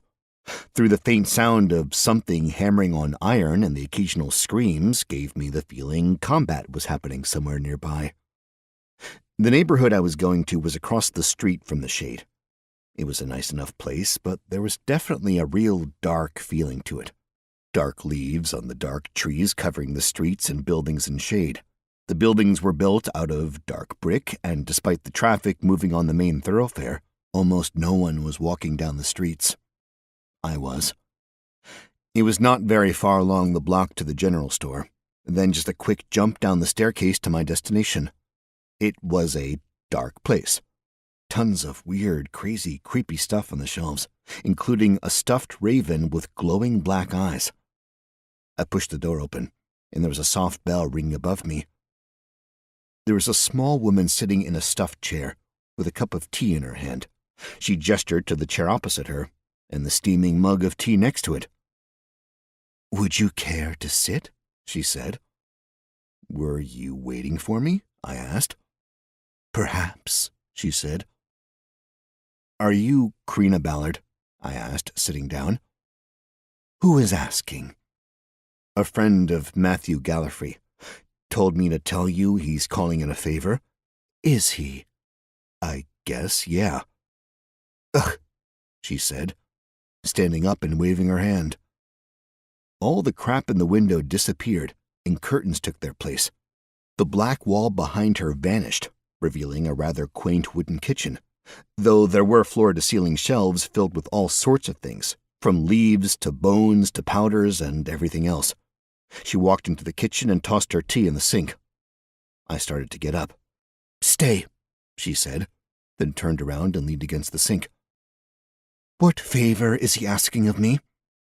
"Teaching me more about magic." "You some noble's kid, looking to find some spell to wow the other children at parties?" "Do I look like a noble's kid?" "Why do you think I asked the question?" "I'm an elf." "And elves aren't nobles?" "Are they?" "Where are you from?" "Small town." "Which small town?" "One far to the south. I'm sure you haven't heard of it. It's barely a hamlet." "And the name of it?" "What difference does it make?"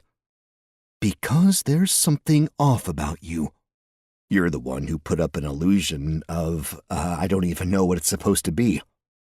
"It's the image some people expect when they come to someone branded a witch." "Are you a witch?" "Do I look like I traffic in the undead?" "Why do you think I asked the question?" Truth, she did not. She looked like a pretty woman who was reaching middle-age and hadn't quite grown out of the cute stage. "Bah, you know nothing of the undead." "There you're right. I know nothing of the undead. But I want to know." "Why?" I paused to actually think about the question. My immediate response was simply that I wanted to know everything. Of course I wanted to know about the undead because it was a thing in the world. My second impulse was more nuanced. It was something I might face, and I wanted to know how to defeat it. And then, that burbling darkness. It was a weapon I could potentially use against my foe. As soon as I opened my mouth, she snapped her fingers. "No lies, not here," she said. "I don't know," I said, almost unbidden. "I'm curious, and I know I'll wind up fighting them, and I want to know if I can control them." "Interesting," she replied quietly. "Hey," I yelled, "you used magic on me." "You came to a witch and expected her not to use magic?" You just said you weren't a witch, did I? She hadn't. She'd merely replied to my question with a question and never answered it. Are you a witch? I asked. No, she replied with a smile. But that doesn't change that you thought I was a witch now, does it? What are you? The more interesting question, what are you who doesn't know nobles, can't name a town, and think I might be a witch? I was starting to think the woman was dangerous, that she'd sniff out my secrets. Well, secret. I really only had the one, but it was an important one. That was definitely one of Edda's first rules. Never tell anyone I was from another world. I stood up. Sit down, she said with a flutter of her fingers. I dropped into the seat. Magic. This time, though, I've been paying attention, thinking she might do something. I felt the magic swirl around my body and urge it to do her bidding. And for the barest of moments, there was the hint I might say no. Stop that, I said. Be still, foolish child, she replied. You came here to claim a favor, and a favor you shall have. If you are capable of casting magic, I shall teach you what I can. If not, you will leave and not remember this place. Is there going to be a test? Of course. What good teacher does not first judge her pupils? Nice ones? Witches are never nice. I thought you weren't a witch. I'm not. But her wry smile disappeared. I'm not nice either. Show me your magic, now. As much as I wanted to cast Shadow Step and slip up behind her to flick her ear, the whole reason I was here was because of Shadow Step and the problems it had brought about. Probably wouldn't be such a bright idea to start with that. Instead, I pulled a key out of my key pouch and cast Zeddington's Infinite Key. First time for the spell, and I wasn't exactly sure what was going to happen. I just knew it would work because I knew the spell. I held the key up in one hand, fingers splayed out. Glowing runes came out of my hand, swirled around the key, and disappeared inside it. A half-second later, and the key was humming and glowing softly. Karina held her hand out like a toddler who saw something shiny. I passed the key over. She peered at it, held it this way and that way, then walked over to a shelf, pulled it off the wall to reveal a small iron door. She unlocked it. The key disappeared as soon as the tumblers in the lock tumbled. Anything not from a book? She said as she turned around, looking at me like I was Drek. Yeah, it's not very, external. You think I need to see magic with my eyes? Cast your spell, child. I closed my eyes, did a quick monocycle all through my head, then did the heal and stamina regens. I was at full on both, so it wasn't really useful for me to do them, but only spells I'd learned, and technically made up. As soon as I opened my eyes, I realized she was right in front of me, peering at me. She poked me. You are either daring, stupid, or a genius, she said. I'm very intrigued. Good. Time will tell. Faster than I could see, she was back in her chair. You have good habits, she said. But who taught you to cycle your mana? Matthew. Fool had you go into your head? I kinda did that on my own. 1 point for stupid, then, but also brave. Why's that?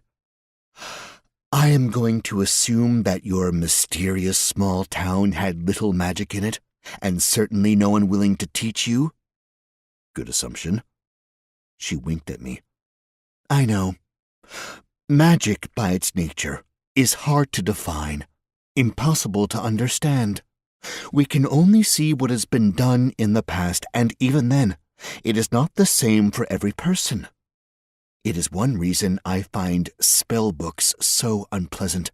They teach the exact same spell to everyone, and each spell should be tailored to each person. How many spells have you gotten from books? 2 basic identify spells, I started. Summon Familiar, Shadow Step, and Zeddington's Infinite Key. I assume, given your willingness to push mana through your own brain, that you have been toying in the Shadow Realm, probably the reason Matthew sent you to me. Is that correct? Yes. How much have you done in the Shadow Realm? Wait, let me guess. I enjoy guessing and being right. More the being right. You've seen some of those who dwell in that realm, yes? Yeah, I have. And one tried to bite me. In a blur, she was in front of me, like right in front of me, and she had both her hands out while she chanted something under her breath. My body started to vibrate, and then there was an intense pulse of energy in my midsection, and I couldn't move. And I was glowing, bright. Karina let out a long breath I hadn't realized she'd been holding. She walked back over to her chair and collapsed in it. A moment or 3 later, my glowing subsided, and I could move again.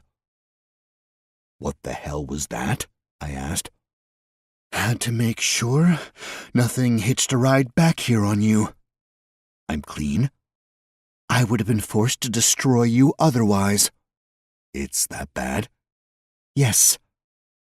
What are they? The things from the Shadow Realm? They are creatures from the Shadow Realm. They are myriad and poorly studied. Those who manage to cross into this realm have always been violent, bloodthirsty beings who have enormous control over shadow and their own visibility. Very dangerous to more than just your own foolish self. Noted. No more shadow step. I did not say that, did I? I prefer to never take spells away from spellcasters. There are options we can explore, but as your teacher of magic, I advise you to halt the use of that spell, or any spells or activities which might bring you in contact with the Shadow Realm. You are being watched. I nodded. I figured that was the outcome. Another rule. You may not use spell books while under my tutelage. All spells you learn will be learned the hard way. By the hard way, do you mean I'll have to think them up? That is the harder way. Have you done it yet? I have a stamina regeneration spell thing. I came up with it while I was working one day. Kudos to you, then. You will find that if you know a spell to pull peaches from the air, you can probably swing it to pull apricots as well. Magic has many connections in that regard. The hard way is me teaching you spells I know. What if there are spells I need to know that you don't know? We will cross that bridge if and when we come to it. I have a spell book. Can I learn that spell before the rule comes into effect? Let me see it. I hadn't been planning to learn the spell, not for sure, but I also wasn't keen on losing the opportunity. And as much as I wanted to be a rebel, I didn't want to risk losing access to her teachings, so I wasn't about to be stupid and hold on to a spellbook for a spell I wasn't even sure I wanted. That said, I dug the spellbook for Summon Fiend out, and I passed it over to Karina. She took it, looked at the cover, the spine, and the back, and then she flipped through it. I was about to say something, point out that maybe she shouldn't flip through it if she didn't want to learn the spell, that it was my spellbook, damn it, but even thinking that sounded a bit foolish, so I remained quiet. Where did you get this? She finally asked, setting the book on the counter behind her. Dead guy? You killed someone for this? I killed someone because he was trying to kill someone else. Just so happened he had that on him. And you were thinking of learning it? I want to know every spell I can. Is your goal to be a mancer? Not like one of the guys who... No, I didn't mean being one of those chain-dead fools. However, they have access to the Imperial Spellmakers, fools who sit around doing nothing but make spellbooks for the mancers. The chain-dead. Good name. Apt. If you want to know every spell you can, that is the best way to do so. Why do you hate spellbooks, though? Magic is unique. For every person, the way they interact with magic is different. Subtly so. It is why spellbooks can work, but they never work quite as well as a spell learned the old-fashioned way. The hard way, yes. And spells learned from another are not quite as efficient as the spells discovered on one's own. When you learn through a spellbook, you know how to cast the spell, but you do not understand the spell. You do not know why your body is doing what it does to cast it, how the mana is actually moving through your body to make the magic happen. It is the same as fools who are granted skill levels without earning them. They may have the means to do something, but it is rare they have the practical ability to put those new levels to use. Despite what some may think, hard work is paid off in this world. I'm not afraid of hard work.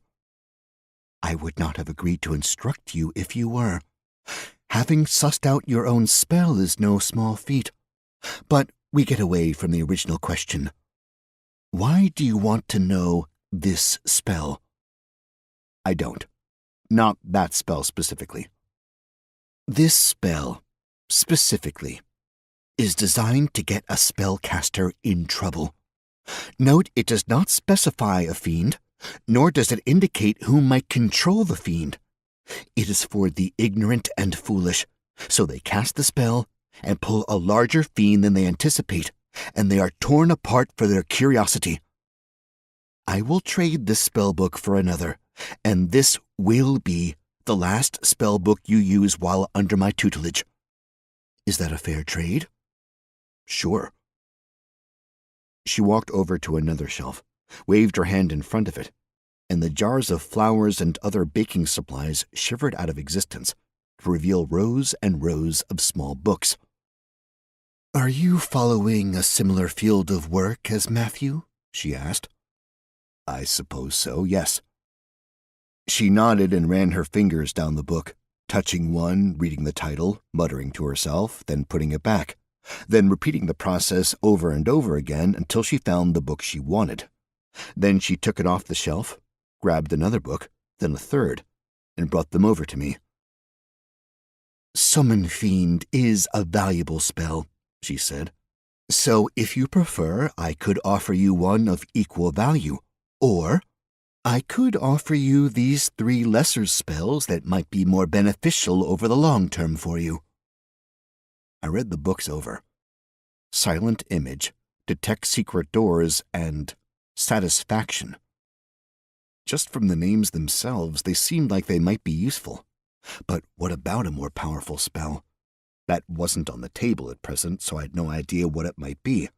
Granted, at that particular moment, I was focused pretty hard on the immediate problem, getting the orb out of the mansion. Bells tolled in the distance, and I realized that I didn't have all the time in the world. I had to get all dolled up. Sounds fair, I said, swallowing my doubts. If I come across more spellbooks, can I bring them here, trade them in? Bring them here, she said. Perhaps I will be willing to teach you more spells then. Learn these spells now, and we will move on to our lesson. I'm happy to learn the spells, I said. But today I have to run. Oh? Thing tonight. She frowned but nodded. Learn your spells then. Return soon. Magic is not to be left alone. You will lose it if you do not use it. I swallowed the smirk and got to learning my spells. Look at that. You've learned the spell Silent Image. Silent Image allows you to create the visual illusion of an object, creature, force, or anything visual which would fit within a 15-foot sphere. It does not allow any other sense to be produced. The image may move within a range of 400 feet from the caster. The illusion lasts for 1 minute. Look at that. You've learned the spell Detect Secret Doors. Detect Secret Doors allows you to detect secret doors. It was named with much creativity. Requires an object tied to a string. Casting the spell will cause the object to spin on the end of the string if there are specifically constructed hidden doors or portals within 100 feet. Channeling the spell will cause the object on the end of the string to point directly toward the nearest secret door. Look at that. You've learned the spell Satisfaction. Satisfaction allows you to imbue a creature with a feeling of immense relaxation and satisfaction, as if everything in life is okay for the moment. The spell lasts 5 minutes, though if you're lucky, the feeling might last a lifetime, or the feeling dissipates immediately. As I left, I turned to look back through the windows and saw that Karina had reset everything. She was sitting in her big high-back chair, black walls close all around, and all the creepy stuff had returned to sitting in the windows. Chapter 63. I went and got a bath first, and I got one in the chintzy neighborhood of the Golden Square. Though pricey, it was actually really nice. A small room with a private bath, piping hot. There were nice-smelling soaps to use, pleasant shampoos, all those nice things. And following getting clean, I went around to where the barbers were and got my hair done in the style of the time, and a shave, which was done with a straight razor and hot towels. And while that was happening on my face, a manicure happened on my hands. It was so relaxing, I almost fell asleep in the chair. My next stop was a tailor, where I found out that getting dressed as a noble is expensive, especially when it has to be done quickly. I skipped out of the first place and rushed down to Gideon's, where I sold off the big bag of rings and jewels I'd gotten as the bonus for saving Matthew's life. "Gold or credit, Evergreen?" Gideon asked. "Gold," I said, "unless you happen to have an outfit back there fit for a nobleman." "Of what land?" "Here." "A moment." The figures rushed out from behind him, and Gideon closed his eyes, all very curious. The hooded figures moved quickly about the space, pulling open all sorts of crates and barrels, quickly returning to lay out a number of outfits on the counter. They were all slightly different, but seemed to match what I'd seen posh people wearing on my occasional visits to the nicer parts of town. "I mean," I said, "I don't know, is this what the cool kids wear?" "Who are these cool kids?" Gideon asked, confused. "The rich kids, the aristocratic youth." "Some of them wear outfits similar to these." "Am I going to look, good in them?" "We have based our selections on your perceived size, and we feel these outfits will fit your body within acceptable parameters." Gideon certainly had a way with words. "Mind if I try these on?" I asked. "We are aware that it is traditional in this case, and we will allow it." Trying not to look concerned, I disrobed and tried on the various outfits. There was one that fit well, and it looked okay, but it was a faded yellow sort of color. Tight pants, tight tights, and a puffy shirt. The coat was tight in the torso, then flared below. I felt like an absolute tool, but it certainly seemed to be the fashion of the times. "I'll take this one," I said. Gideon nodded and told me the price, and I had to admit, I was getting a far better deal than at the tailor. Plus, it was already done. The tailor was talking about multi-week waiting times. I added a replacement sheath to the order, then put the stuff into my knapsack, packing it as carefully as I could.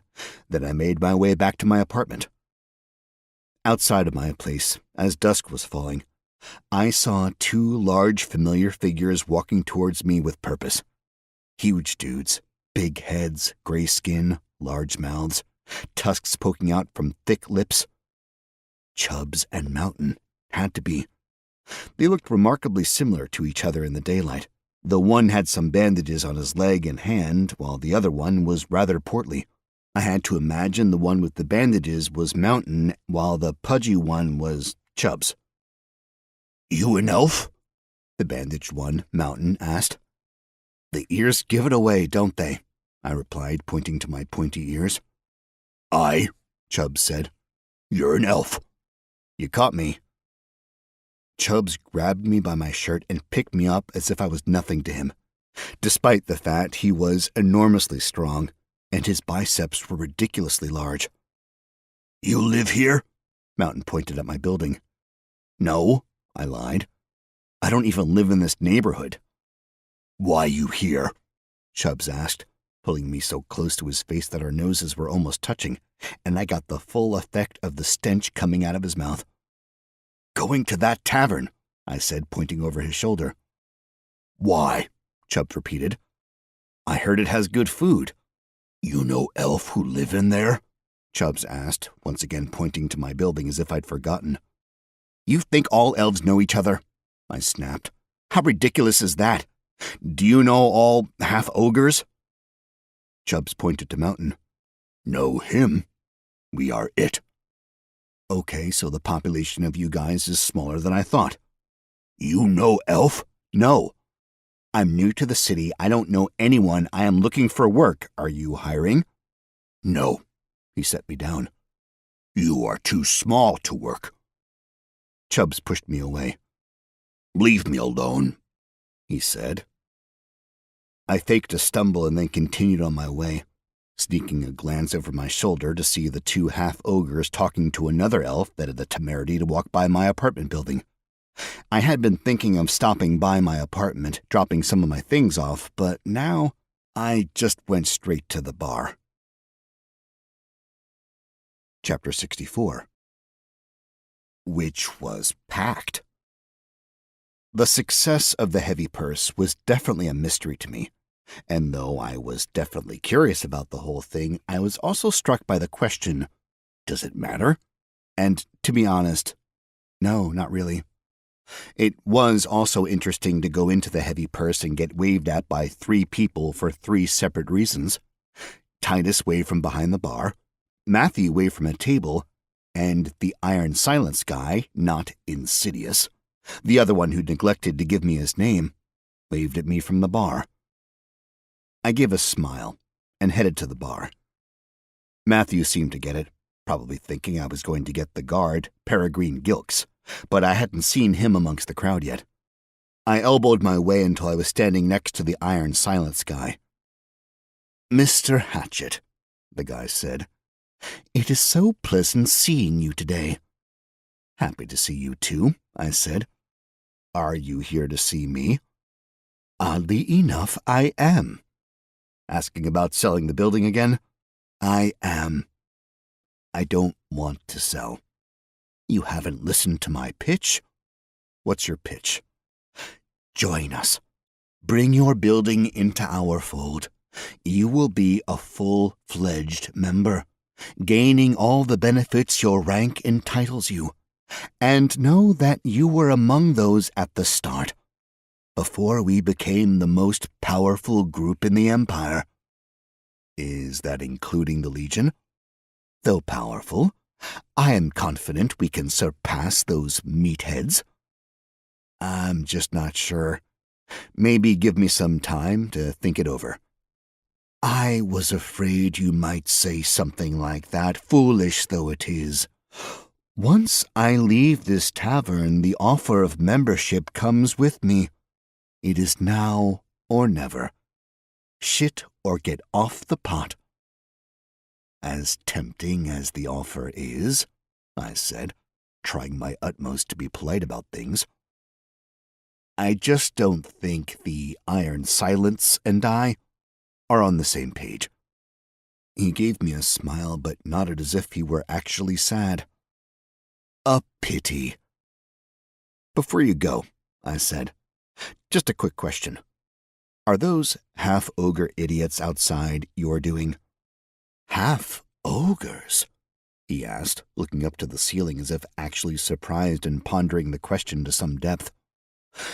"Can't say I've ever had the slightest interaction with half-ogres." "Thanks anyway," I said, pushing off the bar and pivoting away through the crowd until I got to the door leading to the storeroom. Titus saw me and spoke something to his wife before darting over and going into the back room with me. "What's up?" I asked. "2 things," he replied. "That thing in the sub-basement, It's been making a lot of noise lately. And you want me to check it out? You were curious about it. I sighed longly in his direction. Okay, maybe I should have taken a look earlier, Titus said. I'm not a brave man. I'll add it to my to-do list, but it won't be tonight. Okay, he said in a way where he was making it clear it would be my fault if the building collapsed. 2? 2 what? You said 2 things. Right, 2.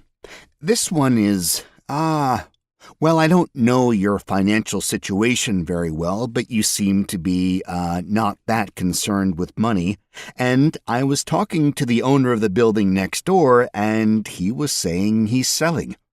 You want to buy the building next door? Move the tavern? No, not at all. There's no way I'd have the money for that. Just, well, I don't want you to think I'm ungrateful for the deal you gave us. Just, well, where my family is currently living isn't that safe.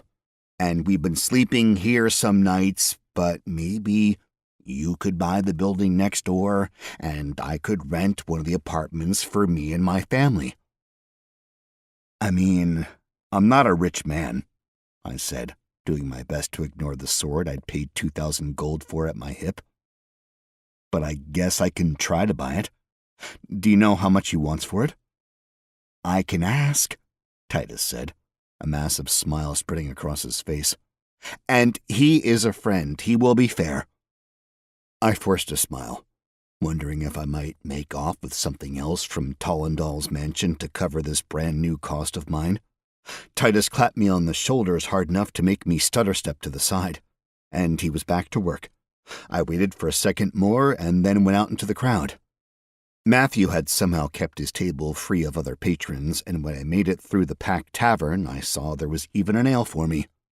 Thanks, I said. You get all the things you needed? He asked. I hope so, I replied. You look more like someone who'd have this, he said, and slid a very fancy-looking piece of paper across the table to me. I picked it up, and this was one fancy piece of paper. What's this? I asked. Invitation to the party. Legit one? Yes. How? I have a few tricks up my sleeve yet. I was the one who sent you to those fools over at the Biscuits Union. I should be the one that helps you through this nonsense. I don't know about that, I started, but he grabbed his mug and put it up. To nonsense, he said. To nonsense, I replied, and we drank. Peregrine Gilks walked in soon after that, saw me, and made a beeline for the table. It was different seeing him in his, well, not guard uniform, civilian attire. He still had armor on, chain, but it was pretty discreet under his coat. He also wore a very small hat with a tiny brim, almost like he was ready to drive a tiny car in a parade. Hatchet, he said, putting his hand out. I stood, grabbed his hand, and introduced him to Matthew. I hate to do this, I said, but I'm going to have to leave you two to this meeting. Hot date? Peregrine asked with a smile. Something like that. Chapter 65. I used the secret entrance to get to my apartment, and I changed out of my normal attire into my look at me, I'm a noble clothes. I had my Argentinium sword on one side of my belt, which looked mostly okay. It wasn't anywhere near as thin as the rapiers I'd seen on the hips of the young nobles I was emulating. I had my stone stiletto of silence on the other hip, but put all my pouches under the somewhat smelly sheets of my closet. None of the pouches were nice enough to take. The only thing I kept was a small pouch of coins, just enough gold to cover the minor expenditures, and I didn't think they were big enough to store an orb. I wanted to take the knapsack along with me, but that really destroyed my look. Happy with how I looked, I went back through the secret door, and then walked out of the bar as quickly as I could. I didn't put my hat on until I was outside. I did a bit more walking, waving at the half-ogre brutes who were still waiting outside my apartment, and then, as quick as I could, I hailed a carriage and got a ride. I noticed that dusk was the general equivalent of rush hour in the city of Glatton. Everyone was trying to get to their destination, most likely home before actual darkness came down and the monsters came out.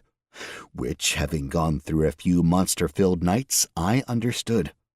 But it also meant there was traffic my driver had to deal with. Slower carriages carrying industrial loads, people riding horses, pedestrians crossing roads at random intervals. It was chaotic and annoying. And yet, I couldn't really fault anyone. Instead, I leaned back in the carriage, closed my eyes, and started cycling my mana. At first, I just pushed it through the channels I'd already created, pumping it around my body. There was the unpleasantness at first, almost like I had to force some channels open again, like I hadn't used them enough.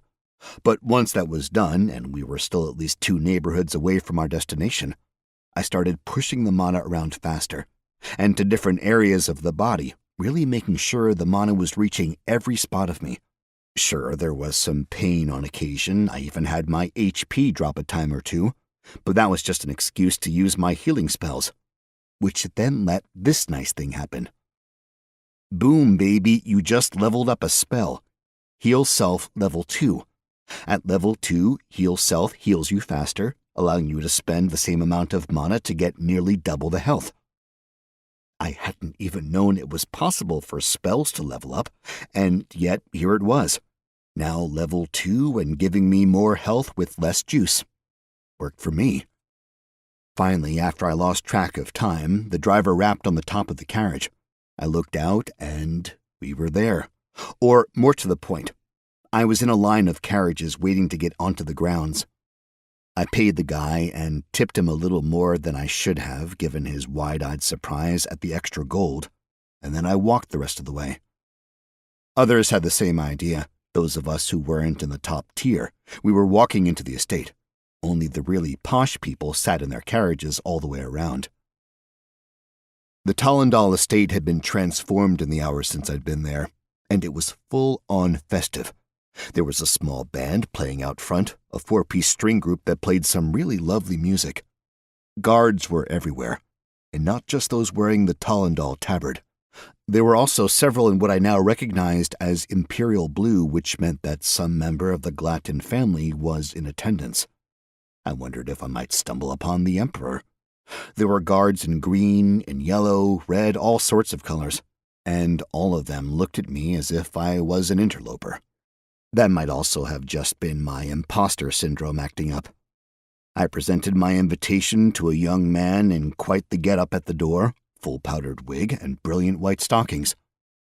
He looked it over, then made a small punch mark on it, and handed it back to me. "Enjoy," he said. And just like that, I was in. The easiest part of the heist was over. Chapter 66. The mansion was massive, beyond massive. Barring the baseball stadium I went to in 8th grade, it was the largest structure I'd ever been inside of. The foyer alone was bigger than any 2 houses I'd lived in. It was open all the way to the top floor, with an amazing staircase coming down like it had been designed specifically for grand entrances, which frankly it probably was. I thought there were suits of armor along the walls until I saw one of them move, and I realized there were heavily armed guards inside. To the right of the entrance was a wide hallway leading to a ballroom. I could hear music emanating from that direction, and most of the partygoers were moving that way as well. To the left side, it was a more subdued sort of place, looking like a large dining room with plenty of large round tables and a buffet along the far wall. Having missed dinner, I headed there first. There weren't many people flying solo at this party, and I was having flashbacks to the homecoming dance where I'd been stood up by Kelsey McLaughlin but still bravely remained there until I saw Kelsey McLaughlin dancing with Jeremy Kyle Lincoln. He was a jerk. Probably still is. But the food was hot and fresh and looked delicious. I had a large cut of meat from an animal I didn't recognize, and a hunk of bread still steaming on the inside. I ate it quite carefully, with a napkin tucked into my collar, and it most definitely hit the spot. I felt satiated and ready to start the second part of the plan, finding the room with all the magical items and figuring out how it was guarded. I went from the dining room into the next area of the wing, a room that turned out to be 3 stories high, filled with books. A library. There was an older man sitting in a chair midway through a tome. He looked up when I entered and then immediately returned to his book. A small glass half full of amber liquid was resting on the arm of the chair, and I realized the smell in the room was the pipe dangling from his mouth. I thought about talking to him, but as soon as I opened my mouth, he glared at me over the top of his book. Next was a sitting room, full of large couches and chairs, small tables, and a bar with a wide selection of wines. There were a few people lounging about, and one young couple tucked in a corner behind a column trying to have a discreet make-out session. There was an exit from this room to the rear of the house, and the veranda was exceedingly well lit and well guarded, and I could see people already starting into the hedge maze, which had several large glowstone lanterns hanging over it. A quick glance at the backyard made it quite clear that there wasn't a spot of darkness remaining. I had a hollow, unpleasant feeling in the pit of my stomach. Any sense of actually pulling this off was gone. I was tempted to just make a quick exit. But a party is a party, and I hadn't seen all of it yet. So I went into the ballroom. That was definitely where the action was taking place. It was almost as big as a football field and went up nearly 60 feet high. There was a balcony on the second floor coming out quite a distance, and it seemed as if there were nearly as many people on the second floor watching the dancers as there were dancers on the main ballroom floor. Above the second floor was, naturally, the third floor, but it only had a small protrusion, and the band was all the way up there, playing a rollicking tune that had the dancers spinning and twirling across the parquet floor. The very center of the ceiling was a massive stained glass light. It seemed too large to just be a light, really, but light was coming from it, sending brilliant colors everywhere, so I figured it was just an oversized lamp of sorts. I made my way along the edge of the room, enjoying seeing people dancing, but since I could tell that the dance was a very regimented thing with extraordinarily specific steps I didn't know, I knew it was better if I just watched. Everything in the place was made of white marble, much like the exterior of the building. While the outside was a more matte finish with a lot of carvings, the inside was primarily clean lines and glossy. Except, of course, the dance floor. The dance floor was all wood. Likely there'd been one big bloody fall on the marble before someone pointed out that wood would probably be a better surface choice. The far side of the ballroom had a few doors that led outside, and more than a few windows. And then I was back out to the foyer. I looked at the exit, or the entrance. There was a flow of people coming in, and I knew I'd make more of a scene trying to leave than just staying a while longer. So I went upstairs. The second floor was less crowded for sure, and nearly everyone heading upstairs was going over to the ballroom balcony to watch the dancers. I followed their lead and saw one good reason to do so. The dance produced some fascinating patterns below. The intricate and interwoven steps of the dance caused ripples of color, shapes, and designs to move across the floor. It was beautiful and a little mesmerizing, but you could also easily see when someone didn't know the steps.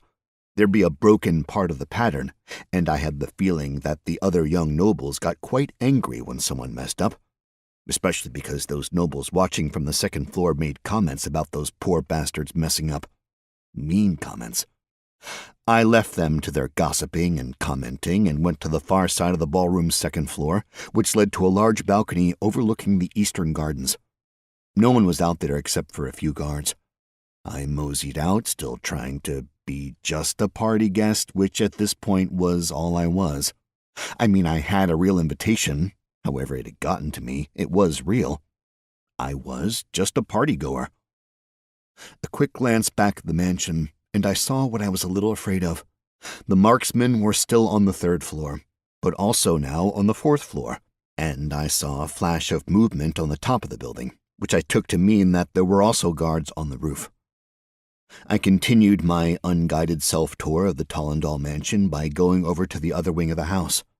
There I saw another sitting room, this one empty save a lonely-looking bartender, then the second floor of the library, and then, what I was looking for, the exhibition hall, for lack of a better term, where Tollendal was showing off some of his more impressive treasures, magical and otherwise.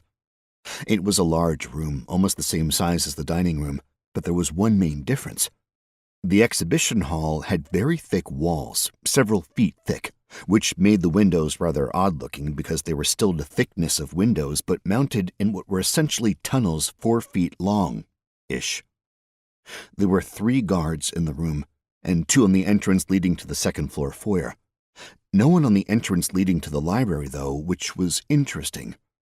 Being that I was the only person in the room, all of the eyes of the guards were on me. Not in an unkind way, it was pretty clear they were bored and expected not a whit of trouble in this room. I moved carefully from item to item, reading over the small museum-style labels mounted in front of them. There were some really impressive items, and some that seemed they were the work of a trickster. Boots of vigilance, which help you detect attacks coming your way. Fantastic. A fine mustache, which is an exquisite fake mustache which will fall from your face if ever someone compliments it. Somewhat less fantastic. The belt of rearming, which would cause any weapon stored on itself to magically return to the belt if thrown. A game changer. The bag of chaos and wonder items. A bag which would produce a random item upon reaching into it. A game, a potentially dangerous one. There was a handy list of items which had already been pulled from the bag, and none of them sounded particularly useful, especially not a giant rat or a swarm of insects. One display was nothing but rings. There had to be 40 or 50, and each one a little different. Nothing incredible or bizarre, they were mostly things like water-breathing or dark vision. There were some that purportedly had shields within them, ones that made you run faster, ones that let you jump higher. In the middle of the room was a sword being held aloft by a metal hand. The blade of the sword was on fire, with big red and orange flames licking the blade. Visually striking. But upon reading the label, I got a bit let down because the flames were basically all for show. A row of armor stands lined one wall, leather armor glinting blue, mail armor flashing silver, plate mail of brilliant gold that reflected light back so brilliantly it was blinding. There was also plenty of exotic materials on display, leathers of plenty of animals I'd never heard of, metals I had no concept of, and even one suit of armor made out of exotic wood. And then there was my goal, the Orb of Leeching. According to the label on the stand, the Orb of Leeching was used to rip mana from one entity and transfer it to the holder of the orb. Roland had mentioned the orb didn't do what they thought it did, but it's not like I had any way to check it out. I'd been remarkably concerned that the orb would be some massive thing like a basketball.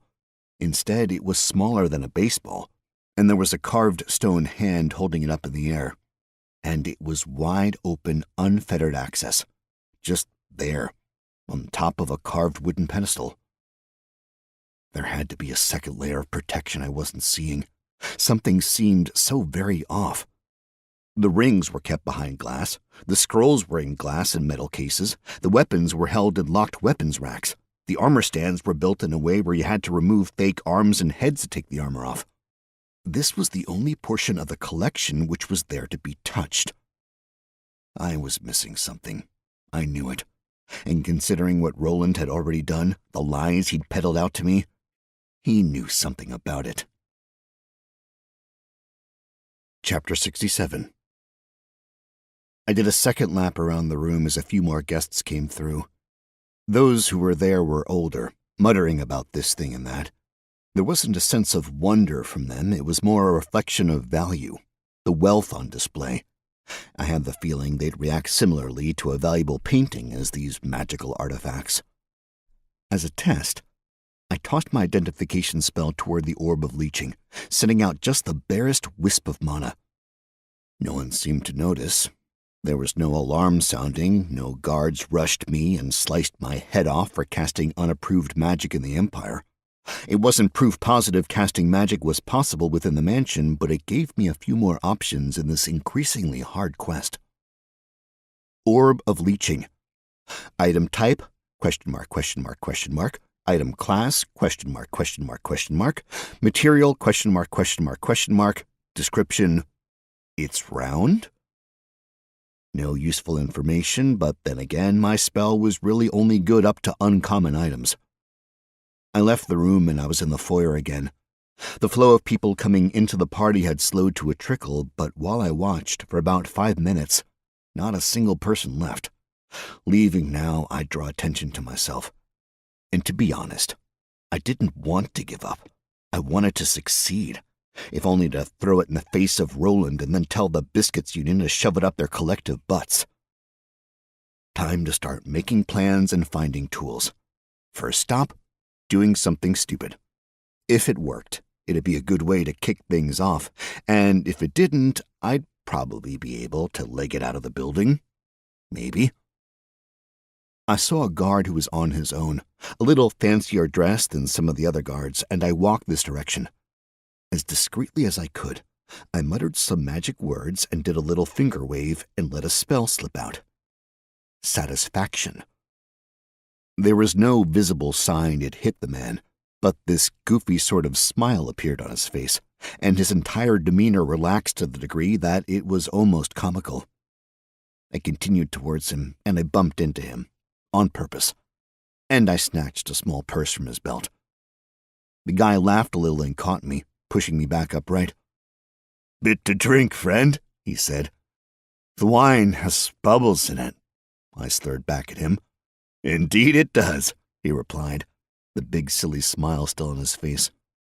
I smiled back at him and then walked away. "Have a lovely night," the guard called back. "You too," I said. I walked up to the 3rd floor and went towards the ballroom wing of the place. There was a very small walkway going all the way around the ballroom, about 4 feet wide at most. The orchestra stage stuck out at the northern end of the room, and there was a rather small area that I bet functioned as a de facto green room with a few couches and a lot of instrument cases.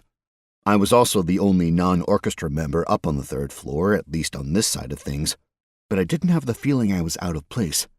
It seemed logical for guests to come up to the 3rd floor as well, especially as it seemed the sound was the best there. I could finally hear all the nuances of the orchestra. Going along the wall, I paused in the middle of the room and leaned on the railing, looking down onto the 2nd floor balcony and the ballroom beyond. The dance had changed, going down in tempo and becoming a little more swayy. Gone were the regimented moves, and it was more of a partner thing. There was still a form they were following, and to my untrained eye it looked a bit like a waltz. I looked up at the giant light hanging from the center of the room, and being that I was almost at eye level with the thing, I could see that it was coming off the ceiling almost like one of those boob lights so popular in hotels and builder-basic homes. It was a ginormous stained glass boob light. The colors weren't arranged in a picture of any kind, but there was a pattern of sorts, and if I had to guess, it was a please-the-eye type of aesthetics more than anything else. I pulled out the purse and looked through it. Keys. A ton of keys. Why keep them in a pouch, though? Seemed a bit superfluous, though I supposed it might have had something to do with decorum. A big ring of keys was hardly pretty. Just sucked because I had a spell that made keys almost trivial to me. And, considering I hadn't found a single locked door in the place, I wondered how useful they might be. Still, better than a poke in the eye, and I had the chance to try out a new skill and a new spell. So not a total waste of time, just a minor one. Because I wasn't sure what to do next, I let my gaze wander around. I think I was hoping something would inspire me. I did not find inspiration. Instead, I saw someone looking at me from inside the hanging stained glass boob lamp. The glass was not fully transparent, so at first I was a bit confused. Bear in mind, it was like looking across a football field and trying to see someone who was standing midfield. I never played football, but I went to a fair number of high school games and spent my time there looking across the field at Colleen Sullivan, who was rumored to neglect wearing all the requisite undergarments for her cheerleading. Never confirmed that rumor. But then the figure in the glass waved at me, and I backed away from the railing and shook my head just in case I was losing my mind. My first thought was actually that it might be some after effect of my visits to the Shadow Realm, something that had followed me back. And yet, Karina had cleared me, so that wasn't really a possibility. The figure blew on the glass, fogging it up, and then I saw it writing. H-E-L-P.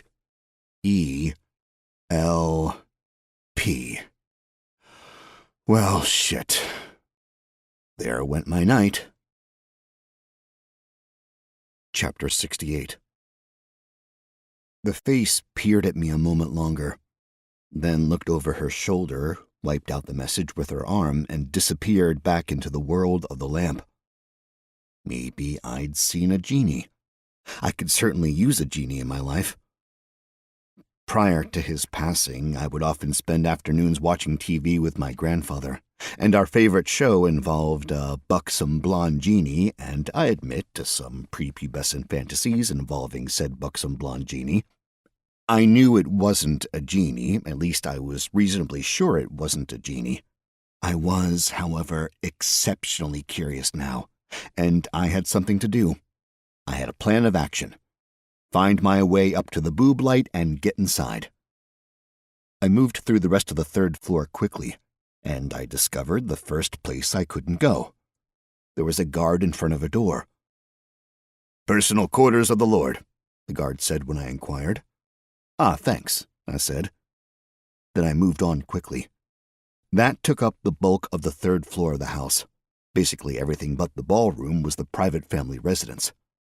I did, however, find a thin door that wasn't locked, which, when opened, revealed a staircase leading up. So I took it, making sure to close the door behind me. On the fourth floor, all the previous openness of the home disappeared. Instead, it was long hallways with plenty of closed doors on either side. The halls were covered in a thick and luxurious carpet, and if I'd had heavy shoes, I bet I'd still have made nary a sound. As it was, walking softly on the stuff made me pass nearly silent. There was some artwork on the walls, but it lacked any of the pizzazz the stuff on the first 3 floors had. This was more mundane and family-focused. Portraits of the past stared at me as I traipsed along. Trying to retrace my steps, I thought I'd made it back to the point where the center of the ballroom might be. At least I got as close as I could to it as I could without opening doors. I'd taken a few turns, and I was genuinely mystified by the size of the place, at least the perception I was getting. It was like there were far too many corridors and doors, and, speaking of doors, I'd gotten to the first one I needed to open. I put my ear against the door, and I listened.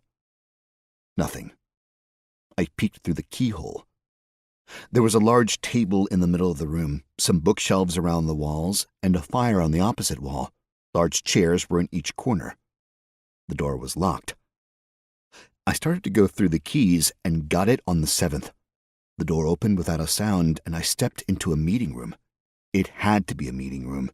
The table was big, like conference room sized, and a map of the Empire had been carved atop it. There were no words on the table, but some cities had been placed there. It was really cool to finally get an idea of the country I was part of. Roughly diamond-shaped with a flat top, the Empire looked huge. From the look of it, mountains formed the borders to all of the north, a chunk of the east, and nearly all the west. Then there were all the mountains inside the borders. Gouges were carved into the wood, then filled with bluestones, making rivers. It was a magnificent display of craftsmanship, and I had to tear my eyes away from it to look at the rest of the room. There were shelves lined with books on 3 walls, with lots of drawers along the bottom of the shelves. The bookshelves didn't go all the way to the ceiling, only about 10 feet up. There was a good 2 or 3 feet above them for the ceiling. A large rectangular chandelier of glowstones hung above the map table, managing to provide shadow-free lighting across the table. However, it did leave quite a bit of darkness up above. Something remarkably useful when I heard the tumbler turning in the lock and the sound of voices in the hall. I ran towards the door, then angled just a bit to the side, climbing up the bookshelf and sliding up on top, crawling a few feet until I was tucked into the corner and in as much shadow as existed there. Armed men came in, and I held my breath. They're here for me, I thought, worried I'd already messed up the whole being a thief thing. The men spread through the room, looking around the place. Whatever they were looking for, they didn't find it, and they didn't find me. Instead, they took up positions around the room, and they waited. These men were serious and muscled, They had the bodies telling me they worked out daily, likely training with the heavy swords they carried at their hips. All the men wore the blue tabard I'd seen outside, and I was in that weird space where I wanted to hyperventilate at the same time I wanted to hold my breath. Was the Emperor about to walk into the room? No. A short man with a wide-brimmed hat and a ridiculous feather walked in first, chatting to the man following him. The man following radiated power and confidence. His clothes were understated and all blue, his back ramrod straight. He had dark hair with white streaks running through it, and immediately I knew he was breaking from the norm because he had no hat on. He had a slim blade at his side, and there wasn't an extraneous gem on the whole thing, or a gem for that matter. It was a sword suited for use, not showing off, and the vague pulse of blue down the sheath led me to believe it had to be magical. Hat Man came to the map and turned and smiled. I got a view of his face. He had at least 3 chins. He was a chubby guy with an unpleasant face, very soft all around. He took his hat off, revealing a sweaty bald pate, and he tossed his hat on the table, covering up a mountain. "You may leave us," the taller man said. The guards bowed in unison and walked out of the room. There was a heavy silence between the two men. "What is it you need to know, Tollendal?" Blue asked. "Your Highness, I beg to know a timeline," the short chubby dude asked, who was clearly Lord Tollendal. "A timeline is difficult." "Money is also difficult, Prince Valamir. And if I am able to give you what you have asked for, I need to know when you will need it." "You know how to try me, Tollendal." "You know I find all this courtly posturing nonsensical, but I know you like it. So I call you by your rightful title, Valamir." "Things will be different when I sit on the throne, Tollendal." "There are many steps between here and there, Prince." "It is a path well planned out. And yet, here you are, still asking for funding." "What is it you want, Tollendal? Another title?" "What are titles, Valamir?" Tollendal said, pacing around the table. "I have plenty, and what do they give me? I spend more time getting less done with every new title your brother lays at my feet. No, enough. Money you have, all you know of and more. I grow tired of your games, Count. You want a dukedom? No, that is just another title. And it places you in a line for the throne. A line that will only grow longer. No, I have no desire for that. You are missing what it is I truly want? Then tell me, Valamir barked out, his calm demeanor gone. I have a list, Tollendal said. Of course you do. To begin, I want the 2 best warriors in the Thingmen. They are not mine to give. They will be. Possibly. I will also accept the 2 best warriors in the Legion. That is more manageable, but again, not necessarily in my power yet. As long as it is promised to happen within the next year. You have a timetable. I do. And that is part 2 of this. I want access to the Imperial Vaults. I want my pick of the magic items stored there. You cannot possibly think you can have all of them. I want 8. 5. 6. Fine. I want 2 high-level Mancers. You already have a pet Mancer. I want 2 more, high-level, skilled.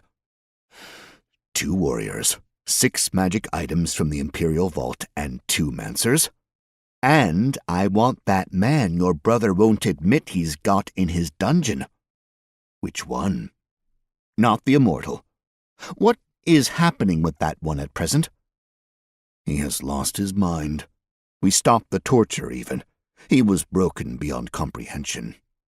And he never revealed his secrets. He only said he was from some other world. Do you think that's possible? I think you are distracting me from whatever it is you are actually asking me. It might be possible he is from another world, but that does us little good in replicating his abilities. Tollendal rolled his eyes a little at Valamir.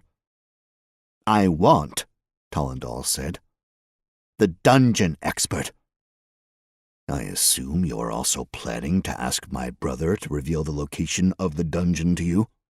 While I would appreciate that, I have at least 3 other locations to attempt first. You? Me. I will conquer them. You will die in them. But you will still have my money at that point. And I have one last request. This is getting to be a bit much. You are asking for a tremendous gift of gold, Prince Valamir.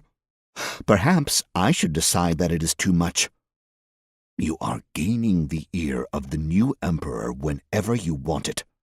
And you are killing your brother, not something to inspire trust. You know why he must be killed, so you might ascend the throne over his daughter. My brother has grown weak and timid. His mind is slipping. He is not thinking straight. He was attempting to join the Empire with Carchedon, our sworn enemies. Yes, they are very terrible people. Just because you feel it is okay to make money off them, money you want for your ends? Valamir took a deep breath and let it out, and I could see the veins on his neck slowly retreat back under his skin. Regardless, you understand. This is not what I want. This is what must be done for the good of the Empire. Yes, of course, good of the Empire. Now, 2 last things. One is quite minor. The other, I want a grand arena tournament. 1 winner. I want to find the best the Empire has to offer, and the Empire must pay for it. You know I will pay, you cheapskate. I need you to authorize it through the Empire. Another member for your dungeon team, I take it? Yes, and... Tollendal grabbed a small sheet of paper from the inside pocket of his jacket. He read it over quickly, then held it out to Valamir. These men need to be released. More white-hand goons. They are trusted allies and innocents. Valamir read over the list. Too many. What do you mean? I cannot release this many men without arousing suspicion. I thought you were all-powerful. Insulting me does nothing for you. Were I emperor already, then it would be a different story, but for the moment, especially at this moment, I need to be more discreet. Tollendal sighed but nodded and took the paper back. He pulled a pencil from his pocket and struck through a few lines of text. Better? Tollendal asked, holding the paper out. Acceptable, Valamir said. Then I will happily instruct my bankers to make certain funds available to you, my emperor. Your assistance will be remembered. Oh, come off it, Valamir. You know what I want. I need nothing more. Are we done? With business, yes. But I can offer you an activity. Another of your girls. Not just another of my girls.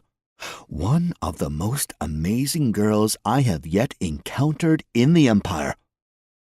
I have my own source of gamesmanship. But there is little as exciting as breaking in a young girl when the entirety of the Empire's elite is directly beneath you. She's your lamp girl for the week. She seems a bit delicate to last the night, but what a night! Tollendal, you disgust me. If I cared about things like that, I probably wouldn't have the fortunes to help you kill your brother and steal your niece's throne. Valamir got quite angry at that point and stalked from the room. Tollendal chuckled to himself and grabbed his hat off the table, taking a moment to settle it on his head. I was about to move, thinking I'd follow him when Tollendal spoke again. "Did you catch all that?" he asked. Chapter 69. I froze. Well, refroze. Froze some more. He knew I was there? Was it a show for me? "I did, Lord Tollendal," a slimy sort of voice said from right next to the door. Something there moved, and a figure seemed to slip from nothing into visibility. It was human or humanoid, rather tough to tell in Valdrani, and though it was a little hard to judge, being mostly above it, I figured it stood about 6 feet tall, but thin, very slight. The outfit was in Imperial style, but like mine, seemed just off enough to make people wonder. "He has no love for you or yours," Tollendal said. "Valamir does not understand commerce. Were he to, he might not be quite so destitute despite being number 2 in the Empire." "I might dislike the man," Tollendal said, "but do not misjudge him. He has plenty of coin and a deeper acumen for business than you could imagine. He is smart enough not to use his own coin for this ploy of his. He still needs enough gold on hand should things fall apart, and he needs to buy his way out of the hole he has dug. But he is a patriot. He loves the Empire. And he hates you. And we hate him. You prefer his brother? No.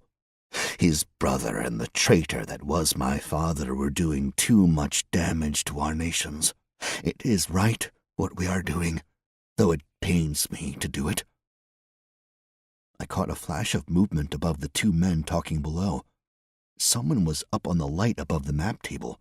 The someone was crawling along the light, and I saw a glint of something green. A dagger, perhaps? The only thing I could imagine happening was an assassination attempt of some kind, and it seemed likely the attempt would be on the mystery figure from some other land.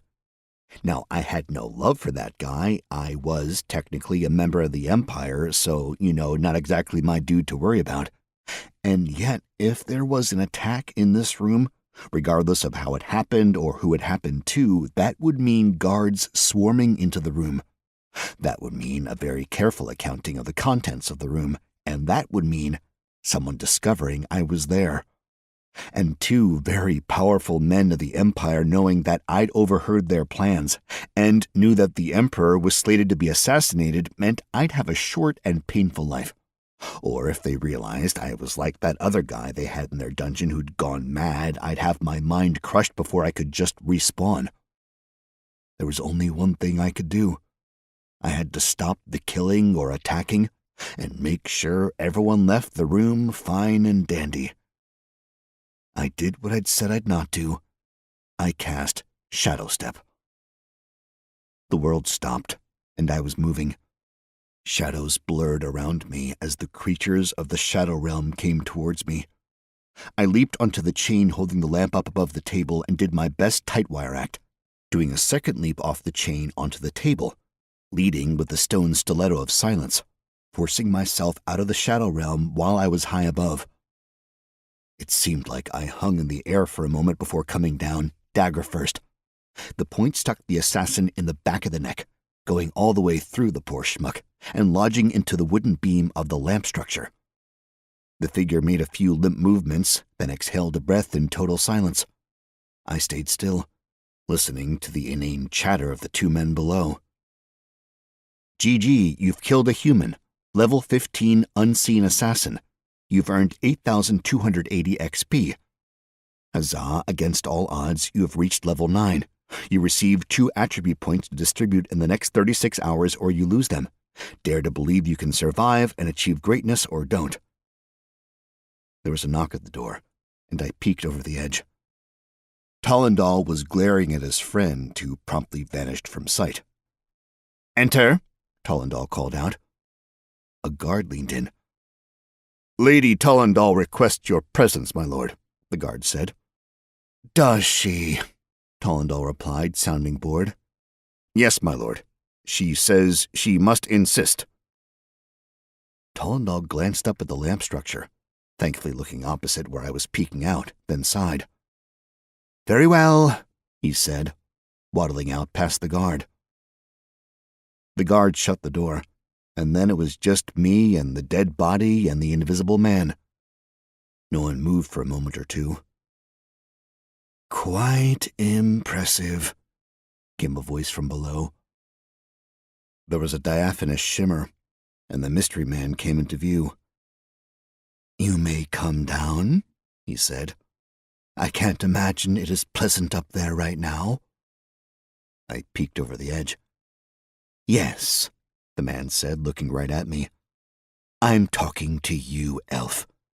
You who are, apparently, my savior. Me? I asked. You. Just a moment, I said. I heard a chuckle from below, but ignored it.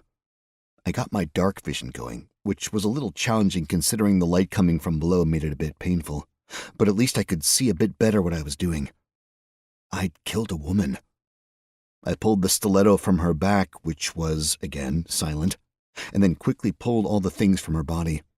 There wasn't much, 2 small pouches, 1 large pouch, a necklace with a large ruby, 3 rings, a bracelet, and 5 daggers. The large pouch was empty, so I put all the loot in there, and then I hopped down to the ground. Standing up straight, I was actually shorter than the man. He had a pleasant face, very pale and with very blonde hair, almost white, but his eyes were a piercing green, so he wasn't an albino, just a really white dude. He just stared at me. Well, he stared me up and down, like he was trying to gain something from me. I felt a push of magic against myself, and I knew intrinsically to push back against it. One eyebrow of the man's went up.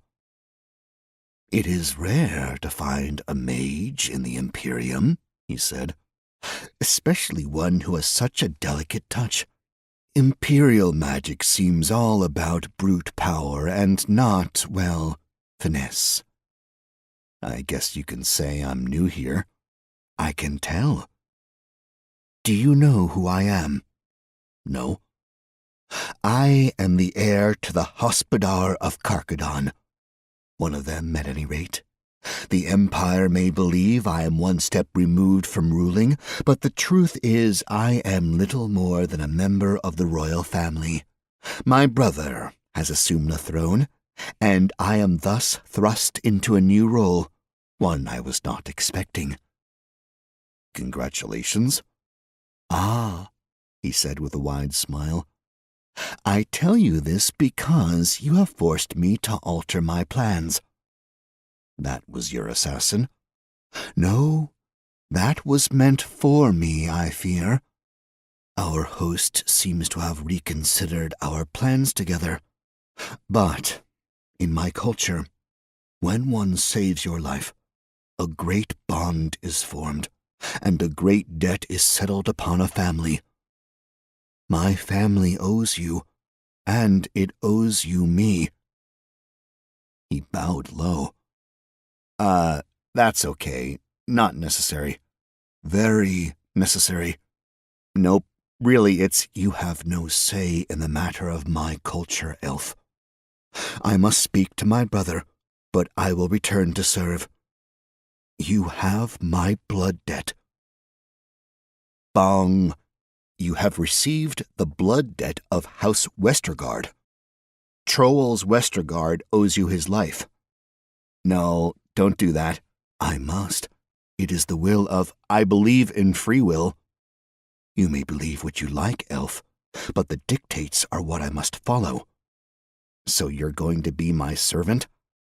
I will be as you wish of me. And if I wish you to just return to your family and, be you? That is not allowed. I cannot allow harm to befall you. That is the debt that my family has assumed. If you were to come to my country, you could live like a king, and I could remain with my family. Tempting, but I'm kind of trying to do something here. Maybe then, when I have arranged what needs to be arranged, I will return. not necessary. "Your name, please," he said, ignoring me. "Okay, if I don't tell you my name, you can't find me." He did a little thing with his hand, and I felt that magic again, and I tried to fight back once more. There was a pulse of magic that hit me like a hammer, and I staggered back a step.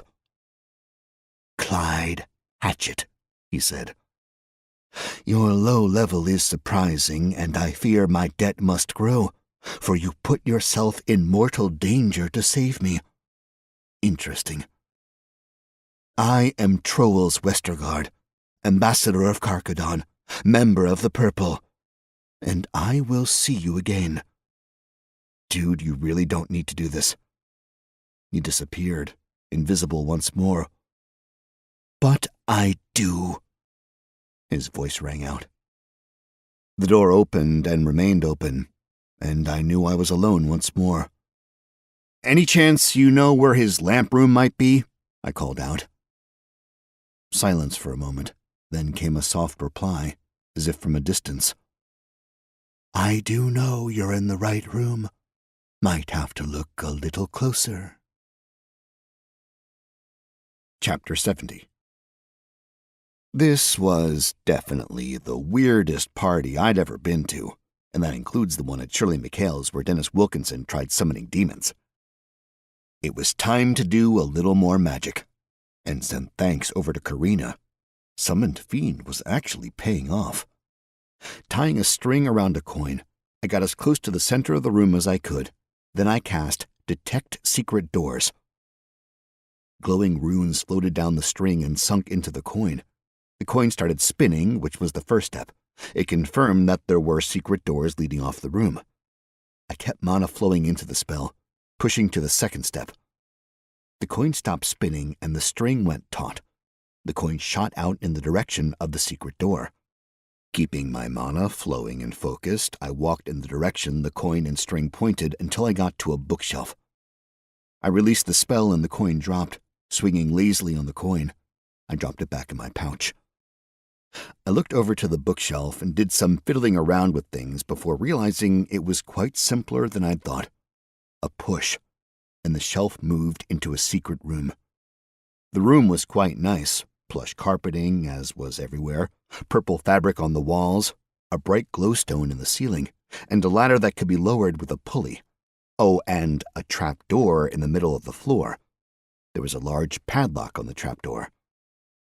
I looked at the massive ring of keys, and I thought about Tollendal and how much of a sleazebag he had to be to trap a girl in what was, in essence, a stained glass chandelier. No way anyone else would have a key. Magic time. I loved magic. I was starting to realize that I was almost looking for chances to use it. Zeddington's infinite key made one of the guard's keys I'd snatched into the key I needed, and I unlocked the padlock and tossed it aside. The key gone into the mystic void of wherever magic took things. I knocked once on the trapdoor, then opened it. Inside, it was very bright and disconcerting. There was a small platform and a lot of glass. The platform was basically a bed without much in the way of sheets. There were some pillows, and on that bed platform stood a young woman who was completely naked. I looked away immediately. "Sorry," I said. "You came," the voice called out from below. "I didn't think anyone would help me." "Yeah, I'm here," I said. "Are you—" She stopped. "Did he send you to me?" "No," I called out, interrupting her. "Nope, he doesn't know I'm here. No one does right now. Except, the heir to the throne of some other enemy country." I pulled my jacket off and dropped it down the hall. "Put that on, for starters," I said. Then I stood up and looked at the ladder, trying to figure out how to get it down into the lamp room. "Thank you," she said. "You know I'm a princess, right?" "What?" I asked, confused. "I'm sure there's a reward for rescuing me," she called up. "You had me at reward," I called back down. There was a crank on the wall near the bookshelf entrance, and a little turning of the crank lowered the ladder. It was slow going, but eventually it reached the bottom. A bit of noise as she climbed the ladder quickly, and she scampered up into the secret room. She threw her arms around me and pressed herself to me tightly. "Thank you," she said. "I thought I was to be left in there forever." "Actually," I said, "I think he had plans to visit you tonight, and, it didn't sound good."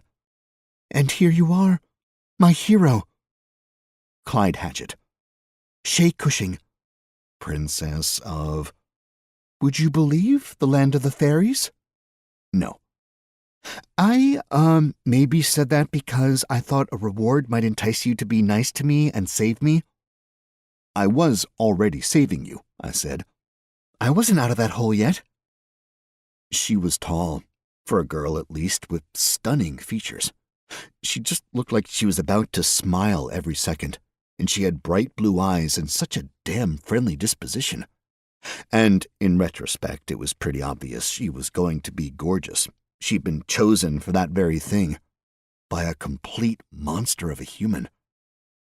I don't think this is a good place to, hang out, I said. Definitely not, she replied. She took a step back from me, and I realized that the jacket had some slight issues. One, it didn't appear the buttons were actually intended to close the jacket, and two, it didn't seem the jacket was nearly big enough or long enough to provide full coverage even if it was able to close, which it wasn't. But, she said, gesturing to the garment in question, the only one she had on. I've seen what the ladies are wearing downstairs, and it's not this. No. I need a dress. You have been offered a quest by Shay Cushing. Address my kingdom for a dress. Fetch a dress for Shay Cushing, one that is wearable to the party below. Reward for success, undying loyalty of Shay Cushing, XP. Penalty for failure or refusal, unknown. Yes, no. Yeah, let's handle one problem at a time, I said, but I did accept the quest. I cranked the wheel hard, and the ladder practically flew up and out of the trapdoor. Then I shut the trapdoor. The girl had left the secret room and walked into the meeting room and was leaning over the map table. Also not a good spot, I said. Have you seen this map? She asked. Let's focus here, okay? Work on not dying. She nodded at me.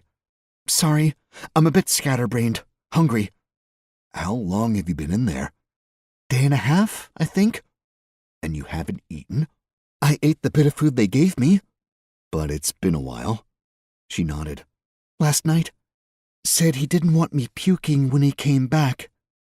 Nice guy, caring. I'm going to boost you up here, I said, pointing to my old hiding spot above the bookshelves.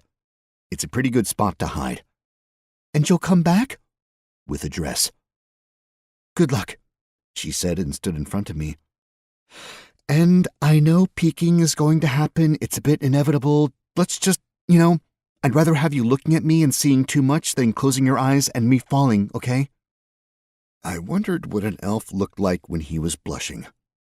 Noted, I replied, and I got her up to the hiding spot. She peeked back over. A blue dress if you can find it, she said with a wink and a smile. Makes my eyes pop. There is a dead body up there, I said, pointing to the hanging lamp area. Might have clothes that fit you, if I can't find a dress and you don't mind the whole death thing. Let's leave that as a last resort, she replied, deadpan.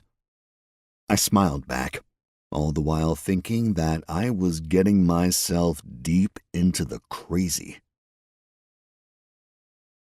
Chapter 71.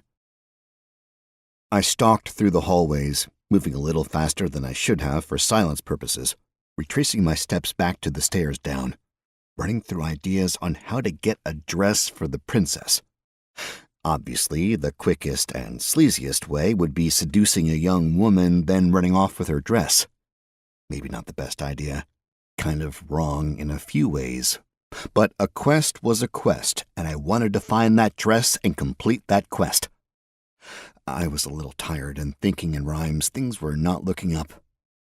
My path to the ground floor was clear of guards, and I got to the ballroom in what I considered record time. It was packed, and the dancing was in full swing. It seemed to mostly be older folks, though, and that meant I needed to head elsewhere. So I went to where people naturally congregate at parties, wherever there is booze. I went the long way around, going into the dining area first, which was pretty crowded now. There was an eating competition ongoing between two huge men, surrounded by regular-sized folk. Plates were stacked on plates on neighboring tables, and the men involved in the contest were shoveling food into their open maws with both hands. The library was still empty, save the one old dude who just glared at me when I walked through. And then, the sitting room, which wasn't as full as I expected. Instead, the area near the bar was a bit crowded, and most everyone else made their way outside. It was the rear veranda that had become the repose of the youth at the party, where the courting was happening and where I'd have to do something despicable. But I got a glass of wine first, with bubbles, because why not? I took a few sips, walked toward the veranda, and saw a familiar set of swaying hips. At the top of the hips was the same dark, wavy hair I'd seen a lot recently. But there was no way my fellow pit worker was here. She was a pit worker. Yet, as soon as that head of hair turned around, I saw the beautiful, mischievous smile and arching eyebrows belonging to Nadia. And she saw me. Those perfect eyebrows shot up, and her face skewed up in confusion. She held up a finger to the burly dude who'd been trying to make her laugh, and she came towards me. I angled away from her, hoping she'd get the hint and not make contact. She did not get the hint, or more likely, she just ignored it. She came right for me, grabbed me by the elbow, and steered me into the library. The old dude was not happy, but Nadia didn't seem to care about him. "What are you doing here?" she hissed. "What am I doing here? What are you doing here?" I replied. "No, you do not get to ask me that question. You just asked me the same question. Because it's important I know why you're here. Who are you? You know exactly who I am. If you are who I think you are, you wouldn't be here. And yet here I am. At the most exclusive ball of the year? Yeah, I mean, you're here. Why is it so weird that I'm here? And why are you here?" She made a high-pitched noise of irritation and stomped away from me, only to get to the fireplace and then stomp right back. "Answer the question," she said. "Why are you here?" "Tell me who that guy is," I said, pointing at the old man. "Why are you worried about him?" "Because I don't want to blurt my business out to the whole world," I said. "No offense, sir." "I would prefer you not blurt anything out around me," the old man countered. Another noise of frustration from Nadia, and she grabbed my arm, pulling me back through the library, through the sitting room, past the guy who was trying to make Nadia laugh, who was now giving me a remarkably dirty look, and into the backyard. We went down the stairs, into the grounds, and around to the far side of the fountain where the noise of the water would drown out anything we said. "This better be good," Nadia said, crossing her arms tightly and scowling up at me. "Why don't you tell me something?" I snapped back. "Are you here because of me?" "I didn't know you were going to be here. That's exactly what someone who was following me might say. If I was following you here, wouldn't you think I was happy to see you?" "You're not?" she asked, and she actually seemed a little shocked, and there was just the barest hint of a quaver in her voice. "I didn't mean it the way it came out," I said. "I just didn't know you were here or going to be here." "Why are you here, then?" she asked, quieter this time. "Because I'm trying to steal something from Lord Tollendal." Her eyebrow went up, and she took a step back. "Oh?" I probably had just said too much. "What?" she asked, a smile creeping onto her face. "An orb." "Are you a thief?" "In a sense." "Then why are you working in the pits?" "Why are you working in the pits? I asked you first. You never answered my question." "If you can't figure out why I'm here, dressed like this, talking to those brain-dead meatheads in there, then I've severely misjudged your intellect." And suddenly, I did get it. "You're slumming it in the pits," I said. "That's not exactly right." "Who's your family? You're nobility, right?" "I am. Not by choice." "You'd be an idiot to choose something else." "Why?" So I could have the freedom to do something I actually want to do, instead of being paraded about as my father attempts to use me to make a better deal for my family? How about because you get to come to this sort of event instead of running for your life because you can't afford to keep a roof over you or your son's head at night when the monsters come out? I mean, she said softly, looking up at the dark night sky. That's definitely something I prefer, yes? But is that... no, I'm not going to say anything else. In many ways, my life is easier. We stood there in silence for a moment, and I watched the guy I expected was her paramour staring at us from across the fountain. Someone started laughing in the hedge maze. Is that what happened? She asked. With the gargoyle? I nodded. Are the family, are they okay? I nodded again, not really knowing what else to say. So you saved this family, killed the gargoyle, and paid to have the body delivered to me because you knew I liked monsters. Is that right? Yes. But you're here to steal some orb from Tollendal? That was the original plan. There's a new plan? You know that big, fancy, stained glass lamplight thing above the ballroom? Going to steal that now? No, I can't say that was the plan, but, something clicked in my brain, and I realized that maybe there was a better way to get a dress. Do you have another dress with you? Chapter 72. No, she said, looking like I was insane. You think that's going to help you steal whatever it is you're going to steal? The lamp? There was a girl in the lamp, I said. Like a genie? Is that a real thing, genies and lamps? Where else would they be? I don't know, busy not existing. Of course they exist. Where is this hamlet of yours? Denmark, but that's not important. She's a girl. A regular human girl. At least I think she's human. I didn't check. It's just... Tollendal keeps girls in there. That's absurd. You want to meet her? Yes. I stammered because I hadn't expected it to be that easy to convince her to help me. Okay, I said. But we need a dress. Why? She's currently wearing my jacket. So? Only my jacket. Oh, she said. Tollendal has daughters and a wife. They'd have dresses. I don't suppose you know them well enough to ask for another dress? She watched the fountain for a moment. If you can't, I started. But she held up a single finger to me, didn't look at me, but held up a finger. Thinking. So I waited, and I watched the brute across the fountain staring at me and getting angrier. I was not looking forward to the confrontation that was surely going to happen sooner rather than later. Got it, follow, she said, grabbing my arm and giving me the illusion of choice. The mean-looking guy made more faces at me as we walked by, though Nadja didn't seem to notice. We were definitely in Nadja's element at the party. She seemed to know exactly how to walk, when to walk, and where to swish to the side in order to move remarkably quickly, and we bumped into a young couple necking behind a pillar in the sitting room. Nadja, the girl said, her hair dark, her makeup smudged, and a nose that was remarkably similar to Tollendal's.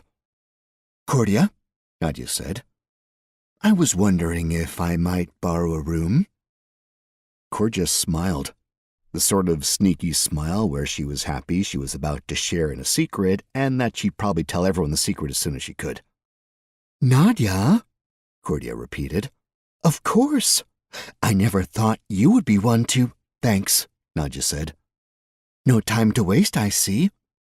The guard will ask for a flower. Tell him it's a hyacinth today. Thank you, Cordia, Nadja said, and she grabbed my arm and pulled me along. We went back to the foyer and practically ran up the 3 sets of stairs. We paused for a second at the top, and Nadja looked from one side to the other, picking her direction, then opted to go around through the ballroom.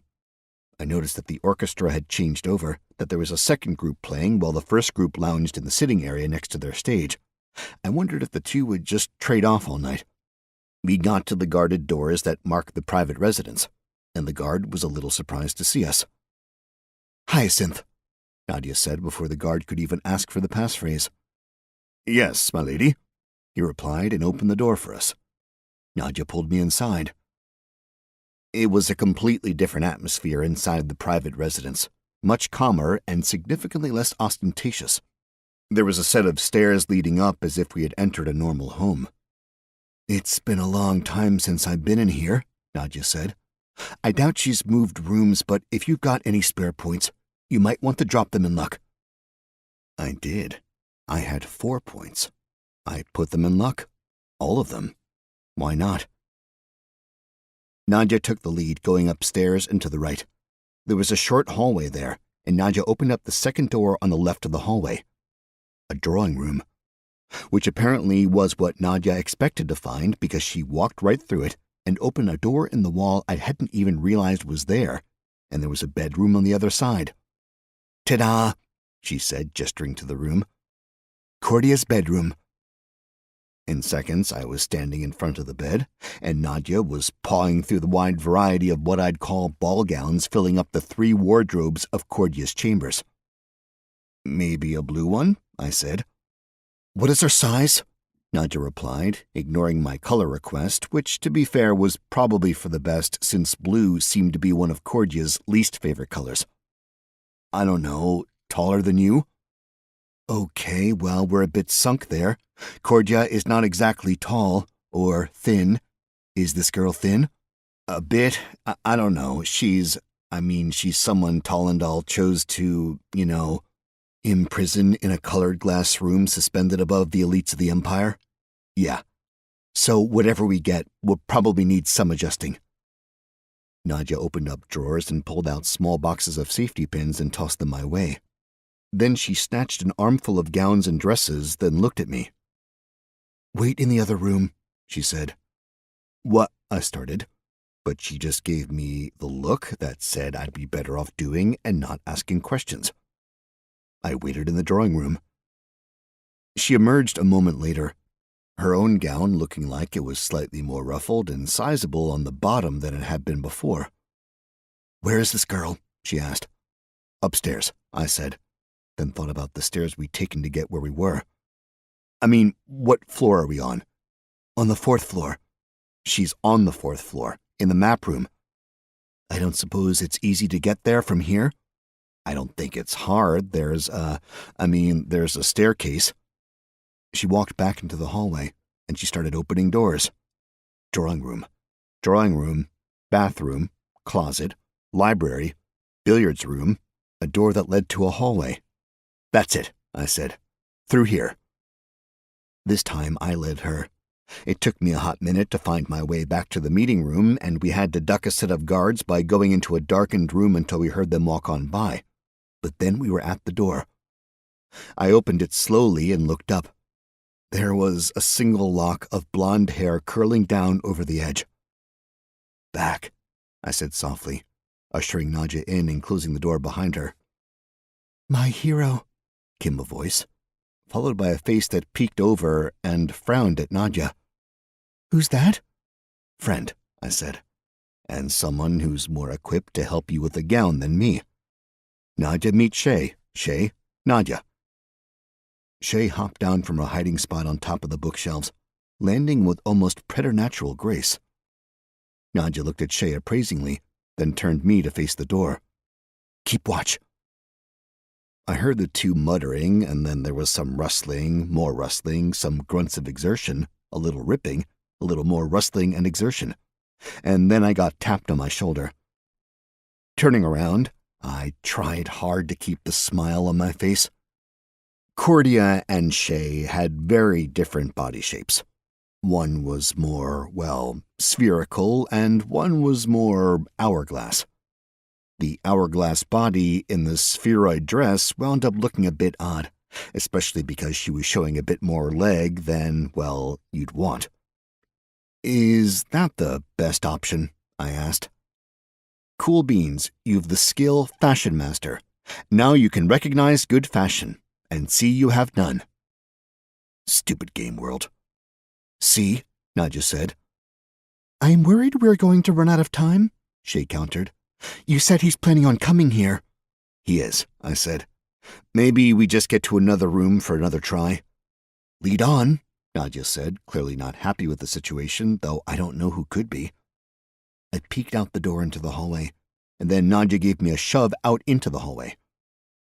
From the right side, the side we needed to go in order to get back to the ballroom, I heard the familiar nasal voice of Lord Fancy Pants Tollendal making terse comments to guards about keeping his wife in check, and how his wife had no more cause to ask after him that night.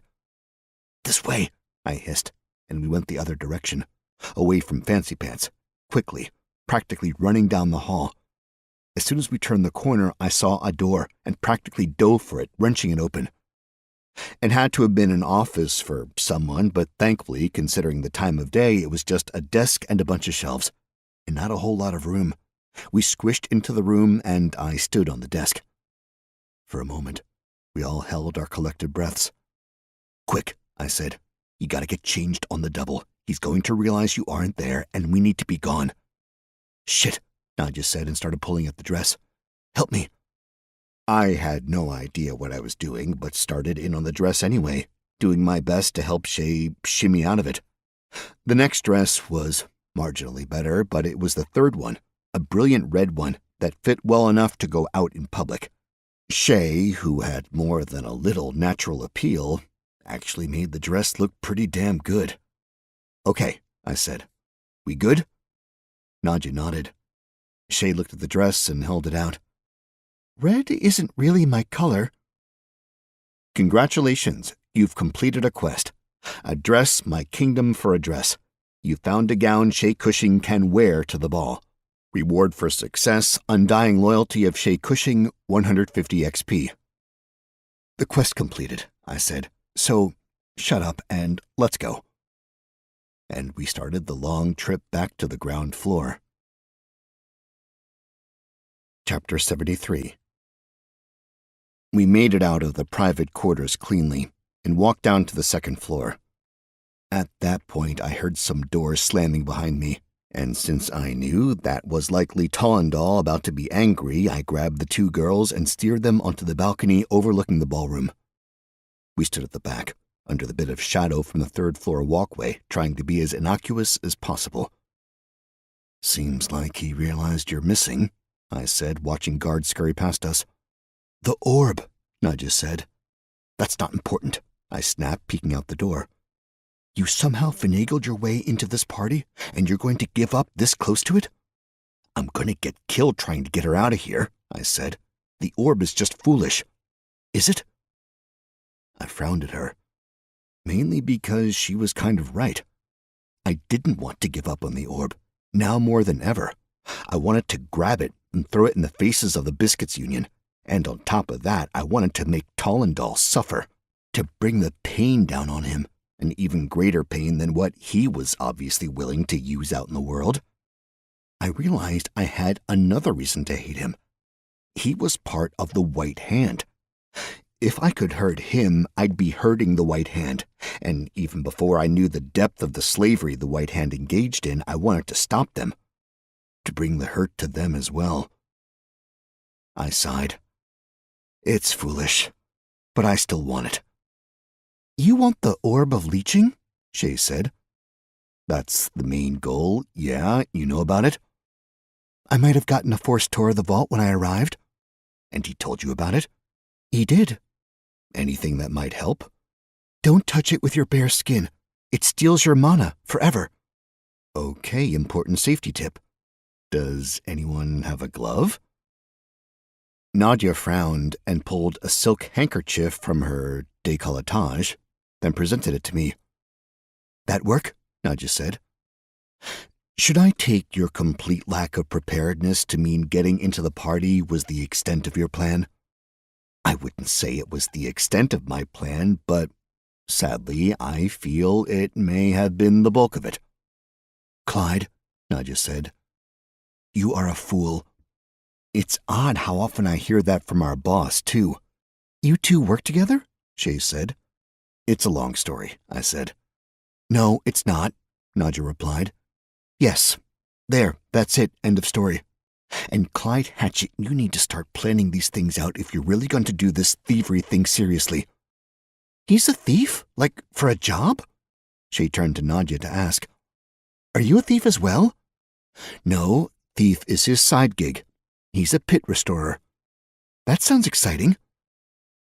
I couldn't tell if she was sarcastic or polite. Regardless, I stopped listening to the girls talk, and I moved further towards the edge of the balcony. I wanted a better view of what was happening on the floor of the ballroom.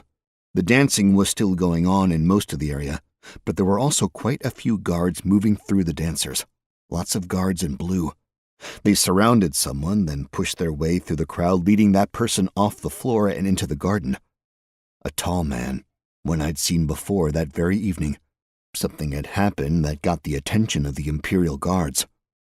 Walking quickly, but in a way I thought would appear completely normal and not at all in a way where I would need to be watched, I hurried toward the display area. There was only a single guard at the door right now, and he wasn't paying attention to me in the slightest. His eyes were roving over the various women walking around the place, and not in a dude who's enjoying looking at butts sort of a way. This was a guard attempting to identify someone. I had to wonder if there was a connection between the Imperial Guards hurrying away Valamir and Tollendal having his guards searching for Shay. I didn't bother going into the display area because I knew what the two girls would likely be doing, which was following me and seeing how they might help. So I turned right around and ran into them coming around the corner. I almost fell over, but instead I forced them back. There was a minor scuffle, but as soon as they realized it was me they were scuffling with, they went along with it, and we tumbled together into the shadows at the back of the second-floor balcony, once again out of view of most everyone. What was that? Nadia hissed. One, did you know the Emperor's brother was here? Of course I did, she said.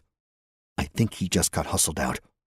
Interesting, but I don't see how that applies to what we're doing. Okay, how did this become a we thing? I was doing it, now we're doing it? She's definitely tied to you, Nadia said, pointing a finger at Shay. I'm trying to help because I thought we were friends, and this is the type of stupid stuff friends do with each other. I don't want you to take this the wrong way, I said to Nadia. But what do you normally do with friends? She gave me a mean look. Bigger issue, I said. I'm pretty sure the Tollendal guards have been told to be on the lookout for Shay here. They probably won't recognize me in this, Shay said. Yes, they will. Nadia and I both said at once. You stick out a bit, Nadia said. And, I said, pointing to the other end of the party where a group of Tollendal guards were walking along the balcony peering at each and every woman they passed. I think maybe we are out of time. What's the plan? Nadia asked. Better think fast or we're all headed for jail. If they get to halfway, then we're not moving, I said. You are leaving the two of us here, got it? Nadia shook her head. Yes, I said, or I'll never give you a corpse again. Fine, she said, fairly spitting it out at me. What kind of friends are you? Shay asked. I closed my eyes and cycled my mana around my body. The pain sometimes helped me think. I had some new spells I hadn't used, and there was, in theory, a room the guards might not think to check too closely, also a room I needed to get into. But I needed to get in there quietly, and I needed to be in there quietly. And I had an idea. Okay, I said. This might be a dumb idea. The best ones are, Nadia said. Sure, but anyway, I need to cast a little spell, and then we'll be moving quickly, okay? Before doing anything, I looked at my character sheet to make sure I still had the attribute points saved up. Nope, no points. I remembered I'd already put all the points into luck earlier. Good thing, because the rest of the night, and likely my life in Glatton, kind of depended on things going right for a while. Then I took the best mental picture I could of Shay, and I walked to the doorway between the foyer and the entrance to the second floor of the ballroom. As calm as I could be, which was not particularly, I leaned against the doorway, and I cast Silent Image. An illusory Shay walked around me, looked right at the guard, and then dashed up the stairs. The guard was startled for a moment, and then he rushed after her. leaving his post unmanned. I gestured behind me, the universal follow signal, but I didn't bother to look. Instead, I speed-walked across the second-floor landing and into the display room. Chapter 74. All the guards inside the museum were gone. My guess they'd been pulled off to look for Shay. I could see the shadow of one guard standing outside the entrance to the room on the library side of things. Carefully, I drained virtually all of my mana to send satisfaction his way, and his shadow relaxed as the guard's tension left him. I pulled out my stiletto of silence and held it up to my arm. Shay and Nadia were standing up against the wall. Their eyes went wide as I stabbed myself in the arm with the dagger, but they didn't say anything. It hurt a lot, and there was also this weird whooshing sound before everything went quiet, then returned to normal. I tapped the floor with the dagger. No noise. I jumped up and down on the floor. Still no noise. I used the stiletto to break open the glass over the rings. No noise. I scooped the rings up into the assassin's pouch, then used my foot to sweep the glass away and under a table of books, which I casually slipped into my pants. It was time for the orb. I stood in front of it, looking at the thing and wondering how bad it would be if I lost all my magical powers. Was it the worst thing in the world? Probably not. Would it suck? Probably a lot. My hands were shaking as I pulled out the handkerchief. I wrapped the silk handkerchief over the orb and the carved hand and tied it tight as I could make it, and then I tipped the whole thing into my pouch. I looked around the room and saw Nadia gesturing as Shay peeked around the doorway. Nadia was pointing at a suit of armor. It had a blue imperial tabard and a heavy helm. It was a suit of full plate. I'd seen a few fully armored soldiers around the party, mostly standing right behind people I'd assumed were important. But it was a pretty brilliant idea. I ran over, grabbed the whole heavy thing, and tipped it over. The look on Nadia's face was priceless, but the magic of the dagger held, and there was no sound as it crashed to the floor. I snapped the wooden arms holding the armor on the stand, and we grabbed Shay. Here's the thing about armor. It's actually a pain in the butt to put on. Even if you have helpers, the helpers really need to know what they're doing. I did not. Nadia had zero clue, and Shay was actually less than helpful. But after a few minutes, when I was sweating and shaking and getting really close to swearing, we got it so the armor looked like it was supposed to be on her. Mostly. It wouldn't hold up in a fight, that's for sure, but hopefully it'd last long enough for the three of us to get out of the estate. It was time to go. Nadia grabbed my arm, and Shay walked directly behind the two of us. We walked out of the display room, and the guard hadn't returned yet. Step one, done. Down the steps, no one paid attention to us. There was a man with an armored soldier following him coming up the stairs as we were going down, and Nadia nodded to the man in greeting. The man nodded back. And we were on the ground floor, heading for the exit. Then, the guard stepped in front of us. "Lady Glatton," he said, addressing Nadia, "it is night. Are you sure you wish to exit?" "I have my protectors," she said, gesturing over her head at her knight and then at me.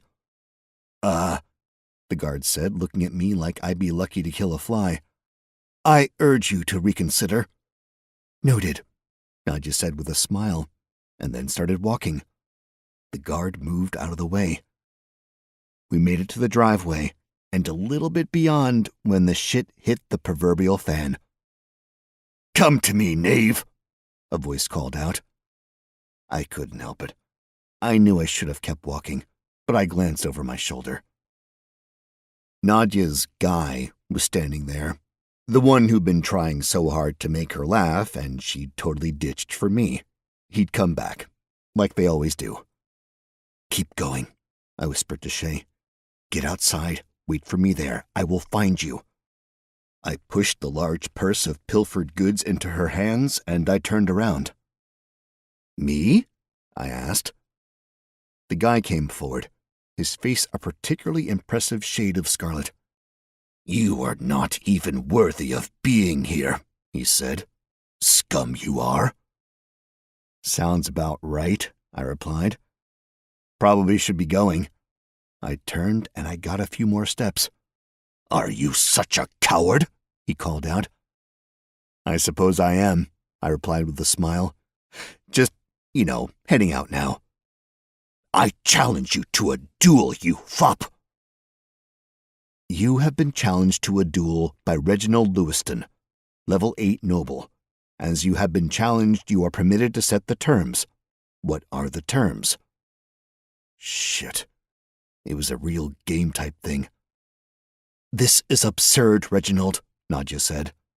I wanted to hiss at her, tell her to keep going.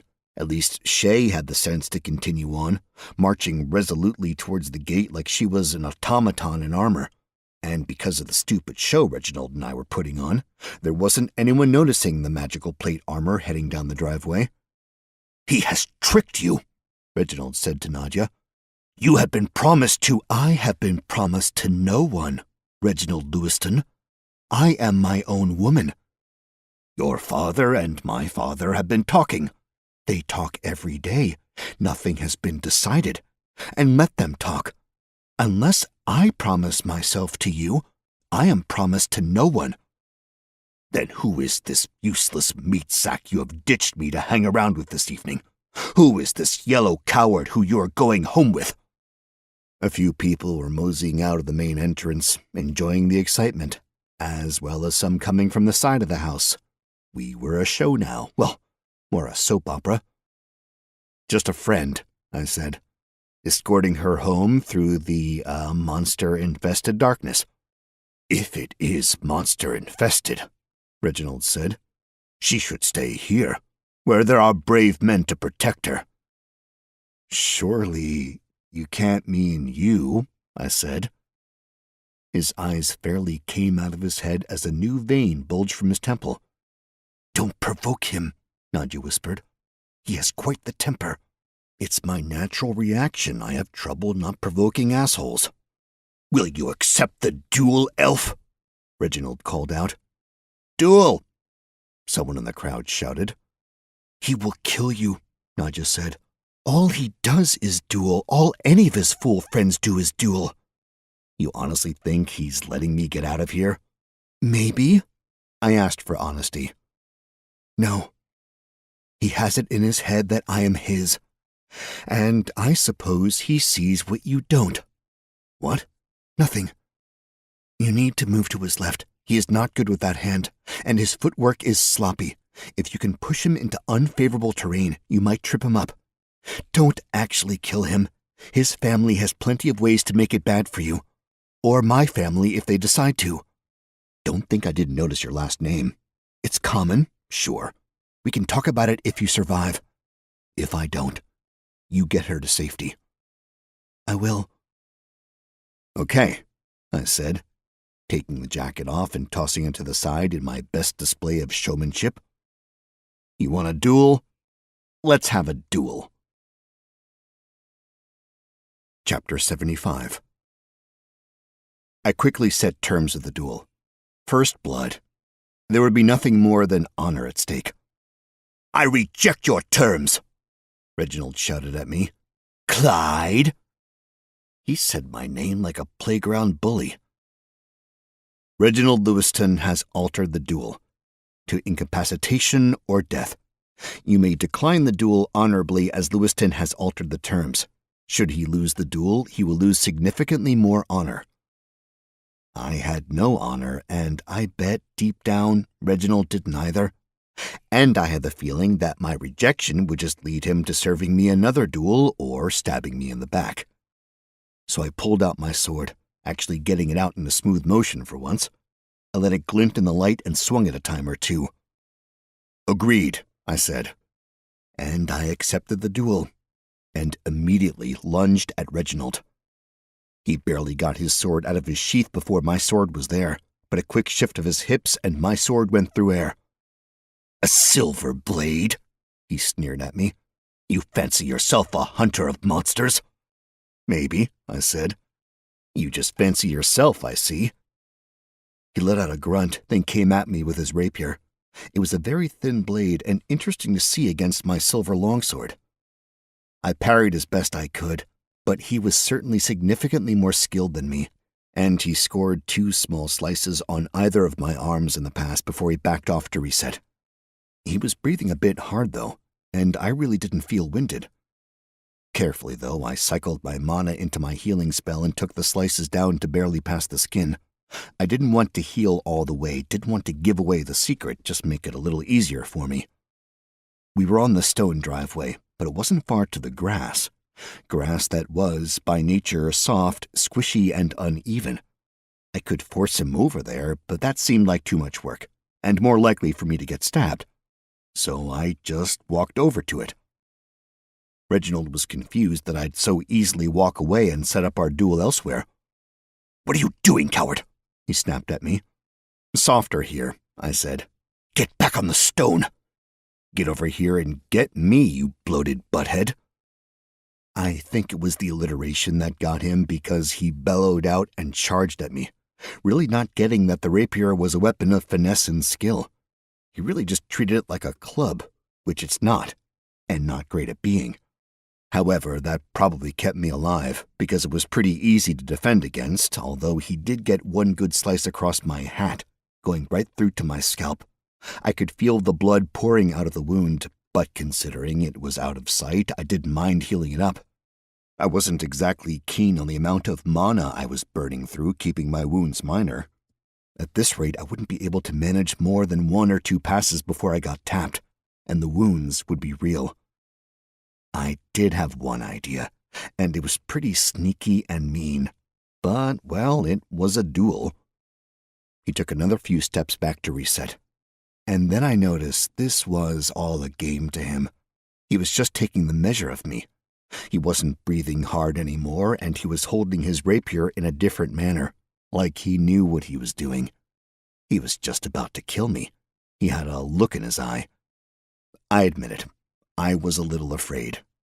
But that usually wound up making me a bit foolish, and willing to make snide comments. "You know," I said, "did your parents ask you to run away from home?" That shook him just a little, and I think he came after me a little sooner than he thought. But that was exactly what I needed. I parried his first thrust and flicked a little spell over his right shoulder. Minor illusion. In this particular case, a gargoyle's claw. Naturally, he looked, and I swung for the fences, and the flat of my sword connected with the side of his face. There was a deep and satisfying bong, and he dropped like a sack of potatoes into the classic fencer position of being knocked the fuck out. I saluted his unconscious form with the sword. I looked around at the stunned crowd, and promptly left as quick as I could. Chapter 76. Nadja and Shay were waiting across the street, outside the gate of the neighboring estate. Shay had removed her armor and had tucked it into a spare dress Nadja had given her. The last of the ones we'd stolen from Cordia Tollendal. I took the dress of armor and the stolen goods in the pouch and got them tied around my belt. Behind us, something was happening at the entrance to the home. There was lots of yelling going on. "I have a carriage," Nadja said, "but I can't be seen taking either of you." "Go," I said, and she waved to a blue carriage coming her way. "Might want to be quick," I said, and I took off sprinting. Shay followed quickly behind. I didn't stop running until Shay begged me to stop. We'd gone several blocks, but not nearly far enough. "What's wrong?" I asked. "Feet," she said, breathing hard. Lifting up her dress a little, I realized we'd never given her shoes. She'd been going barefoot this whole time, minus the short time of wearing the armor, but I had the feeling the metal boots weren't exactly the height of comfort. Now, after running through the stone streets, there were definitely some unpleasant-looking bruises already, which meant that her feet probably hurt a ton. I tried to figure out where we were. I knew that we needed to get to one of the major avenues if we were going to get a carriage out of the danger zone, and that meant going a few more blocks. So I picked Shay up and hoisted her over my shoulder, fireman style. I could watch my stamina drop as I ran. Well, running was a little generous, as I moved quickly with purpose. I cycled my stamina spell as much as I could, getting my green bar back higher at the expense of my blue mana bar. But eventually, even that ran out, and I had to slow down. Maybe it was luck. Maybe it was something else. But we were close enough that there was a carriage coming down the road towards us. A hireable one. I reached my arm out and I whistled. It made a sharp cut, angled across the empty avenue, and came to a stop in front of me. I looked up at the driver and saw a familiar, creepy face. "Need a ride, Moppet?" she said. "I've got your gold, crone," I said. She cackled and pulled a lever that opened the door and dropped downstairs. "Extra if you make sure we aren't followed," I said. "Ain't no one following us tonight, Moppet," she said. "Professional courtesy." I didn't ask, just helped Shay aboard, and then closed the door after me. Most of the journey is fuzzy in my brain. I know I was mostly awake because I can remember looking out the windows and watching Shay sleep, but everything else is a blur. The next thing that's clear for me was standing outside the Biscuits Union, Shay holding my hand and leaning her head on my shoulder, and the crone holding out her hand. She smiled at me, her teeth a heady mix of black and brilliant white in a way that wouldn't naturally happen. I pulled out 5 gold coins, and I put them in her hand. "A generous Moppet," she said. "This one will remember." And then she whipped her mostly skeletal horses, and the carriage rumbled off. "Where are we?" Shay sleepily asked. "A pit stop." I led her to the door, expecting it to be locked. Instead, it moved under my knock. Inside were 2 old men and 3 old women, all quite advanced in age, all sitting around mugs of steaming liquid. No one seemed surprised that I came in. One of the old women, one with a long mane of brilliant white hair, stood up and gently took Shay. "Mind having a seat with an old woman?" she said. "No, but," Shay started. "He's got business to attend to." The old woman interrupted Shay and guided her to a table, fixing her up with a steaming mug of something that smelled like chocolate and a small plate of cookies. "Roland's waitin' for you, lad," one of the men said. "Up the stairs." He pointed behind me to a green door marked "Employees Only" in gold letters. I pushed through, taking the steps slowly, feeling nervous. I was about to complete my mission, but why had he assigned me something that wasn't exactly accomplishable? It was a long walk up the stairs, but as soon as I got to the top, I saw Roland sitting at a table, 2 mugs in front of him. "Sit," he said, pushing a chair out with his foot and sliding the mug across with his hand. I set the large pouch and the dress of armor down next to the chair, and then I sat in the chair. "I take it you discovered the party was actually tonight," Roland said. "I did," I said, opening up the pouch. "And?" I took out the stone-carved hand wrapped in the silk handkerchief, and I set it on the table. "What's this?" Roland asked. "The orb," I replied, untying the silk handkerchief ever so carefully before letting it fall off on its own. I wasn't about to get my skin anywhere close to the orb itself. "What do you mean? What orb?" "The orb of leeching. The one you assigned me to get." He blinked, looked at the orb, then at me, then at the orb. I could feel him send a pulse of magic towards the orb, and I saw the orb light up just a teensy bit as the magic hit it. "It is the orb," he said softly. "How did you do this? You weren't supposed to do this." "What?" "This is not how the test goes." "Success?" "Of course not. No one should have done what you did.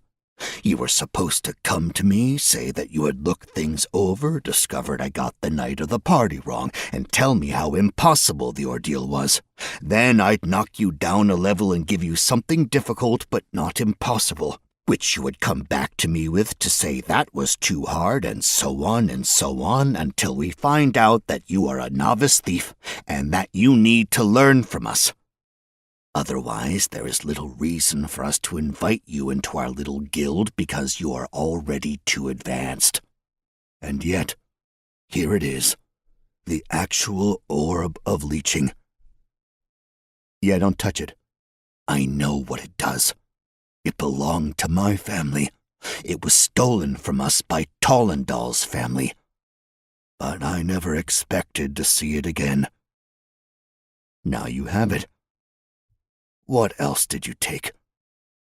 I dumped the bag of rings and books on the table, then untied the dress and spread the armor out on the floor. Oh, what have you done? He asked. You have surely kicked the hornet's nest hard, boy. Also, I said, not to detract from this, but the girl downstairs was kidnapped and being held for sex and killing by Tollendal. So I took her. Roland just started laughing. I thought about telling him the whole kill the emperor plot, but I had the feeling he wasn't really up for that at the moment. He seemed like he was losing it. You have certainly made life interesting again, Roland said. Whichever of the hells we are about to go through because of you, I'm sure it will be the most entertaining end of days. Welcome to the Biscuits Union as a full-fledged member.